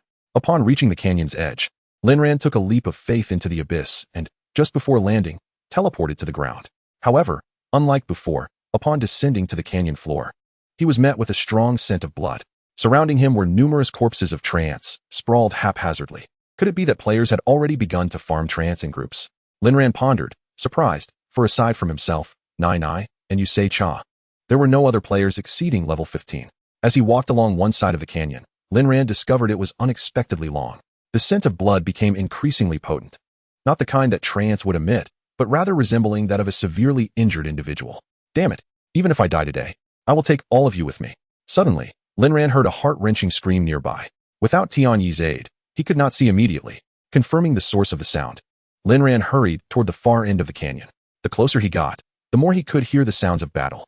Upon nearing, he was astonished to find a soldier resembling a city guard from Zhongyuan engaged in combat with a large group of trance and another type of green creature resembling an elf. Lin Ran quickly checked the opponent's information. Zhongyuan City Forbidden Army Squad Leader, severely wounded, level 99 rank, none health, 300, 001, 500 magic, 0 physical attack, 444 magic attack, 0 physical defense, 888 magic defense, 888 speed, 50 talent, none skills, sword of defense, uniting the squad's strength to unleash a powerful strike. Trance Spirit, level 35 rank, none health, 000 physical attack, 800 physical defense, 400 magic defense, 300 speed, 100 skills. Trance Spirit summons surrounding creatures to attack the target, with damage from summoned creatures increased by 10. Trance Spirit Clan, adept at discerning darkness. Lin Ran quickly scanned the situation, analyzing the pros and cons in just 2 seconds. Regardless of why a squad leader from Zhongyuan City was present, Lin Ran knew that his hidden quest was imminent. Drawing his poison fong, he rushed forward to assist. The squad leader, upon seeing Lin Ran approach, was moved to tears. Oh my, an adventurer has appeared here. This is truly astonishing. Lin Ran did not respond immediately, as there were too many trance, alongside numerous trance spirits launching attacks from the air. With a swift strike, Lin Ran utilized the explosive poison to eliminate a significant number of trance, quickly clearing the area below. However, a continuous stream of trance continued to converge upon them. Today, why are there so many tree spirits? Have you abducted the tree spirit's mother? Lin Ran turned to the team leader of Zhongyuan City and inquired. With a swift flicker, Lin Ran attempted to eliminate the tree spirit in the air that was relentlessly launching green orbs at the team leader. However, to his astonishment, the venomous fangs passed through the tree spirit's form without inflicting any harm. How could this be possible? Lin Ran found it hard to believe. Upon glancing back, he noticed the team leader's health dropped below 10,000 and was plummeting rapidly. Strangely, the tree spirits in the sky completely ignored Lin Ran and concentrated their attacks on the team leader. Esteemed adventurer, I may not survive this day. I implore you to assist me. The team leader, disregarding Lin Ran's consent, pulled out a letter from behind him. This letter pertains to the safety of Zhongyuan City. You must deliver it to the Lord's Manor personally. He solemnly urged Lin Ran. To escort this confidential message, our entire team has already perished. Without waiting for Lin Ran's agreement, he brandished his great sword and charged toward the mass of tree spirits. Seeing this, the tree spirits swarmed toward the team leader like a swarm of bees. In no time, he succumbed amidst the incessant onslaught of tree spirits. Just before his demise, he shouted to Lin Ran, "Esteemed adventurer, I leave this in your hands." Following the team leader's death, the remaining tree spirits began to encroach upon Lin Ran. However, to his surprise, the tree spirits in the sky gradually dissipated, vanishing completely in a short while. What manner of creatures are these? Why can I not strike them? And why do they not attack me? Lin Ran was perplexed. Nevertheless, observing the multitude of tree spirits before him, he was determined not to squander the opportunity. He swiftly drew his dagger, dispatching them with swift and powerful strikes, resulting in a significant explosion that eradicated the tree spirits. Another wave, and he would surely reach level 29. Although Tian Yi had not been summoned, she still shared half of the experience points with Lin Ran, a remarkable benefit indeed. As Lin Ran anticipated, after this wave of tree spirits perished, no more appeared immediately. He approached the team leader's lifeless body and retrieved the weapon he had dropped. Glorious Great Sword, Cursed, level 99 rarity, light class, warrior or guardian only physical attack, 3200 physical penetration, 50 speed, 150 skill, knight's heavy strike, charged attack, dealing up to 500 damage. Damage increases proportionally with charge time, maximum charge of 10, consumes 1000 mana points. Cooldown time, 30 seconds. A great sword representing light, yet it is in a state of decay. Wow, this sword is impressive. Lin Ran marveled at the great sword in his grasp. Isn't this purely numerical? Any warrior or guardian wielding this sword would be invincible at this stage. After toying with it for a moment, Lin Ran stowed the sword away. Climbing back to the canyon's summit along a vine, he realized it would take a considerable time for the tree spirits to respawn. Thus, he decided it would be more prudent to return and submit his quest. He had some rapport with the Lord of Zhongyuan City and could surely negotiate for a higher reward, a matter he could easily manage. Lin Ran, filled with satisfaction, failed to notice the faint dark glow emanating from the letter given to him by the team leader as he strode purposefully into the city. As he neared the Lord's manor, he was alerted by Tian Yi's voice. Master, someone a kilometer away is attempting to assassinate you with a sniper rifle. Startled by this revelation, Lin Ran immediately logged out and exited the gaming pod. Upon emerging from the pod, he saw Tian Yi effortlessly holding a person much taller than her, akin to carrying two chicks. The scene was quite incongruous. Master, there is no need for alarm. I have apprehended them all. Tian Yi beamed at Lin Ran with a proud expression. Well done, Tian Yi. Lin Ran praised her. Observing the man and woman still struggling, Lin Ran swiftly delivered a slap. Kill them directly. Such individuals typically revel in playing the martyr, and I have no time for theatrics. By the way, Tian Yi, make their deaths particularly painful. Are you familiar with Ling Qi? Tian Yi understood. She was most adept at tormenting those who posed a threat to her master. Upon hearing Ling Qi, the foreign female assassin remained in a state of shock, while the domestic male assassin was the first to panic, thinking to himself, hey, you didn't even ask me. I'm not that principled. He then shouted, no, I was wrong. I will confess everything. Please give me a chance to reform. Upon hearing this, the female assassin cast a scornful glance at him. Jackson, how shameful it is to be so cowardly. Oh my God. How could I have believed your despicable lies? Very well then, the male will be imprisoned, and the female shall face Ling Qi. As you command. Chapter 33. Past events. The male assassin had his legs broken by Tian Yi and was stripped of his equipment, which was discarded in the basement and locked away. Lin Ran did not rush to interrogate him, but instead sat and waited for a brief moment. In under 10 minutes, Tian Yi returned, informing Lin Ran that the female assassin was willing to divulge everything. Bring her forth. Lin Ran had anticipated this outcome. As Tian Yi effortlessly lifted the female assassin, her feet continued to bleed profusely. To shield Lin Ran from witnessing the gruesome sight, Tian Yi kindly wrapped the assassin's feet in cloth. The female assassin remained motionless in Tian Yi's grip, having endured enough trauma for one day.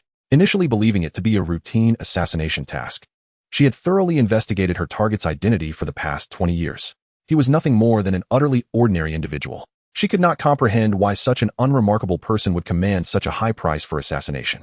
It is quite perplexing why a girl clad in mechanized armor would descend from the heavens just as she commenced her reconnaissance, abruptly seizing both her and her partner, whisking them away to a villa before she could even react. Even more bewildering is the utter lack of inquiry from this youth, who straightforwardly pronounced his own death sentence. Furthermore, it is utterly incomprehensible why this ancient nation would impose a penalty as gruesome as being dismembered. Under the precise techniques of New York, the female assassin experienced the utmost agony. Who 11 is truly terrifying. Oh, my God, I would rather descend into hell than ever return to this place. The female assassin wept uncontrollably in despair. Lin Ran instructed New York to bring both individuals forward, and the one referred to as GKXN seemed entirely unsurprised. RUS, can you now comprehend my predicament? GKXN observed the blood-soaked cloth and felt a chill run down his spine. I will separate you two for questioning, and if I hear any discrepancies in your statements, neither of you will have a favorable outcome. Lin Ran stated without further ado, stepping closer to pat the foreign female assassin's face. In somewhat faltering English, he inquired, "In who shu hu 11 why ma?" The female assassin nodded vigorously, evidently frightened. Then let us begin with you. Lin Ran commanded New York to cast GKXN back into the basement and commence the interrogation of RUS on the second floor. You may start. Disclose everything you know, he said, reclining in a chair with his legs crossed. After a moment's contemplation, RUS replied, both GKXN and I hail from an organization known as KNYDO. GKXN is a top-tier assassin, while I serve as his assistant, tasked with supporting assassination operations. I have no interest in your identities. You should comprehend what I seek. Lin Ran interrupted. This is your final opportunity to demonstrate your worth. Lin Ran's gaze remained fixed on the ceiling, indifferent. In truth, he was already aware of who had dispatched them. He sought the location of their headquarters, intending to eliminate them all in one fell swoop. He was also contemplating how to explain the situation to Li Chen. All right, I will speak. The female assassin nearly trembled with fear. I do not know the employer's identity. As you are aware, our profession operates this way. However, she feared Lin Ran would discern her trepidation. But my superior must know. He is responsible for liaising with us assassins and the employer, and we must present the target's head to receive our bounty upon mission completion. We can take you to our transaction site. We have successfully completed numerous assignments in Hu 11 without issue. He won to be on guard. Once we arrive, you will undoubtedly be able to subdue him and extract information from him. As she uttered these last words, her gaze involuntarily shifted to T. New York. She was genuinely terrified. Very well. Lin Ran nodded. T. New York, switch out the subject. Arus was dragged away by T. New York like a lifeless dog. A flicker of relief crossing her eyes as she was taken. Shortly thereafter, GKXN was brought back. And apart from learning his true name was WNR, Lin Ran found no discrepancies in his account compared to Arus. Put him away for now. Lin Ran rubbed his temples, feeling the situation grow increasingly convoluted. After a moment of contemplation, his agitation mounted, prompting him to rush to the room where Li Chen was situated. He kicked the gaming pod and shouted, "SHB, stop playing and come out this instant. Your father is out to kill me, and you're still engrossed in your games." Lin Ran berated him. The pod opened, and Li Chen sat up. "What did you say?" Li Chen repeated, perplexed. "I said your father wants to kill me. An assassin has been sent to my home." Lin Ran exclaimed. "Damn it, that old relic knows nothing but murder and silencing." Li Chen cursed vehemently, a hint of sorrow flashing in his eyes. That wretched official has not changed in all these years. He continued to vent at Lin Ran, clearly having bottled up his frustrations for a long time. "Do you remember the year I was pursued by his political rivals?" Li Chen queried. Lin Ran nodded. He certainly recalled, as without his intervention, Li Chen would have been abducted. Those fools were naive, thinking that by capturing me they could threaten that old man. Li Chen mused to himself. Back when he was merely a director, in his ambition to ascend to vice mayor of Lingcheng, he even went so far as to offer my mother to the then mayor. Tears streamed from Li Chen's eyes as he continued to denounce his father's transgressions. He invited that man to our home as a guest, and he even drugged his own wife. Is this humanity? Not even a beast would commit such an atrocity. Once my mother regained consciousness, she resolved to expose their scheme. Even at the cost of her own reputation, she would never compromise with such filth. Unfortunately, Li Chen wiped away his tears. My mother underestimated the cruelty of Li Di. He uttered directly, naming him. After a heated dispute, he even went so far as to murder my mother himself. I was barely 10 years old at the time. Li Chen recounted to Lin Ran. That beast even told me that only through unscrupulous means could I ascend to power. That heartless monster. Li Chen grew increasingly agitated, his fists cracking with tension. At that moment, T. New York, her eyes reddened, approached and gently patted Li Chen's back, saying, "Do not be sorrowful, Li Go. Your mother would not wish for you to grieve so deeply." Before she could finish, she was overcome with emotion and began to weep uncontrollably. "What is your decision?" Lin Ran asked, hearing Li Chen speak of his family for the first time, observing the redness in his eyes. Kill. Chapter 34, Strangulation. Let us first eradicate this KNYDO organization, and then settle the score with that old man, Lin Ran declared resolutely.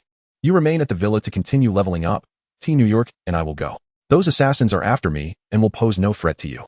Lin Ran assured Li Chen. "No, I must witness his death with my own eyes." Li Chen roared. "Calm down," Lin Ran advised. "Your father holds significant power. It won't be easy to handle him. I have never regarded him as my father." Lu Chen shouted at Lin Ran before entering the game chamber, without waiting for a response. "Whoa, master, we must not let that beastly man go. The most infuriating part is that he even sent assassins to kill you."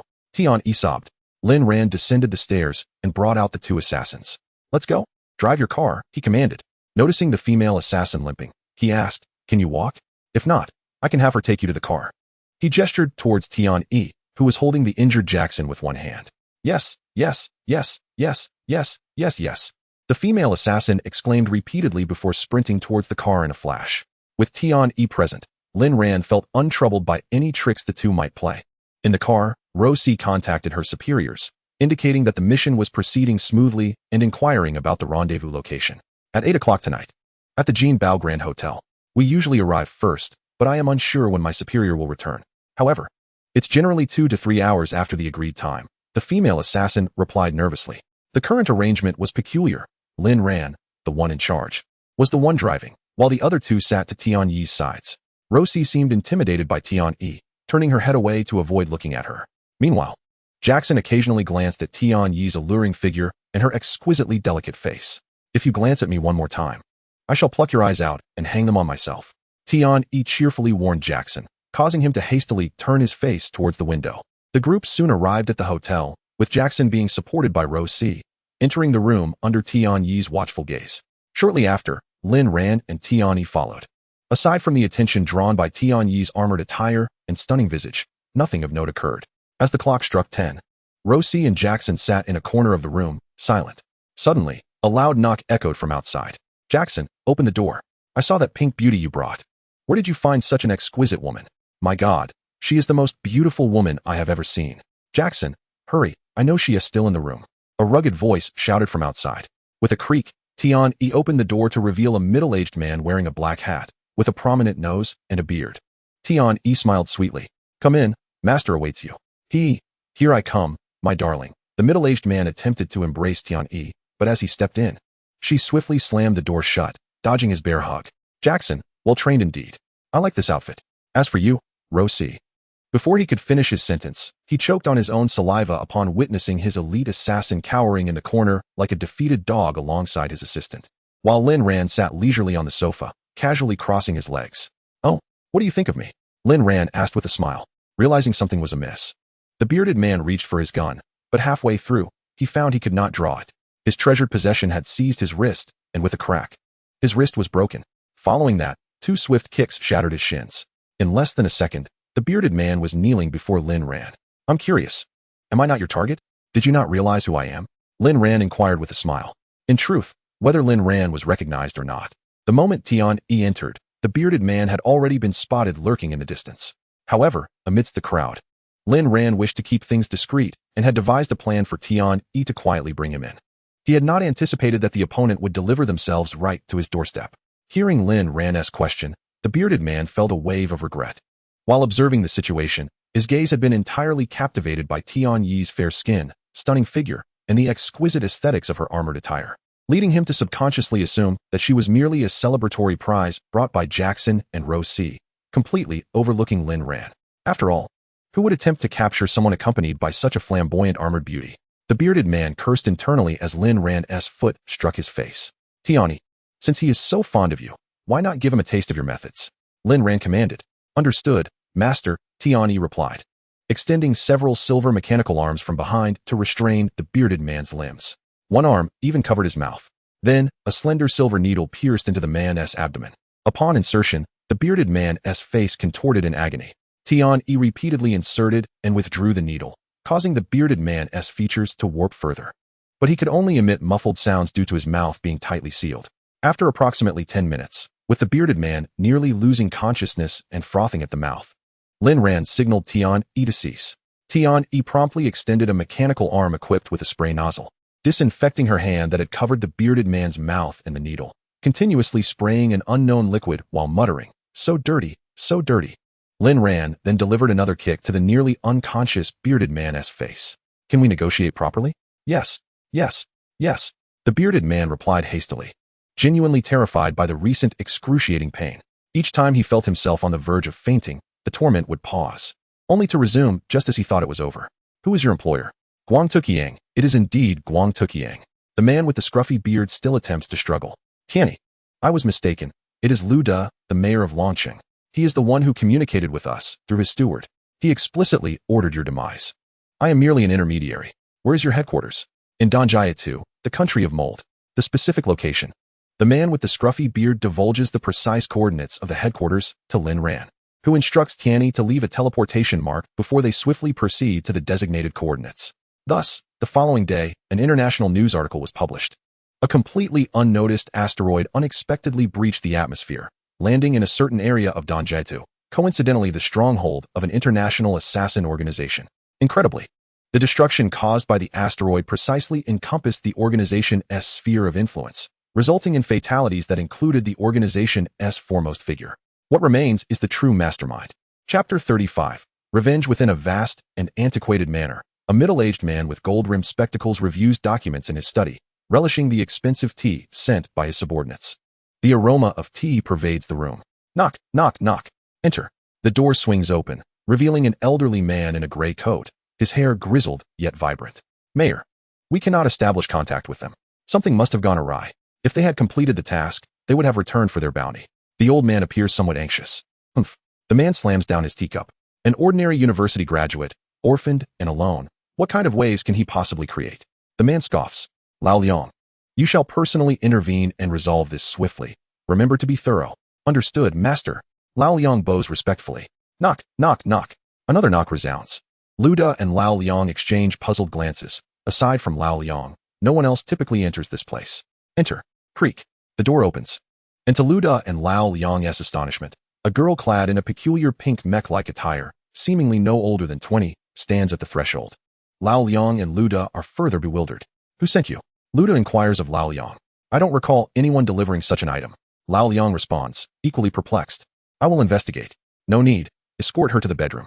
Luda takes a gentle sip of tea, his gaze scrutinizing Tianyi, who stands at the door, offering him a sweet smile. Let us proceed. Attend to the mayor well, and your rewards shall be plentiful. Lao Liang extends his hand to guide Tianyi toward the bedroom. Meanwhile, after dealing with the assassin organization, Lin Ran returns to the villa. Approaching Lu Chen's gaming pod, he gives it a pat and says, stop playing. Come out for now. Lu Chen opens the pod, asking, is everything resolved? Lin Ran nods. There is only one remaining. Although he harbors a desire to eliminate me, I prefer you to handle him personally. After all, Lin Ran does not finish his sentence, instead gazing at Lu Chen. In truth, you need not go to such lengths. Lu Chen replies, too much has transpired in reality recently. Once I deal with this final matter, I must hasten back to the game to level up. I have already wasted too much time, Lin Ran states. Where is he? Follow me. Lin Ran leads Lu Chen to his gaming pod and finds him a chair. On Tianyi's side, as she observes Lao Liang extending his calloused hand towards her, she frowns and exclaims, do not touch me, you old fool. Lao Liang, displeased, reaches out to discipline Tianyi. Before he can finish his retort, Tianyi, akin to a flash of teleportation, swiftly grips Lao Liang by the throat. Lao Liang experiences a moment of disorientation before realizing the girl has seized him. In another instant of bewilderment, he finds himself beside the mayor. Luda begins. But before he can complete his thought, Tianyi has already ensnared the nape of his neck with her other hand. A flash of white light envelopes them, and the three find themselves in a room. What is going on? Lao Liang exclaims in terror, glancing around to see two familiar faces seated in nearby chairs. Xiaolu, how did you get here? Come over quickly. As he speaks, he intends to subdue Lin Ran. But Tianyi swiftly positions herself behind Lao Liang and delivers a punch to his back. Lao Liang coughs blood, collapsing to the ground, teetering between life and death. Tianyi, are you not concerned? Please refrain from spilling blood in my room. Lin Ran admonishes Tianyi.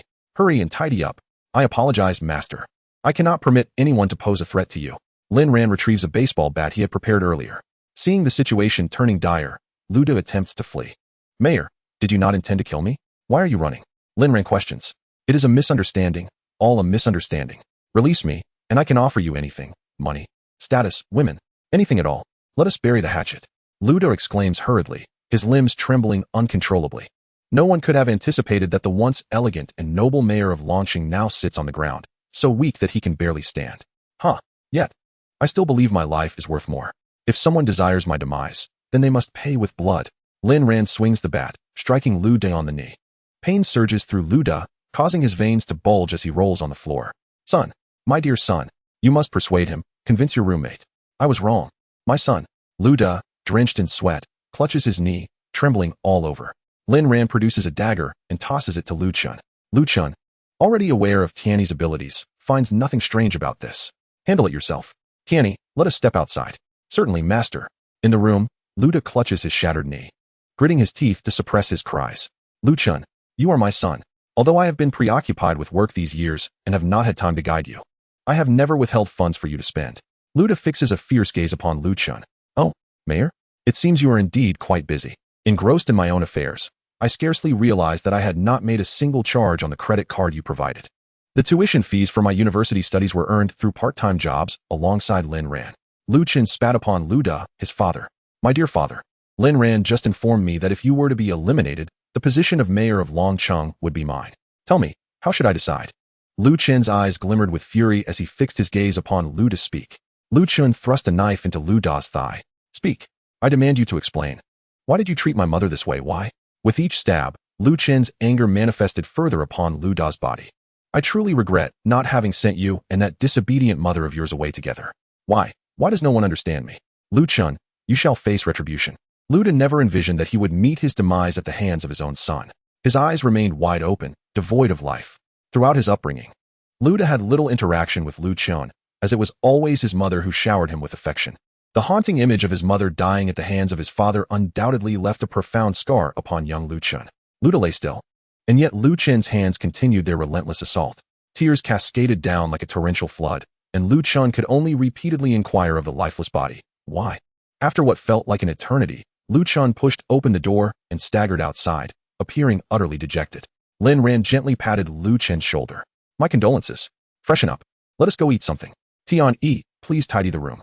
As Tian-yi passed Lu Chen, she mimicked Lin Ran, offering him a comforting pat. My condolences. Thank you. I am fine. Chapter 36, Holding the Fort. After tidying up, Lin Ran accompanied the disoriented Lu Chen to a barbecue stall where they procured some drinks. The meal was steeped in silence, as both were lost in their own thoughts, consumed by their melancholy. Lin Ran had not anticipated such a turn of events. That he would be compelled to harm the father of his dearest friend. Could a mere author, lacking 10 years of cerebral fortitude, truly pen such a narrative? Indeed, humanity cannot be replaced. Only Tian-yi exhibited curiosity towards the array of dishes on the table, sampling one delicacy after another, her eyes sparkling with golden stars. Perhaps it is better to be a robot. Emotions come swiftly and depart just as quickly. Upon returning, Lin Ran, unwilling to linger, imparted a few words to Lu Chen before preparing to enter the game. Just before stepping into the gaming pod, Tian-yi approached him. Master, she blinked her eyes adorably. Lin Ran turned around, and Tian-yi nestled her petite head against his chest, nuzzling. Do not be saddened, master. This matter is not your fault. They were the ones who initiated the assault. After saying this, she buried her face into Lin Ran's embrace, wrapping her arms around him. Promise me, master. Do not be disheartened. Lin Ran affectionately stroked Tian-yi's little head, feeling warmth spread within him as he marveled at her growing understanding. I am fine. It is merely Lu Chen who must be suffering. All right, little Tian-yi, I have already delayed long enough. The outside world is in your capable hands. Rest assured, master. Upon entering the game, Lin Ran received a message from Yusei-cha. Yusei-cha, why are you only logging in now? I thought something had happened to you. Etian, I was handling some matters. Everything is well now. Lin Ran glanced at the level leaderboard. Nearly a day had passed, and the second-ranked Nai had reached level 26, just 2 levels shy of Lin Ran, while Yusei-cha had attained level 22. Besides, was sure Tian Kai, who had achieved level 20, other players were quickly catching up. After pondering for a moment, Lin Ran resolved to seek out the city lord and deliver the letter he had previously obtained. The priority of hidden quests remained relatively high. Armed with the letter, Lin Ran, drawing from his prior experience, was not impeded this time. He was swiftly escorted to the same chamber as before. After the squad leader reported in, Lin Ran received permission to proceed. What brings you here, Etian? The city lord's square face broke into a standard official smile. I have not seen you here for tea in a while. The city lord said courteously. City lord, I have come with urgent matters to discuss. Lin Ran, wary of wasting time, promptly presented the letter to the city lord. I acquired this while in the northern canyon outside the main city gate. I encountered a squad leader resembling the guard forces, who informed me that they nearly all perished while escorting this confidential letter. Here is his weapon. Lin Ran produced the sword as well. The city lord took the letter and was about to open it when suddenly, it emitted a brilliant red light. Dark crimson radiance spread outward, enveloping the entire city lord's residence. The letter gradually morphed into a black and red humanoid figure, reminiscent of the fire child from the animated series Forest Fire and Ice. Its head was pointed and aflame, yet upon closer inspection, its hue was deeper. Ha ha ha, Mushio. Did you think your infiltrated spy was well concealed? Childish. Ha ha ha. The fire child displayed a manic grin. The city lord's expression darkened. It was no wonder that most soldiers dispatched over the years had either gone missing or returned in vain. His undercover agents had long been exposed. You have lingered in Zhongyuan City long enough. It is time for my dead soul to take a seat. How peculiar, with no name. Lin Ran couldn't help but chuckle. Dead soul, are you not afraid of me killing you? The city lord's face turned ashen. Ha ha ha. You may watch your city from within your lord's estate. Ha ha ha. A brief warning. This barrier only permits entry, not exit. If you wish to protect anyone, hurry and call them inside. After the dead soul finished speaking, its form began to dissipate. Ding. All players in Zhongyuan City are notified that player Etian has triggered a large-scale mission. Hold the fort. Effective immediately. Logging off is prohibited. In 10 minutes, the dead zone monsters will commence their siege. Monsters average level 35. Please prepare to defend the city. All players outside of Zhongyuan City will be teleported back within its walls. Players from other main cities may freely utilize the teleportation array to join the battle in Zhongyuan City. Once the battle commences, the teleportation array will be disabled for all players within Zhongyuan City. Should the city fall, all participating players and original Zhongyuan City players, including those offline, will be reduced to level 5 and become refugees, with their experience points permanently diminished to 50, rendering them unable to reach other cities. However, if the city is successfully defended. All participating players will be reduced to level 3 and receive a permanent 20 boost in experience points. This announcement left everyone astounded. Was this madness? Etion was only level 28, yet the mission required an average level of 35?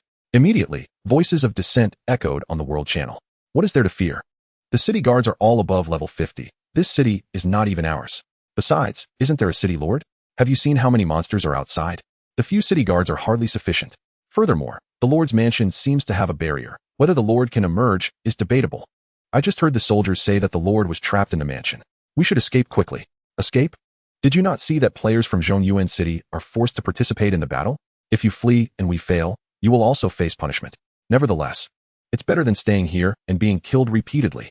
In a moment, numerous players from Zhongyuan City began to flee from the teleportation array. To be frank, this task should not have appeared at this time. Normally, those who could venture deep into the canyon would be at least level 40 or above.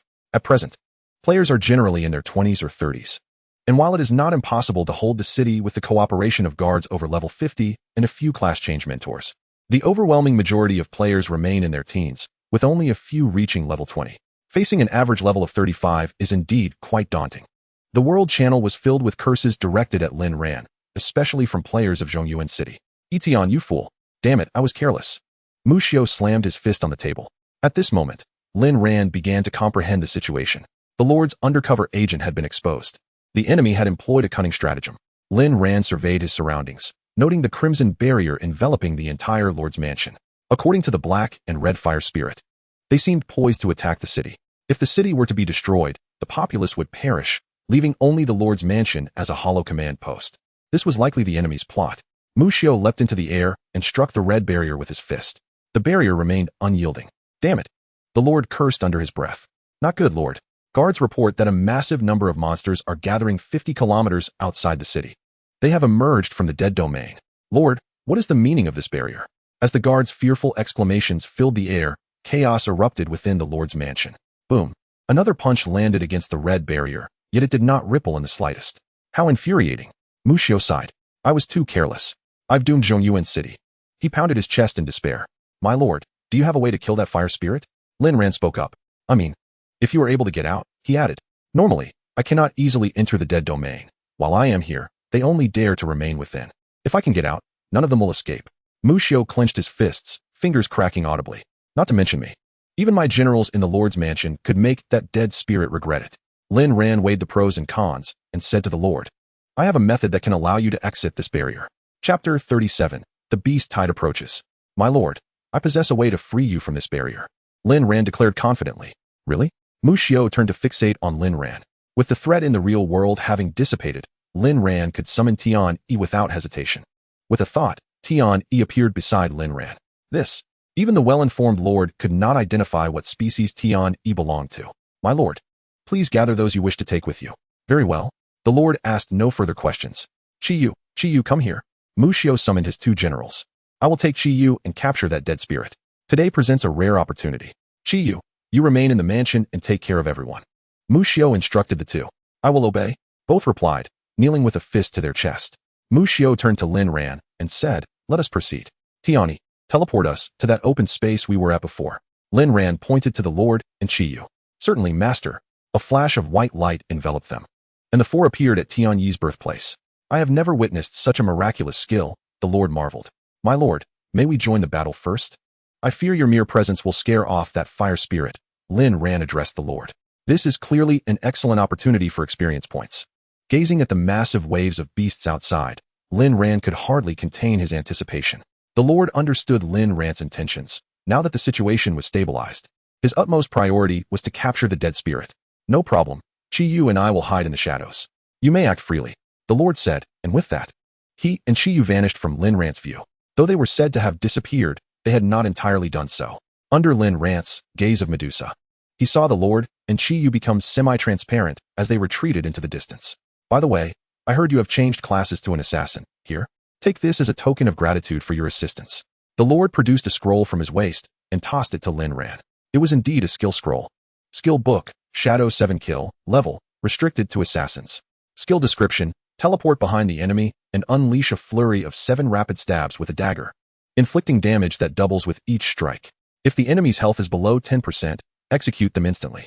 If the enemy is killed before the 7th stab, the skill's cooldown time is fully refunded, along with 10% of the damage dealt as health restoration. Consumes 20 mana. Cooling time 10, 7 steps to kill. The blade unbathed in blood. Truly, the Lord of the City exhibits remarkable prowess. Upon reaching level 20, Lin Ran acquired 2 additional skill slots, which remain unfilled to this day. This moment serves as a timely boon.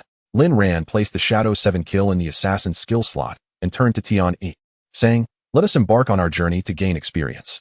At that moment, Lin noticed a message directed at him. 1 bite 10 oranges. Are you even human, brother? What is this nonsense? 1 bite 10 oranges. Damn it, say something. 1 bite 10 oranges. Have you perished? Tian, meet me at the city gate. We shall form a party to level up. Just don't die. 1 bite 10 oranges. I might as well burn paper for you. Meanwhile, on the other side, Moonlight T asked, "What will you do, Tian? Are you leaving?" The chances for those remaining seem quite precarious. Tian, stay. Trust me. Moonlight T, all right. Tian, head to the city gate. At this moment, a throng of players gathered at the teleportation portal, fearing that using it might lead to a ban.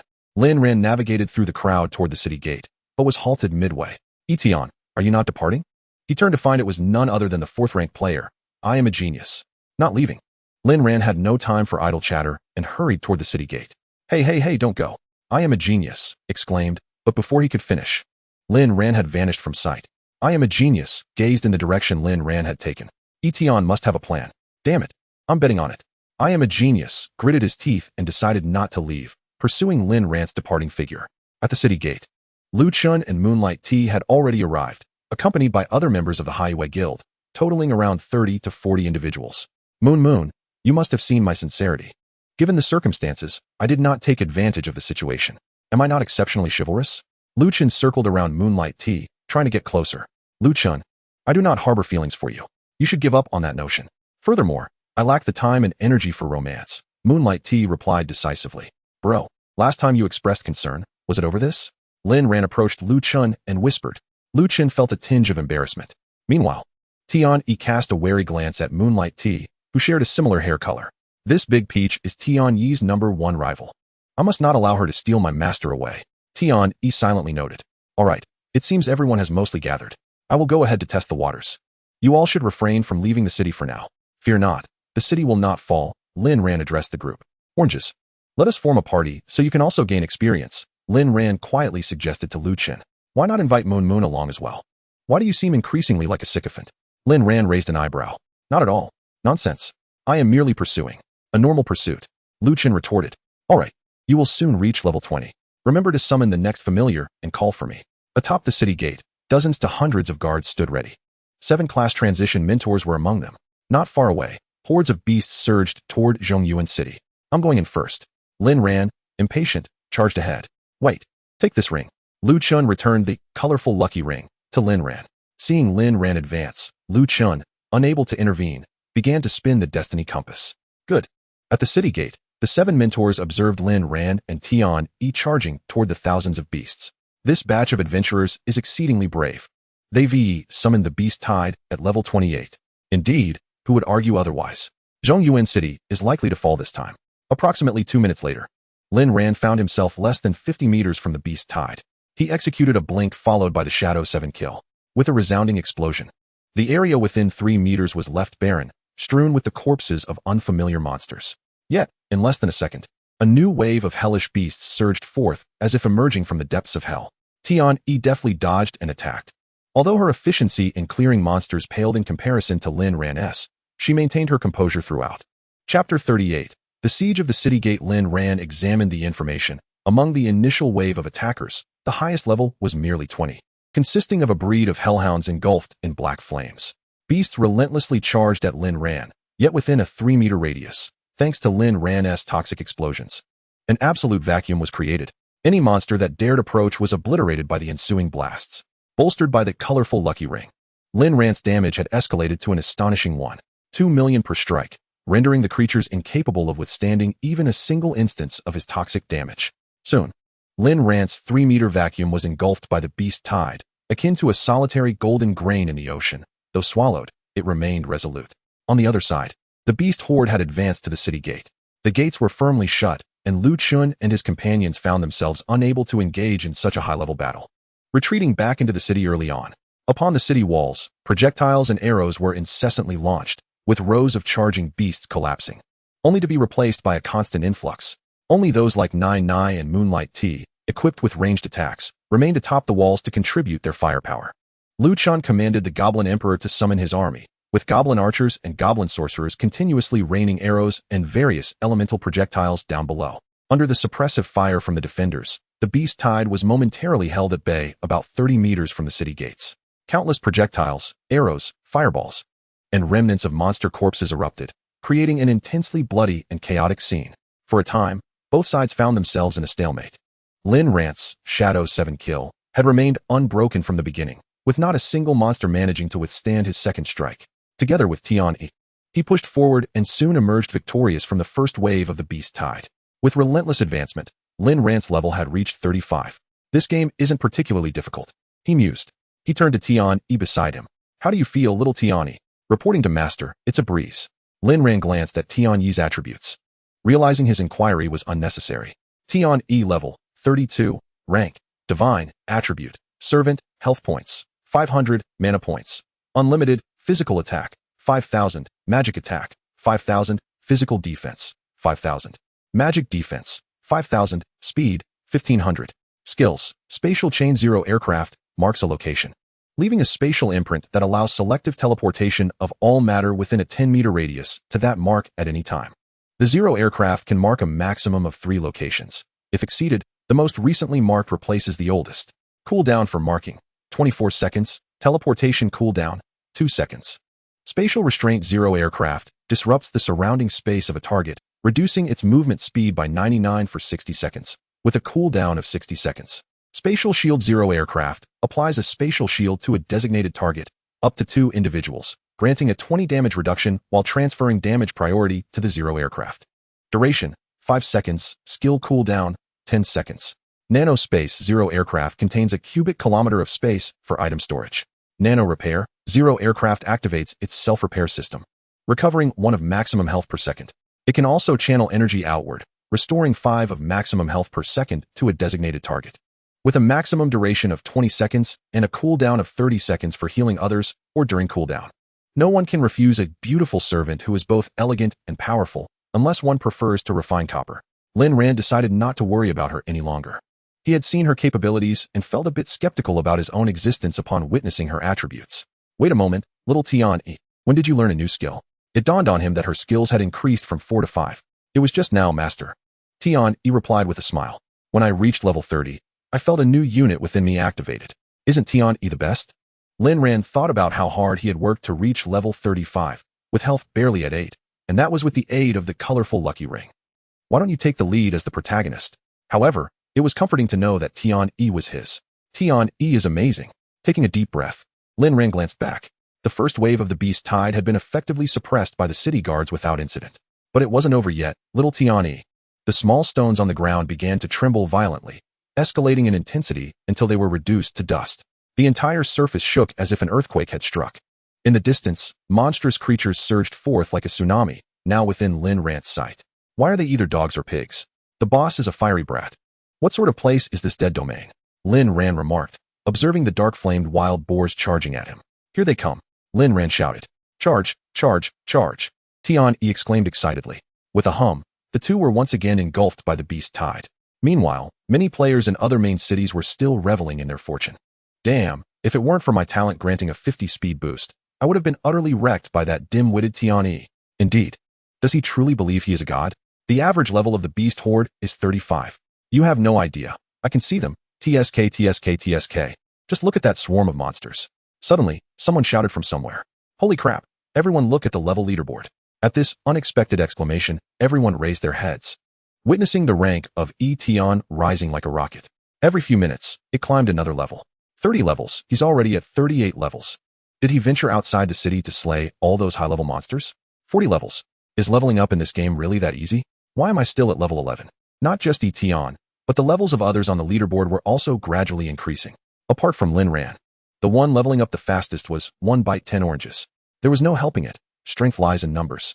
Amidst the tireless output of dozens of goblin archers and goblin sorcerers, Lu Chun had risen 2 levels from the first wave of the beast tide, reaching level 21.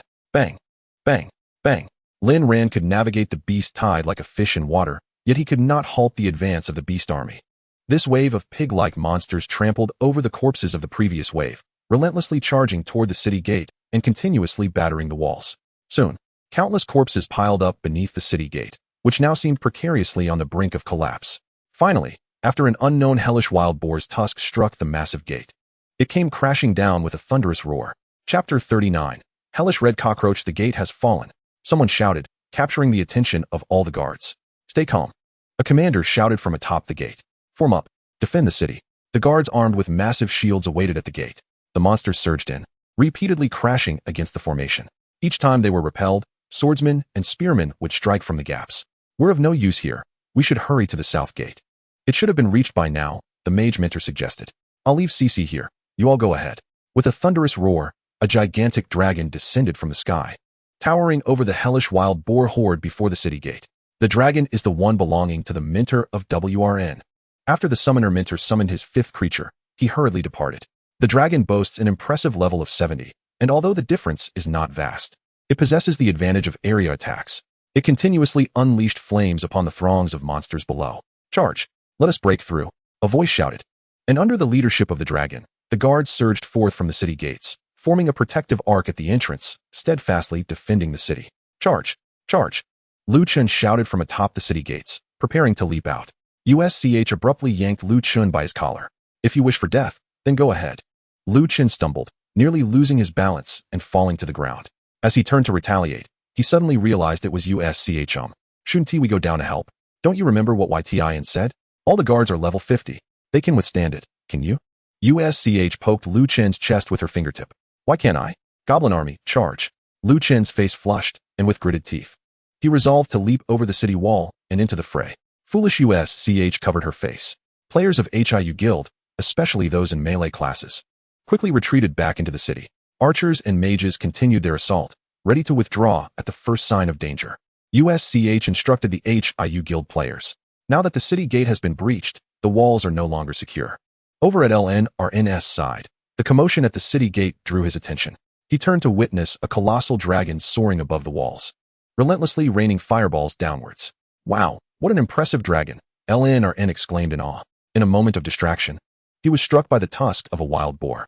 Damn, LNRN was sent flying, perilously close to plunging into the tide of beasts. T New York immediately soared up and caught LNRN. Thank goodness for you, little T New York. Otherwise, I would have been trampled into oblivion. LNRN wiped the sweat from his forehead. Humph. Perhaps the master would prefer that foolish dragon to rescue you. It is so magnificent. T New York pouted in displeasure. Ahahaha. T New York, you are the best. You are the coolest.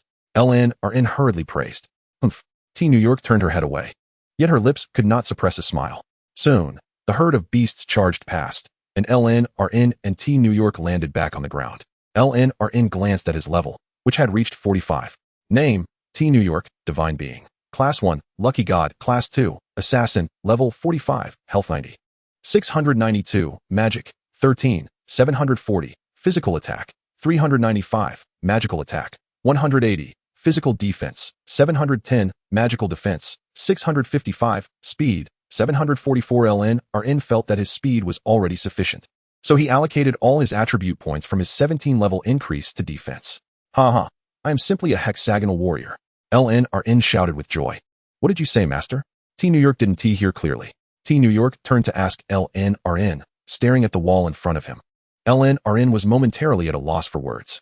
I meant to say, T New York, you are truly beautiful. Hee, not hee. The wild boar that just attacked was only level 35. Surely there will be another wave. LNRN calculated in his mind. Noticing that there had been no movement from behind for a while, LNRN decided to take the initiative. Standing on T New York, he flew towards the direction of the approaching monsters. As he advanced, LNRN quickly crossed the ravine where he had previously farmed treemen. Before long, he arrived at the edge of what appeared to be a barrier. Reaching out to touch it, he could distinctly sense that this barrier seemed rather ineffective. When he extended his hand further, it passed right through the barrier. This does not resemble a barrier at all. It feels more like a layer. LNRN withdrew his hand, pondering. He brought up the map for comparison and discovered he was precisely at the boundary of the map gifted by the Lord. Behind this should be the dead zone the Lord mentioned. Lin Ran soared along the boundary, which seemed to confirm his suspicions. With T New York's teleportation still on cooldown and limited information regarding the dead zone, Lin Ran resolved not to proceed recklessly. I shall return to inquire about the dead zone from the guild master before making a decision. Lin Ran determined. Flying back to his original position, he planned to lie in wait. Just 2 minutes after he landed, a creature emerged from the barrier, a crimson entity with elongated antennae and wings. Is that not a red cockroach? Lin Ran remarked disdainfully. Ah, how revolting. Even in its flying form, T New York couldn't help but be unsettled. Hell, red cockroach, level 60 health 800, 000 physical attack 1, 200 magical attack 1, 500 physical defense 2, 000 magical defense 1, 500 speed 150 skills, fireball. The hell red cockroach spits fireballs at its target, dealing 150 magical damage and splashing surrounding targets for 100 splash damage. Cooldown 0. 5 seconds.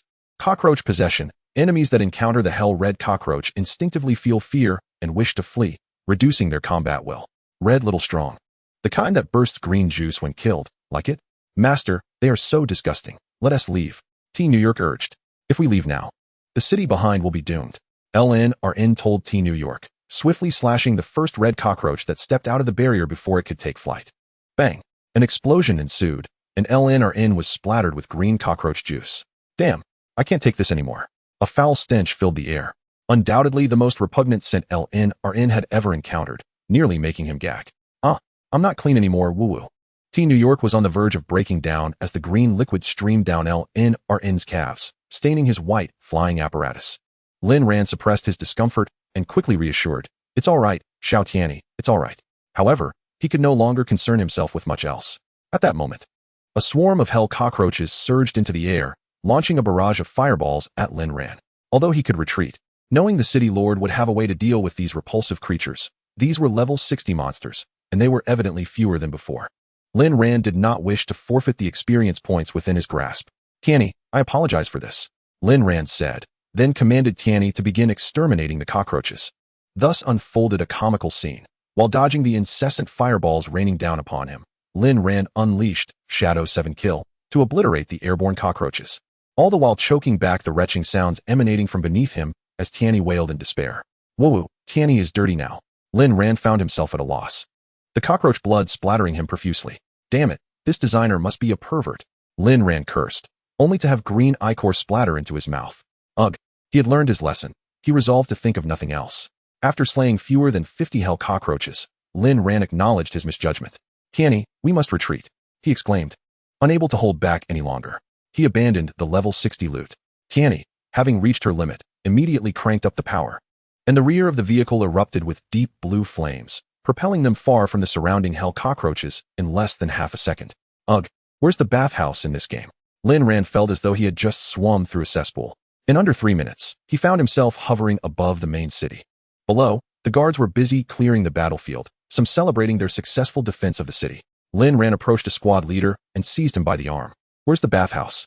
The squad leader grimaced at the odor emanating from Lin Ran.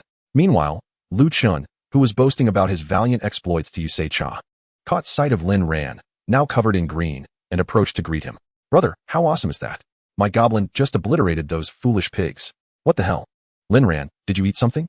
Lu Chun was cut off by the stench and quickly retreated, grabbing Yusei Cha to pull her away. You, don't go near him." Lin Ran went out to eat and came back covered in it. Yusei Cha looked at Lin Ran with a puzzled expression, while Nai Nai chimed in. "Wow, as expected of a big shot. Your taste is so unique." Lin Ran chose not to engage with them. Following the direction indicated by the squad leader, he left them with a hasty, "Hurry up, there are monsters behind," and soared into the sky. "Look, he's quite protective of his food. Let him eat. I'm not laughing at him," Lu Chen remarked, pointing at Lin Ran. The crowd fell silent as Lin Ran dashed towards the bathhouse. Tianyi transformed back into her humanoid form, retreating to an open area where she began to spray herself vigorously with her mechanical arm, which was covered in an unknown liquid. Stinky Master. Stinky Master. Meanwhile, the 7 great mentors gathered at the southern gate. The gate was firmly shut, and the area outside was eerily silent, not even a whisper of wind. Yet, if Lin Ran were present, he would have seen a large group of colossal red giants, appearing as if they were ablaze, slowly advancing towards the city gate. Wielding massive wolf-tooth clubs, Upon closer inspection, there were about 20 of them. In the center, 4 of them appeared to be carrying a palanquin, which, rather than resembling a palanquin, looked more like a pure golden throne. Seated upon it was another giant. The only difference being that the flames surrounding him burned hotter and darker. "They're coming," the mentor who had just summoned the dragon said to his companions. "Damn. What bad luck. We were just about to. Enough. Don't say another word. If Zhongyuan City falls, we are all doomed. We are prisoners. So death means nothing to us. Let's go." As the gate opened, the 7 mentors stepped out. Instantly, the atmosphere turned tumultuous, and a deep purple lightning bolt streaked across the sky like a colossal serpent, crashing down towards the nearby woods. Boom. The forest was instantly transformed into a pitch-black wasteland. The giants revealed themselves, their forms becoming visible. "Indeed, it is you 7, the dark fire spirit seated upon the throne addressed them. "Why must you come forth to meet your demise?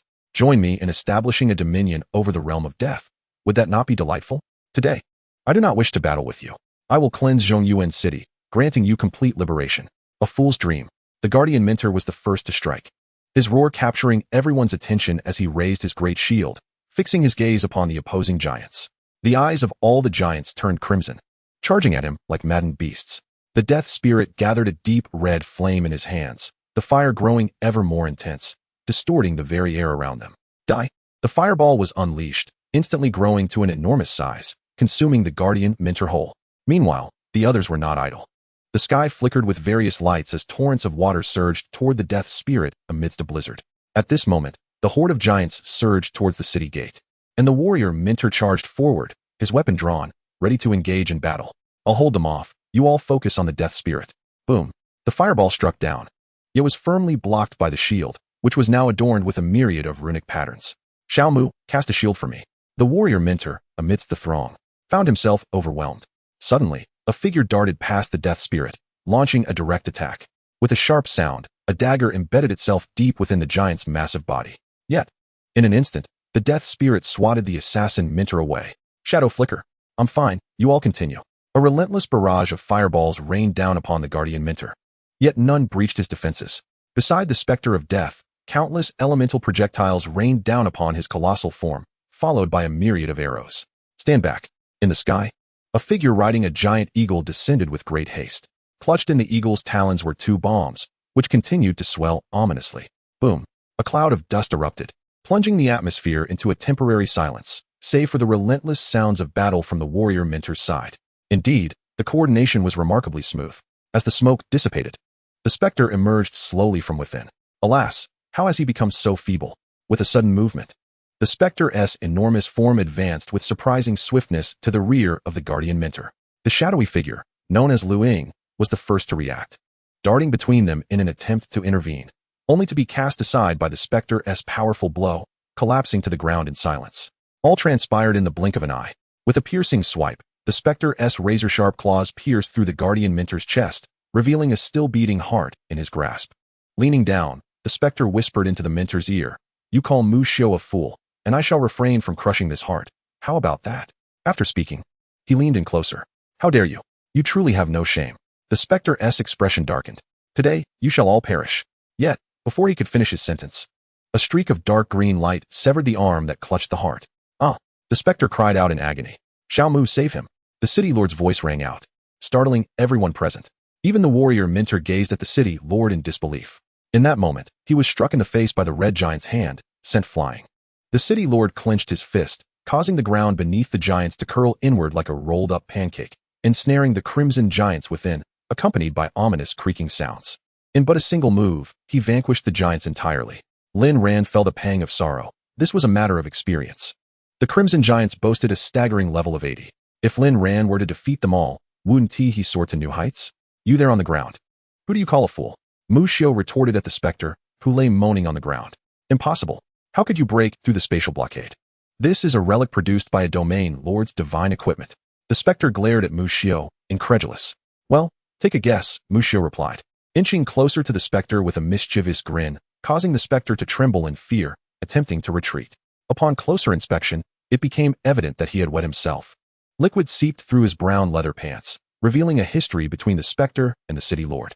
"After all these years of cowering, I thought you would remain in the realm of death forever, specter," Mu Xiu exclaimed, effortlessly lifting the specter, whose form was barely half his size. Oh dear. Have you wet yourself? After all those years in the realm of death, is this all you've learned? Mu Xiu feigned disgust, pinching his nose with the other hand. City Lord, I beg you for a swift end. For the sake of our past friendship, I implore you.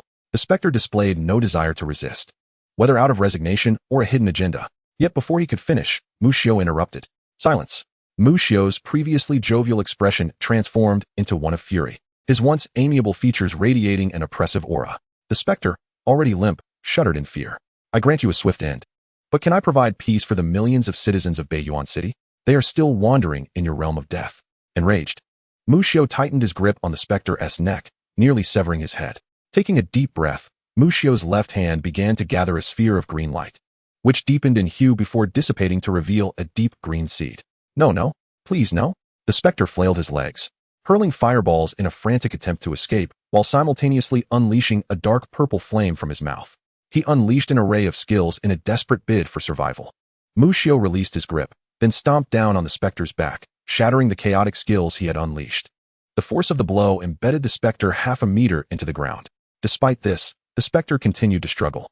Mu Xiu persisted, his hand morphing into a claw that pierced the spectre's back. With a swift retraction, he extracted the spectre's heart. Even without it, the spectre still attempted to rise. Mu Xiu tossed the heart to Qi Yu, then inserted the green seed into the cavity where the heart had been. After completing this task, Mu Xiu inhaled deeply. Qi Yu, take him back to the city. You 7 have done well, Mu Xiu remarked, tossing a token to the leader Vals. After all these years, it is time to let go. The decision to stay or leave is yours to make. As Mu Xiu made his way towards the city gate, he paused beside Vals and patted his arm, saying nothing as he continued into the city. Meanwhile, a horde of level 50 hellish red cockroaches descended upon the city gate. The guards on the ground unleashed a barrage of arrows and spells, but the cockroaches proved far too agile, dodging in the air while simultaneously firing fireballs at the ground troops. The dragon swatted at them as one would swat a fly, left and right. All players had retreated into the city. Fire! Fire! Goblin wizards over there. Quickly unleash fireballs. At that moment, the now level 23 Lu Chun, concealed upon the city wall, commanded the goblin army with fervor. Hey, heavy cavalry, dismount. Use your horses to shield against the fireballs. Lu Chun shouted. Suddenly, the dragon began to swell in size. Its height, which had just crossed the city gate, began to increase exponentially. Not only did its body grow, but its level also surged, climbing from 70 to new heights. Roar! The dragon's form expanded more than tenfold, resembling a divine pillar reaching into the heavens. Its level had now risen to 199. With a thunderous roar, a colossal dragon exhaled its fiery breath, incinerating the erratically flying cockroaches in the sky, which instantly burst open, showering the ground with a cascade of green goo. One of these splatters fell directly upon Lu Chun, who was laughing heartily atop the city wall.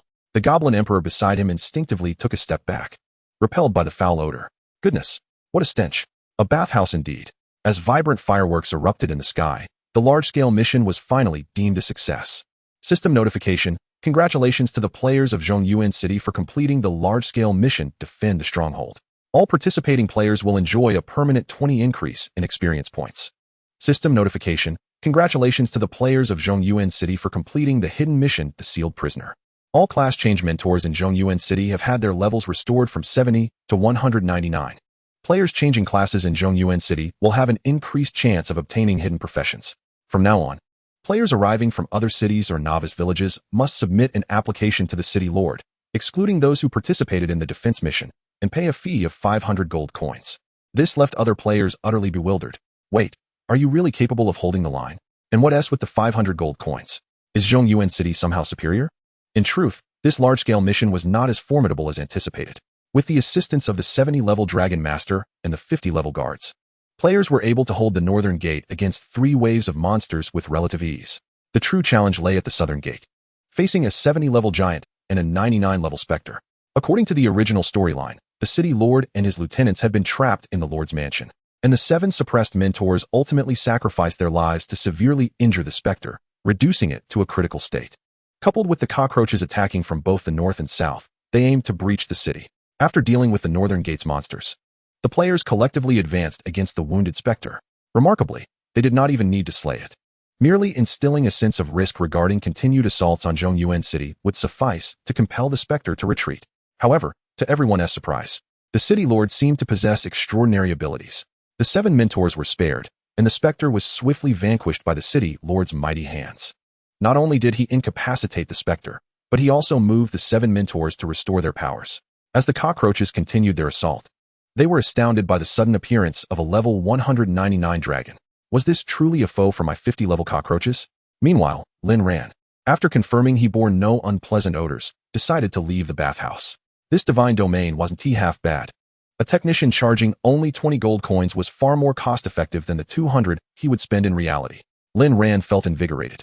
Just as he exited the bathhouse, he heard the system's voice. The city lord really came through, didn't he? Lin Ran mused, regretting that he hadn't leveled up more. With his recent gains, he had just reached level 48, having increased by 20 levels. Unfortunately, he had been too preoccupied with slaying monsters to gather any equipment, leaving him uncertain if he lost any valuable items.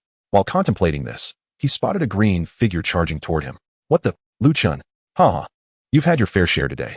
I must capture this moment to send to you Seicha.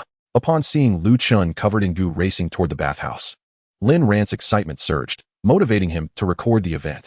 Lin Ran, I'll get you. Lu Chun, not one to be outsmarted, activated his stealth skill. While Lin Ran could still see him, the camera could not. Chuckling at his own misfortune, Lin Ran stowed away the recording function and prepared to seek the city lord for answers. Oh, by the way, when you summon your second familiar, remember to call for me, Lin Ran shouted to Lu Chun. Chapter 42, The Past Emerging from the Bathhouse. Lin Ran noticed the city lord's mansion remained shrouded in a crimson barrier. Unsure where to find Mu Xiao, he made his way toward the lord's residence. As he approached the grand entrance, he beheld the city lord brandishing an enormous fire sprite, demanding, "Hurry and release my house. Hurry and release my house." The specter, seemingly drained of its very essence, stared blankly at the sky, its face swollen from the onslaught, offering no sign of resistance. City lord, have you rendered him senseless? Lin Ran found the scene amusing. Oh, thanks to you, I extend my sincerest gratitude on behalf of the players of Zhongyuan City, Mu Xiao remarked, tossing the specter to the ground like a discarded ragdoll and bowing toward Lin Ran. You need not thank me. This achievement is largely due to Lin Ran. He began to say, only to realize Tian Yi had vanished. Thanks to that pink-haired beauty, I know, the city lord interjected. Is he the fire sprite that was so boastful in your mansion? Why does he now appear as though he has been struck dumb? Lin Ran observed the motionless specter on the ground. I have planted a seed of life within him. This seed will seal all his abilities, growing within his body and feeding off his flesh and blood, gradually consuming him. The pain he endures is akin to being slowly devoured alive. The city lord explained. Now, even if he wishes to die, I shall not grant him such an easy escape. Until the seed of life fully consumes him, he will languish in agony and despair. Lin Ran felt a chill run down his spine. This was indeed cruel. He examined the Spectre-S information. Spectre, cursed, level 108, death general, platinum tier, health points 100, 0008, 000 physical attack, 5 physical defense, 5 magical defense, 5 magical attack, 5 speed, 5 skills are sealed and cannot be used. Lin Ran gasped in shock. The City Lord's Seed of Life was quite severe, reducing a level 108 entity to the capabilities of a novice player with merely 5 points in all attributes. No wonder he lay here in despair, thoroughly defeated. City Lord, I wish to inquire about the realm of the dead. Lin Ran addressed the City Lord, which was one of his reasons for visiting. Sighing, Mu Xiao replied, this tale is long. Do you remember the map I provided you? He asked Lin Ran. Beyond the map lies a realm of desolation. Lin Ran nodded, having already surmised this. Indeed, long ago, our continent, known as Shunyu, was a unified whole. From this point, one could directly reach the 4 major cities that exist today. The mayor of the city explained that, as the name suggests, this land was created by the deities. The gods fashioned our homeland, and we are their most loyal subjects. Observing the devout expression on the faces before him, Lin Ran felt a sense of unease. Would you, upon being told by a friend that I am the god of fortune, slay me or kneel in reverence? However, thousands of years ago, a force known as the Eternal Life emerged. They believed that all people were merely pets raised by the gods and rejected the notion of being inferior creatures. Under the banner of equality between humans and gods, they began their expansion. The territories they claimed became known as the Dead Realm. The Lord of the Dead Realm, known as Lao Bu Si, possesses a divine artifact called the Soul Refining Cauldron. Wherever the Dead Realm expanded, all common folk were cast into the cauldron, becoming part of Lao Bu Si's abilities. Such power is formidable. I, too, find myself pondering the implications of this cauldron, Lin Ran mused. Over the millennia, the Dead Realm has incessantly expanded, devouring Shunyu and resulting in the current predicament. Yet what of the gods? Why do they not come forth to vanquish Lao Bu Si? Why do they allow his expansion to persist? The mayor sighed heavily.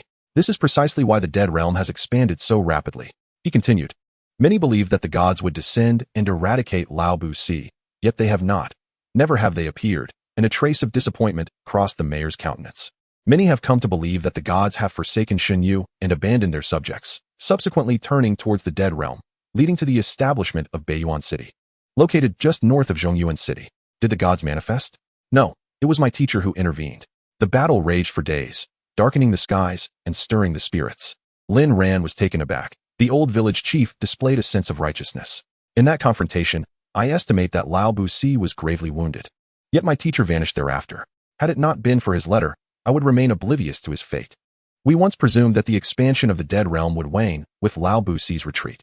Unexpectedly, Mu Xiu glanced at the fallen specter. After my teacher's battle with Lao Bu Si, the situation in Beiyuan City improved dramatically, with soldiers pushing back the monsters.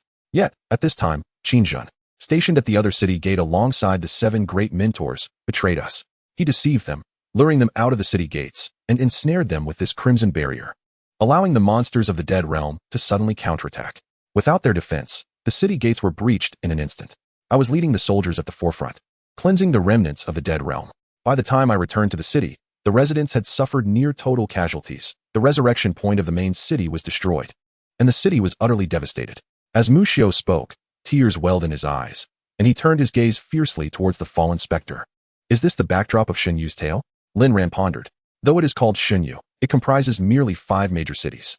While these cities are not insignificant, they pale in comparison to the vast expanse of the Dead Realm, akin to a drop in the ocean. Lin Ran was slightly astonished. Is it only in the Huaxiao region, or is this the case across all worlds? A question arose in Lin Ran's mind. What of other nations? Have their lands also succumbed to the expansion of the Dead Realm? Lin Ran inquired. Indeed, other dynasties are similarly affected by the Dead Realm, though I cannot ascertain how many cities remain. However, following the Battle of Beiyuan City, the Dead Realm has lain dormant for over a century. Were it not for the sporadic provocations from the specter, I would believe that Lao Bu Si had perished and the Dead Realm had faded into obscurity. I see. Lin Ran nodded. Have you not considered launching a counteroffensive into the Dead Realm? It would be futile, Mu Xiu sighed. The resurrection points of you adventurers are the foundation of our main city. If the resurrection point is breached, the Dead Realm will gradually flourish. For millennia, Lao Bu Si's soul-refining cauldron has absorbed trillions of souls, forming a barrier within the Dead Realm. Any creatures from Xinyu that enter will suffer adverse effects, losing 1% of their maximum life force every second. Unless one completely renounces their faith in the gods and joins the Dead Realm, correct? Lin Ran stated. Yes. Mu Xiu nodded. And what of me? Can we adventurers enter the Dead Realm? Lin Ran asked again. This remains uncertain. However, I can tell you that there is no significant difference between the Dead Realm and Xinyu. For you adventurers, they may be indistinguishable. Perhaps you could venture to test this. Lin Ran nodded, having indeed contemplated this. Chapter 43, The Second Summoned Beast. By the way, you have accomplished great deeds this time. You should seek out Lu Ying, your previous class transition mentor, to assist you in your second class transition as an assassin, Mu Xiu instructed Lin Ran. Can professions undergo a second transition? Lin Ran exclaimed in surprise. Haha, generally speaking, that is not the case, Mu Xiu replied with a knowing smile. Thank you, Mayor. Lin Ran said with a fist salute before departing through the gate of the mayor's residence enveloped in the crimson barrier. I wonder when this barrier will dissipate. I should find Lu Chen first and help him summon his second beast. Lin Ran thought to himself as he made his way towards the bathhouse he had just exited. Let me go, you brutes. Release me. Before reaching the bathhouse, Lin Ran heard Lu Chen's cries, resembling that of a slaughtered pig. Lin Ran hurried closer and discovered Lu Chen being dragged towards the mayor's residence by 2 guards. Lu Chen struggled fiercely, akin to a captured sow. What is happening? Lin Ran approached the guards and inquired. He refused to pay for his bath and insulted the bathhouse owner. One of the guards, recognizing Lin Ran, replied, Nonsense. This is clearly a scam. I only ordered 1 technician, and he demanded a gold coin from me. Is that reasonable? A whole gold coin. Lu Chen raged. Lin Ran was rendered speechless. At times words failed to encompass the absurdity of a situation. His brother had indeed indulged in a free bath. Lin Ran hurriedly stopped them, saying, How about this? I will reimburse the owner tenfold for his bathing expenses. Could you let him off this time? After a moment of hesitation, the 2 guards escorted Lu Chen to the bathhouse, stating that only with the owner's consent could such an arrangement be made. Upon seeing 10 gold coins, the owner immediately decided to pardon Lu Chen. Consequently, the guards no longer troubled him. Lin Ran rubbed his forehead and took out 1,000 gold coins from his backpack, handing them to Lu Chen. Take this. Do not embarrass me in public again. I hold in disdain those ill-mannered youths who deceive female attendants at bathing centers. They work hard to scrub and massage you, and you have the audacity not to compensate them. Lin Ran chided Lu Chun. Lu Chun retorted defiantly. Do you think everyone is like you? 1 gold coin is a lot. I can defeat 10 monsters without even seeing 2 silver coins drop. Lin Ran was at a loss for words, yet there seemed to be some validity in Lu Chun's argument. Enough of this nonsense. You are already over level 20. Let us hasten to summon the second familiar, Lin Ran urged. I have wanted to find you for ages. Who knew you would vanish again? Lu Chun complained. The two made their way to the site of the previous Goblin Emperor's emergence. Before they drew near, Lin Ran spotted a familiar pink figure. He had always felt that Tian-Yi was not far from him, so he was not overly concerned. However, he was surprised to see her here. Xiao Tian-Yi, what are you doing? Lin Ran asked, observing several mechanical arms resembling chicken feathers busily attending to her. Stinky Master, you made Tian-Yi dirty. Tian-Yi is taking a bath. This is for deodorizing, and this is for whitening, Tian-Yi introduced, as she pointed out the various liquids emitted by her mechanical arms. Does the master also want Tian-Yi to help you bathe? Hee, perhaps next time. I have already bathed, Lin Ran replied, then turned to Lu Chun. Now, take out your destiny compass. Prepare to begin. Ahem. O esteemed goddess of fortune, please bestow your blessings upon this handsome and accomplished summoner. Lu Chun began. I will exchange Lin Ran's lifetime of singleness for. Before he could finish, Lin Ran interrupted him with a swift kick. Are you out of your mind? Hurry up and start. Lin Ran exclaimed. You are wasting coins. I am praying here. If the goddess of fortune becomes displeased, won't that be disastrous? Lu Chun protested. Oh, just start already. The goddess of fortune won't be upset, Lin Ran urged. Lu Chun ceased his complaints and began to spin the destiny compass to predict the summoning result. The compass emanated a purple glow, and Lin Ran once more invoked the laws of luck. Drawing from his previous experience, this time the process seemed much smoother. In Lin Ran's view, streams of colorful energy continuously flowed into the purple compass. Gradually, the compass transformed from purple to a spectrum of colors, finally morphing into 2 colorful characters, fusion. Wow, wow, wow. Lu Chun shouted. What does that mean? Lin Ran asked, perplexed by the term fusion. I don't know. Lu Chun replied. Then why are you exclaiming? However, the feedback from the compass indicated that this divination was extraordinary and that good fortune awaited. Then let us commence. Summon forth, Guna, the dark god. Lu Chun raised his summoning staff high. A golden portal appeared, revealing an irregularly shaped silhouette within. As the golden light gradually faded, a peculiar creature emerged from the dark frame. At first glance, it resembled a ghost, floating in midair with a semi-transparent body.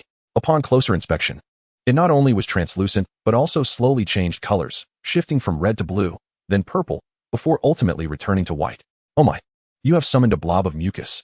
Lin Ran couldn't help but mock as he observed the shifting semi-transparent creature.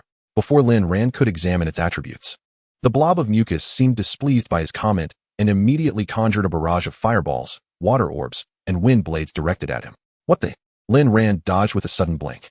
Just as he prepared to turn back, a buzzing sound caught his attention. Tian-Yi, as if teleporting, had swiftly seized the creature with both hands and slammed it to the ground. When Lin Ran turned to look, Tian-Yi was preparing to unleash a massive cannon from her back. Tian-Yi, don't shoot. No, don't fire the cannon. Lin Ran shouted urgently. It attempted to attack the master. Tian-Yi replied, holding the creature down with 1 foot while turning to Lin Ran. The sky began to gather various elemental attacks, and dark clouds swiftly formed above, followed by a sudden burst of purple lightning aimed at Tian-Yi. Enough, Lu Chun shouted. Bring me my assistant. As Lu Chun's words echoed, the rapidly descending lightning dissipated, and the sky returned to clear skies. The unknown creature struggled free from beneath Tian-Yi's foot and scurried over to Lu Chun, rubbing against him. Brother, this thing has quite the temper, Lin Ran chuckled, glancing at its attributes. Elemental Master, level 28, varies with summoner's level, semi-divine rank health. 800, 000 physical attack, 0 physical defense. 2, 500 magical attack. 3, 500 magical defense. 2, 500 speed. 80 skills. Elemental Affinity. The Elemental Master, born from various natural elements, increases the damage of its elemental attacks by 50. It and its summoner are immune to elemental damage. Do not underestimate a blob of shifting mucus. Chapter 44. Beyond the Dead Realm, you are just jealous of me. Come here, Xiao Yuan, give me a hug. Lu Chun joyfully embraced the Elemental Master, clearly satisfied. Jealous of you summoning a blob of mucus? Ah, a gradient one at that. Lin Ran burst into laughter. Come, Xiao Tian-Yi, come give your beloved master a kiss. Lin Ran turned his face to the side, gesturing towards his cheek. Heavenly Yi approached with a beaming smile and planted a kiss on Lin Ran's cheek. Lin Ran affectionately patted Heavenly Yi's head, exclaiming, "Such a good girl." He then turned to Lu Chun and said, "Brother, I am utterly envious of you." Lu Chun gazed at the shameless couple before him, his face turning an alarming shade of green with irritation. "Humph, Xiao Yuan, let us go. Ignore these foolish lovebirds." "Wait, brother, don't leave yet." Lin Ran quickly called out, "I want to take you somewhere." "Where to?" "It's hard to explain, just hop on." Lin Ran instructed Heavenly Yi to transform into a flying device. "TCH, just showing off your Heavenly Yi," Lu Chun scoffed. Lin Ran, uninterested in banter, pulled Lu Chun onto the flying device and directed Heavenly Yi to fly to the boundary between the realm of the dead and the divine realm. Before long, they arrived at the very barrier where the hellish red cockroach had emerged previously. "What on earth is this? A game boundary?" Lu Chun exclaimed in astonishment. "This is the juncture between the divine realm and the realm of the dead. For certain reasons, I am hesitant to cross this barrier directly, which is why I brought you here to scout," Lin Ran explained. "So, you've brought me along as a mere test subject? No worries, if I die, I can always respawn," Lu Chun retorted, turning to step into the barrier. "Heavenly Yi, you follow him and check the situation," Lin Ran instructed. "Understood, master." Within 30 seconds, Lu Chun dashed back out. "What is it like?" Lin Ran inquired. "Nothing particularly special." Lu Chun waved his hand dismissively. "It feels like the same place on both sides. This thing is merely a door. Do you see that large rock over there?" Lu Chun pointed to a massive boulder, half of which was inside the barrier.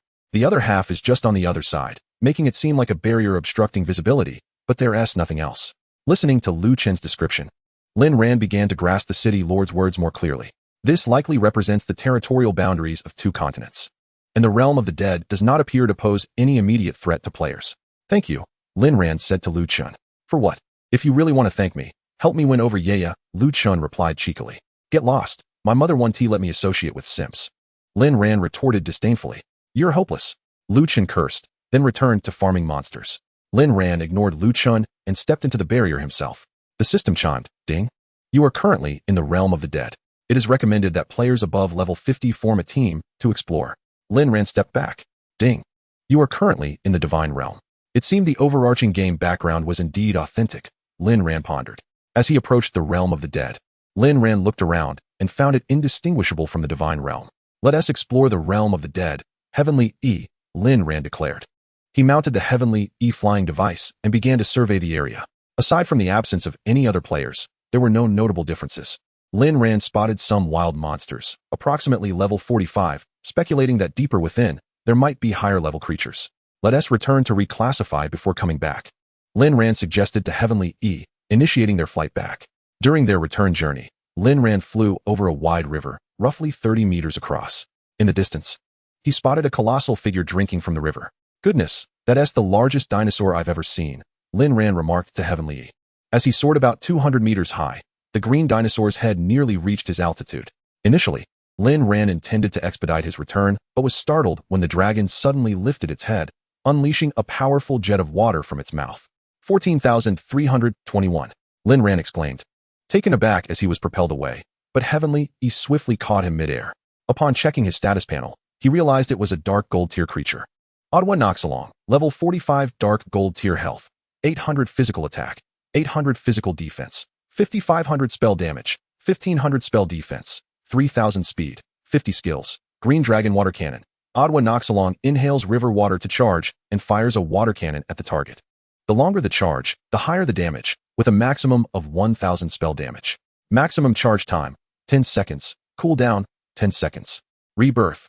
Ottawa Noxalong enters the water and absorbs river water to replenish stamina. Restores 1 of maximum health per second. Spike Dragon Form. Ottawa Noxalong activates Spike Dragon Form when health drops below 20, increasing speed by 200 and spell damage by 150, while reducing physical and spell defenses to 80. Green, large, and quite appealing. Wow, I've encountered so many bizarre creatures lately. It's refreshing to see something so normal, Lin Ran mused. Lin Ran was drenched by the water cannon. Had it been any other player, they would have already respawned in the main city.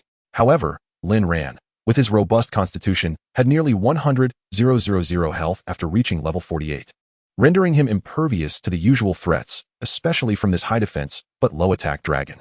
Perfect, you will be my first dark gold kill, Lin Ran shouted at the creature. With such a massive body, Lin Ran directed Heavenly Yi to fly directly behind it. A single strike dealt minimal damage, but the ensuing poison damage accumulated nearly 5 million in a second.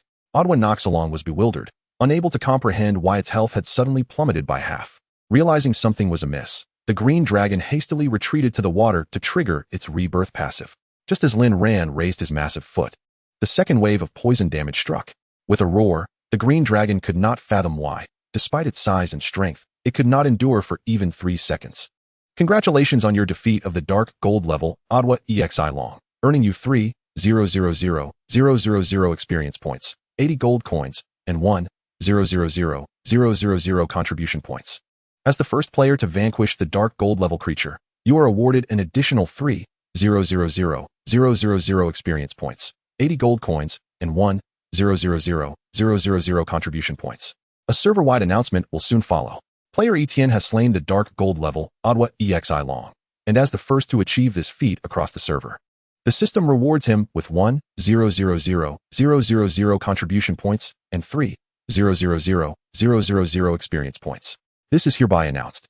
Lin Ran, weary of the system's incessant announcements, reflected on the solitude of the strong, having heard such proclamations far too often. The luck bestowed by the god of fortune triggered his talents, causing equipment to scatter about him.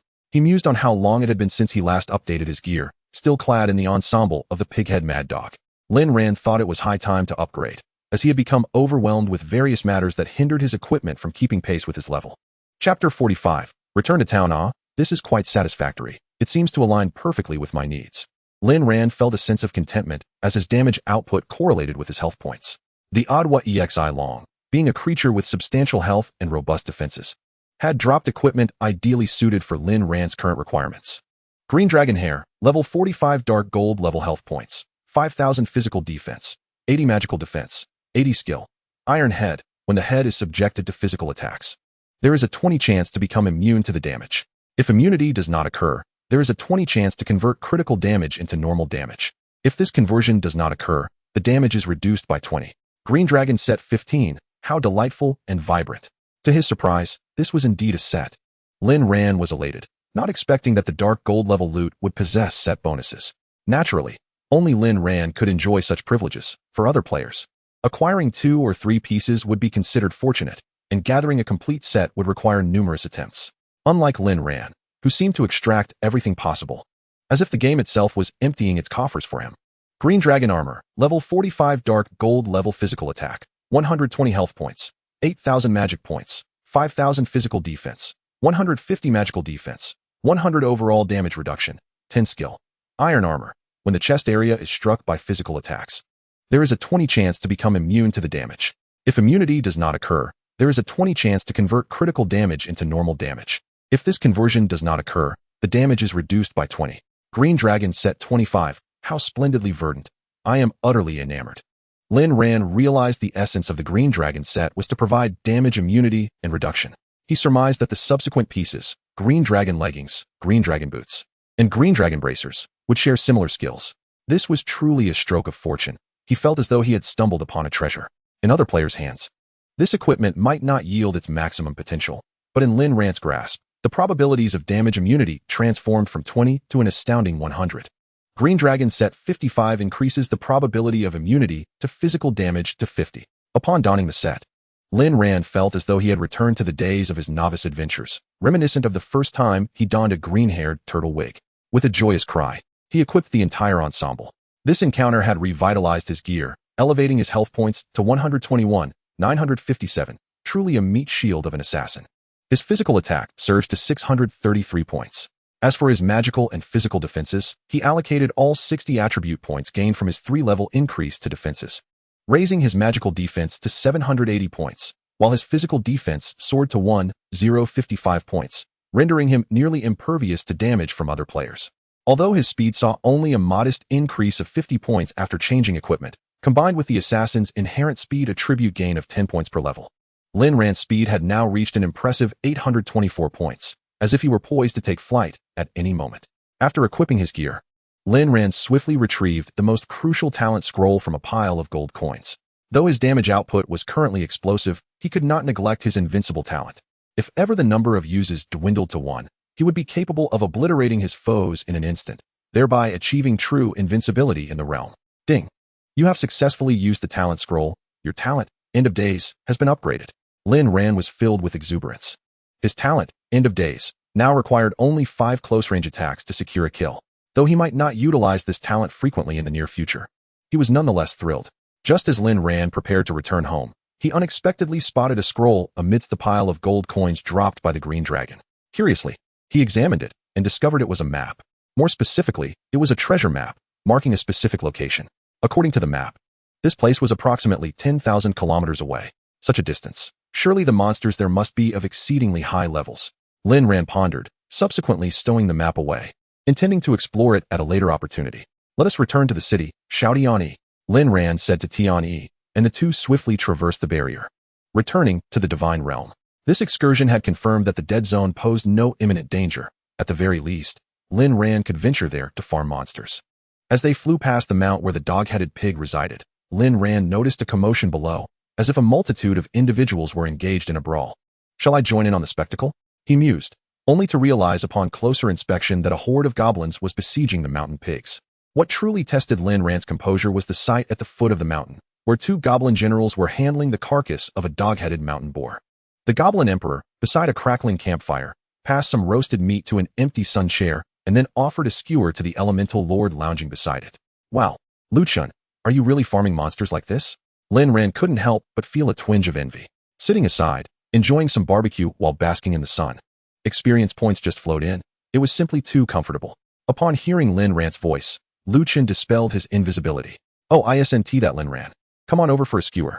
I've got some beer bought from the main city, just 1 gold coin for a dozen, and it tastes pretty good. Lu Chun lifted a glass bottle and shook it in the air. Unbelievable, you've turned this game into a vacation pastime. Lin Ran remarked with a hint of sarcasm. What do you mean by that? There's a boss up here. I can't take it down alone. I was just thinking of clearing the monsters below and then inviting Yaya and the others to farm together, Lu Chun explained, taking a sip of his beer. Since you're already here, let us help you clear it out. Lin Ran suggested to Lu Chun, deciding to assist him along the way. Let us go. Lu Chun cheered as he hopped onto Lin Ran's flying device, with the elemental lord floating behind them. Once in a party with Lu Chun, Lin Ran soared up the mountain. Upon reaching the summit, the unfortunate dog-headed mountain boar was likely still reminiscing about its pig sister. With a swift blink and a Shadow 7 kill, Lin Ran dispatched it before it even registered his presence. Is this the thrill of a powerhouse returning to the novice village? This is exhilarating, Lin Ran mused. Quickly, let the goblins handle the carcass. I want to feast on this, he instructed Lu Chun. Staring at the multitude of loot scattered about, Lu Chun was momentarily dumbfounded. Wait, buddy. Why did you get so much equipment? He hurried over to collect the items. An entire set dropped. Truly an entire set. Lu Chun exclaimed in astonishment. PSH. Isn't that a bit small-minded? Look at your lack of ambition. Hurry up, I'm craving dog meat. Lu Chun pulled out a beer and opened it for Lin Ran. Let us toast to this.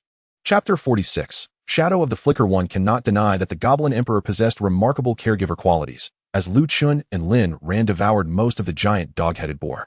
Alright, I'm satisfied. You can play at your own pace now, Lin Ran declared, downing the last bottle of beer before returning to town with Tianyi. Master, your face is quite flushed. Are we technically driving under the influence now? Tianyi's voice chimed in. If you take the wheel, it wouldn't count as drunk driving. Would it? Lin Ran replied. Wow, Master is so clever. Just as they flew over the city gates, they were intercepted by 2 guards riding giant eagles. Esteemed adventurer, you are suspected of driving under the influence, which severely jeopardizes the traffic safety of Zhongyuan City. Please cooperate with our inspection, one guard stated, producing a blue and white gem and holding it above Lin Ran's head. Drunk, drunk, drunk, the gem blared. What drunkenness? Can't you see this is autopilot? Lin Ran shouted. Exactly, it's autopilot. Tianyi echoed. According to the Zhongyuan City traffic law, before the guards could finish their sentence, Lin Ran had Tianyi execute an Armstrong spin, bypassing the 2 guards as they sped towards the main city. Hey, the guard shouted. Quick, pursue.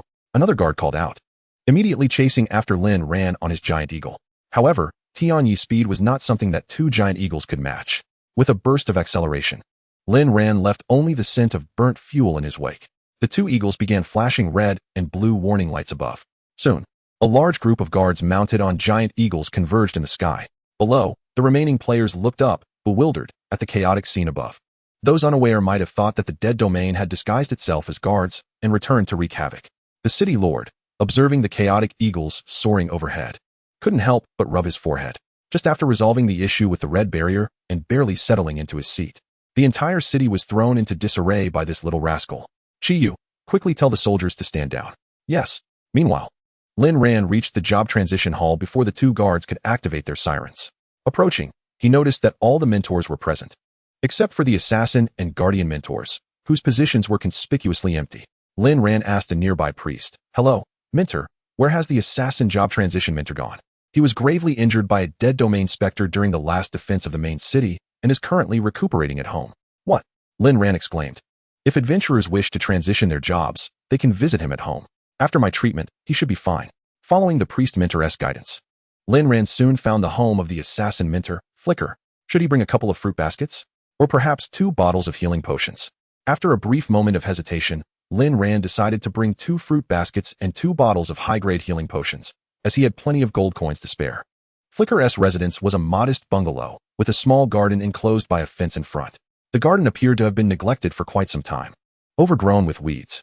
Tap, tap, tap. Lin Ran knocked on the door. "Is Mentor Flicker in?" "I'm here for my job transition." "Come in," came the reply. Lin Ran pushed the door open to find Flicker seated on a wooden chair, meticulously polishing a dagger with a piece of cloth. He closed the door behind them, and Lin Ran placed the items he brought on the table, preparing to speak. "I know you. The city lord has already informed me. You're here for your second job transition, right?" Flicker interjected before Lin Ran could say anything. Lin Ran understood that the job transition mentor's levels had been reset from 70 to 199. The Flicker before him appeared youthful, unlike the talkative and cheerful persona he remembered from their first encounter. Now, he emanated an aura of mystery, giving off a sense of elusiveness, as if one could not clearly see him without concentrated attention. "What should I do, master?" Lin Ran inquired. Luing rose and retrieved a dark box from his waist pouch. Upon opening it, a surge of dark energy enveloped Lin Ran and Lu Ying, leaving only Tian Yi alone in the room. Lin Ran felt a moment of disorientation, and by the time he regained his senses, he found himself within a dark barrier. "Before your job change, I shall impart some additional knowledge regarding what it truly means to be an assassin," Lu Ying stated, standing 10 meters away from Lin Ran. "I will suppress my speed attribute to match yours. You shall attack me." With his hands clasped behind his back, Lu Ying addressed Lin Ran. "Isn't that ill-advised, master? You are still injured, and my damage output is considerable." Lin Ran hesitated. "Do not worry. You may employ all your attacking methods. I shall not use any skills." With that, Lin Ran, before he could finish his sentence, launched an attack towards Lu Ying from 10 meters away. Just as the dagger was about to graze Lu Ying's neck, he swiftly sidestepped to the left, attempting to redirect Lin Ran's attack by kicking him on the side, hoping to make him veer right and miss. However, to Lu Ying's astonishment, Lin Ran's head suddenly displayed the word immunity. Had Lu Ying not sidestepped, the dagger would have pierced him directly. "By heavens!" Lu Ying exclaimed, startled. "What kind of damage is this? Is this kid not only level 48? He quickly activated his skill, causing his form to dissipate, and after 3 seconds, he reappeared on Lin Ran's other side. "Is it poison?" Lu Ying hurriedly retrieved the healing potion Lin Ran had gifted him, pouring it into his mouth. "Indeed, it is the poison from my weapon," Lin Ran replied. "You possess some remarkable abilities." A cold sweat broke out on Lu Ying's forehead, realizing that had he not restored to level 199, he might not have been able to withstand the poison for long. "Your equipment must be from the Green Dragon, right? I didn't expect you to have gathered a complete set. Remove your gear, and use another dagger to face me again," Lu Ying said, a hint of unease in his voice as he observed Lin Ran. "All right." Lin Ran removed his gear and casually retrieved a dagger from his backpack. This time, he pretended to retreat before suddenly flashing behind Lu Ying, thrusting the dagger towards his back with incredible speed. Yet, Lu Ying seemed to anticipate Lin Ran's position. As he saw Lin Ran vanish, he kicked back with his right foot, causing Lin Ran's dagger to fly from his hand as he was propelled backward. Lin Ran quickly picked up the dagger and activated Shadow 7 Kill, reappearing behind Lu Ying at lightning speed. This time, Lin Ran was utterly astounded. He hadn't even had the chance to swing the dagger when Lu Ying, like a specter, swiftly kicked Lin Ran's hand, causing the dagger to fly out of his grasp. The dagger sailed through the air in an arc before embedding itself into a distant wall with a resounding thud. This unexpected strike completely caught Lin Ran off guard. His eyes widened in disbelief as he gazed at Lu Ying, the shock in his heart beyond words. It was known that Shadow 7 Kill was Lin Ran's most reliable skill, yet today it had been so effortlessly interrupted by Lu Ying, an occurrence that had never happened before. Throughout the encounter, Lu Ying had kept his hands behind his back. "How was that, lad? Impressive, wasn't it?" Lu Ying finally managed to outmaneuver Lin Ran, a grin on his face. "Indeed, that was incredibly impressive," Lin Ran admitted sincerely. "As an assassin, you are still too inexperienced," Lu Ying remarked. The essence of an assassin lies in speed and explosive power. A strike must be precise. If it lands, it must inflict harm. A light strike can wound, while a heavy strike can kill. If you miss, you must be able to retreat swiftly without leaving a trace. Do you understand? Liu Ying continued. To strike a vital point requires keen observation and the ability to capture your opponent's movements, he added, suddenly drawing his dagger with lightning speed and pointing it at Lin Ran's neck before he could react. What do you see? Lin Ran glanced at the dagger near his neck and then at Liu Ying. Ah, I see. Lin Ran stammered, unsure of how to respond. You should notice that when I swung the dagger with my left hand, my right hand remained behind my back, leaving my center wide open, unguarded. Do you understand? Liu Ying retracted his dagger, addressing Lin Ran. Now I see, but your speed is so great that I cannot catch it, Lin Ran confessed. This indicates that your practical experience is too limited. You are still fighting the mindless beasts using primitive melee methods. You must actively observe and sense the traces of your opponent's movements during battle, analyzing their weaknesses. Additionally, do not forget to leave yourself an escape route. This is what a competent assassin ought to do, Liu Ying instructed. Lin Ran appeared to comprehend, realizing that high speed alone does not guarantee a successful strike. Even those with lower speed can analyze the opponent's movements to predict their trajectory. This differs from ordinary evasion, which is instinctive and unconscious. According to Liu Ying, one must consciously control every action during battle to align with the optimal solution for the situation, a challenging endeavor requiring extensive practice. Thank you, Master. I believe I have gained some understanding, Lin Ran replied. Such mastery cannot be achieved overnight. You must cultivate awareness and remain vigilant during future battles, Liu Ying stated. Waving his hand to close the barrier, Lin Ran returned to Liu Ying's room, immediately spotting Tian-Yi munching on a large, red apple. Tian-Yi, why have you devoured Master Liu Ying's fruit basket? Lin Ran glanced at the table cluttered with orange peels, apple cores, and other remnants, feeling a touch of embarrassment. Haha, it's nothing. This little girl is quite adorable, he thought. Liu Ying burst into laughter, attempting to reach out and pat Tian-Yi's pink head, only for Tian-Yi to leap back and hide behind Lin Ran. I apologize, Minter. Children can be quite thoughtless, Lin Ran said apologetically. It's a trivial matter. Liu Ying waved dismissively. I can see your eagerness. Let us proceed. Liu Ying noticed the twinkling stars in Lin Ran's eyes since he entered the room. She opened her palm near Lin Ran's forehead, a surge of dark purple energy emanating from her hand, quickly enveloping Lin Ran. As an assassin, the essence of concealment lies not merely in invisibility, which is the most rudimentary form of hiding. The ultimate concealment is to confound and mislead your adversary. Rather than simply retreating into the shadows, Liu Ying instructed Lin Ran. Before long, Lin Ran heard the system's voice chime. Ding! Congratulations, your second job change was successful. Your profession, assassin, has upgraded to the unique class of Phantom Assassin. Physical attack increased by 500 points, speed increased by 100 points. And your attacks now possess a 50 physical penetration. You will additionally gain 50 points of physical attack with each level up. Ding! You have acquired the exclusive skill of the Phantom Assassin, Transformation. This skill does not occupy a skill slot. Transformation, exclusive to Phantom Assassin after observing a target for 5 seconds. The Phantom Assassin marks the target, which can be any creature or object, and transforms into the marked target. The transformation lasts up to 24 seconds and has a cooldown of 1 second. This skill can be upgraded. Lin Ran then noticed a new skill bar appearing alongside his existing 2, specifically for the Phantom Assassin. Wow, what a cool skill! Lin Ran exclaimed, thoroughly pleased. This ability was not only practical, but also intriguing. Well, that is all I can do for now, Liu Ying remarked. I heard from the city lord that she assisted in transporting him out of the barrier. She gestured towards Tian-Yi. Thanks to both of you. If the city lord had not arrived, our 7 mentors would have undoubtedly struggled against the Death Lord. Over these years in the Death Realm, he has gone to extremes to grow stronger, transforming himself into something neither human nor ghost, Liu Ying reflected. Regardless, I am grateful to you. Should you ever need assistance, do not hesitate to call upon me, Liu Ying said, clasping her fists in respect. You're too kind, Minter. I am also a part of Zhongyuan City, Lin Ran replied, a hint of bashfulness creeping in, acknowledging that Tian-Yi was the true contributor. After leaving Liu Ying's home, Lin Ran first sought out Yusei Cha, intending to hand over the accumulated equipment. Yusei Cha was one of the few aware of the game's arrival, and with Lin Ran's support, the Highway Guild had become the most powerful guild in Xinyu, without equal. While he might not need immediate assistance, having support was certainly better than lacking it. After sending her a message, Lin Ran quickly arrived at the monster spawning point where the Highway Guild was stationed. As Lin Ran leaped from the flying vehicle, he observed the Highway Guild engaged in battle with a level 20 silver tier creature, its health already diminished by nearly half, with over 50 members cooperating in an orderly assault. Upon spotting Lin Ran, Yusei Cha beckoned him over. Standing beside her was Nai Nai, whom Lin Ran had encountered previously, now relentlessly firing arrows at a creature resembling a large rat in the distance. Lin Ran paid little heed to the extent of his accumulated equipment. The remote storage he had opened in the novice village had automatically transferred to Zhongyuan City. With a capacity of 500 slots, it was nearly full. Glancing at the storage, Lin Ran mused that his equipment yield likely exceeded that of all other players combined. He poured out the equipment onto the ground, and it quickly formed a small mountain.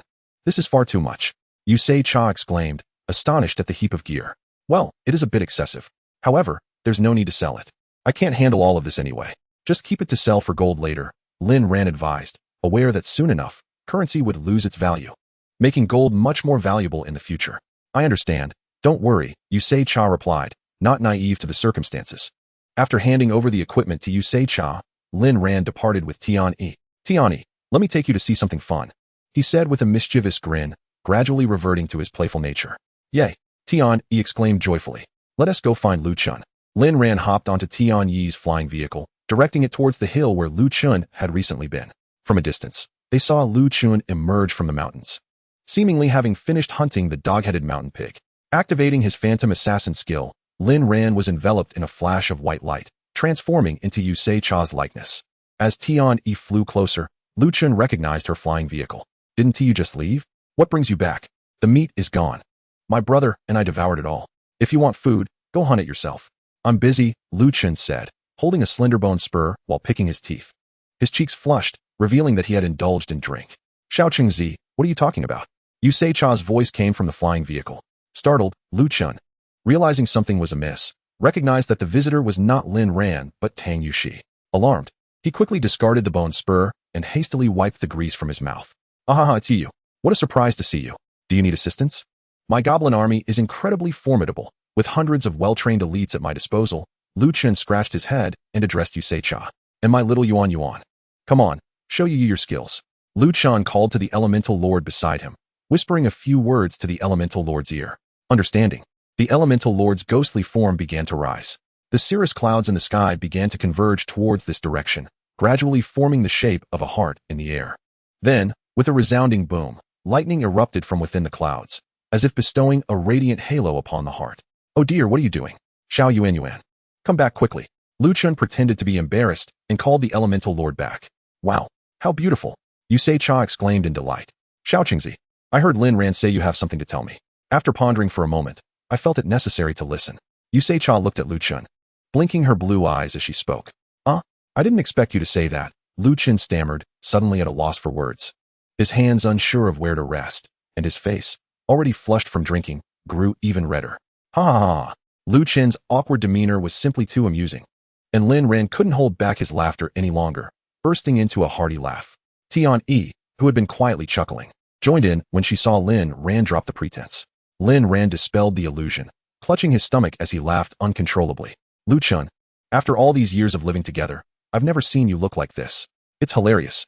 Lu Chun was momentarily dumbfounded, questioning whether he had drunk too much and was hallucinating.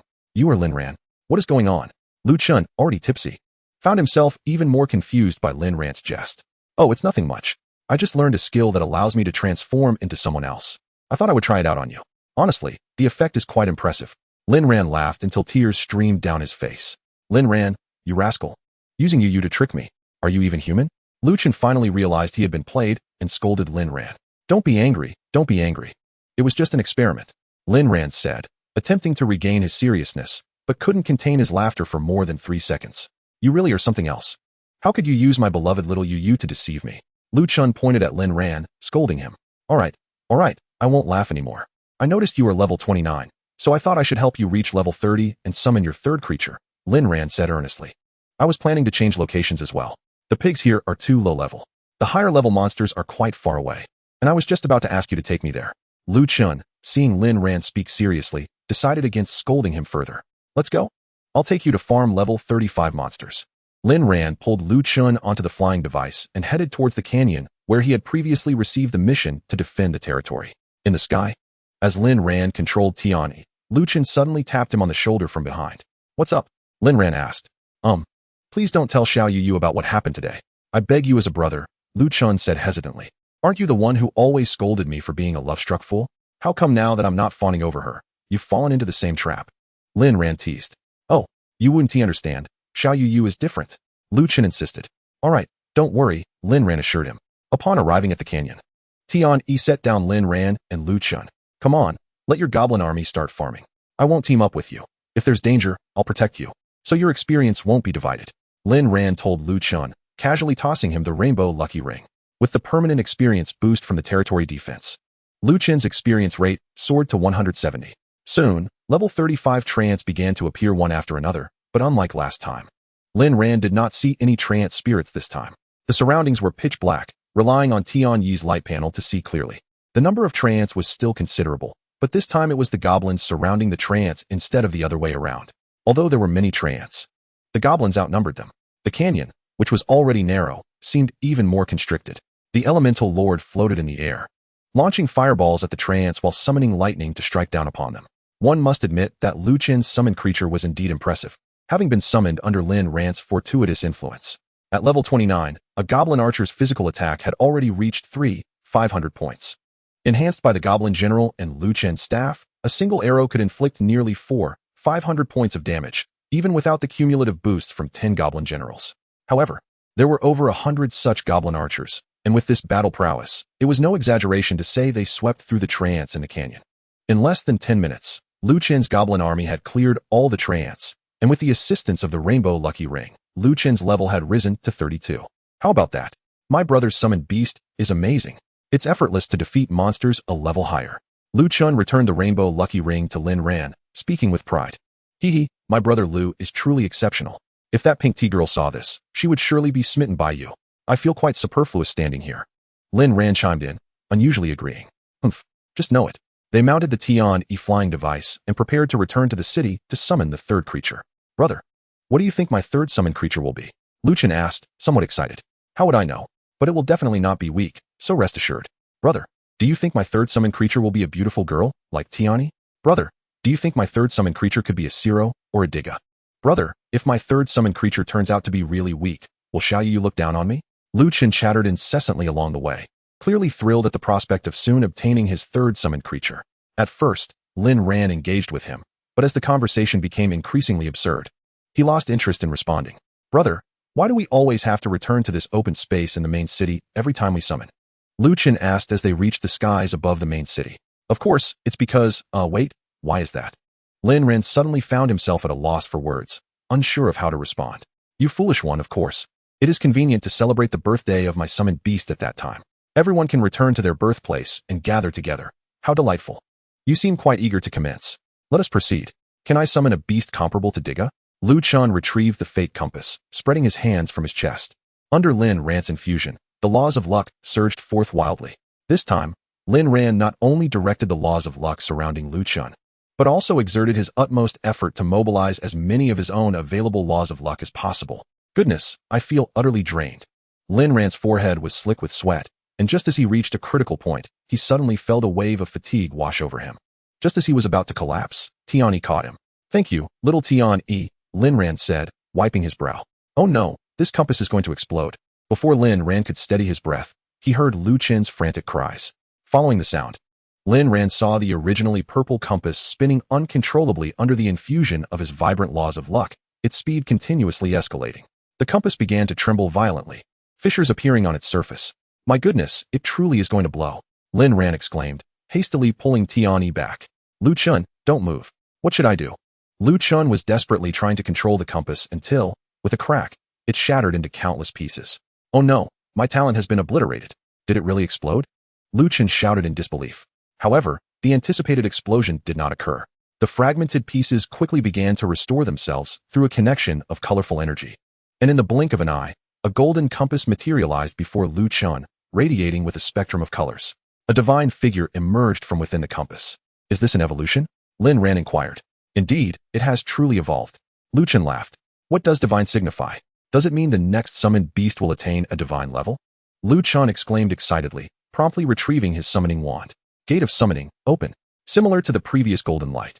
The only distinction this time was the slight presence of a colorful halo within the golden radiance of the summoning gate. But this gate is enormous. Is it truly going to summon Diga for me? Lu Chen exclaimed joyfully. Wow, how magnificent! Lin Ran marveled as he was enveloped in the light. Without waiting for the figure within the summoning gate to coalesce, Lu Chen had already leaped 3 feet into the air in exhilaration. A dragon. Lin Ran, did you see? It's a dragon. Lu Chen exclaimed, shaking Lin Ran with wild elation. Yes, I see it. A dragon. My eyes are still functioning. Such a massive dragon. A roar resonated from the summoning gate, nearly toppling nearby shops. At this moment, the townsfolk also took notice of the commotion, with guards flocking towards the scene. A colossal silver dragon claw first emerged from the gate, followed by the entire silver-white dragon, its metallic sheen and sharp scales seemingly capable of rending space itself. The already limited open space was nearly filled by the giant dragon. Void Dragon Lord, level 32, scales with summoner's level, class, divine health points, 150 magic points, 50 physical attack, 44 physical defense, 88 spell attack, 88 spell defense, 44 speed, 888 skills. Divine Dragon Domain creates a spatial domain within a radius of 5,000 meters, allowing the Void Dragon Lord and Summoner to traverse freely within, increasing their speed by 300 while reducing enemy speed to 50. Maximum duration, 10 minutes. Consuming 5 of maximum magic points per minute. Cooldown, 30 seconds. Dragon Breath. The Void Dragon Lord unleashes its breath, dealing 300 spell damage to enemies for 3 seconds. If the target is within the Divine Dragon Domain, this attack will certainly hit. Consumes 5,000 magic points. Cooldown, 30 seconds. Spatial Lock. The Void Dragon Lord tears apart the space surrounding the target, putting the enemy in a controlled state for 5 seconds. If the target is within the Divine Dragon Domain, duration extends to 10 seconds. If the Summoner is within the Divine Dragon Domain, multiple targets can be affected simultaneously. Consumes 10,000 magic points. Cooldown, 3 seconds. Void Travel. The Void Dragon Lord and its Summoner can step into the Void Dimension, becoming hidden while moving unimpeded by terrain.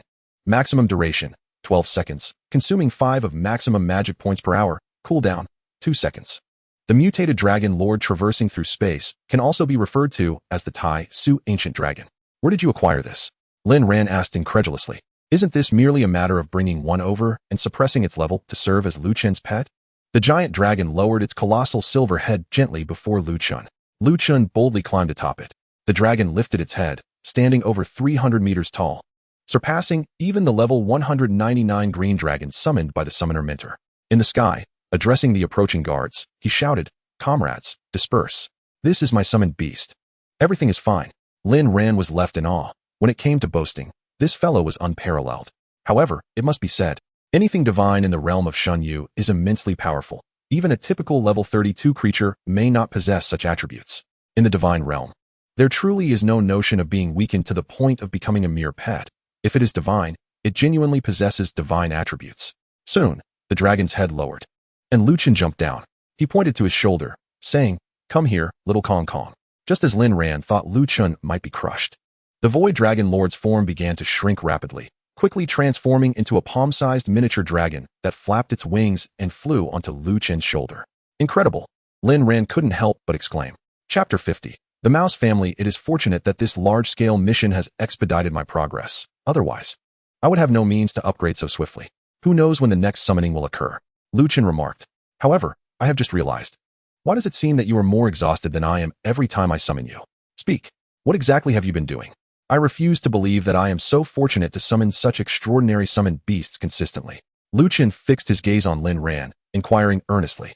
The 3 summoned beasts were increasingly extraordinary, and even a fool could discern that something was amiss. Why ask so many questions? It's not like I will harm you. Lin Ran replied to Lu Chen. You just need to know that if I die in the game, it's truly permanent. There is no resurrection. If you catch my drift. Lin Ran leaned closer to Lu Chen, speaking in a serious tone.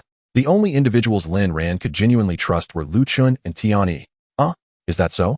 No wonder you asked me to scout ahead. Lu Chen exclaimed in surprise. However, it's not a significant issue. As of now, just don't act recklessly. There shouldn't be any players capable of threatening you. Lu Chen analyzed thoughtfully. Just keep this matter to yourself. No one else can know. Furthermore, I believe it's time to establish our own faction. I entrust this task to you. Form a guild, and even if its strength is lacking, ensure the integrity of its members. I cannot afford to be betrayed. Lin Ran instructed. Given your current capabilities, gathering a group should not pose much difficulty. Do not linger in Zhongyuan City. It is either members of the Highway Guild or other major guilds that have spent substantial sums to transport players from the novice village for class changes. Visit other main cities and swiftly assemble your team, Lin Ran advised. That makes sense. Lu Chen nodded in agreement. After bidding farewell to Lu Chen, Lin Ran's friend List chimed with a message from Yusei Cha. Yusei Cha Etion, are you free? I am encountering a bit of trouble here. Yusei Cha, just come over to that spot we discussed. Yusei Cha, alright. Closing the system interface, Lin Ran called Tian E and hurried to the location where the Highway Guild was farming. Before even landing, Lin Ran spotted two colossal yellow mice. Far larger than the white mouse he had encountered previously. The two yellow mice dashed through the crowd, scattering the formation of the Highway Guild into disarray. Lin Ran checked the information panel of the yellow mice. Golden Mouse King, level 25, gold grade, health 580, 000, magic 30, 000, physical attack 1, 500, physical defense 500. Magic attack 1, 200, magic defense 350, speed 300. Skills. Mouse charge. The Mouse King charges towards a designated target, dealing 200 physical damage to enemies in its path and knocking the target back, consuming 500 magic points, with a cooldown of 5 seconds. Pestilence. Targets struck by the Mouse King's teeth will be afflicted with pestilence, dealing 80 magical damage per second for 10 seconds. Infected individuals will transmit the pestilence to other players upon contact and refresh the duration of the pestilence. Lin Ran found it amusing that the other yellow mouse was named Golden Mouse Queen, clearly indicating a pair. Upon seeing Lin Ran approach, Yusei Cha hurriedly ceased directing the guild members and ran to Lin Ran. You see these two mice? The situation is as follows. We cannot handle this. I've kept it occupied, but you need to step in, Yusei Cha said. Is that so? By the way, that white mouse should have been called the White Prince, right? Lin Ran teased. How did you know? Yusei Cha asked. Isn't it obvious? You killed someone's child, and now the parents are coming to seek revenge. Look, the Mouse King and Queen have both appeared. It seems you have wiped out their offspring, Lin Ran observed. Yusei Cha had not considered this aspect. She was preoccupied with the fact that they had just barely managed to defeat a level 20 silver creature, only for two level 25 golden creatures to suddenly appear. Brothers, quickly retreat. The expert Etion has come to assist us. Nine shouted to the guild members still struggling to contain the Mouse King. Thank goodness. We are finally saved. This yellow mouse is truly disgusting. Lin Ran did not waste time. He noticed an older gentleman stumbling as he fled, inadvertently drawing the attention of the Mouse King. The Mouse King kicked up sand with its forelegs, preparing to charge at the old man. The old man, realizing he could not evade, raised his shield and braced himself against it. At that moment, the Mouse King began its charge, appearing ready to send him flying. Suddenly, it seemed as if the Mouse King had been hit with a pause button, its speed drastically slowing. Well done, Tiani. Lin Ran swiftly teleported behind the Mouse King and struck with his dagger, instantly slaying the Mouse King. 585-3936 boom. You have killed the level 25 golden grade Mouse King, earning 400,000 experience points and 80,000 contribution points. You have additionally gained 280,000 experience points. How ridiculous. Even a level 40 dark gold green dragon could not withstand two of Lin Ran's strikes, so what was a mere mouse? Meanwhile, upon seeing her husband fall, the Mouse Queen's eyes turned red as she charged at Lin Ran. Without hesitation, Lin Ran executed a Shadow 7 kill, flashing behind the Mouse Queen and delivering a lethal blow, successfully reuniting the family of three. Is this it? Even Yusei Cha and Nai, who had witnessed Lin Ran's terrifying prowess, could not fathom how quickly it had concluded. Am I seeing things? Am I hallucinating? I think I just saw 7-digit damage. The stunned old man murmured, still in disbelief. He had witnessed the Mouse King charge at him only to suddenly freeze mid-attack, followed by its swift demise. A long string of green damage indicators appearing above its corpse. Looks like I must have been dizzy from the Mouse King's charge. Is this the legendary Etion? A single strike to take down a level 25 golden grade? People continually expressed their astonishment at Lin Ran, for he was truly a supermodel, seemingly engaged in a different game from the other players. Lin Ran approached and picked up a piece of equipment, examining its attributes. Mouse King Kai, level 25, gold tier. Health 5800, physical attack 105, physical defense 85, magic defense 50, defense attribute 10, skill, Mouse King's protection spell summons the Mouse King's Phantom, which aids in deflecting the next attack, reducing damage received by 58. What surprised Lin Ran the most was that this was a couple set.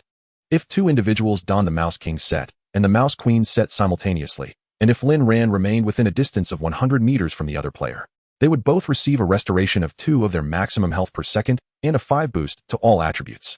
Lin Ran stored away the complete set of equipment dropped by the Mouse King, intending to give it to Lu Chun, who was still using the level 18 equipment dropped by the pig-headed mad dog. Lin Ran picked up another set of equipment and said to Yusei Cha, I shall not take the rest. You may allow everyone else to collect the loot. After all, the remaining items are of little use to me. As I have already gained the experience, the equipment is of no consequence. Should this task arise again, do call upon me. Lin Ran declared to Yusecha. Chapter 51. Invasion outside Huhai City. On a small hill, 3 players were engaged in a struggle with a level 13 wild wolf, which had less than 13 health remaining. The guardian in front raised his shield and charged at the wolf. I will ram it. Qinchuan, you quickly follow up. Bang. The wild wolf was toppled, and the mage and archer in the rear seized the opportunity to deliver damage. After a series of attacks, the wolf's health was completely depleted. Nice. This time, let me loot the corpse. Let me loot it. You two never get anything worthwhile. The mage Qinchuan shouted at the guardian in front. Come on. Come on. You go ahead. Let us see what you can possibly find. Retorted the guardian, stepping back disdainfully. The mage stowed his staff, rubbed his hands together, and approached the fallen wolf's corpse. After a moment of rummaging, he extracted a bloody dagger from beneath the wolf. Did you see that? Did you see that? I hit the jackpot. Look, look, look. A dagger. A black iron dagger. My living expenses for the month are secured. Qinchuan exclaimed, waving the dagger jubilantly in front of the other two. The guardian and the archer also wore expressions of delight. Su Balashi. Fine equipment. I shall take it. Suddenly, a voice filled with a sinister tone echoed from above. Qinchuan, overwhelmed by excitement, tossed the dagger aside, declaring, just proves how formidable I am. Wait, wait. Who is speaking? The guardian in the rear reacted first, hastily retrieving the dagger and raising his shield to step in front of the trio. Filthy and cowardly Huaxia people. Prepare to meet your king. This time, I shall wash away the entire Xinyu Huaxia server in blood. The voice from the sky rang out again, filled with malice. Who? Who is it? Qinchuan shouted. Suddenly, the air above began to twist into a vortex, which opened to reveal a portal from which a giant eagle emerged, carrying 3 figures who gazed down at Qinchuan and the others. I wonder what brings you esteemed ones here. If you desire this dagger, feel free to take it. The leading guardian, momentarily confused, sensed the extraordinary aura of the trio and hesitated to provoke them, intending to retreat instead. Li Hong, what do you want to say? Qinchuan attempted to speak, but was restrained by the archer behind him. The loss of the dagger was trivial. If they were killed, they would not only lose levels, but their own equipment might also be dropped, which was far too risky. Ah! The young man in the lead, adorned with striking red hair, laughed heartily while pointing at the 3 below. See, this is how pitiful Huaxia players are. I said I would wash the Huaxia server in blood. And he even voluntarily offers his spoils to me. Such inherent servility. The red-haired youth spoke to his system, and upon closer inspection, it became evident that he was live-streaming the encounter. They are not Huaxia people. They are players from another server. Qinchuan exclaimed. Murakami Wild Dog. Do not waste words with them. Another youth with green hair from the giant eagle interjected. The green-haired youth raised his staff, and in an instant, the air seemed to freeze, the temperature plummeting. Blizzard. The staff descended, unleashing a terrifying blizzard that engulfed Qinchuan and his companions from all directions, swiftly consuming them. As the storm dissipated, only the dagger, which had just been looted from the wolf's corpse, and 3 lifeless bodies remained on the ground. Hey, little, why did you kill so quickly? Perhaps we would have seen those ignoble Huaxia people kneeling to beg for mercy. The blue-haired youth remarked too. Everyone, please pay attention and give us likes. Today, we shall wash the entire Huaxia server in blood. Any Huaxia players I encounter while farming will meet their end. Murakami Wild Dog continued to address his system interface. Meanwhile, all players from the Huaxia server received a message from the system. Ding. All servers report that 3 players from the Xiao Benzi server, Murakami Wild Dog, Guardian 30, Mage 33, 35, have used items to cross the national border into Huaxia territory. Current location, Huhai City, Xiaoyu Tianlang Mountain Range. The 3 have been classified as invaders. Effective immediately, logging off is prohibited. All Huaxia server players are to gather and eliminate them. The 3 have cumulatively killed 1,000 players, signifying a breach of national borders.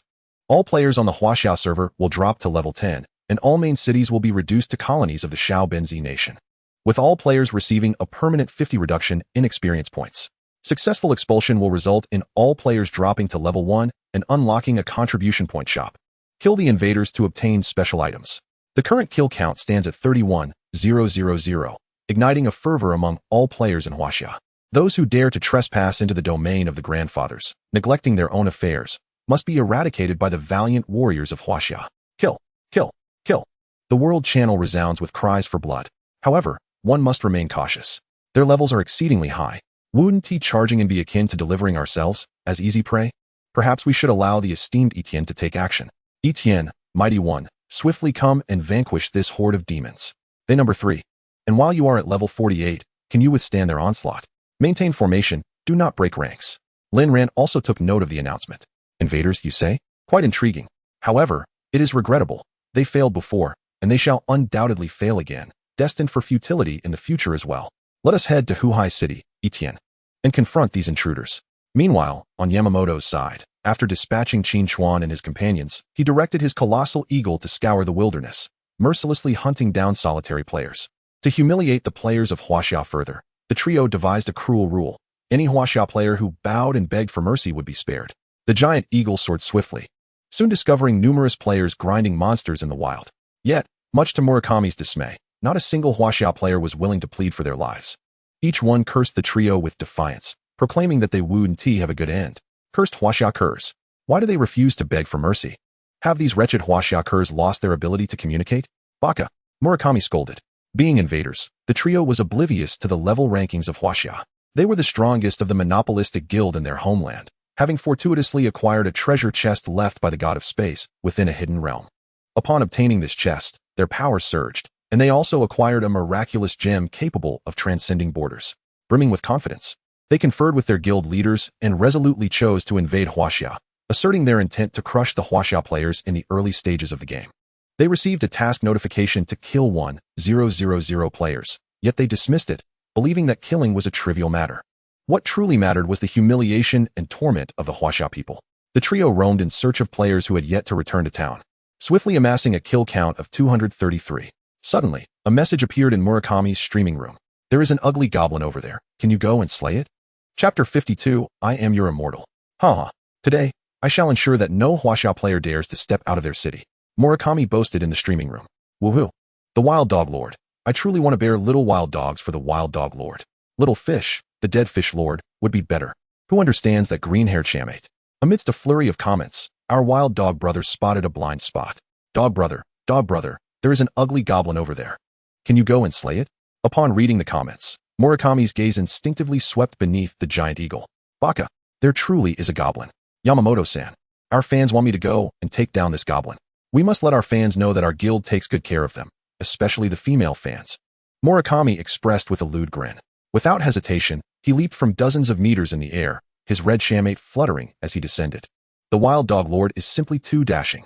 In the streaming room, messages flooded in, seemingly from a hired army of supporters. Unfortunately, before he could touch down, an arrow was shot toward him. The flamboyant wild monster, oblivious to the imminent danger, did not notice the arrow approaching. The arrowhead plunged deeply into Murakami's rear. 889. It must be said that as the first guardian of the level 30 guild, his defense was notably high. The goblin archers 500 points of physical damage dealt only 889 points of damage with a single shot. Baka. Murakami cried out in pain, but for the sake of his image, he quickly suppressed his reaction, landing in a pose he deemed impressive. A level 32 goblin archer. Murakami exclaimed. No wonder a single arrow could inflict 889 points of damage upon him. Dear viewers, today we shall teach you how to efficiently grind remote attacking monsters. Murakami announced to the streaming room. At this moment, the two remaining members on the giant eagle also descended. First, as guardians, we charge to the front lines, controlling the enemy and creating a favorable environment for our teammates. Murakami continued to chatter incessantly to the streaming room while brandishing his shield and rushing towards the goblin archer. With the shield's protection, the damage from the goblin archer decreased from 899 to 500. Dead fish, keep up the output. Yamamoto commanded, summoning the giant eagle for aerial support. The goblin archer was restrained by the wild dog, while the giant eagle relentlessly tore at it with its sharp talons. In addition to the eagle, a plant resembling a pea shooter continuously spat out blue water balls, and a genuine wild dog was gnawing at the goblin. A fierce blizzard enveloped the scene as the trio executed a combination attack, only to find that they had depleted a mere 23 hit points from the goblin archer. They had anticipated a swift kill, yet it still retained 13 hit points. The wild dog felt a wave of embarrassment, scratching his nose before boasting. Did you see that? Just this one set of skills drained 23 of the opponent's hit points. It must be said, the wild dog possesses remarkable qualities for a streamer. While interacting with the audience, the goblin archer entered a berserk mode, frantically firing arrows. Distracted, the wild dog was struck by another arrow. Baka, the wild dog cursed, charging towards the goblin archer with his shield, crashing into it with a resounding thud, toppling the goblin to the ground. The fallen goblin archer remained in a frenzied state, shooting arrows with reckless abandon. However, he was soon engulfed by a barrage of fireballs. The village dog, Yego, smugly exclaimed, "Is that all? Is that all? Players from Huaxia are weak, and the wild monsters are even weaker. Why isn't there any experience points?" The sage Yamamoto inquired, his curiosity piqued. Yet, before he could finish, arrows began to rain down from the woods beyond the plains. Yego quickly activated his skill, summoning a colossal shield that enveloped the three of them. Upon glancing back, they noticed dozens of goblins clad in heavy armor, riding formidable warhorses charging towards them. "Damn it, why are there so many high-level goblins? We must retreat," shouted Koizumi, the dead fish. The arrows thudded against the shield, quickly etching cracks into its surface. "We can't hold on much longer. We must flee while the goblin cavalry has yet to arrive." The three prepared to mount the giant eagle and make their escape. As they departed, Yego remembered to proclaim in the livestream, "This is a strategic retreat, a strategic retreat. Lin Ran, transform quickly." Yamamoto commanded the blue plant, still spewing water orbs. Hearing her master's voice, Lin Ran uprooted herself, her body expanding into a colossal form, though her head remained resembling a blue launcher. A massive ice orb erupted from her head, exploding upon nearing the goblin army, causing their movements to slow dramatically. Wow, is this the giant form of Lin Ran? She can unleash an area-slowing ice explosion. Combined with Koizumi's spells, they are truly an indomitable force. Commentators in the livestream began to narrate. The three, just as they mounted the giant eagle, prepared to leave. Boom. Koizumi pointed his staff at the goblin army, unleashing the ice explosion spell. Is this the flawless combination of dead fish and Yamamoto's Lin Ran? By detonating the ice crystals implanted within the enemies, they achieve widespread explosive damage. Truly incredible. The explosion indeed drained a significant amount of stamina from the goblin army, with some densely packed goblin archers being outright obliterated. Haha, this is our exhilarating combination attack. Yamamoto, let us go again. Koizumi shouted from atop the giant eagle. Eliminate these goblins. Below, Lin Ran's second ice explosion was charged and soaring towards the goblin horde. However, this time it did not unfold as they had envisioned. Mid-flight, the ice explosion suddenly changed direction, hurtling towards the three in the air at a speed surpassing its original trajectory. What is happening? Quickly evade. There is no time. Baka. Boom. The ice orb crashed into the giant eagle, instantly halving its speed. Yamamoto? What the hell is going on? Dead fish yelled, pointing at Yamamoto. I don't know. Yamamoto responded, equally bewildered. Lin Ran, what's wrong? It's me, your master Yamamoto. Meanwhile, the livestream audience was equally perplexed.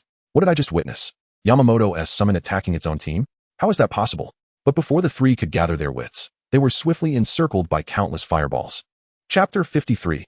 Pleading for mercy without affording the trio any time to react, the fireballs rained down mercilessly.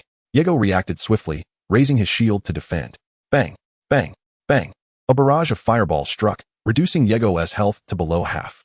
Damn it, someone is ambushing us. Who is it? Show yourself. Yet, there was no response. Suddenly, the ground trembled, and a massive green tentacle erupted from the earth beneath the trio, lunging at them. The giant eagle, slowed by the ice explosion, could not evade in time, and the vine ensnared its head, yanking it down from the sky. The three, perched atop the eagle, tumbled to the ground in disarray. Damn it, this is impossible. Who is behind this? Yego shouted, hastily gulping a healing potion. However, they were met with the advancing vine tentacles, which began to whip towards them, forcing the trio to dodge continuously, appearing as if they were dancing from a distance. Ha! Little Ben's circus troupe has come to your grandfather's territory to perform. Quite the dance. Came the laughter of Lu Chun from the nearby woods. I was at a loss for how to gather people, but look at you all. You've delivered yourselves right to my doorstep. Lu Chun fiddled with the livestream interface. Soon, all players in the Huaxia server discovered a livestream titled Painful Beatdown of Little Ben. Join Lin Ran Guild if you're a brother. The stream rapidly filled with thousands of viewers. Lu Chun continued adjusting the livestream. Hello? Is Choya there? Can you hear me? What the hell? Someone is live streaming to take down Little Ben. And it's not even the great Etienne. Is that true? Don't go in there and embarrass us. The live stream became increasingly lively, and as viewers watched the three shawmates dodging among the vines, the excitement reached a fever pitch. Oh my god, really?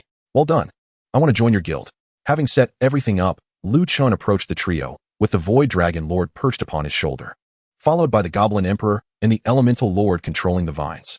Just as the three cleared the vines from the ground, they spotted someone approaching them. I say, you're ready for your debut. I've even named you the RGB Circus Troupe. Lu Chun chuckled, unable to contain his laughter at the sight of the three in red, green, and blue. Damn Huaxia people, how dare you ambush us? You are as despicable and shameless as ever. Yego shouted angrily. Oh, such foul language. Xiao Yuan. Take him down. Lu Qin showed no mercy to the wild dog, promptly commanding the elemental spirit to take action. A colossal fireball enveloped the wild dog's head above the village. Sensing impending danger, the wild dog attempted to evade but found its feet ensnared by the rocks beneath, rendering it immobile. With no other option, it raised its shield to defend itself. At that moment, Lin, who had been waiting for the opportune moment, unleashed an enormous ice bomb after gathering energy for quite some time. Boom. The projectile shot out from Lan's head at breakneck speed, seemingly aimed at Lu Qin. When an astonishing turn of events occurred, the missile executed a sharp turn, tracing a 180-degree arc around Lu Qin, and hurtled towards the wild dog, which was still struggling to withstand the fireball. Thunderous impact. The already beleaguered wild dog was sent flying by the ice bomb, spitting out blood, never having imagined it would suffer 2 strikes from its own teammate's ice bomb in a single day. Yamamoto, I curse you. The wild dog exclaimed, its health nearly depleted. In that moment, the wild dog's live stream fell into silence. What was happening? Was Yamamoto a spy from Huaxia? Oh no, my beloved Xiao Benzi 3. Please do not engage in self-destruction. Something is amiss. Xiao Quan shouted. He too was a summoner. His summoned beast could manipulate elemental forces. Damn it. Lu Qin overheard mentions of Yamamoto.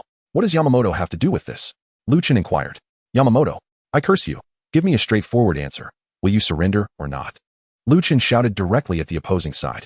Bakayuru, despicable Huaxiao person.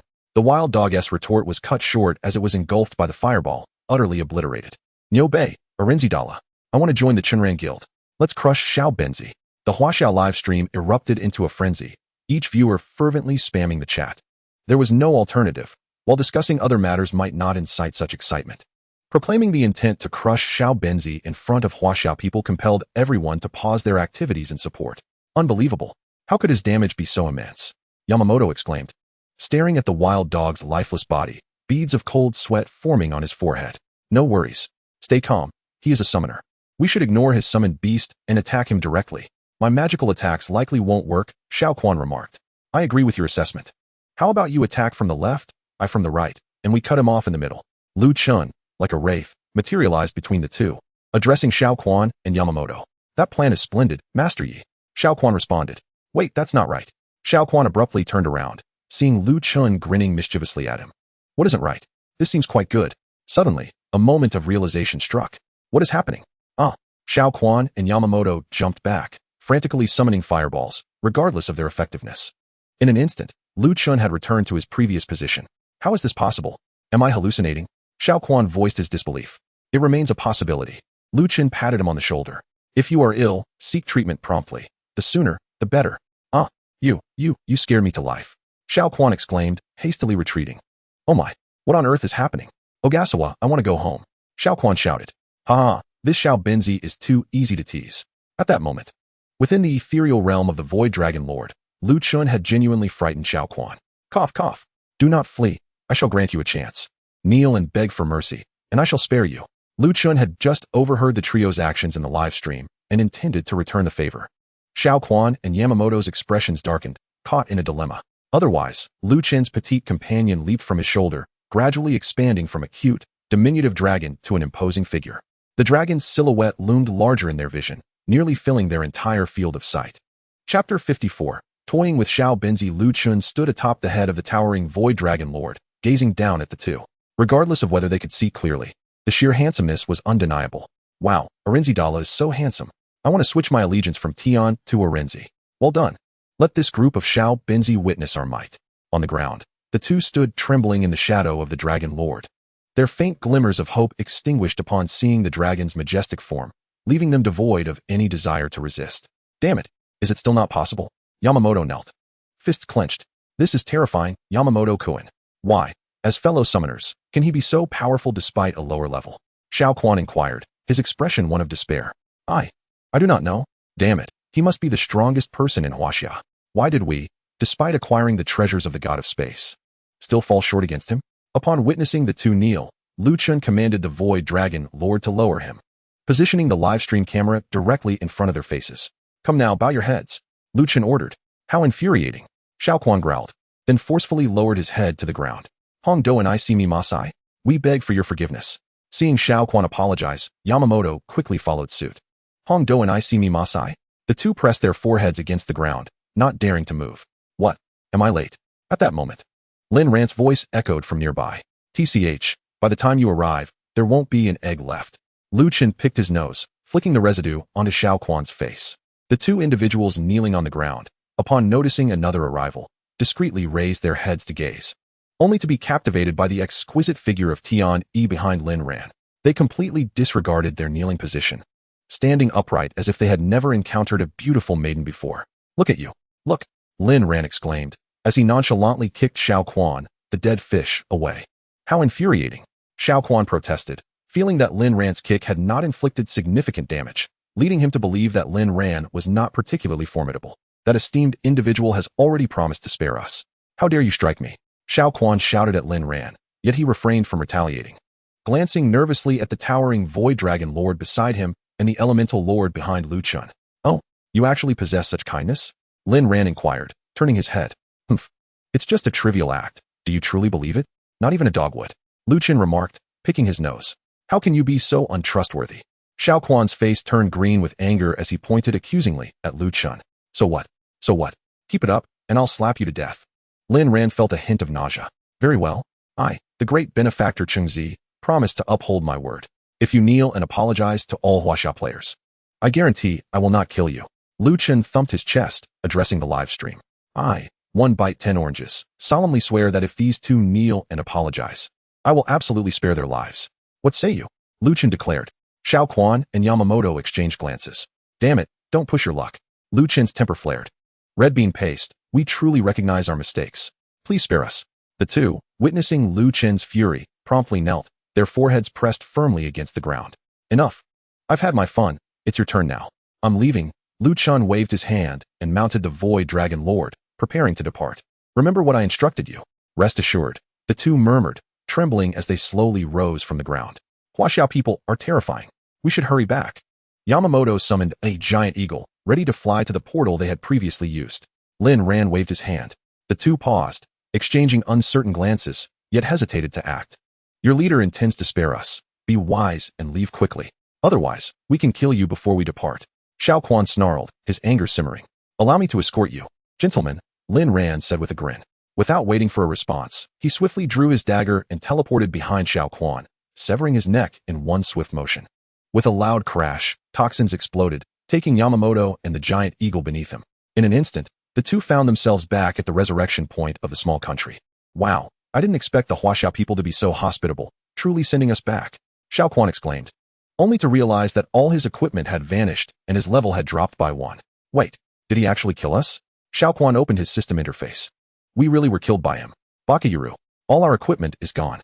How is this possible? Yamamoto-kun, what about you? My equipment is gone too. Ah, in the Huaxia server, a notification chimed. Ding. Mission completed. All Huaxia server players have their levels reset to 1. The Huaxia server players have unlocked the contribution point shop early, and by killing the invading players, Etian, and 1 bite 10 oranges, you have received special items. Ding. Congratulations on your level increase. Health points 500, mana points 300, speed 10. Oh, splendid. Lin Ran sheathed his dagger and collected all the equipment dropped by his enemies. Damn. All silver equipment above level 20, a bunch of poppers. Lin Ran scoffed. Contribution point shop? I must have at least tens of millions of contribution points. Lin Ran mused.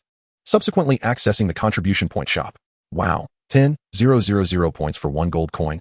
Lin Ran observed, his contribution points exceeding 800 million, meaning he could exchange them for 80,000 gold coins.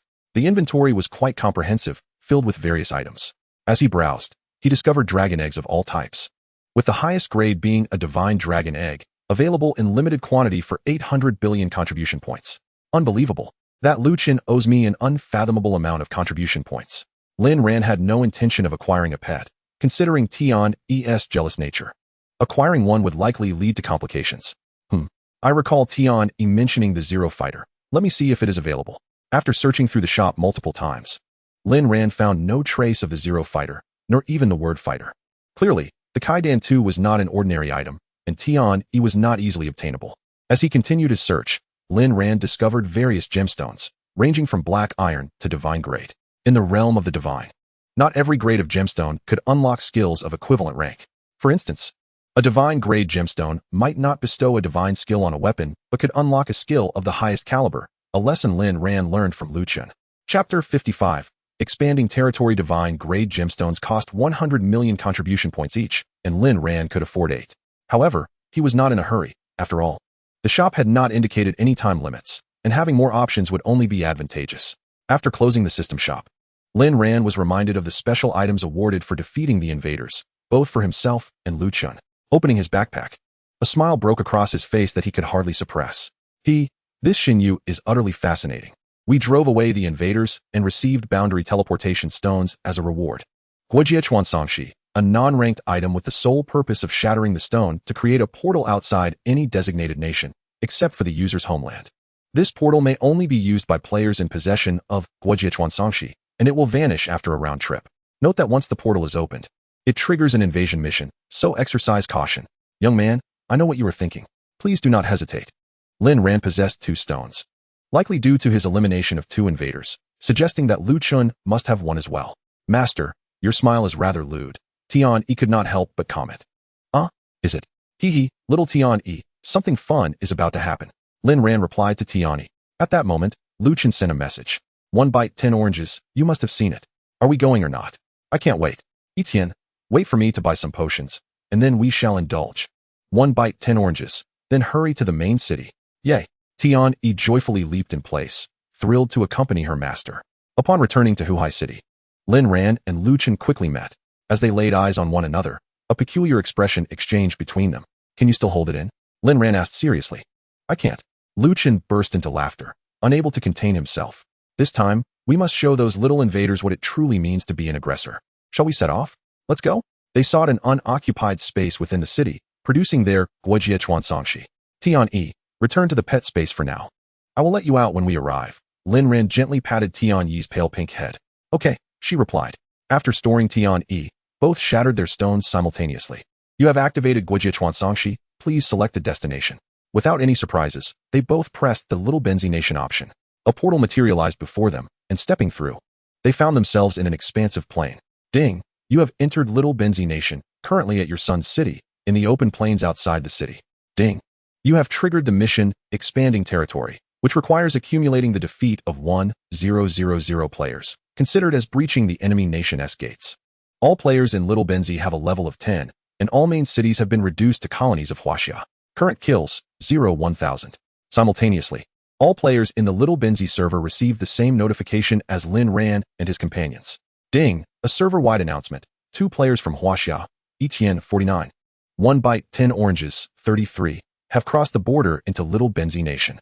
They are currently outside your son's city in the open plains and have been designated as invaders. Effective immediately, they are prohibited from logging off. All players in Little Benzi are to eliminate them. The players of the Little Benzi server were left dumbfounded. Wait, our people just returned from you guys, and you're attacking already? That's too quick. Unlike the cries for battle from Huaxia players, chaos reigned in the world channel of Little Benzi. Some were analyzing calmly. I heard that the strongest player in Huaxia is a summoner. It must be that Etienne. It is well known that summoners possess no inherent attack power. If we unite and hold off his summoned beasts, we can surely defeat him. As for the other one, this orange, at level 33, poses no real threat. Others were venting their frustrations. Why did you invade another's country for no reason? Now look, the experts from their side have come. Level 49. That's 10 levels higher than the strongest Yamamoto. We are doomed. It's all your fault. Of course, there were those who rallied. We of Little Benzi Nation would rather perish than submit. Even if it costs us our lives, we won't let you achieve 1,000 kills. Well said. The person above is indeed a true hero. Let us add each other as friends and charge into battle together. No, my level is too low. I would only be a burden at the back cheering everyone on. Meanwhile, Lin Ran observed as Lu Chen fiddled with the system's live stream. This time giving it an even more catchy title. Join the Chun Ran Guild and witness our expedition into Little Benzi. Lin Ran glanced over and inquired, by the way, did you mention how to join your Chun Ran Guild? I forgot. Lu Chen exclaimed. Lin Ran buried his face in his hands, deciding not to dwell on the matter any further. Summoning Tian-yi, he prepared for battle. Upon her arrival, Tian-yi immediately snuggled up to Lin Ran. Master, it's good to see you again. I missed you so much in just 5 minutes. Lu Chen molded the elemental lord into a blob, shielding his eyes. Out of sight, out of mind. I can't believe this. The orange expert is live again. Wait, they actually entered Little Benzi Nation. Is that real? They really went. Let's crush Little Benzi. The Huaxia server erupted into a frenzy, more intense than when Murakami and his companions invaded. Almost 90% of the players, upon learning of Lu Chen's incursion into Little Benzi, rushed to the livestream. Wow, wow, wow. Etienne, look. The livestream has 10 viewers, wow. 1 million, 10 million. Wow, it's about to hit 1 billion. Lu Chen's astonishment echoed repeatedly. The server for Xinyu truly excelled, accommodating nearly 1 billion viewers with seamless, high-definition streaming. This event quickly gained massive attention, spreading beyond bounds, and soon the entire Huaxia was aware of it. Bro, we cannot afford to lose face this time, Lin Ran said as he clapped Lu Chun on the shoulder, gazing at the approaching 9-digit audience. How much do you think I could earn from a single advertisement right now? You know, we must maintain our prestige. Little Tian, I used to fly with you daily. Today, it's your Lu Gu who will take you on a flight. Lu Chun summoned the Void Dragon Lord, its immense form glimmering with radiant scales as the three stood atop its head. Let us set off. Let us raid the Little Benzi server. Chapter 56. The assault on the main city. Lu Chun and Lin Ran patrolled the wild outskirts of the city like a sweeping force, unleashing dragon flames upon any shadow they encountered. Often, the unsuspecting players farming monsters below would not even realize their demise until it was too late.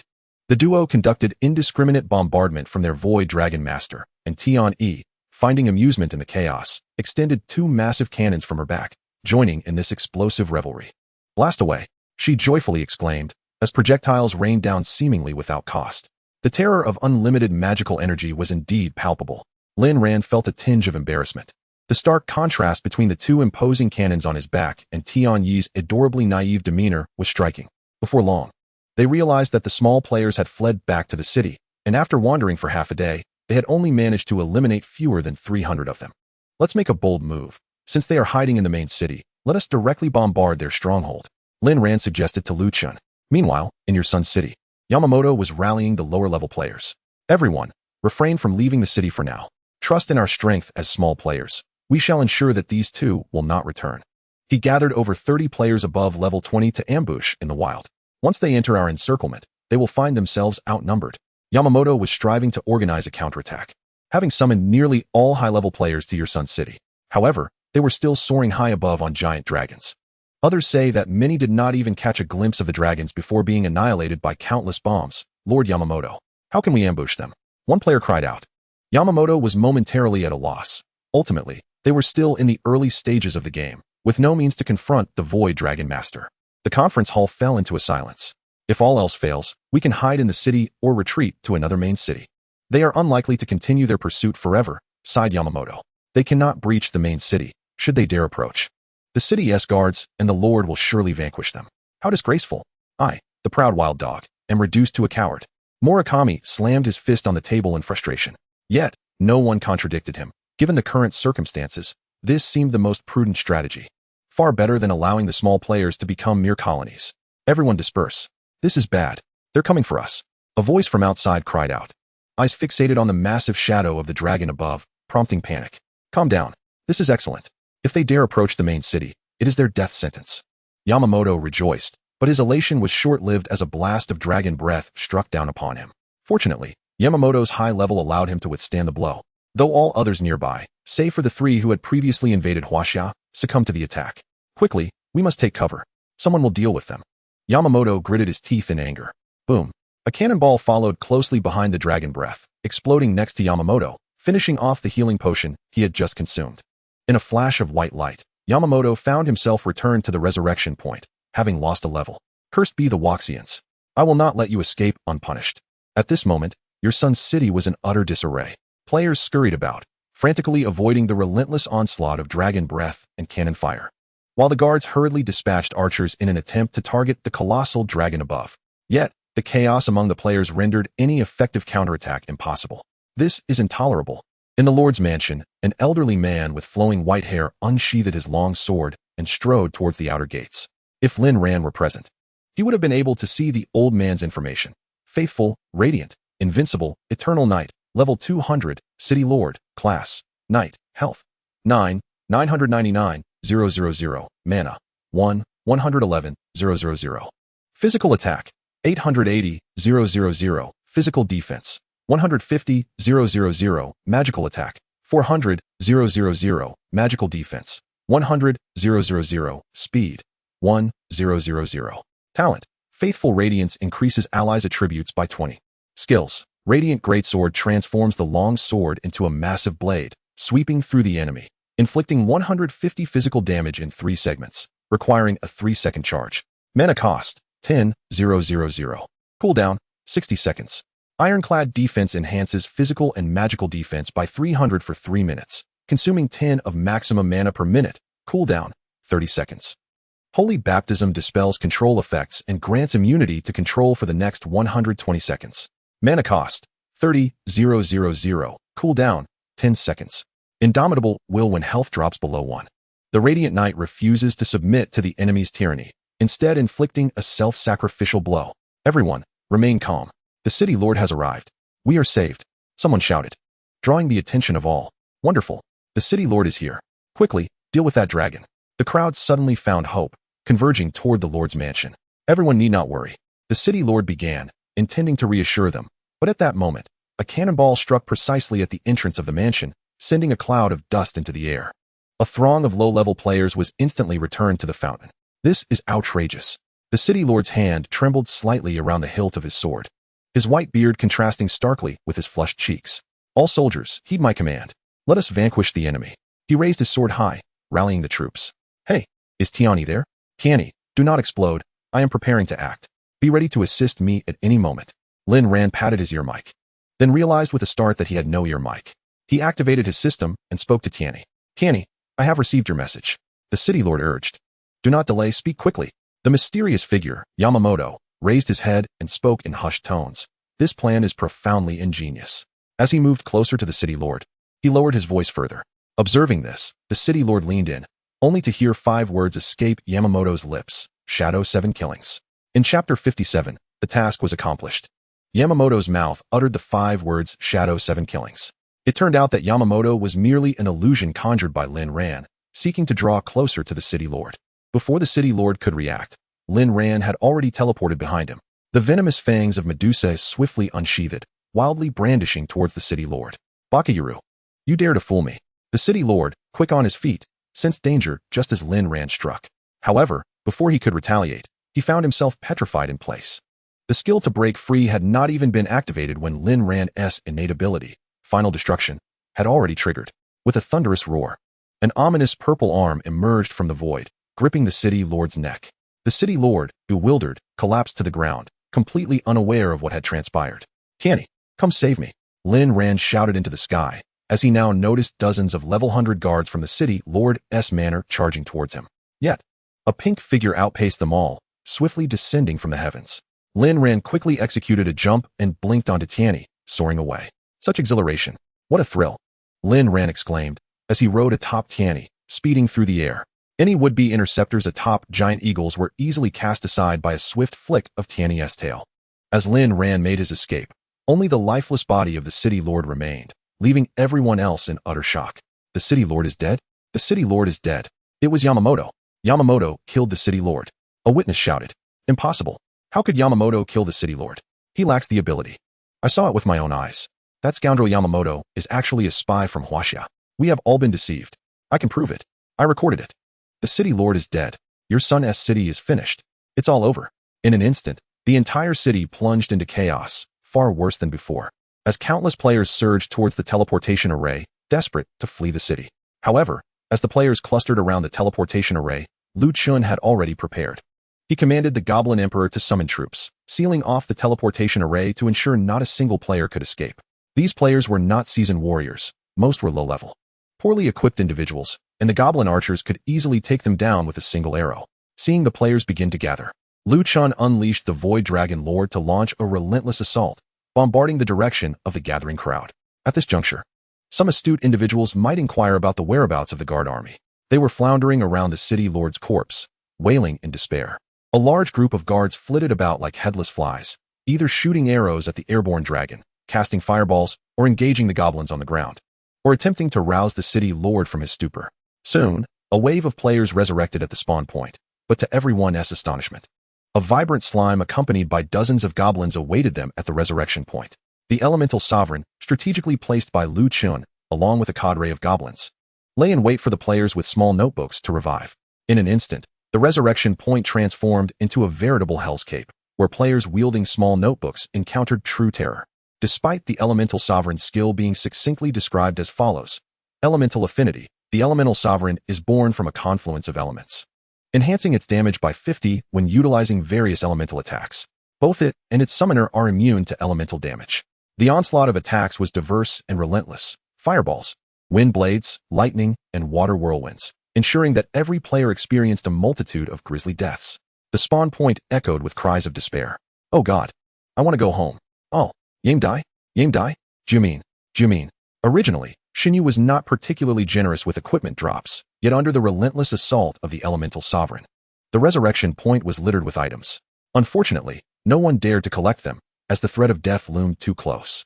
Many were struck down before they could even gather loot. Some players even fell to level 1, only to be obliterated by a fireball moments after respawning. Surprisingly, those who perished after reaching level 1 did not revive again. Under the elemental sovereign's relentless onslaught, the resurrection point soon stood barren, devoid of any players. The elemental sovereign surveyed the empty area with apparent satisfaction before leisurely soaring towards Lu Chen above. Meanwhile, Lin Ran, having successfully disguised himself as Yamamoto and assassinated the city lord, rode off into the skies on Tianyi, soon arriving at Lu Chen's location. How was it? A piece of cake. Now that the city lord is gone, no one, aside from the remaining generals, should be able to stop us. Besides, they cannot fly, Lin Ran declared. However, just as he finished speaking, a particularly enormous rock soared towards them. My goodness, such a colossal rock. It's almost as large as the Void Dragon Lord's foot. Lu Chen exclaimed in astonishment. Are you mocking him or praising him? Lin Ran replied, exasperated. Lu Chen paid no heed to Lin Ran's comment. As the rock approached, the rider atop it opened their mouth to speak, only to be met with a swift and powerful tail swipe from the Void Dragon Lord, striking the rock with tremendous force. Was caught off guard, and both the bird and the man were sent flying over 100 meters. The general atop Dapeng was left in a daze. He hadn't even spoken yet before being struck away by a single slap, leaving him to ponder the fairness of the situation. However, before he could catch his breath, as Dapeng stabilized its form, he heard a voice whispering about an Ing Chi Lian Sha, followed by a fleeting shadow. The last thing the general saw was a man gracefully departing on a pink-white flying device. Then, he fell from Dapeng and was rendered motionless. With the combined efforts of a few individuals, the task notifications soon echoed. Ding! Congratulations to the Huaxia server players, Etian and Eco Shi Good Chengzi, for having slain over 1,000 players from the Xiao Benzi server, successfully breaching the gates of Xiao Benzi Kingdom, and completing the mission, Kai Jiangqua 2. Effective immediately, the 4 main cities of Xiao Benzi server, Ni Air Zicheng, Ni Sun Zicheng, Ni De Yicheng, and Ni Air Yicheng, have been reduced to colonies of Huaxia Kingdom. Players from Huaxia can utilize the main city teleportation array for free access, and the border between Huaxia and Xiao Benzi servers has vanished. All players from Huaxia will inflict 300 increased damage on players from Xiao Benzi, while any attacks from Xiao Benzi players on Huaxia players will be met with a bounty from the guards. In an instant, 3 system announcements resonated throughout the Huaxia server. Countless players celebrated in the World Channel, exclaiming how poetic justice had prevailed. Xiao Benzi had met its reckoning. What a thrill! Etian and Chengzi were hailed as sages of the realm. Yet, the enchanting pink-haired beauty remained unacknowledged, in stark contrast to the jubilant Huaxia players. The original players from Xiao Benzi server were engulfed in despair. They could see the World Channel messages and hear the automated translations, leaving them in a state of shock. The trio of Murakami Yi-Dog ran swiftly, having escaped before Lin Ran and his group could act. Just as they were reveling in their prior triumph, the sudden system announcement struck them like a thunderclap. Ding! System announcement. All original players from Xiao Benzi server failed to defend their borders, resulting in the death of thousands at the hands of the enemy. The Lord of Ni Air Zicheng has been slain, and Xiao Benzi server has become a colony of Huaxia. Level 10 players will experience a permanent reduction in experience gain to 50. New players arriving at the main city, particularly those who had just reached Ni Air Zicheng, found themselves demoted back to level 1 before they had even begun to hunt monsters. Some players, who had barely reached level 10, vanished upon receiving the notification after being killed in the wild. However, players in the novice village remained unaffected, though they emerged only to find themselves as targets of Huaxia's colonization. Bakayuru, this game is unplayable. I protest. I protest. Murakami Yi-Dog shouted in Ni Sun Zicheng. At that moment, 3 players from Huaxia emerged from the teleportation array, revealing themselves to be the very Qin Chuan trio who had previously slain him. And what do you propose to protest? Qin Chuan responded with a swift slap. after realizing they were facing the infamous red-haired aggressors from Huaxia. Murakami Yidog was left with only 18 levels, while Qin Chuan stood at 13. Yet, Yidog felt paralyzed, aware that any movement would draw the attention of the surrounding guards. With a flushed face, Murakami Yidog could only grimace and utter, "Red bean paste is all my fault. Please forgive me," as he bowed low. Meanwhile, on the original Xiao Benzi forum, including the likes of Yamamoto Xianren, the trio faced relentless criticism, with posts flooding in that were overwhelmingly negative. They finally understood what the Huaxia players meant when they said, "Wait until Etion arrives. You won't be able to escape." However, it was too late. The Xiao Benzi kingdom no longer existed within Xinyu. Many Xiao Benzi players chose to quit the game in disgrace, hastily fleeing from this humiliating experience. Numerous guilds from Xiao Benzi left messages on the official Xinyu forums, expressing their protests. Even more frustrating for the Xiao Benzi players was that after commenting, all their identities were displayed as part of the Huaxia province, inciting furious outbursts from the players. Even the Xiao Benzi official stance condemned the Xinyu developers. But to no avail. At this moment, the players from the Huaxia server were enveloped in a frenzy. Hardly able to fathom that Lin Ran and Lu Chun had single-handedly conquered the Xiao Benzi server, achieving a true expansion. They had directly added 4 main cities for the Huaxia players. Currently, Lin Ran, Lu Chun, and Tian Yu were riding atop the Void Dragon Lord. Making their way back to the Huaxia server via the teleportation array, Lin Ran retrieved a longsword from his inventory. Radiant Greatsword, level 200. Sacred Artifact, Warrior Only. Physical Attack 540, 000, Block Rate 80. Blocking attacks reduces damage to 10, Speed 400, Physical Penetration 50. Holy Purification. Removes control effects and grants immunity for the next 120 seconds. Consumes 30,000 mana. Cooldown 10 seconds. The Radiant Greatsword transforms the wielder's longsword into a colossal sword, sweeping across the enemy forces, dealing 150 physical damage in 3 segments, requiring a 3-second charge. Mana cost 10,000. Cooldown 60 seconds. Iron Wall. Enhances the user's defense, increasing physical and magical defense by 300, lasting 3 seconds, consuming 10 of maximum mana per minute, cooldown 30 seconds. Blessings of the Goddess of Light. Give your all, brave knight. This weapon is truly a source of envy for Lin Ran. It is the very equipment that emerged from the demise of the Ni Air Zicheng City Lord. A weapon that Lin Ran seized at the peril of his life while fleeing. He had actually acquired many other items. But the urgency of the situation prevented him from collecting them all. Glancing at his own weapon, he noted it was still the level 15 Medusa's Venom Fang, which he had been using since the novice village. Were it not for the potency of his poison gem skill and the petrification ability that made him nearly invincible, he would have long since replaced it. However, despite slaying the city lord, there was no system notification, indicating that such beings were likely outside the normal hierarchy. Regrettably, Lin Ran could not wield this weapon. He swung the long sword through the air and then struck it against the ground. But this was not ordinary ground. It was the head of the Void Dragon Lord. A cascade of golden numbers, 5, 3, 6, 7, 2, 1, erupted from above the dragon's head, startling both Lin Ran and Lu Chun, leaving the Void Dragon Lord utterly bewildered. "Hey buddy, I'm already mounted on you, and you still strike me?" The dragon seemed incredulous. Lu Chun, witnessing the drastic reduction of the Void Dragon Lord's health by a third, exclaimed, "Lin Ran, are you out of your mind? What is going on?" Lin Ran was equally perplexed. Why was he able to use this weapon? Opening his attribute panel, he observed that his physical attack had surged to 540,998, and his speed had risen to over 1,300. Lin Ran began to piece together a hypothesis. Since his primary class was God of Luck, how could he be restricted?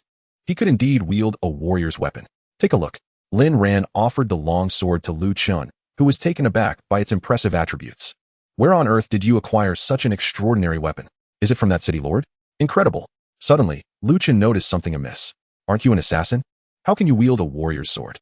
"Hee, I won't tell you," Lin Ran replied mischievously. Lu Chun tossed the sword back to Lin Ran. Lin Ran then grasped the long sword in his left hand and a dagger in his right, but after a moment, found it uncomfortable. He switched to holding the long sword in his right hand and the dagger in his left, yet still felt discontent. The dagger and long sword did not harmonize. He fiddled with the dagger thoughtfully.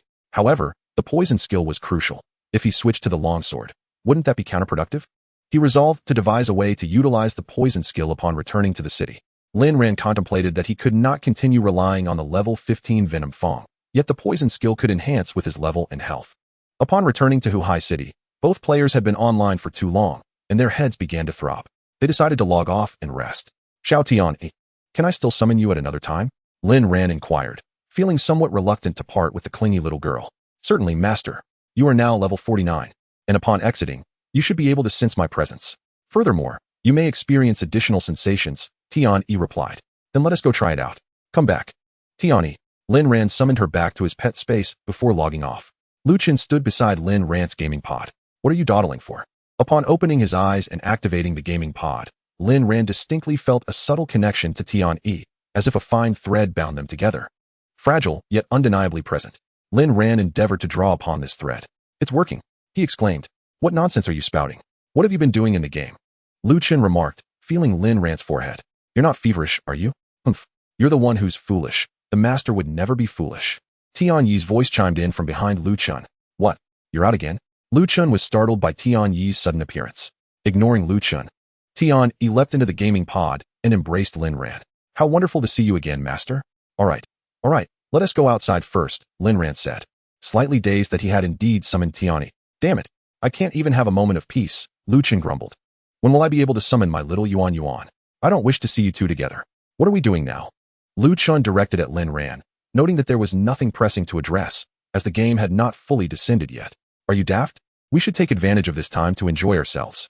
Once the game descends, there will be no time to play. Are you sure you want to take Tian-yi out like this? It's rather conspicuous, Lu Chen pointed out, alluding to the fact that Tian-yi was still hugging Lin Ran, her mechanical armor standing out. Lin Ran considered the garishness of Tian-yi's armor and felt it was inappropriate. Then let us go buy her some clothes, Lin Ran suggested. Yay. Tian-yi wants to wear a pretty dress. Lu Chen, oblivious to the situation, agreed, and the two sped to the city center in their flashy car. Tian-yi can wear my clothes for now. Although they are a bit big, they will cover the armor, Lin Ran said, pulling a slightly smaller t-shirt from his wardrobe for Tian-yi to wear. With that, the trio set off. On the road, Lin Ran grew disinterested in driving, inputting the destination coordinates for Tian-yi before reclining in his seat. Hey, you got this cool sports car, and you're just going to lounge around? Don't you want to experience it? Lu Chen complained from the side. I can't be bothered to drive. Isn't autopilot fantastic? If you want to drive, go ahead, Lin Ran retorted lazily. All right, autopilot does indeed have its charm. Lu Chen acquiesced, fiddling with the interior. At that moment, the radio broadcasted news, capturing the attention of both. The latest reports indicate that the original president of the Qiao Union, Lu Er, along with Vice President Li Ning and other members, mysteriously vanished overnight, bearing striking similarities to the case of the missing mayor of Longqing.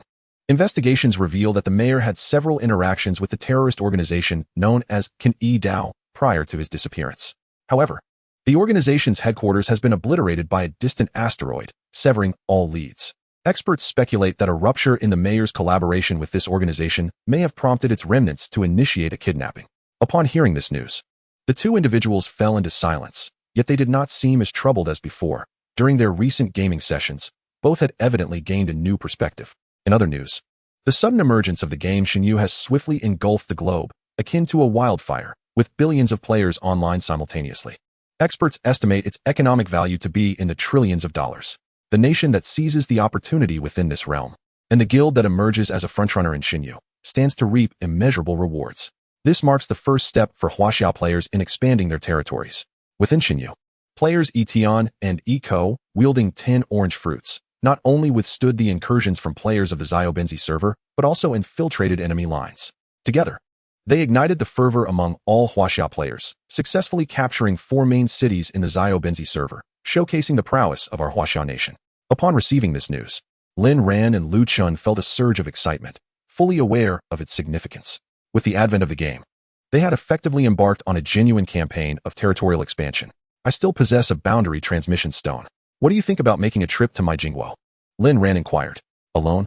That seems a bit precarious. I'd prefer to wait until I reach level 40. By then, having an additional summoned beast would provide extra protection. Lu Chen reasoned. That works. A citizen reported encountering a mechanical-style girl resembling player Tian-yi from Xinyu in reality. The submitted images showed a striking resemblance of 99. We cannot help but marvel at the capabilities of today's young women. Meanwhile, most netizens have expressed a fervent desire to obtain the contact information of this young lady. Wow. Tian-yi became an instant sensation after just one appearance. Fortunately, no one suspects that this is the real Tian-yi. Lu Chen chuckled heartily. Humph. Of course. Tian-yi is the cutest girl in the world. Isn't that right, master? Indeed, without a doubt, Tian-yi is the most adorable. Amidst their laughter, No one noticed the last piece of news emanating from the radio. According to reports, a demolition worker named Lee allegedly assaulted a 25-year-old woman named Lu during work hours. Before long, the trio arrived at a pedestrian street in the city center, where, in a secluded corner devoid of surveillance, Tian-E set Lin Ran down and transformed back into the beautiful girl Tian-E. Shopping, shopping. Buying clothes, buying clothes. Tian-E joyfully exclaimed. You know about shopping? Is there a street to stroll in Xinyu? Lu Chun felt a twinge of strangeness at her words. Of course Tian-E knows about shopping. My knowledge base encompasses all human behavioral patterns. There is nothing Tian-E does not know. Tian-E proudly declared, lifting her pink little head. Is that so? Then let me ask you, which came first, the chicken or the egg? Lu Chun queried. Tian-E scratched her head, her expression suddenly appearing rather perplexed, as if she were on the verge of overheating. Let me ask you, if one were to consume 10 pounds of digestive tablets in one go, would it lead to choking or starvation? Then let me ask you, if you use super glue on a non-stick pan, does it stick or not? It sticks? No, that is incorrect. It doesn't stick. Wait, is it sticks? Lu Chun burst into laughter, thoroughly amused by Tian-Yi's adorably malfunctioning logic. All right, don't mind that. His brain isn't quite normal, Lin Ran said, patting Tian-E. Chapter 60. Buying clothes. Observing Lu Chun's hearty laughter, Tian-E clearly felt indignant, pouting as she glared at him. Then let me ask you, can you prove the Poincare conjecture? Tian-E challenged Lu Chun. What kind of wealth is that? Lu Chun looked utterly bewildered. Do you know what the Navier-Stokes equations are? You're impressive. Lu Chun conceded, deciding to tease the little girl further, curious to see if she would unveil any other equations or conjectures. The trio wandered through the mall until they arrived at an upscale clothing store, where an array of dazzling displays captivated Tian-Yi's attention. Wow, this is so beautiful. Oh, is this what stockings look like? It's my first time seeing them. Oh, there's even a wedding dress. Tian-E exclaimed, her excitement palpable as she gawked around. Little Tian-E, just pick whatever you like. You can choose anything. Money is no object. Lin Ran generously stated, though he himself was unsure how much money he had left after giving away so much equipment to Tang Yueshi. Yay, Tian-E loves you, master. Tian-E exclaimed joyfully, planting a kiss on Lin Ran's face. Tian-E, please don't call me master in public. Just call me brother. Lin Ran felt a bit awkward as he realized they were in a bustling hall with several people passing by, all of whom turned their gazes upon Tian-Yi's exclamation. All right, brother master. I'll go try on this outfit, Tian-E said, clutching a blue nightgown as she dashed toward the fitting room. Lin Ran dismissed her and, along with Lu Chun, casually picked out a few outfits, preparing for any unforeseen circumstances. Lin Ran. Just as Lin Ran was waiting in line to check out, he suddenly heard someone calling his name from behind. Both he and Lu Chun turned around to find none other than our Grand Empress, Ru Yan. At that moment, she was accompanied by a man who appeared to be in his 50s or 60s, standing about 160 centimeters tall, as they appeared at the entrance of the clothing store. Is this your father? Or your grandfather? Lin Ran gazed at the eccentric gentleman before him, adorned in a summer mink coat and a golden necklace. A grand cigar dangling from his lips, momentarily rendered speechless. What a remarkable ensemble. I shall dub it the ultimate chicken-catching outfit. Lu Chun muttered quietly beside him. Lin Ran. Show some respect. This is my new boyfriend, and we are about to become engaged. I will forever remain someone you can never aspire to be with. Ru Yan proclaimed, lifting her chin with an air of superiority, entirely unreflective of her past humble circumstances. I have encountered many second-generation rich individuals like you. You are nothing but a prodigal, Ru Yan declared, evidently displeased with Lin Ran's sudden shift in demeanor towards her. Over the past few days, she had come to realize that now that Lin Ran had acquired wealth, he no longer regarded her with any significance. Rather than cling to him, she resolved to continue with her own pursuits. Consequently, with her exceptional acting skills, she effortlessly ensnared a real estate magnate. Indifferent to whether his intentions were genuine or if he truly sought engagement, the pretense was all that mattered. Oh, may you soon be blessed with children. Lin Ran, feeling disinclined to engage with her, wondered why he perpetually encountered Ru Yan everywhere he went. Was the author devoid of creativity, fixating solely upon Ru Yan? It was Lu Chun, standing nearby, who truly found the situation astonishing. He had witnessed Lin Ran's fervor for Ru Yan, and now, observing this transformation, though ostensibly a positive development, left him in disbelief. What's the matter, darling? Do you know this young man? The gentleman adjusted his pronounced beer belly, pushing his sunglasses up onto his forehead as he turned to inquire of Ru Yan. He is nothing but a spendthrift, a heartless wretch, a scoundrel, utterly inferior to my ex-boyfriend, who is a mere fraction of your worth. Ru Yan gestured towards Lin Ran, her disdain palpable. Is that so? Young man, allow me to impart some wisdom. One must not forget their roots. Look at you. You fail to appreciate a wonderful girl like Ru Yan. Do not presume that having a wealthy father grants you license to act as you please. Money cannot buy true affection, can it, darling? The gentleman, filled with pride and provocation, concluded his remarks with a kiss to Ru Yan's cheek. Hey, what are you doing with so many people around? Ru Yan, flustered, retreated into the embrace of her companion, who was considerably shorter, requiring her to deliberately crouch. Lin Ran observed this peculiar duo, rendered speechless. One was a gold digger, indiscriminately pursuing wealth, while the other seemed to exhibit signs of cognitive decline, harmonizing in their absurdity. As Lin Ran prepared to unleash his retort upon these two oddities, he was far from a passive character. If provoked, he would retaliate without hesitation. A gentleman seeks revenge. Not a second should be wasted. My dear, how does this look? A sales assistant beckoned as Tian-yi emerged from the changing room, adorned with a khaki hairpin and a pastel-made outfit. The ensemble featured a delicate pink bow at her chest and a large white bow at her back, resembling a charming little angel, utterly adorable. Tian-yi approached Lin Ran, twirling to present her outfit. How beautiful! Tian-yi is the most exquisite girl in the world. Lin Ran was indeed captivated by her transformation, astonished by how effortlessly she transitioned from a mech aesthetic to a maid allure. Truly, a girl endowed with beauty and grace is invincible. Hey, that gentleman over there is drooling, Lu Chun remarked, observing the man still entwined with Ru Yan, his eyes fixated on Tian-yi, saliva pooling at his feet. Not only him, but nearly all present, regardless of gender, were entranced by Tian-yi's ethereal beauty, for humans are inherently drawn to aesthetics. The most awkward moment fell upon Ru Yan, who had confidently proclaimed her impending engagement only to witness her fiancé drooling over another beauty. Infuriatingly, this seemingly youthful girl referred to Lin Ran as master. Ru Yan, who had always possessed confidence in her appearance and figure, found herself feeling overshadowed for the first time, especially as Tian-yi appeared younger. Now, with no alternative, having decided to pursue this affluent gentleman, she had given all she could. She could not leave empty-handed. Master, what is he doing? Ru Yan feigned a sweet tone, shaking the gentleman. Why are you shaking me? Get away, he retorted, pushing her aside. Lin Ran, witnessing this man's inappropriate intentions towards Tian-yi, stepped forward to shield her. Get lost. Kid, I'll give you 3 seconds. The man, tightening his fists, made a threatening gesture. Lin Ran disregarded the man, heading to the front desk to pay for the already packaged garments. Humph, it seems you know your place. These clothes aren't cheap. Consider it on my tab. The little sister, these are all from me. And you, are you daring enough to tease your father? I, Lin Ran, observed the hand reaching toward Tian-yi and swiftly knocked Li Mei Kai's hand aside before delivering a kick to his beer belly. Li Mei Kai, already suffering from kidney deficiency, thought Lin Ran had retreated out of fear of his reputation and was utterly unprepared for the sudden strike. Bodyguards, get over here.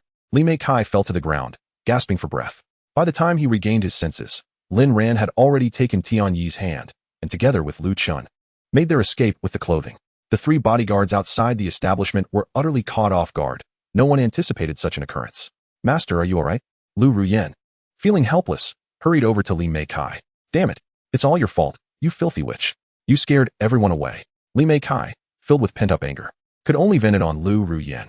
Where are those useless buffoons outside? I've been attacked, and you lot are just standing around? A bunch of good-for-nothings. A bunch of good-for-nothings. Li Mei Kai roared from the ground, and it took him a long while to recover. Ru Yan dared not breathe a word, while the 3 bodyguards stood timidly to the side. Go investigate. Go investigate. Old Lin, you truly have guts. No nonsense, just action. I admire that. Quite refreshing. Lu Chun laughed heartily. Master is so impressive. Master is so handsome. Tian-yi joyfully exclaimed.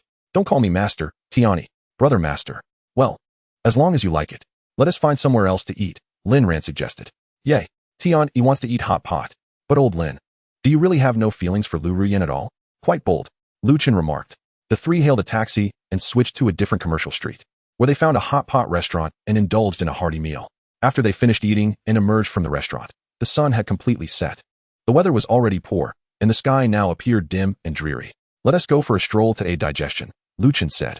I want to play with that. Tian-yi pointed at a roadside stall with toy guns for shooting balloons. Oh, you like playing with this? That cannon on your back has a much larger caliber. Lu Chun teased. Humph, mind your own business. Tian-yi stuck her tongue out at Lu Chun. Lin Ran purchased 200 bullets for Tian-yi, and the owner generously added an extra 100, totaling 300 shots. Boss, how can I win that big doll with the blue head and a bow? Tian-yi asked, pointing to the largest doll inside. This. If you hit 50 shots in a row, you can take this doll home. The owner waved. Oh, that seems a bit difficult, Tian said, raising the long gun, pulling the bolt, and aiming. Bang. Hey, that was off, Lu Chen remarked. Why are you saying that? Lin Ran lightly slapped Lu Chen. Tian examined the gun for a moment. Little girl, what's wrong? The owner inquired. Nothing. Tian shook the gun in her hand. Bang, bang, bang, bang, bang. Without a moment's pause, she pulled the bolt and fired. The balloons burst in rapid succession. In less than 3 shots, an entire wall of balloons had been completely destroyed. Wait, this isn't right. The owner looked at the adorable little girl before him and then at the multitude of bursting balloons. Yay! Tian hit 299 shots. Tian joyfully jumped in place and ran over to hug a doll that was her height. Thank you, boss. Ha, no problem. Little girl, you're amazing. The owner chuckled, truly astonished that this seemingly harmless girl was a sharpshooter. Impressive.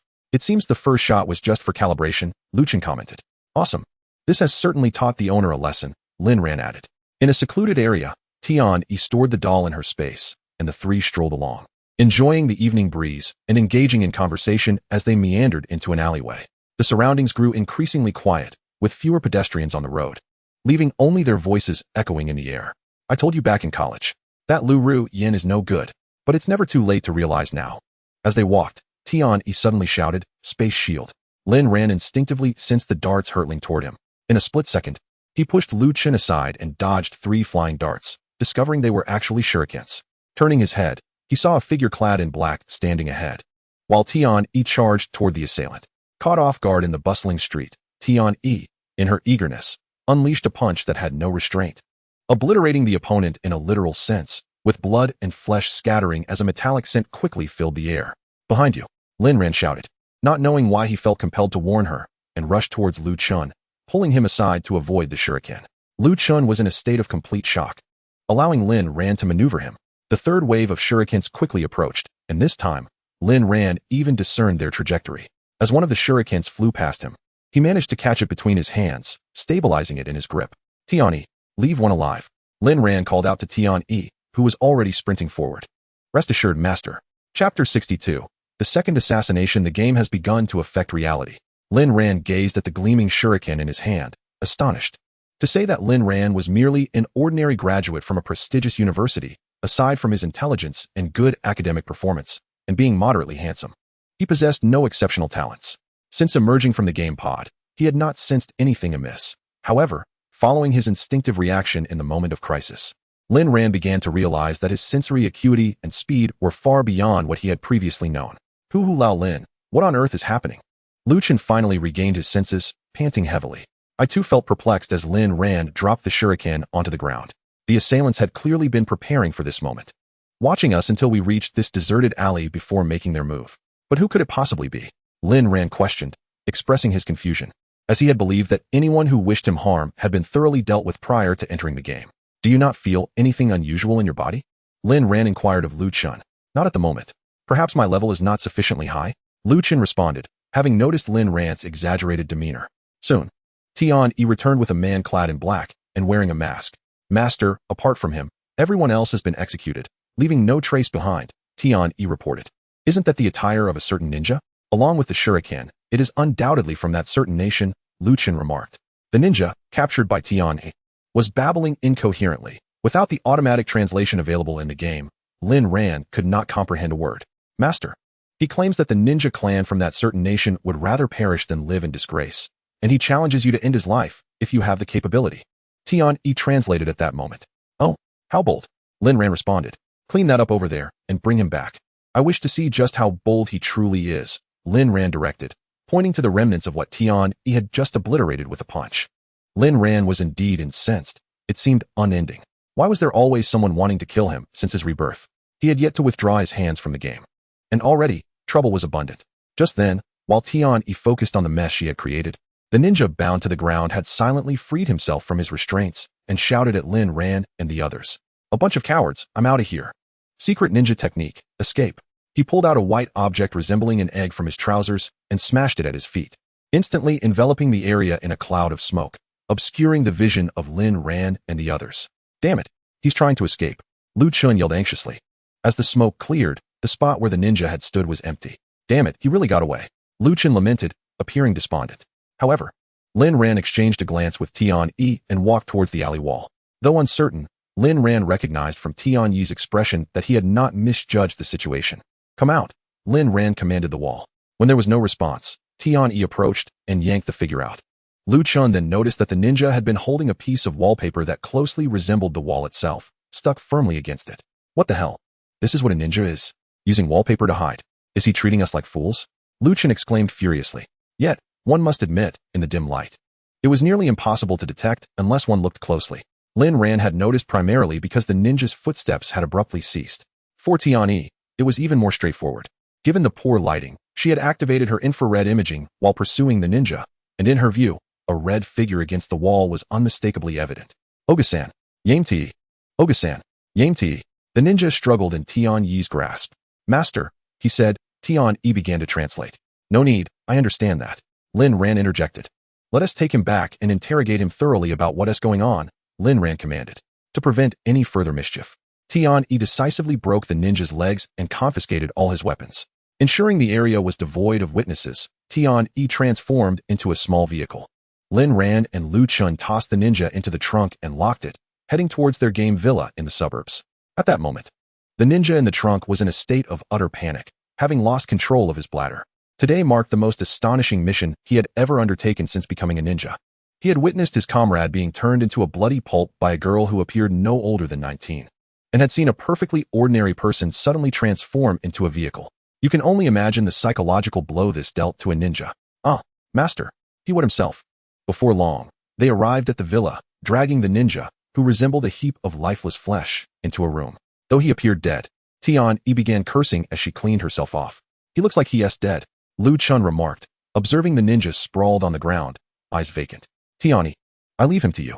You have your own grievances against him.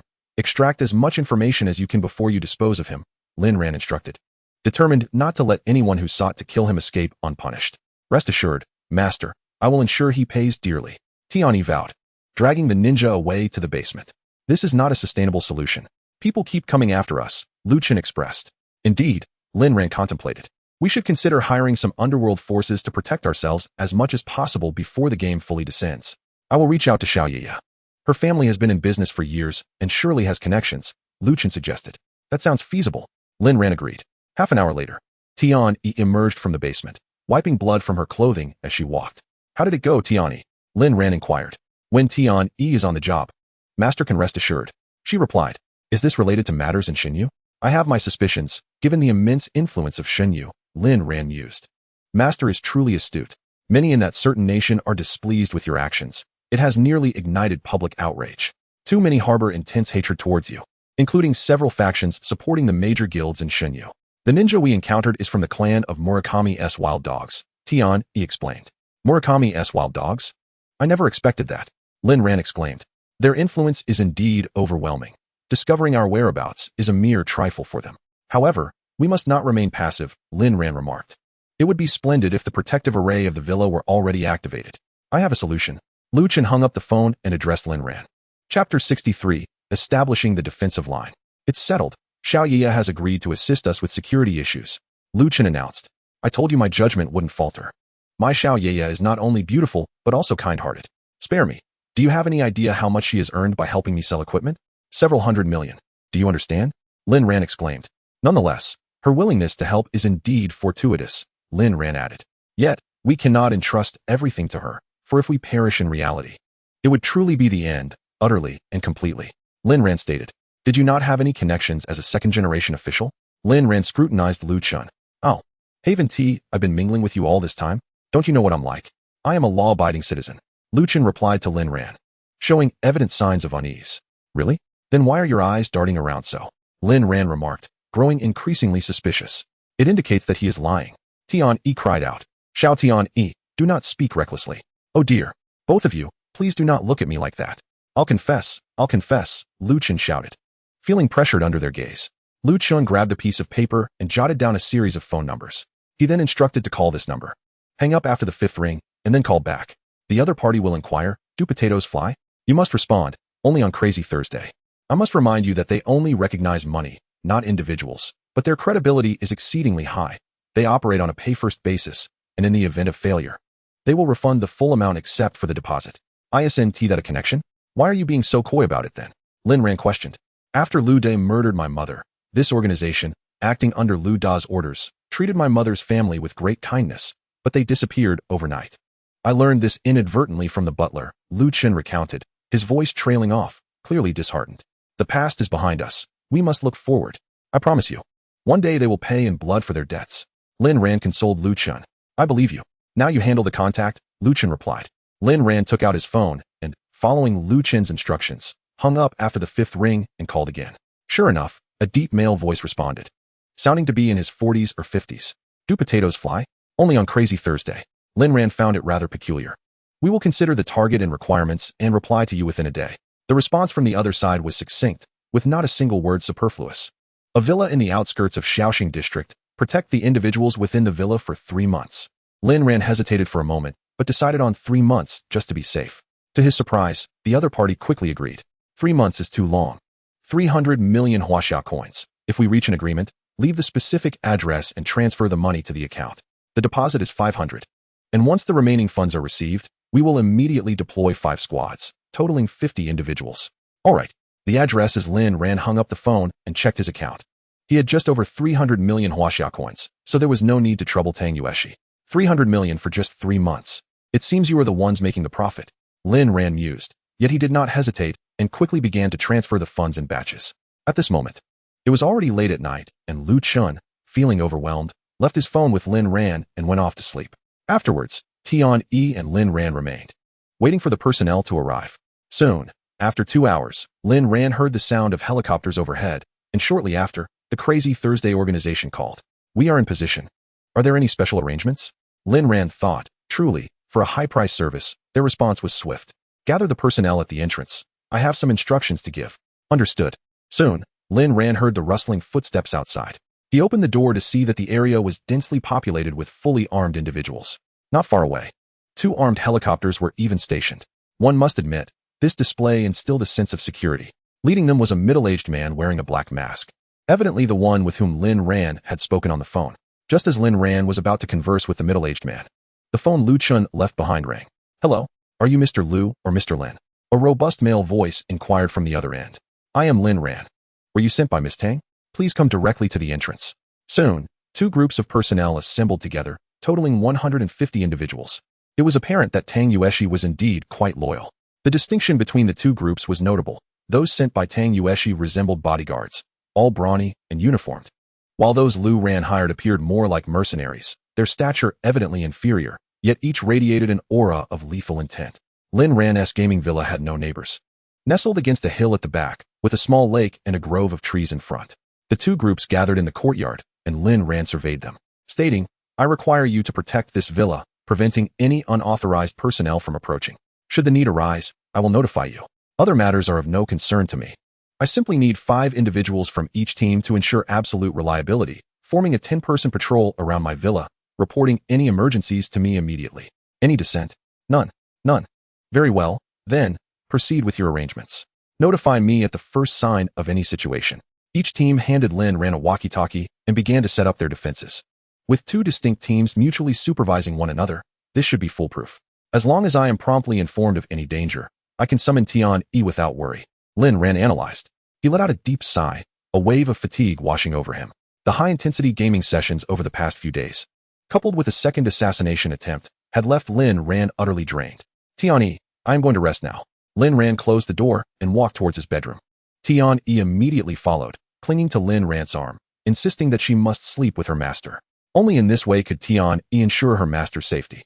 Fearing Lin Ran might refuse, she hurriedly added, Come on, there are more than enough beds. Lin Ran was somewhat frightened by her persistence. He felt a sense of security only when Tian Yi was by his side, who could truly understand the suffocating comfort of being ensconced within a spatial shield. Upon returning to his room, Lin Ran was too lazy to engage with Tian Yi and headed straight for the shower. When he emerged, he found Tian Yi wearing a blue nightgown, preening in front of the mirror with her new clothes. Does Master Tian Yi look good? She asked, twirling around. Absolutely beautiful. Tian Yi is the most stunning. Lin Ran praised, and indeed, she was strikingly lovely. Suddenly, Lin Ran seemed to recall something and addressed Tian Yi. Did we forget to buy you some lingerie? Tian Yi giggled. Oh, I have some in my mech. It cleans itself every day, so I don't need it. Lin Ran, momentarily taken aback, decided to disregard her and flopped onto the fragrant and soft bed. Chapter 64. The lost treasure. It had been ages since Lin Ran had slept so comfortably. He awoke only at noon. Upon opening his eyes, he saw Tian-yi resting her chin on her hands, gazing at him with her big blue eyes. What are you staring at, Tian-yi? You didn't watch me all night, did you? Lin Ran exclaimed, startled. I don't need to sleep. What if someone tried to attack you while I was asleep? Tian-yi explained. I had to keep watch over you. Last night, I covered you with blankets 7 times and stopped Lu Gu twice from trying to pull you out of bed. Aren't I amazing? Thank you, Tian-yi. I haven't slept this well in a long time, Lin Ran replied, stretching as he got out of bed. After washing up, he discovered breakfast was already prepared outside the hall. Oh, Lu Chen, you made this? I really didn't expect that, Lin Ran remarked. Of course not. Tian-yi made it. Can I even cook an egg? Lu Chen said, popping a boiled egg into his mouth. I can only make eggs, he added while eating. Hurry up and eat. After we finish, we need to get back into the game. We have to stay in the game pod for about 3 days before taking a night off. I think I've figured out the pattern. After breakfast, Lin Ran and Lu Chun returned to the game pod, as time was of the essence and they needed to level up quickly. Upon returning to Huhai City, Lin Ran and Lu Chun parted ways. Lu Chun continued to busy himself with forming a guild, while Lin Ran hurried to the blacksmith shop to inquire about the possibility of disassembling weapon gems. He could forego petrification, but the poison skill was crucial. If he could apply it to the radiant greatsword, he could hardly imagine how powerful his attacks would become. Lin Ran presented the Medusa's venom fang to the blacksmith, an elderly man with silver hair peeking out from beneath his iron helmet. Is there a way to extract this poison gem-s skill and install it on another weapon? Lin Ran asked. A demigod-level dagger. Unfortunately, it's too low in level, but it's quite suitable for new adventurers. The old blacksmith paused, considering the divine gem. It is possible, but I would need a divine reforged gem to ensure the extraction goes smoothly. If you can provide 3 more divine poison gems, I can guarantee that the skill remains unchanged. Reforged gem? Lin Ran pondered. He realized he had yet to obtain such a gem. He promptly opened the contribution point shop and, to his surprise, found divine reforged gems for sale. However, unlike other gems, divine reforged gems were limited to 3 purchases and cost 300 million contribution points. After a moment's hesitation, Lin Ran decided to exchange for 1 divine reforged gem and 3 divine poison gems, spending a total of 600 million contribution points. The old blacksmith, seeing Lin Ran momentarily stunned, thought he couldn't afford the gems. Normally, players at this stage wouldn't produce a pile of divine gems. Wasn't that akin to cheating? So, the old blacksmith proposed, Adventurer, I have a task for you. If you complete it, I can gift you a divine reforged gem. Would you be willing to help me? Huh, what did you say? Lin Ran was still distracted, examining the reforged gem's details and missed the blacksmith's words. Oh, this is the gem you need. Please help me transfer the skill from this dagger to this sword, Lin Ran said, placing the 4 divine gems on the counter. You really brought out 4 divine gems? The old blacksmith rubbed his eyes, incredulous. Very well, I'll begin forging. The forging fee is 500 gold coins. How does that sound? No problem. Lin Ran was not one to be concerned about money. He waved his hand and produced 500 gold coins, stacking them into a small mountain on the counter. The old blacksmith, seeing this, wasted no time and took the coins, returning to the forge with the 2 weapons. The sound of hammering echoed as steam rose from the furnace. At this moment, Lin Ran suddenly remembered he had forgotten about Tian-yi and quickly summoned her. Master, you finally remembered me. Tian-yi clung to Lin Ran's arm, rubbing against him like a little cat. I'm sorry, little Tian-yi. I was so busy finding the blacksmith that I forgot to summon you. Next time, I promise to take you to buy more beautiful clothes, all right? Lin Ran said, soothing her as one would comfort a child. Okay, Tian-yi replied joyfully. Unlike the last time, Lin Ran waited nearly half an hour in the blacksmith shop this time, until the old blacksmith emerged with the 2 weapons. I have fulfilled my promise, he declared, handing the weapons back to Lin Ran. Lin Ran checked the attributes of the radiant greatsword and was delighted to find that it now possessed the poison skill. As for the dagger, he would leave it for Lu Chun to use to recruit new members, as it was a demigod-level piece of equipment. Lin Ran stored the Medusa's venom fang and waved the long sword in the air a few times. As Lin Ran prepared to depart, he was once again called to halt by the old blacksmith. Esteemed adventurer, might you assist me in retrieving a certain item? Upon successful completion, I shall reward you with a divine reforged gemstone. This time, Lin Ran was not deaf to the request. The words resonated clearly, causing his steps to falter. What item? He inquired. The forging hammer, a secret treasure of the dwarves, forged from the primordial flames of the fire god, Phoenix. Legend has it that it was enshrined in a temple dedicated to the fire god eons ago, the blacksmith replied. But where is this fire temple? Lin Ran asked, perplexed. At the very least, provide me with a map. How am I to know its location? This area has succumbed to the dead zone. Follow this fire spirit bird. It shall guide you to the fire temple, the blacksmith said as he handed Lin Ran a small bird engulfed in flames. Ding. You have triggered the quest, Lost Treasure. Do you accept the blacksmith's commission to seek the lost forging hammer? Quest rewards: 1 divine reforged gemstone, 5,000 gold coins, and 100 favor with all blacksmiths in the main city. Why me? Lin Ran questioned, bemused. There were so many people frequenting the blacksmith's shop. Why had he been chosen? Can the average adventurer produce 4 divine gemstones and wield a level 200 radiant greatsword? The blacksmith chuckled, stroking his beard. The girl by your side is remarkable as well. I can sense the aura of the god of forging upon her. The god of forging? Lin Ran exclaimed, astonished by Tian Yi's impressive lineage. However, with the hidden quest now activated, an opportunity too precious to disregard, Lin Ran resolved without hesitation. He stowed the fire spirit bird in his pack and bid farewell to the blacksmith. Let us depart, Tian Yi. Our destination is the fire temple.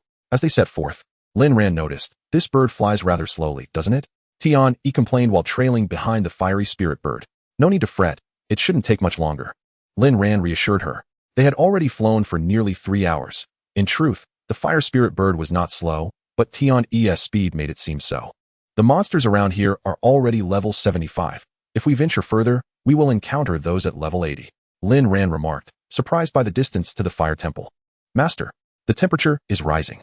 Tian Yi exclaimed, as the ambient heat began to intensify. Be cautious and remain vigilant. Lin Ran scanned the surroundings and suddenly spotted a circular formation emerging on the distant horizon. Upon closer inspection, it revealed itself to be the summit of a reddish-brown volcano. Master, ahead lies a volcano. That must be the place, Tian Yi declared, accelerating past the fire spirit bird and swiftly landing atop the mountain. As soon as they touched down, Lin Ran began to lose health. 800. 800. Goodness, this place is unbearably hot. Lin Ran hastily retrieved a mid-level healing potion from Tian Yi's nanospace. The potion would restore one of his maximum health per second for 30 seconds, which was more than sufficient given his current health of 13. Fortunately, I stocked up on enough potions. Lin Ran sighed in relief. It was then that he truly observed his surroundings. They were unmistakably within an active volcano, with a massive crater at its center, churning with molten lava. Surrounding them were numerous lava lakes, continuously bubbling with scorching magma. At that moment, the trailing fire spirit bird finally arrived at the volcano's summit and, with a resounding explosion, burst into flames above the crater. It appears this is indeed the location, but where is the entrance? Lin Ran pondered, quickly downing another mid-level healing potion. Master, there are creatures in the lava lakes. Tian Yi's voice rang out. In that case, Lin Ran declared, drawing his radiant greatsword and preparing to unleash its power. The sword in his hand swelled with energy, and after 3 seconds, Lin Ran swept it toward the lava amber, unleashing 3 waves of sword energy that flew forth at great speed. Flash, flash, flash, until the 3rd wave penetrated the amber. The system's voice echoed in response. Ding. You have slain Magma Fire Lizard level 80 and gained 400,000 experience points.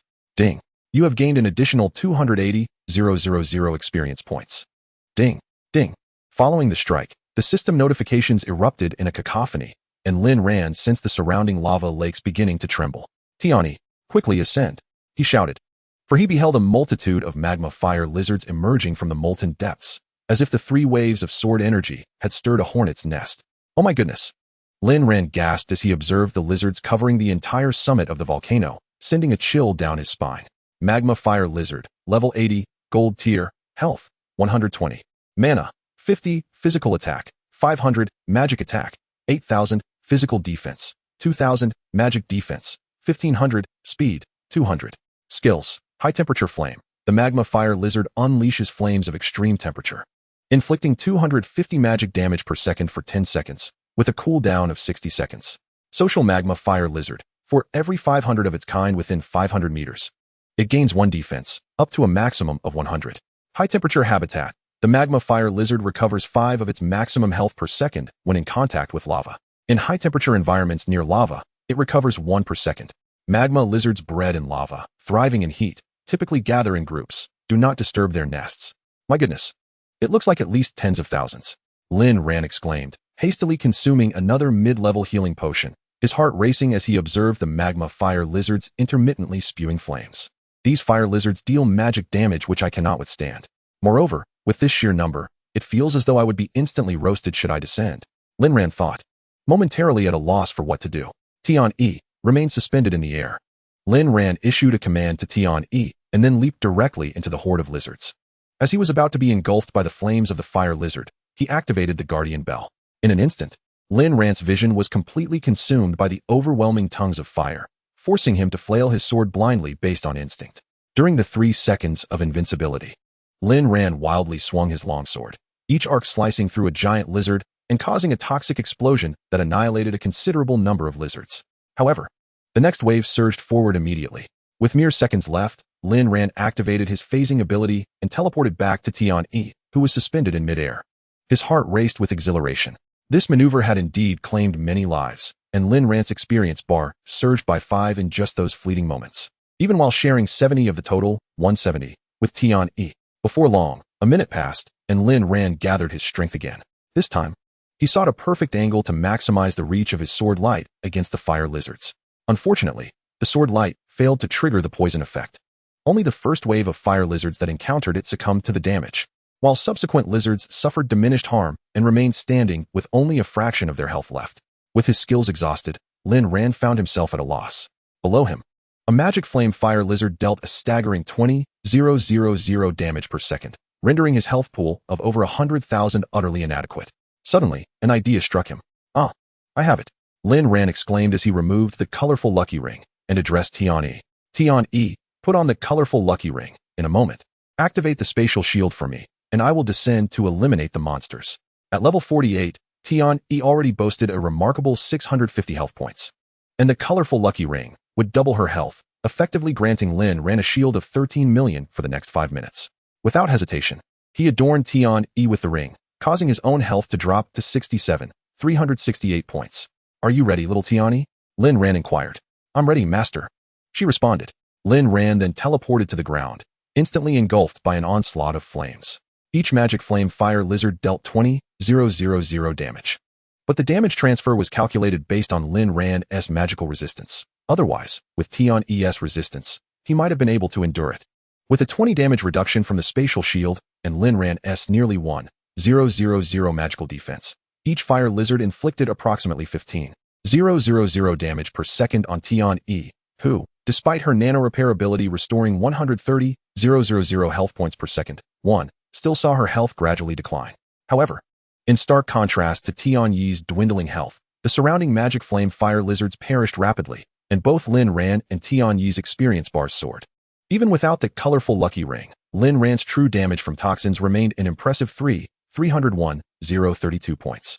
The advantage of wielding a long sword over a dagger was evident, as each strike could eliminate a large number of fire lizards, leading to more toxic explosions. "Tian-E, if it becomes too much, remember to let me know," Lin Ran shouted toward the sky. "Master, don't worry. I can endure," she reassured him. Fortunately, Lin Ran's glorious greatsword possessed the Copper Wall, Iron Bastion skill, which elevated his defense by 300 for 3 minutes, while it only mitigated 2,000 damage per second from each fire lizard. This reduction was significant given the nearly 100 fire lizards surrounding him. In truth, Lin Ran could see nothing as he was surrounded by an overwhelming number of monsters, each lizard spewing crimson flames. He merely needed to swing his longsword carelessly to reap a bounty of fire lizards. Suddenly, Tian-Yi's anxious voice pierced through the chaos. "Master, do not move forward. You're about to fall into the lava. Master, master." Yet, amidst the cacophony of roaring flames, Lin Ran was oblivious to her warnings. He could only occasionally check Tian-Yi's health to ensure it did not drop too low. In this tumultuous environment, he completely missed her cries from above. Observing his rapidly increasing experience bar, Lin Ran deemed this place an excellent leveling area. Perhaps he could bring Lu Chun and Yusei Cha here to grind levels once his guild was established. While swinging his longsword, he drifted into contemplation until the area unexpectedly opened up, revealing a thick cloud of smoke devoid of magic flame fire lizards. Suddenly, he felt a void beneath him, a disconcerting sensation of weightlessness engulfing him. Additionally, a throng of lizards pressed against him from behind, leaving Lin Ran without any foothold, causing him to plummet freely toward the central volcano's mouth. "Oh no," Lin Ran thought in alarm, swiftly teleporting back to the edge of the cave. However, he was quickly engulfed by flames. A multitude of lizards surged toward him, overwhelming Lin Ran, who was unable to find his footing. And he was knocked off balance by a magic flame giant lizard. Goodness, there are far too many. Lin Ran shouted. Fortunately, Tian-Yi had been vigilant and swiftly flew over to catch him securely. At that moment, Tian-Yi's health had already dwindled to about half. Having endured a staggering 6 million points of damage due to the high damage output of the level 80 magic flame fire lizards. Thank you, little Tian-Yi. Let's take a breather while we wait for our skills to cool down, Lin Ran suggested. Though the damage from the lizards was excessive, their fire range was limited, and they could not fly, leaving Lin Ran and Tian-Yi safe in the air. At this point, Lin Ran reached level 52 and was on the verge of another level up, while Tian-Yi had also reached level 50, granting her a substantial boost in all attributes. Earlier, when Lin Ran had leveled up to 50, it seemed he triggered some system announcement, but the cacophonous flames had drowned out any clarity. At this moment, he had no inclination to ponder what the system had proclaimed. Lin Ran gazed downward, observing that approximately 45 of the Mo Yen Hua she had already fallen, leaving only a final cluster surrounding his previous position. If anyone else were in his stead, whether at level 80 or even 180, lacking a powerful area attack or strong healing ability, these lizards would undoubtedly reduce them to ashes, he lamented. It was exceedingly brutal. Entering the Fire God Temple was no small feat, as he had yet to even glimpse the grand entrance before being besieged. Without the space shield, Lin Ran found himself occasionally consuming healing potions to prevent his health from plummeting. Master, Tian-Yi suddenly interjected. When I went to retrieve you, I noticed a peculiar phenomenon. What do you mean? Lin Ran inquired. Tian-Yi explained that she had observed Mo Yen Hua she emerging from every magma pool. Yet the massive volcano's mouth remained eerily still. Moreover, after Lin Ran had fallen into the pit, the lizards ceased their pursuit, opting instead to return to the magma, indicating that the vast volcanic mouth surely harbored some mystery. Upon hearing Tian-Yi's analysis, Lin Ran felt the validity of her observations. Almost every direction was teeming with Huashi, except for the volcano's mouth. Furthermore, his Huarling Miao had erupted directly above the pit, suggesting that there might indeed be something extraordinary within. Let us recuperate first. There is no rush, Lin Ran stated, asserting that they should wait until both his skills and Tian-Yi's health were fully restored before proceeding. During this interval, Lin Ran consistently unleashed Sword Light every minute. Although the Radiant Sword's light could not trigger toxin damage or activate Lin Ran's innate skills, each strike dealt a formidable 648,000 damage. Capable of decimating a portion of the Mo Yen Hua she despite their substantial health and double defenses. Approximately 10 minutes later, following 10 sweeping strikes of Sword Light, a significant number of the Mo Yen Hua she lay defeated, with the remaining few mostly in critically wounded states. For safety's sake, Lin Ran refrained from utilizing Tian-Yi's space shield and continued to whittle down their health with Sword Light. Soon, only a dozen lizards remained, prompting Lin Ran to consume a health potion and swiftly execute Shadow 7 Kill, concluding the existence of all the Mo Yen Hua she with remarkable speed. After exterminating the lizards, Lin Ran found himself elevated to level 53. What sort of loot do these lizards drop? He grumbled, as each Mo Yen Hua she that perished yielded nothing but a crimson orb. Upon inspecting one, he found the information, Hua Mo Zhu, a non-level, one-time use item. Consuming it increases maximum health by 10 points. Consuming the essence of Mo Yen Hua, she can easily induce a state of restlessness in the body. Only 10 points? How pathetic. Lin Ran scoffed. Wait, how many lizards are there? Suddenly, realization struck him. There must be no fewer than 10,000 lizards here. With his drop rate, it was undoubtedly 100%. Did that mean the mountaintop could potentially grant him an increase of at least 100,000 to his maximum health? Lin Ran was taken aback. Yet, gazing at the multitude of carcasses, he felt overwhelmed. If he were to check each one individually, how long would that take? He decided to consume the Hua Mo Zhu in one bite, savoring its crispness and lizard flavor. After all, the corpses would take 2.5 days to respawn, and he could simply enlist Lu Chen's goblins to assist in clearing the battlefield later. Let us proceed, Tian-Yi, to the volcano's mouth and assess the situation, Lin Ran declared. Understood, master. As Lin Ran piloted Tian-Yi towards the colossal volcano's mouth, they were enveloped in thick white smoke. When he had previously fallen in, he had been shielded by Tian-Yi's space shield and had not noticed the change. Now, without the shield, the burning damage surged from 800 to an alarming 4,000 per second, a 5-fold increase. This revelation startled Lin Ran, prompting him to retreat from the entrance. The volcano's mouth is indeed suspicious, he remarked. Master, allow Tian-Yi to scout the situation. Should anything arise, call upon me immediately, Tian-Yi suggested. Very well. You go ahead and investigate what lies within the volcano's mouth, Lin Ran instructed. With that, Tian-Yi set him down on the shore and transformed into her human form, flying downwards to explore. In truth, He could endure the situation with high-grade healing potions, but it seemed more expedient to have Tian-E investigate first. Standing at the volcano's edge, Lin Ran surveyed the surroundings. This was the tallest peak in the vicinity. Before long, Tian-E returned. Report, Master. I have thoroughly scouted the area.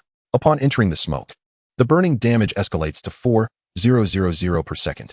As one descends closer to the lava, the damage increases to 8,000 per second, and direct contact amplifies it tenfold to 80,000 points per second.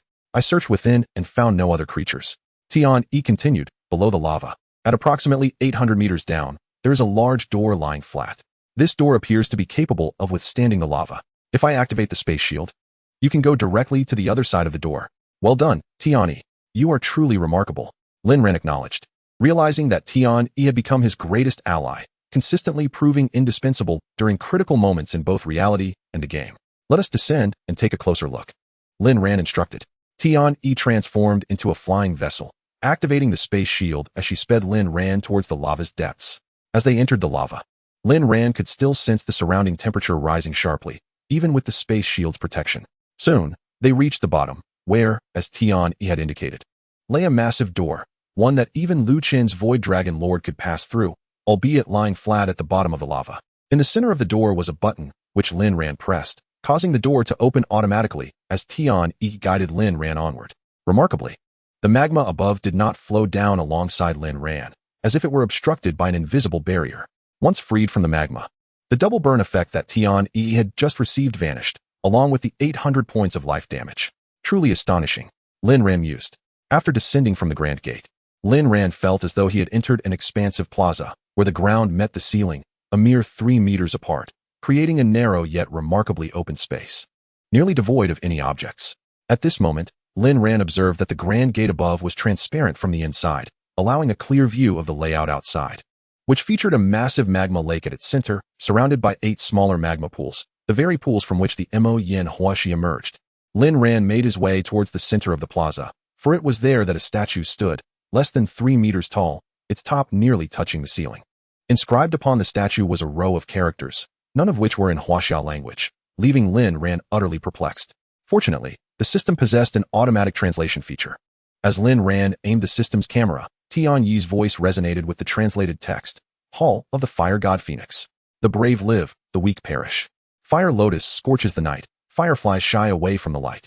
The voice matched the words displayed on Lin Ran's system screen perfectly. What does it mean? The brave survive? The weak perish? Lin Ran murmured, surveying his surroundings. Apart from this statue, there was nothing else. It appeared that this was the only lead. Lin Ran circled the statue twice. It bore no color, yet the fiery patterns swirling across the fire god's form were evident. His arms were positioned in a manner reminiscent of Tai Chi, cradling an invisible sphere, while the most striking feature was the 2 overlapping halos behind him, resembling soul rings at first glance. What is a soul ring? Tian-E was the first to detect a clue. Master, I have scanned the entire statue and found a faint energy fluctuation. Tian-E pointed to the center of the sphere formed by the statue's hands and reached out. A click echoed. Although nothing was present, it emitted a sound akin to a mechanism activating. The brave live, the weak perish. The brave live, the weak perish. The statue began to murmur incessantly, causing the entire plaza to vibrate. Lin Ran noticed the surroundings growing increasingly bright. When he looked up, he saw the magma from the 8 surrounding pools flowing down a distinct path, while the central lake divided into 8 channels, merging with the magma from the smaller pools. In less than 30 seconds, magma had already begun to flood the plaza. This is it. Tian-E, are we going to be incinerated here? How much longer can the space shield hold? Lin Ran urgently inquired. 2 minutes and 15 seconds remaining, Master. Tian-E replied. We must open the door and hastily retreat. At this moment, there was no other option but to hurry back. However, Tian-E swiftly scanned the area but found no mechanism to open the door. She attempted to blast a hole through it, but the shell merely left the wall unscathed. It's over, Master. This door cannot be opened from the inside. Tian-E announced to Lin Ran, as the magma had already submerged more than half of the plaza. Fortunately, Lin Ran had eliminated all the Mo Yin Huaxi before descending.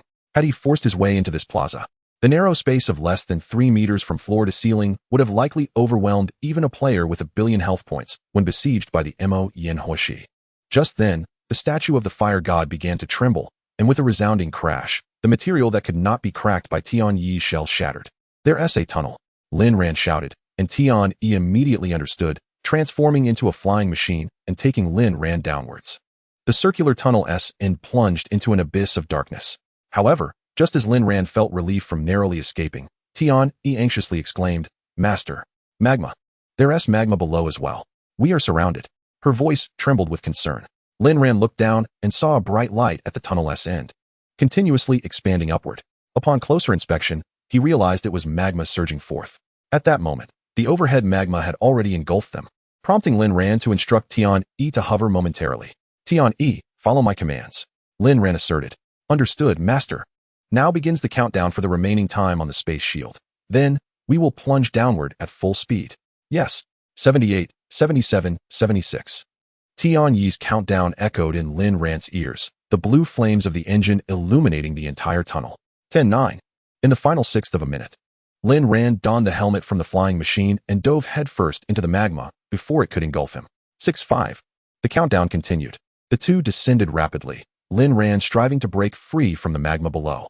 3-2. Guardian Bell. Tian-E, teleport back to the main city's anchor point. Lin Ran shouted. Received. In a flash of white light, the two vanished amidst the magma. The next moment, Lin Ran and Tian-E reappeared in an open area of Zhongyuan City. "Wow, a ghost. Help." A passerby, witnessing Lin Ran and Tian-E materialize before him, was so startled that he fled. "Is the game really that shocking?" Lin Ran scoffed. At this point, Tian-E had reverted from her flying machine form, panting heavily as she patted her heaving chest. "I was so scared, I focused solely on following the master's commands that I forgot there was an anchor point here." She gasped, her mech wrapped, fluffy white rabbit bouncing excitedly beside her.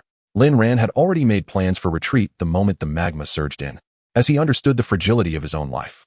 However, the shattering of the fire god statue led him to believe there was a glimmer of hope, prompting Tian-E to descend rapidly. He had thought they could burst through the magma below, yet ultimately found himself trapped, only able to teleport back. Lin Ran sighed, feeling a twinge of regret. It was all because Tian-E was not swift enough that they failed to escape.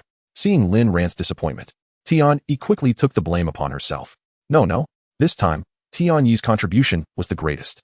Without little Tian-E, I would still be en route to the Fire God Temple. Even if I arrived, I would have been incinerated by the flame WIRM. Lin Ran promptly patted Tian-Yi's head. "Tian-E is the best." "Really? Thank you, Master. Tian-E will strive to do even better." Hearing Lin Ran praise her, Tian-Yi's spirits soared. "Here, the ring is for you, Master." Tian-E removed the rainbow lucky ring and returned it to Lin Ran. "Come, we must visit the Fire God Temple again. I have devised a solution," Lin Ran declared. He opened his friend list to find Lu Chun. "How is the situation with the Tian Guild?" "The progress is astonishing. Our last live stream where we defeated the small book server was a monumental success. Now, the number of people wishing to join our guild is simply overwhelming. Isn't that right, buddy? How long has it been since you leveled up to 53? Are you even human? Moreover, how many people do you plan to take to the ancient god battlefield?" Lin Ran was momentarily perplexed. What ancient god battlefield? But he quickly realized it was likely the announcement triggered when he broke through level 50, possibly activating some quest. "What ancient god battlefield? I didn't catch that. You triggered it, and you didn't hear it? Are you even human? Enough with the banter. Where are you? I need to see you about something." "I'm still in Huhai City. Hurry back to the teleportation array in Huhai City. I'll come right away." Closing the information panel, Lin Ran said to Tian-E, "Let us head back to Huhai City." Today, he had purchased a variety of potions, including healing potions and speed potions, and he stored them all in Tian-Yi's nanospace for future emergencies. Upon stepping out of the teleportation array, Lin Ran saw Lu Chun standing at the exit, continuously squeezing the elemental lord as if it were a color-changing stress ball, compressing it into a mass before releasing it, watching it float and gradually regain its form. "Isn't this bullying your summoned beast?" Lin Ran remarked, unable to bear the sight. "You wouldn't understand. This is a friendly interaction to deepen our bond. You are the one who bullies your Tian-E by making her carry you around all the time." Lu Chun replied, turning to Lin Ran upon hearing his voice. "That's not true. I engage in friendly interactions with my master too. Tian-E enjoys having her master on top." "Hee. Go on. What do you need from your father?" Lu Chun asked. "I've encountered a secret realm and require you and the elemental lord to scout it out. The fire element there is too intense for me to enter." Lin Ran explained. "No problem. Let us set off." Lu Chun replied. "Let us go." The two mounted Tian-E and soared toward the volcano of the Fire God Temple. "Now, tell me about this ancient god battlefield," Lin Ran inquired as the journey progressed. "I want to go into details. You can see the rules in the central square of each main city. You'll figure it out when you get there," Lu Chun stated. "What I want to emphasize is that this is a team quest. I believe it's a splendid opportunity to strengthen our guild. We can each lead a team and ensure our guild secures both the first and second places. Lin Ran exclaimed excitedly. Oh, but if that's the case, you won't be able to claim the first place reward. Lin Ran raised an eyebrow and remarked. It doesn't team matter. If you win, it's as good as me winning. Besides, I said we would each take a team, not that we would separate. Once we enter the ancient god battlefield, as long as our two teams stick together, I can protect whoever I want. Lin Ran shot Lin Ran a disdainful look. Fine. I'll take a look at the rules when I get back before making any decisions, Lin Ran replied. Just remember, the registration deadline is in 3 days. Lin Ran reminded him. Don't worry. This time, without the restrictions of the fire spirit bird, Tian-E is incredibly swift. We arrived in less than half the time it took last time. Looking at the thick layers of lizard corpses on the ground, Lin Ran was grateful that the flame WIRMS had not respawned. No wonder you leveled up so quickly. You came here to wholesale wild monsters, didn't you? Lin Ran exclaimed in surprise. Enough chatter. Let us have your goblins come out. There's a red gem beneath each corpse, Lin Ran said, pulling a fire magic gem from beneath one corpse and tossing it into his mouth. Have them collect these gems, Lin Ran instructed. Goodness, this is quite the health deduction. Lin Ran observed as each goblin in his army lost 800 health, exclaiming in astonishment. This won't do. The goblins with lower health can't withstand it for long. Lin Ran lamented. Now at level 34, the goblin archers he summoned had close to 20,000 health, yet they still fell within half a minute. Other goblins, such as the goblin generals, had slightly higher health, but also succumbed within 2 minutes. Witnessing this, Lin Ran hastily recalled the goblin emperor, realizing that it had lost nearly a quarter of its health in just 2 minutes. Let us leave these gems here for now. Lin Ran had forgotten that goblins lacked elemental resistance and would suffer burns, indicating that gathering this pile of fire magic gems would require some effort. Chapter 69. Heart of the Lava. Lin Ran brought Lin Ran to the edge of the central volcano, pointing down at the magma below. There lies a relic, obstructed by the magma. My friend, I was terrified and nearly met my end in there. However, your immunity to burning damage allows you to venture forth and explore. I cannot divulge much, but there is a grand door once you descend. Upon opening it, you will find a plaza, which may have already been consumed by lava. In the center of the plaza, there exists a tunnel leading downward, and that is all I know, Lin Ran gestured. Very well, I shall descend and investigate, Lin Ran declared, leaping onto the soft form of the elemental lord and taking a helmet from Lin Ran, drifting downwards. Tiani, let us remain here and collect the orbs. They are vital for our health. Let us not waste them, Lin Ran urged after sipping a potion of intermediate healing. Understood. Master, Lin Ran replied as he soon beheld the door Lin Ran had mentioned. Upon opening it, he confirmed that the area below had indeed been entirely engulfed by lava. Nevertheless, Lin Ran managed to locate the tunnel leading downward, following Lin Ran's previous path as he descended further. After several minutes, the elemental lord suddenly halted. What is it? Xiao Yuan? Lin Ran inquired. The elemental lord emitted peculiar sounds and gestured towards the ceiling and then the ground. Are you suggesting we are at the boundary of the lava, with real lava above and false lava below? Lin Ran contemplated. The elemental lord nodded. Let us continue downward and see where we ultimately arrive, Lin Ran commanded. Within less than 5 minutes, Lin Ran traversed yet another barrier and emerged from the false lava. This layer was not as spacious as the one Lin Ran had encountered, for Lin Ran immediately spotted 2 colossal fire golems. Each golem wielded a massive hammer in one hand and a still-burning shield in the other, standing guard at the entrance of a cell-like chamber, surrounded by blazing torches. Goodness! We have encountered foes, Lin Ran exclaimed, startled. Fortunately, they were at a distance, yet not within the aggression range of the 2 creatures. Lin Ran attempted to glean information about the monsters, but could only discern the name, Magma Giant, with no additional details visible. I suppose I can only go so far. I shall return. Let Lin Ran handle you, Lin Ran thought, preparing to retrace his steps through the barrier, only to discover it was a one-way passage. Just like the door from the previous layer. What a predicament. A force checkpoint? How utterly frustrating. Lin Ran lamented. However, I have Shao Kong, he reminded himself. Summoning the Void Dragon Lord, a miniature silver dragon appearing on his shoulder. Shao Kong, activate the Dragon-S domain. Lin Ran commanded. The Void Dragon Lord roared, unleashing its domain. The Dragon-S domain is effective not merely on a horizontal plane. Rather, it manifests as a sphere with a radius of 5,000 meters centered at the point of activation. The Elemental Lord's speed was rather slow, and after drifting down for several minutes, they had only covered approximately 5 kilometers. At this moment, the Dragon-S domain reached the surface of the volcano. Lin Ran, accompanied by the Void Dragon Lord, traversed back to the summit, where he found Lin Ran and Tian-E diligently sifting through the lizard corpses. Wait, I must inspect what lies within that cell, he declared, swiftly entering the chamber he had glimpsed earlier, guarded by the two fiery giants. Upon entering, he found no other monsters. Instead of a floor, there lay a vast expanse of magma, more crimson than the outer lava, radiating intense heat. In the center of the room stood two stone platforms, and with curiosity, Lu Chun floated over on the elemental lord. One platform bore a heart of red and yellow hues, seemingly pulsating. Upon grasping the heart, Lu Chun realized it was an extraordinary item. Heart of Magma, no level. One-time use item, divine grade. Consuming the heart of magma will melt your original heart, replacing it. The consumer's maximum health is increased to 50,000, granting permanent immunity to fire damage. All attacks will inflict burning damage, amplifying fire damage to 1250. If consumed by the summoner, the effects apply to the summoned creature. Heart of the Lava Behemoth, the first general of the Fire God Temple, who extracted it. My goodness. Lu Chun was left speechless by the description of the heart. Is old Lin truly exploring places that yield items of such caliber? Why does he find such treasures while I experience mere misfortune? This is truly extraordinary. Lu Chun stowed away the heart of magma and gazed at the other stone platform. It was empty save for a button connected to an unknown destination via a stone pillar. This must be the switch to the next layer, Lu Chun surmised. Promptly pressing it. Why is there no response? What is going on? Lu Chun noticed the lack of any effect and began tapping the button repeatedly. Has it fallen into disrepair? Is there truly shoddy engineering in Xinyu?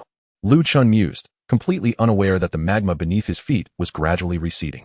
At the summit, Lin Ran and Tian had just about collected all the fire demon orbs, totaling 9,211, each roughly the size of a pea, most of which were now stored in Tian Yi's nanospace. Master, it seems an earthquake has occurred. Tian Yi, sensitive to her surroundings, detected something amiss. Lin Ran, still shoveling orbs into his mouth, occasionally sipping healing potions to restore health and stave off burns while preventing the orbs from choking him, hurriedly swallowed the orbs he had in his mouth. What did you say? Lin Ran barely managed to ask as Tian Yi's words remained unfinished. Suddenly, the lava in the center of the volcano erupted, forming a massive column of magma that shot into the sky. Not only that, the other 8 pools of lava also erupted into smaller columns, converging towards the central giant magma column. At this moment, the original burning damage of 800 instantly doubled, transforming into 1,600 points per second. What on earth? Lin Ran exclaimed as the beads in his mouth scattered across the ground. Run. Tian Yi, hurry. Even before Lin Ran could issue the command, Tian Yi had already transformed into a flying vehicle, ready for Lin Ran's signal. Instead of running, Lin Ran directly teleported onto Tian Yi, maximizing the power to soar into the distance. What on earth is Lu Chun doing down there, just spraying the volcano? Lin Ran pondered as he glanced at the 9 towering light pillars rising behind him. Lu Chun was still below, continuously pressing buttons. What went wrong? Chapter 70. The Aerial Giant Palace, the Fire God Palace. The Fire God Palace has appeared. Master, Tian Yi exclaimed, observing the gathering lava, as the space began to twist, revealing a grand and majestic palace gradually materializing in the sky. It turns out the fire spirit bird was pointing not below, but above, Lin Ran declared. At that moment, Lu Chun suddenly emerged from the mountaintop, which had already been submerged in lava. Why is it all lava? Did I come to the wrong place? No. This is the mountaintop, isn't it? Lu Chun remarked, looking around until he spotted Lin Ran standing on the flying vehicle in the distance. Old Lin, this time we hit the jackpot. Do you know what I found? Lu Chun floated toward Lin Ran, brandishing the heart of lava. A divine item? Incredible. You managed to retrieve it in one piece? Lin Ran responded in disbelief. I have Shao Kong Kong. I've bypassed 2 guards and brought back the loot. Lu Chun exclaimed excitedly. Lin Ran examined the heart of lava, increasingly convinced of its extraordinary nature. A 125-fold enhancement to fire damage. There cannot be a more outrageous item than this. Lin Ran marveled. Quick, use it. This way, your elemental lord will possess an exceptionally high burst damage skill. The elemental lord was indeed well-rounded, but too balanced. With the heart of lava's enhancement, its damage skyrocketed. I was thinking of giving it to you, old Lin. Permanent immunity to fire damage. I believe it would be much more cost-effective for you. Lu Chun suggested. Do I lack that little damage? My brother. With the 7-colored lucky ring, 1 strike approaches 7 million damage, and that doesn't even account for the health boost from the fire demon pearl. Lin Ran remarked, toying with his long sword and tossing the heart of lava to Lu Chun. Hurry and use it. We're heading to the Fire God Palace. You're just over level 30 with a mere 10,000 health. I fear you might get one-shot by any monster. This 50,000 health will perfectly compensate for your shortcomings. Also here, Lin Ran transferred a portion of the fire demon pearls from Tian Yi's nanospace to Lu Chun. Each one restores 10 health. Take 5,000 of them. Combined, you'll be a tank with 100,000 health. Lin Ran hesitated for a moment, but quickly accepted. After all, there was no need for them to be overly polite. Whoever would benefit most should use it without hesitation. Alright, Lin Ran used the Heart of Lava, instantly feeling a flame igniting within his heart, as if a large hole had melted through his left chest. However, he soon sensed something filling the void completely. Lin Ran, of course, wasted no time. While Lin Ran utilized the Heart of Lava, he continued to absorb the fire demon pearls. Unfortunately, it seemed that the magma fire lizard would no longer respawn below. Lin Ran lamented as he gazed at the devastated mountaintop. Before long, both were nearly ready. Lin Ran's original 130,000 health surged to 220,000 after consuming over 4,000 fire demon pearls, thanks to the enhancement of the 7-colored lucky ring. Let us go, let us head up. Lin Ran urged Lin Ran, maneuvering Tian toward the fire god palace above. As they ascended, they soon beheld a true palace. What is this place? It's going up and down. Lin Ran cursed. This should be the fire god palace. Do you understand, fire god? Divine. Lin Ran emphasized. Wow, is it this grand? At first glance, the palace appeared to be supported by the pillars of lava, firmly standing in midair. As the two approached the red grand door, it emitted a series of creaking sounds. The door is about to open. Just as Lin Ran finished speaking, the red door slowly swung outward. Whoosh. Accompanying the opening of the door were two massive fireballs, and Lin Ran immediately reacted, teleporting inside the grand hall. Boom. The fireball struck Lin Ran but caused no damage. Lin Ran, who had just teleported inside, was stunned to see the grand hall filled with orderly rows of red giants, wielding colossal hammers in their left hands and large shields in their right. The second floor was similarly lined with mages holding fiery red staves, their bodies ablaze and clad in armor. Did I just stumble into a lair of fire children? Lin Ran swore, quickly checking the panel. Lava Giant, level 95. Diamond class health, 380 mana, 120 physical attack, 32,000 physical defense, 13,800 magical defense, 5,000 speed, 100 skills. Lava Tremor. The giant slams the ground, dealing 120 physical attack damage to enemies within a 10-meter radius and stunning them for 10 seconds. Mana cost, 10,000. Cooldown, 5 seconds. Counter. The lava giant raises its large shield, reflecting 30 of incoming physical damage and blocking the attack, while suffering 10 of the damage itself. Mana cost, 12,000. Cooldown, 20 seconds. Fusion. Upon defeat, the lava giant transforms into lava. Any other lava giants that come into contact with this lava will have their attributes increased by 110. After 100 enhancements, the lava giant will undergo complete evolution, guarding the fire god forever. Lin Ran exclaimed, urgency evident in his voice. Without any further ado, he activated the Shadow 7 kill, swiftly dispatching the nearest lava giant with a single stroke. Contrary to Lin Ran's expectations of it transforming into molten lava, the lava giant exploded upon defeat, spewing magma in every direction. Astonishingly, anything touched by the magma received an enhancement to all attributes. Lin Ran cursed vehemently. Watch where you're spewing that. Although it was a minor inconvenience, the lava giants began to converge upon him. At that moment, Lin Ran and Tian entered the hall. Lin Ran, divert the attention of the mages above. They shouldn't be able to harm you. Leave the rest to me. Lin Ran shouted, teleporting behind another giant, causing another eruption of magma. Fortunately, the magma did not inflict burn damage, allowing Lin Ran's burn control to remain at 1,600 points, manageable with the consumption of a fire demon orb and a mid-level healing potion. Moreover, as the giants began to encircle Lin Ran, the toxic explosions from the giants he defeated affected their neighboring comrades. Alas, due to their massive size, he could only eliminate those giants in close proximity. The giants' bodies swelled as they bathed in the remains of their fallen companions, unleashing tremors directed at Lin Ran. Thankfully, Lin Ran's Green Dragon set granted him a 50 chance to be immune to physical damage, which, in the hands of this fortunate deity, translated to a 100 guarantee. High above, Lin Ran danced amidst a throng of mages, riding the Elemental Lord. Utilizing the fire element immunity granted by the Elemental Lord and the Heart of Lava, he unleashed a barrage of heavy punches upon the mages above. However, the disparity in levels between him and the level 90 mages rendered his efforts nearly futile. Down below, heavy hammers rained down upon Lin Ran. The Shadow 7 kill targeted the backs of the giants, akin to a game of whack-a-mole. Each time, they aimed at Lin Ran. He had already teleported behind another giant. Soon, their frustration became palpable as they began to glow red with rage, a sight all too familiar. One by one, they activated their skills, attempting to subdue Lin Ran completely. Boom, boom. The colossal hammers pounded the ground with such ferocity that it seemed as if the very floor would be overturned, causing the entire hall to tremble. Yet, Lin Ran's glorious greatsword possessed the skill divine baptism, granting him a 120-point immunity to control effects. The tremors passed through him, leaving only the vestiges of immunity in their wake. This left the lava giants utterly bewildered, having never encountered an adversary they could neither control nor defeat. Under the relentless onslaught of Lin Ran's Shadow 7 kill, one by one, the lava giants succumbed, transforming into scalding magma. However, Lin Ran soon discovered that the health and defense of these magma creatures were escalating alarmingly, rendering his previously formidable 540,000 physical damage glorious greatsword ineffective against their defenses. He was compelled to rely on physical penetration to inflict damage. After a while, he found that his toxins, which had previously dealt millions per second, were now ineffective as well. Goodness, are these exponentially growing monsters truly this repulsive? What a futile endeavor. Lin Ran lamented as he found himself unable to poison the lava giants that had absorbed the magma of their fallen comrades. He could only rely on his innate abilities and immunity to physical damage to eliminate them. Upon reaching the last lava giant, Lin Ran noted that this super-evolved creature boasted a physical defense exceeding 190 million points, making it nearly impossible to damage without penetration or true damage. Its health had soared to an absurd 10 billion. Is there something amiss in the Fire Goddess Hall?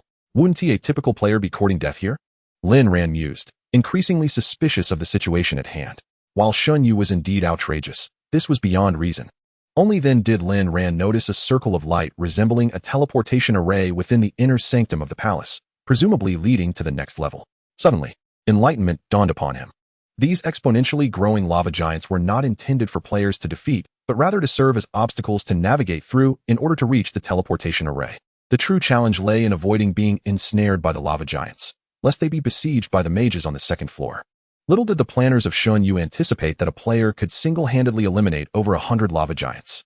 With the exponential bonuses in play, the lava giants now possessed nearly 200 million in defense, approximately 400 million in physical attack, and 4 billion in health. However, just as this lava giant completed its super evolution and roared in triumph, Lin Ran executed another Shadow 7 kill, utilizing his talents to vanquish it. What is that? Is this an animated series where I have invincibility time? Lin Ran scoffed. Ding. You have completely eradicated the ZZ. Zzz's craftsman's wrath has diminished. Upon delivering the final blow, the system unexpectedly glitched, emitting a crackling sound. What on earth is happening? Is the game about to malfunction again? Lin Ran recalled the last time he heard such sounds was during the collapse of the Goddess of Fortune, causing a stir of anxiety within him. However, unlike the previous lava giants that yielded neither experience nor loot upon demise, Lin Ran's victory over the last lava giant propelled him to a staggering 5-level increase, soaring to level 58. This was particularly notable as he was in a party with Lu Chun, and half of the experience he earned was shared with Tianyi. The value of the lava giants was indeed extraordinary. Goodness, all the experience from these giants is concentrated on you, huh? Lin Ran remarked. Yet, what was this craftsman? Wasn't he this the Fire Goddess Hall? Lin Ran pondered in confusion. Never mind. It seems like there are no significant changes for now. Shaking his head, Lin Ran realized that there was no time to dwell on inconsequential matters. It was imperative to gather the loot from the ground promptly. According to Lin Ran's speculation, it seemed impossible for any player to defeat such an entity. However, if this indomitable being had indeed been vanquished, it would surely drop something extraordinary. Moreover, as the god of luck, it was only reasonable to expect that even a humble pair of undergarments should materialize. Approaching the only intact corpse that had not exploded, Lin Ran discovered something remarkable. A skill upgrade scroll, a non-grade, one-time use item, capable of enhancing upgradable skills. What a stroke of fortune. To find not one, but 2 skill upgrade scrolls was exactly what Lin Ran needed. He carefully stowed them away. The second item took Lin Ran's breath away. He could hardly believe that this particular artifact had reappeared. With utmost caution, he extracted the black and white egg from beneath the giant's corpse and examined its description, confirming it to be identical to the last one. Level, class, hatching after absorbing life essence. The first sight upon breaking the shell will be the master. Lin Ran could hardly contain his disbelief. Was this not a rare treasure? To think there was a second egg. The first egg had birthed Tianyi, his most capable assistant, unparalleled in her support. The prospect of another egg sent Lin Ran's heart racing with excitement. Unlike the pink and white of Tianyi's egg, this one was a profound black and white. At that moment, Tianyi, who had been hovering nearby, descended and transformed into her human form upon seeing the egg. Master. Tianyi gazed at the egg, her expression gradually becoming vacant. Master, I sense a familiar aura emanating from this egg. It seems to be irresistibly attracting me. She exclaimed. I want to consume it. Consume it? Lin Ran inquired, taken aback. Yes. The urge is overwhelming. I truly wish to devour it. Tian Yi's eyes glistened with longing as she fixated on the egg. I see. Lin Ran pondered briefly. Let us first explore the fire god temple. We can investigate further upon our return. He determined, as Lu Chun above continued to struggle, though it could hardly be called a struggle. It was more akin to a one-sided treatment of the mages upstairs by a massage therapist. All right, Tian Yi replied, leaping upwards to engage the mages on the second floor. Lin Ran joined the fray, and with Lu Chun drawing their ire, the mages posed far less of a threat than the magma giants below. Lin Ran dispatched the mages with ease, slicing through them as though they were mere vegetables. Soon, all enemies had been eradicated. Chapter 72. Ancient relics. The mages upstairs were quite ordinary. Lin Ran collected the numerous staves dropped on the ground, gathering them all. With over 20 level 90 staves, he could hardly imagine the thrill of equipping them to his guild. What are you doing down there, bro? You've leveled up to 43 in no time. Lu Chun, who had been invisible before the elemental lord, suddenly revealed himself, bewildered. He had merely been idling atop, yet had unexpectedly gained so many levels. This truly felt like a free win.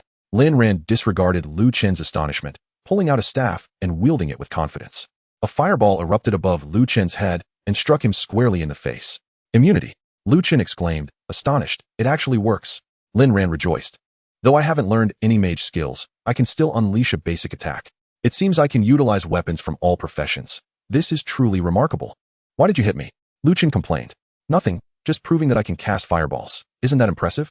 Lin Ran replied, brimming with pride. Need me to guide you on how to use fireballs, huh? Lu Chen mocked. Get lost. The trio descended from the second floor and approached the teleportation array in the grand hall, stepping through without hesitation. While they had amassed considerable loot, Lin Ran remained focused on locating the forging hammer designated by the old blacksmith. In a flash of white light, the three found themselves in a vast, desolate desert, the pale yellow sun scorching every grain of sand. In the distance, shimmering waves of heat distorted the air. Where on earth have we ended up? Is this still the country? Where's the palace? Lu Chun shielded his forehead with his hand, scanning the surroundings. Master, there are many familiar auras here. Tian Yi suddenly spoke up. However, before Lin Ran could respond, the sky dimmed ominously. A mech. Incredible. It's enormous. Lu Chen exclaimed, drawing everyone's attention. Lin Ran gasped in astonishment. A massive Tian Yi was racing toward them, her blue and white mech resembling her in every aspect. As Lin Ran prepared to inspect the details of this blue Tian Yi, the ground beneath them began to tremble violently. Sand swirled upward as fissures cracked the earth open. With a thunderous roar, columns of lava erupted from the crevices, ensnaring the fleeing blue Tian Yi in a chain-like grip. We're going to fall, Tian Yi, Lin Ran shouted. Contrary to their expectations of plummeting, as the sand beneath them transformed into lava, the trio found themselves suspended in midair. The blue Tian Yi struggled against the tightening lava chains, which constricted her further. Creaking sounds echoed as the blue mech began to show signs of collapse. What on earth is happening? Lu Chun inquired, bewildered. At that moment, Lin Ran was equally perplexed, quietly observing as the blue mech drew ever closer. When it was less than 200 meters away, an explosive sound resonated. The sandy soil beneath Lin Ran and his companions vanished entirely, replaced by a surging flow of molten lava. Something was about to emerge. To their astonishment, it was Lu Chun who first noticed the impending eruption beneath them. No sooner had he spoken than a colossal figure, twice the size of a blue-armored giant, leapt from the lava, nearly eclipsing the sun itself. Lin Ran was taken aback and instinctively attempted to teleport away, only to realize that the creature's immense size far exceeded the range of his ability. Just as Lin Ran braced for a collision with the monstrous entity below, the figure soared overhead, passing through Lin Ran and his companions as it ascended into the sky. Bang! It was only when the figure landed that Lin Ran discerned its true form, a magnificent beast engulfed in flames, adorned with two imposing horns resembling a blazing bull. Its body was speckled with reddish-brown spots, continuously erupting with molten lava, revealing itself to be the lava behemoth. Before Lin Ran could check his interface, Lu Chun had already identified the creature. I can feel it. My heart resonates with its presence. It is the foremost general of the fire god, the lava behemoth. Lu Chun continued, noting the creature's furious demeanor. It appears we are witnessing a recorded moment from a bygone era, Lin Ran mused. Perhaps it is connected to the main storyline of Shunyu, he added. Let us observe for now, Lu Chun suggested. At that moment, the blue Tian Yi was pinned to the ground, struggling futilely. Yet, the lava behemoth's forelegs pressed down upon her chest, rendering her immobile. Forging god, You deserve to perish. Bang. The lava behemoth emitted a hoarse voice as its powerful forelegs pierced through the mech's chest, subsequently severing the head of the blue Tian-E below. Oh no. Master Tian-E is frightened. Tian-E, seeing her identical counterpart lose its head, dashed into Lin Ran's embrace in terror. It's all right, Tian-E, it's all an illusion. Mere fiction. Lin Ran comforted her, though his gaze remained fixed on the distant scene. He noticed several massive figures approaching from afar. You wretched minions of the crafting gods. Today, I shall annihilate you. All shall be entombed before the fire god's altar. The lava behemoth roared at the myriad of figures in the sky. Kill. Sand around them was continuously eroded by the lava, as fiery magic lizards emerged from the molten flow. Moreover, Lin Ran recognized the flame giants and mages he had encountered previously. However, he sensed that their levels were significantly elevated, each strike wielding tremendous power. The tongues of the magic lizards threatening to shatter space itself. Yet, when Lin Ran attempted to access the monster's interface, he found it utterly inaccessible. It seems that within this recorded space, we cannot retrieve information about these beings, likely because they are already deceased, Lin Ran contemplated. The lava behemoth leapt forward, charging at the approaching figures, impaling one of them in the abdomen with its horn. Upon closer inspection, Lin Ran realized that they were all mechs resembling Tian-E. Unit 1. Why have you grown weaker? Perhaps it is time for Unit 0 to emerge. The lava behemoth's words were abruptly cut short as it was kicked away. However, Lin Ran caught the key terms. Unit 1, Unit 0? Could they be related to Tian-E? He pondered. Yet, the ferocity of the battle suggested that it was far beyond what Lin Ran and Tian-E could engage in at this moment. Tian-E, look at them. Can you remember anything? Lin Ran asked, pointing to the brutal conflict unfolding in the sky. Tian-E gazed at the explosions of fire and fell into deep thought. Chapter 73, Unit 0. I can't quite articulate it, but I feel as though they are within me. Tian-Yi's words were fragmented and uncertain. You feel them within you? What does that signify? Lin Ran inquired, puzzled. It's as if I have a fusion of energies within me, she replied. I see. Lin Ran mused, continuing to observe the fierce clash between the lava behemoth and Unit 1. The two were locked in combat, and soon, Unit 1's cyan energy blade pierced the lava behemoth from above. However, a strange smile appeared on the burning bull's visage. To Lin Ran's astonishment, the lava behemoth began to melt, transforming into a humanoid giant, its bullhead morphing into a shield that guarded its chest, its left hand claw-like, and its right hand wielding a massive axe flowing with molten lava. This transformation was unexpected. Unit 1, barely 10 meters away, retracted its blade and attempted to retreat. Alas, the lava behemoth, with its immense size and speed, seized Unit 1's retreating form with its powerful left hand. So weak, Unit 1. Did the crafting god not feed you to his creations? TSK, TSK, TSK. Bang. As the lava behemoth spoke, its giant axe struck Unit 1's head with tremendous force, leaving Unit 1 dazed and disoriented. Speak. Bang. Bang.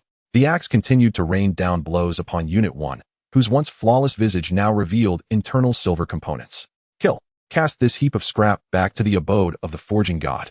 The lava behemoth cast aside Unit 1's limp body, then stomped down on its chest with its massive foot, raising the giant axe above its head, shouting, Kill!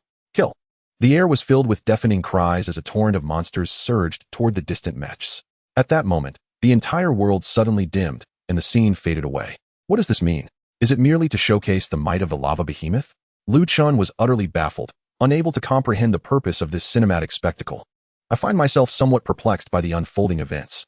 However, from their dialogue, it appears to be a celestial conflict among deities. The lava behemoth symbolizes the god of fire, while the mechanical entities that bear an uncanny resemblance to Tian-E seem to represent the god of forging, also known as the craftsman god, Lin Ran deduced. Moreover, one thing is certain. Tian-E is not merely a creation of the craftsman god. She is a master in her own right. Tian-E interjected, clearly displeased with Lin Ran's assertion. The surroundings were engulfed in darkness, and even with Tian-E activating the illumination device, the light seemed to stretch infinitely, as if consumed by an eternal void. Yet soon, the environment began to radiate brightness once more, and the world in which the three found themselves regained its illumination. It was still the same desert, but time had evidently passed, as Lin Ran could discern scattered parts in the distance. This is still a continuous show. How intriguing, Liu Chun remarked, unexpectedly producing a bucket of popcorn and settling down upon the elemental lord to indulge in his snack. Where on earth did you pull out that popcorn? Lin Ran retorted incredulously. My little Yuan made it fresh. But where did you acquire the corn? Is it any of your concern? Then do share some with me. A voice called from afar, this time not from the ground, but from the heavens above.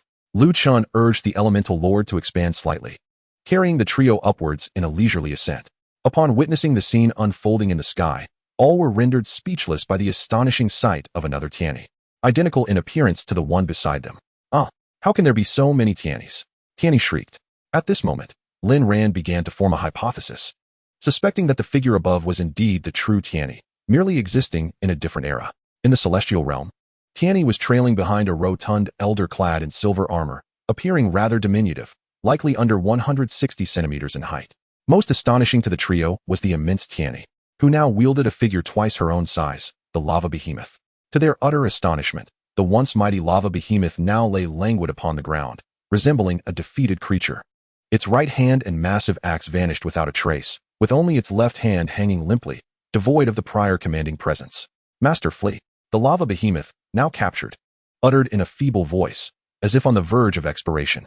Before them floated a true fire being, with two fiery red rings behind him that instantly identified him as the god of fire, Phoenix.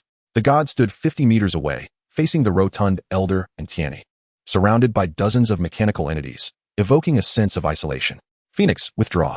Surrender the heart of fire, and I shall grant you mercy, allowing you to live until the end of this saga, the elder proclaimed.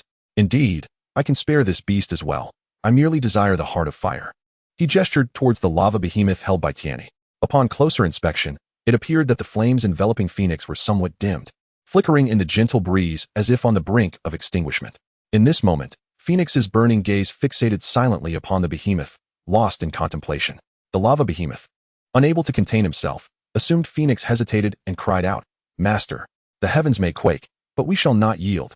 Do you not recall your own words? In the temple of fire, we would rather perish than submit. Coughing, before the elder could respond, Tianni made her move first. With a swift extension of her delicate arm, she conjured a luminous blade several meters long, and before Lin Ran and the others could comprehend her action, a colossal tongue lashed out, crashing heavily before the god of fire. Ah, Zero, why this fury? Let him speak if he wishes.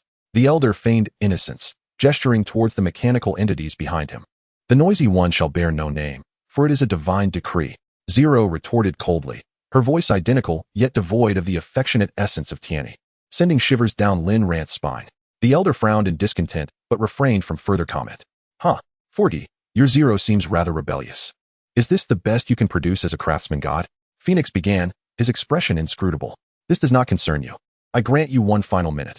Will you choose death, or will you relinquish the heart of fire? Should I slay you, I can still obtain it, albeit with some damage. So do not provoke me. The craftsman god's countenance grew increasingly grave, his gaze fixed intently on Phoenix.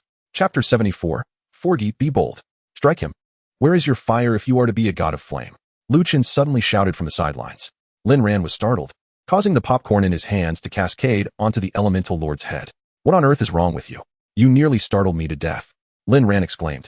Just as he prepared to retrieve the fallen popcorn, the elemental lord's expansive hand swept away the remnants atop his head, devouring them in one swift motion. Forget it. No more. Do not be upset, master. Tianni's popcorn is yours to enjoy, she chirped. Indeed, Tianni is the best. You two can perish together. I shall not partake. Little Tianni, feed me. Contrary to the banter among Lin Ran and his companions, the battlefield was eerily silent. After approximately 30 seconds, a resolute expression crossed Phoenix's face. He lifted his gaze, sighed heavily, and pointed at the lava behemoth and the elder before him, declaring, release him. That is the right course. To live well is far superior to all else. Do you doubt my words? After all these millennia, have I ever deceived anyone? Zero, release him. The craftsman god, brimming with excitement, was unable to contain his elation. Zero received the command and cast the lava giant to the feet of the fire god like a discarded item. Phoenix hastily summoned a fiery cloud to support the gravely injured lava giant. You may leave, I will handle the rest. Go to the abandoned divine realm and remain there until the conclusion of the final chapter, the fire god gently spoke to the lava giant. Before receiving a response, he waved his crimson staff, and a shimmering portal appeared behind him, drawing the lava giant into its depths. Abandoned divine realm? Does this imply that we have been forsaken by the deities? Lin Ran captured the key phrase and remarked to Lu Chen. Alas, the lava giant could not escape death. Its heart has been extracted by another, Lu Chen lamented, placing a hand upon his chest. Enough. Hand it over, the artisan god urged, displaying signs of impatience towards Phoenix. Phoenix retracted his staff, curled his right hand into a talon, and forcefully pierced it into his left chest. With a vigorous tug, a heart radiating golden light emerged in the fire god's right hand, pulsating vigorously. Upon closer inspection, one could see that each blood vessel appeared to burn continually like dry twigs in a fire. Cough, cough. Present the heart of the fire god. Phoenix coughed up a few drops of blood, his flames, already dim, nearly extinguished, and the radiant halo behind him completely vanished. The heart floated from the fire god's hand towards the artisan god. Ha ha ha. They say those who recognize the times are the true heroes. I assure you will live until all dust settles, the artisan god exclaimed, his face alight with excitement as he gazed at the golden heart approaching him. Heh. Phoenix forced a bitter smile, swallowing back the blood that had risen to his throat. We have known each other for countless millennia. I have assisted you greatly in forging your scrap metal, he retorted. Indeed, it is precisely because of that assistance that I can allow you to live. The artisan god mused, cradling the heart of the fire god with growing satisfaction. However, I have no intention of allowing you to live. The fire god suddenly erupted, his flames reigniting with vigor. Phoenix extended his right hand towards the heart, grasping the void. The artisan god, still scrutinizing the heart of the fire god, was taken aback and looked up at Phoenix. Have you lost your mind? All the mechas in the sky immediately entered combat mode, unleashing a barrage of projectiles towards the fire god. Even if the flames could not harm him, the shrapnel from the explosions would sufficiently challenge Phoenix. Not to mention that these were cannons forged by the artisan god. Phoenix was engulfed in a cacophony of explosions. Before the artisan god could finish his thought, a torrent of energy surged towards him. He hastily activated his armor, but it was a moment too late. The heart of the fire god erupted, unleashing golden flames that transformed into colossal dragons, roaring towards the artisan god. By the heavens, this old man is finished, Lin Ran shouted excitedly. The explosive energy from the heart of the fire god locked onto the artisan god, and in an instant, flames erupted, engulfing him. The inferno rapidly expanded. Before long, the area visible to Lin Ran and his companions was entirely shrouded in the explosive energy of the heart of the fire god, and several mechas in the distance were instantaneously reduced to molten metal, vanishing without a trace. The artisan god's anguished cries echoed in the air. I cannot survive. You shall perish with me. The fire god's voice resonated amid the chaos. Release your fury, heart of the fire god. Ha! Just as Lin Ran thought the artisan god would be completely consumed by the heart of the fire god, he noticed a familiar rune on him. It's the space shield, Lin Ran shouted. Why not teleport away? Lin Ran called out. Surely, it has been used. Look at them. I wouldn't believe it if they hadn't fought for at least a decade, Lin Ran replied. After an indeterminate duration of burning, the flames gradually subsided, and the fire god resembled a charred piece of wood, plummeting downwards. The artisan god, Fulji, had lost all remnants of white hair, and both his left hand and right foot were reduced to blackened bone from the heat of the heart of the fire god. At a critical moment, the Zero aircraft activated the space shield, allowing Fulji to remain airborne, albeit barely. The Zero aircraft, while faring better than those mechas that were vaporized, had sustained severe damage, its parts strewn across the ground. Oh dear, Master, Tiani is frightened, a voice piped up. It's all right, little one. Try to refrain from watching horror films next time. The artisan god chuckled, revealing an unexpected grin as his armor slowly closed, concealing the fact that he was nearly cooked to a crisp within. What a clever tactic. Had I known, I would have simply killed you, denying you the time to detonate the heart of the fire god, Phoenix remarked. The artisan god, Fulji, slowly descended, and Lin Ran and his companions followed suit. You have quite the audacity, Fulji observed, gazing at the completely incinerated fire god. With a wave of his hand, the scattered parts across the ground began to assemble themselves, swiftly returning to the original form of the Zero aircraft, albeit with visible burn marks. Treat him. Do not let him die, Fulji commanded, tossing a small black sphere from his armor, which struck the fire god. Upon contact, the sphere transformed into chains that ensnared Phoenix. Specifically crafted for you. I thought I would never need it, Fulji declared. Take him to the divine realm, imprison him forever, and find that wild dog, kill it before him. He added, producing another core and inserting it into the Zero aircraft. Understood. The artisan god's foot pressed firmly onto Phoenix's head, incessantly rubbing it. The scene gradually faded into darkness. Chapter 75, The God of Forging? The surrounding imagery receded, and the three found themselves back in the palace.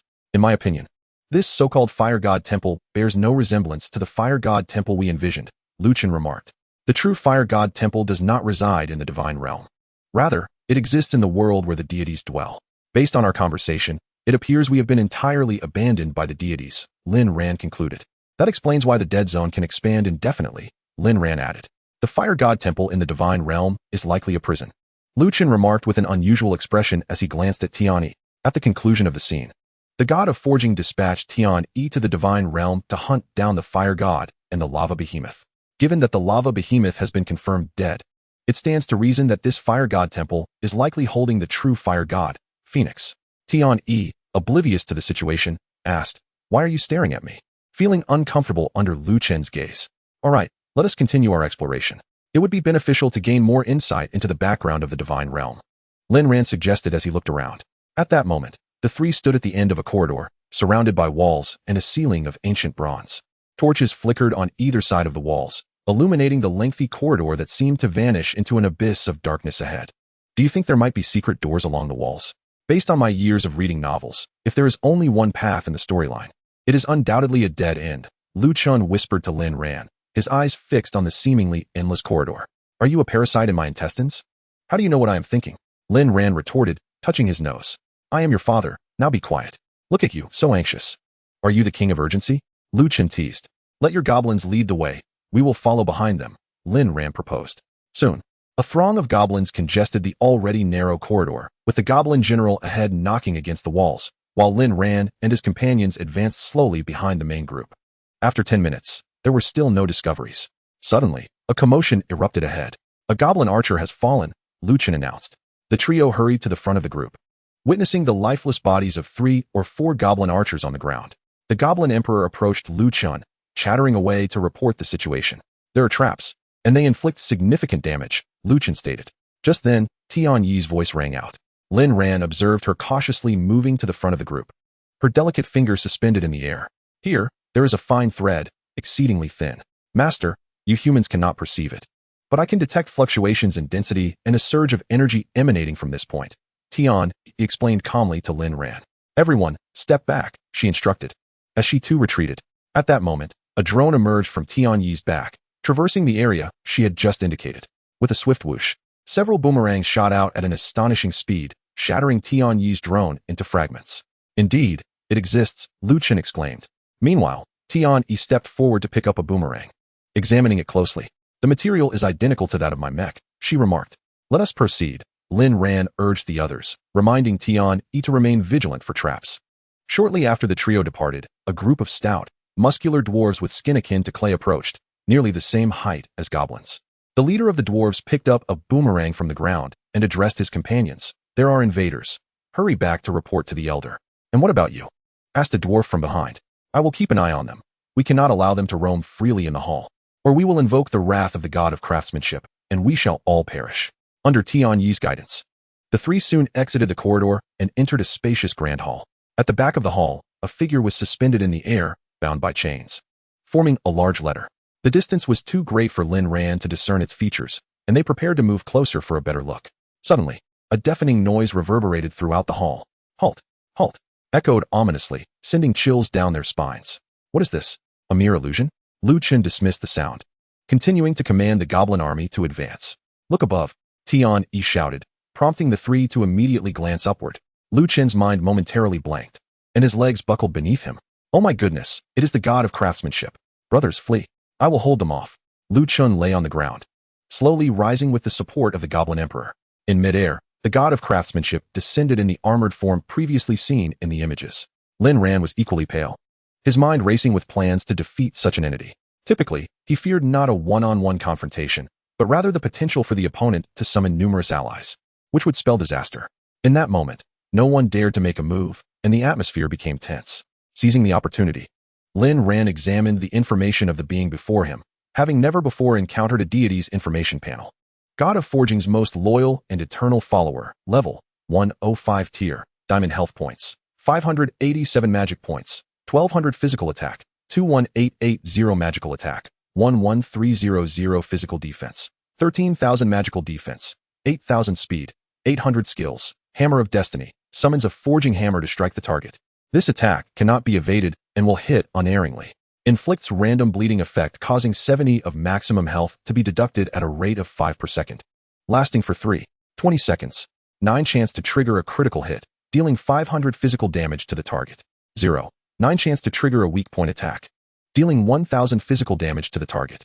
9 chance to invoke the god of Forging's blessing, inflicting 100,000 physical damage. 1 chance to trigger a cleansing effect, purging impurities from the target's body and randomly providing a beneficial effect, resetting cooldown time. Consumes 100,000 magic points. Cooldown time, 30 seconds. Fire God's Blessing. Grants immunity to fire elements. Lasting for 60 seconds. Increases self-inflicted fire damage by 300. Lasting for 60 seconds. Cooldown time, 60 seconds. The artillery targeted the enemy with 3 tracking shells, each inflicting 250 of magical damage, while the explosive aftermath dealt an additional 200 magical damage. The cooldown period lasted 60 seconds. Lin Ran was initially taken aback, surprised to actually witness the panel. Subsequently, he found himself speechless, pondering how any child could create a mecha that resembled the god of craftsmen to frighten others. However, before Lin Ran could voice his thoughts, the mecha above spoke first. Leaving Lin Ran momentarily dumbfounded. I am the god of forging, Forgy. You dare trespass into my palace. What is your intent? At that moment, Lin Ran's expression was peculiar as he gazed at the mecha hovering above. Ah, esteemed god of forging, we did not mean to intrude. We shall leave at once. Lu Chen interjected, pulling Lin Ran backward. Can't you see his name? That shouldn't be the case, Lin Ran remarked. I can see it. It's the god of craftsmen. Forgy, we should leave quickly. Fortunately, he seems to harbor no malice, Lu Chen replied. What? Lin Ran was somewhat astonished, realizing that the name displayed was different from what he had seen. Nonetheless, Lin Ran was certain that the mecha above was not the god of craftsmen. It was merely a diamond-tier creature, far removed from the divine figure. Do not panic. He is not the god of craftsmen. If he were, how could he not recognize Tiani? Lin Ran attempted to stabilize Lu Chun and then turned his attention to the mecha overhead. Hey, you up there. As a god of craftsmen, why are you residing in another's fire god temple instead of building your own divine sanctuary? You know not what you speak. I, along with the fire god, share a bond of millennia. This place confines the most notorious offenders of the divine realm. You must depart swiftly. Is it not beneath a revered god of craftsmen to serve as a mere guard here? Lin Ran stepped forward, addressing the figure above with a smirk. What do you understand? I am Shadow 7 Kills. As Lin Ran spoke, he closed the distance, seizing the opportune moment without further ado. No matter the luck of the goddess, he was prepared to strike. In the blink of an eye, Lin Ran shifted to the mecha's rear, drawing his longsword and launching a flurry of attacks. To his surprise, the opponent's reaction was exceedingly swift, resulting in the rare occurrence where his Shadow 7 Kills did not initially strike true. The mecha unfurled 8 symmetrical silver wings at an astonishing speed, creating distance. Goodness, 800 speed is incredibly fast. Lin Ran realized that he had not invested in speed for quite some time, relying solely on the 10 points gained per level. As he had seldom encountered creatures faster than himself, he had allocated all points into defense. However, Lin Ran possessed more than just Shadow 7 Kills within range. His blink was instantaneous. As the first strike missed, he seamlessly activated blink, teleporting directly in the path of the mecha. At that moment, the mecha's incredible speed transformed into a liability. Its immense inertia combined with high velocity rendered it unable to halt. Lin Ran extended his longsword, and everything unfolded in a flash. From below, Lu Chun could only perceive streaks of vivid light, witnessing the god of craftsmen hanging limply on Lin Ran's sword. This impostor of a craftsman had but 300,000 health points, and under Lin Ran's significant poison damage, it could not endure for even a second. For Lin Ran, revealing one's health bar was an invitation to be vanquished. Yet, to Lin Ran's astonishment, the defeat of the mecha elicited no system notifications, no loot, nor any experience points. What on earth is happening? Lin Ran mused. Wow, incredible. My brother just took down a god. Lu Chun exclaimed excitedly, gazing at the mecha suspended from the longsword. This is hardly the god of forging. It appears to be a native of this realm, seemingly worshipping both the fire god and the god of craftsmen. However, I am perplexed as to why their faith in deities has not affected their existence here in the Dead Zone. This contradicts what the Wood Repair City Lord described. What? What faith? What are you talking about? Lu Chen seemed confused. Let us discuss this later. We should continue our exploration of the Fire God Temple, Lin Ran suggested. Sensing an underlying unease as he addressed Lu Chun, Lin Ran kicked the mecha off his sword and surveyed the surroundings. The grand hall was remarkably spacious, with only a colossal figure locked in chains at the center. Goodness, what has happened to the lava giant? This is appalling. Lu Chen recognized the immense corpse. Though still gigantic, the suspended lava giant appeared diminished compared to previous depictions. Upon closer inspection, Lin Ran noted that its hands and feet had been severed. A large gash marred its left chest. The flesh on either side had desiccated, and the most vital organ, the heart, had been extracted. What was most chilling was that the once lively creature was riddled with holes that had spewed molten lava, now filled with the desiccated remains of the demon flame lizards, leaving only bones packed densely within the lava giant. At that moment, Lin Ran and Lu Chun recalled the god of craftsmen's final instructions, turning to gaze at Tian Yi. who was fiddling with the mecha on the ground. Why are you looking at me? Tian-E turned around, appearing dazed. Ugh, how disgusting. Tian-E approached the two, catching sight of the immense corpse above. This is not. Tian-E's gaze shifted to the giant corpse, and midway through her sentence, she seemed to grasp why the two were staring at her. No, this was not my doing. I have no recollection of it. I swear it wasn't me. Tian-E hastily waved her hands, shaking her head. Don't worry, Tian-E. I would prefer it to be you. If you could defeat such a creature, I would be unstoppable in the divine realm. Lin Ran teased, ruffling Tian-Yi's hair. The trio stood momentarily uncertain of their next move, ultimately deciding to pursue the only lead available, ascending towards the elemental lord. As one ascends, the wounds upon the colossal lava beast become increasingly apparent. Not only are there the charred remains of the magic flame fire lizard, but countless sword marks reveal the underlying white bones. The trio circled the lifeless form suspended in the air for an extended period, yet they could not discern the truth behind it. Lin Ran was prepared to abandon the mission and return home, for the gains of this expedition had already been substantial. Master, they have already entered the Grand Hall here. Ah, Sua-Er is dead. We must avenge him. Master, we must seek retribution for Sua-Er. Lower your voice. Angering the god of fire and the god of craftsmen will not suffice with just your head as compensation. At that moment, a cacophony of sounds emanated from the entrance. Lin Ran turned towards the source, discovering a multitude of diminutive figures, akin to Lu Chen's goblin, incessantly streaming into the Grand Hall. Following them were mechas identical to the false craftsmen that Lin Ran had previously vanquished. To Lin Ran's astonishment, there were also mechas resembling Tian-E, adorned in various vibrant colors, yet conspicuously absent was Tian-E's delicate pink hue.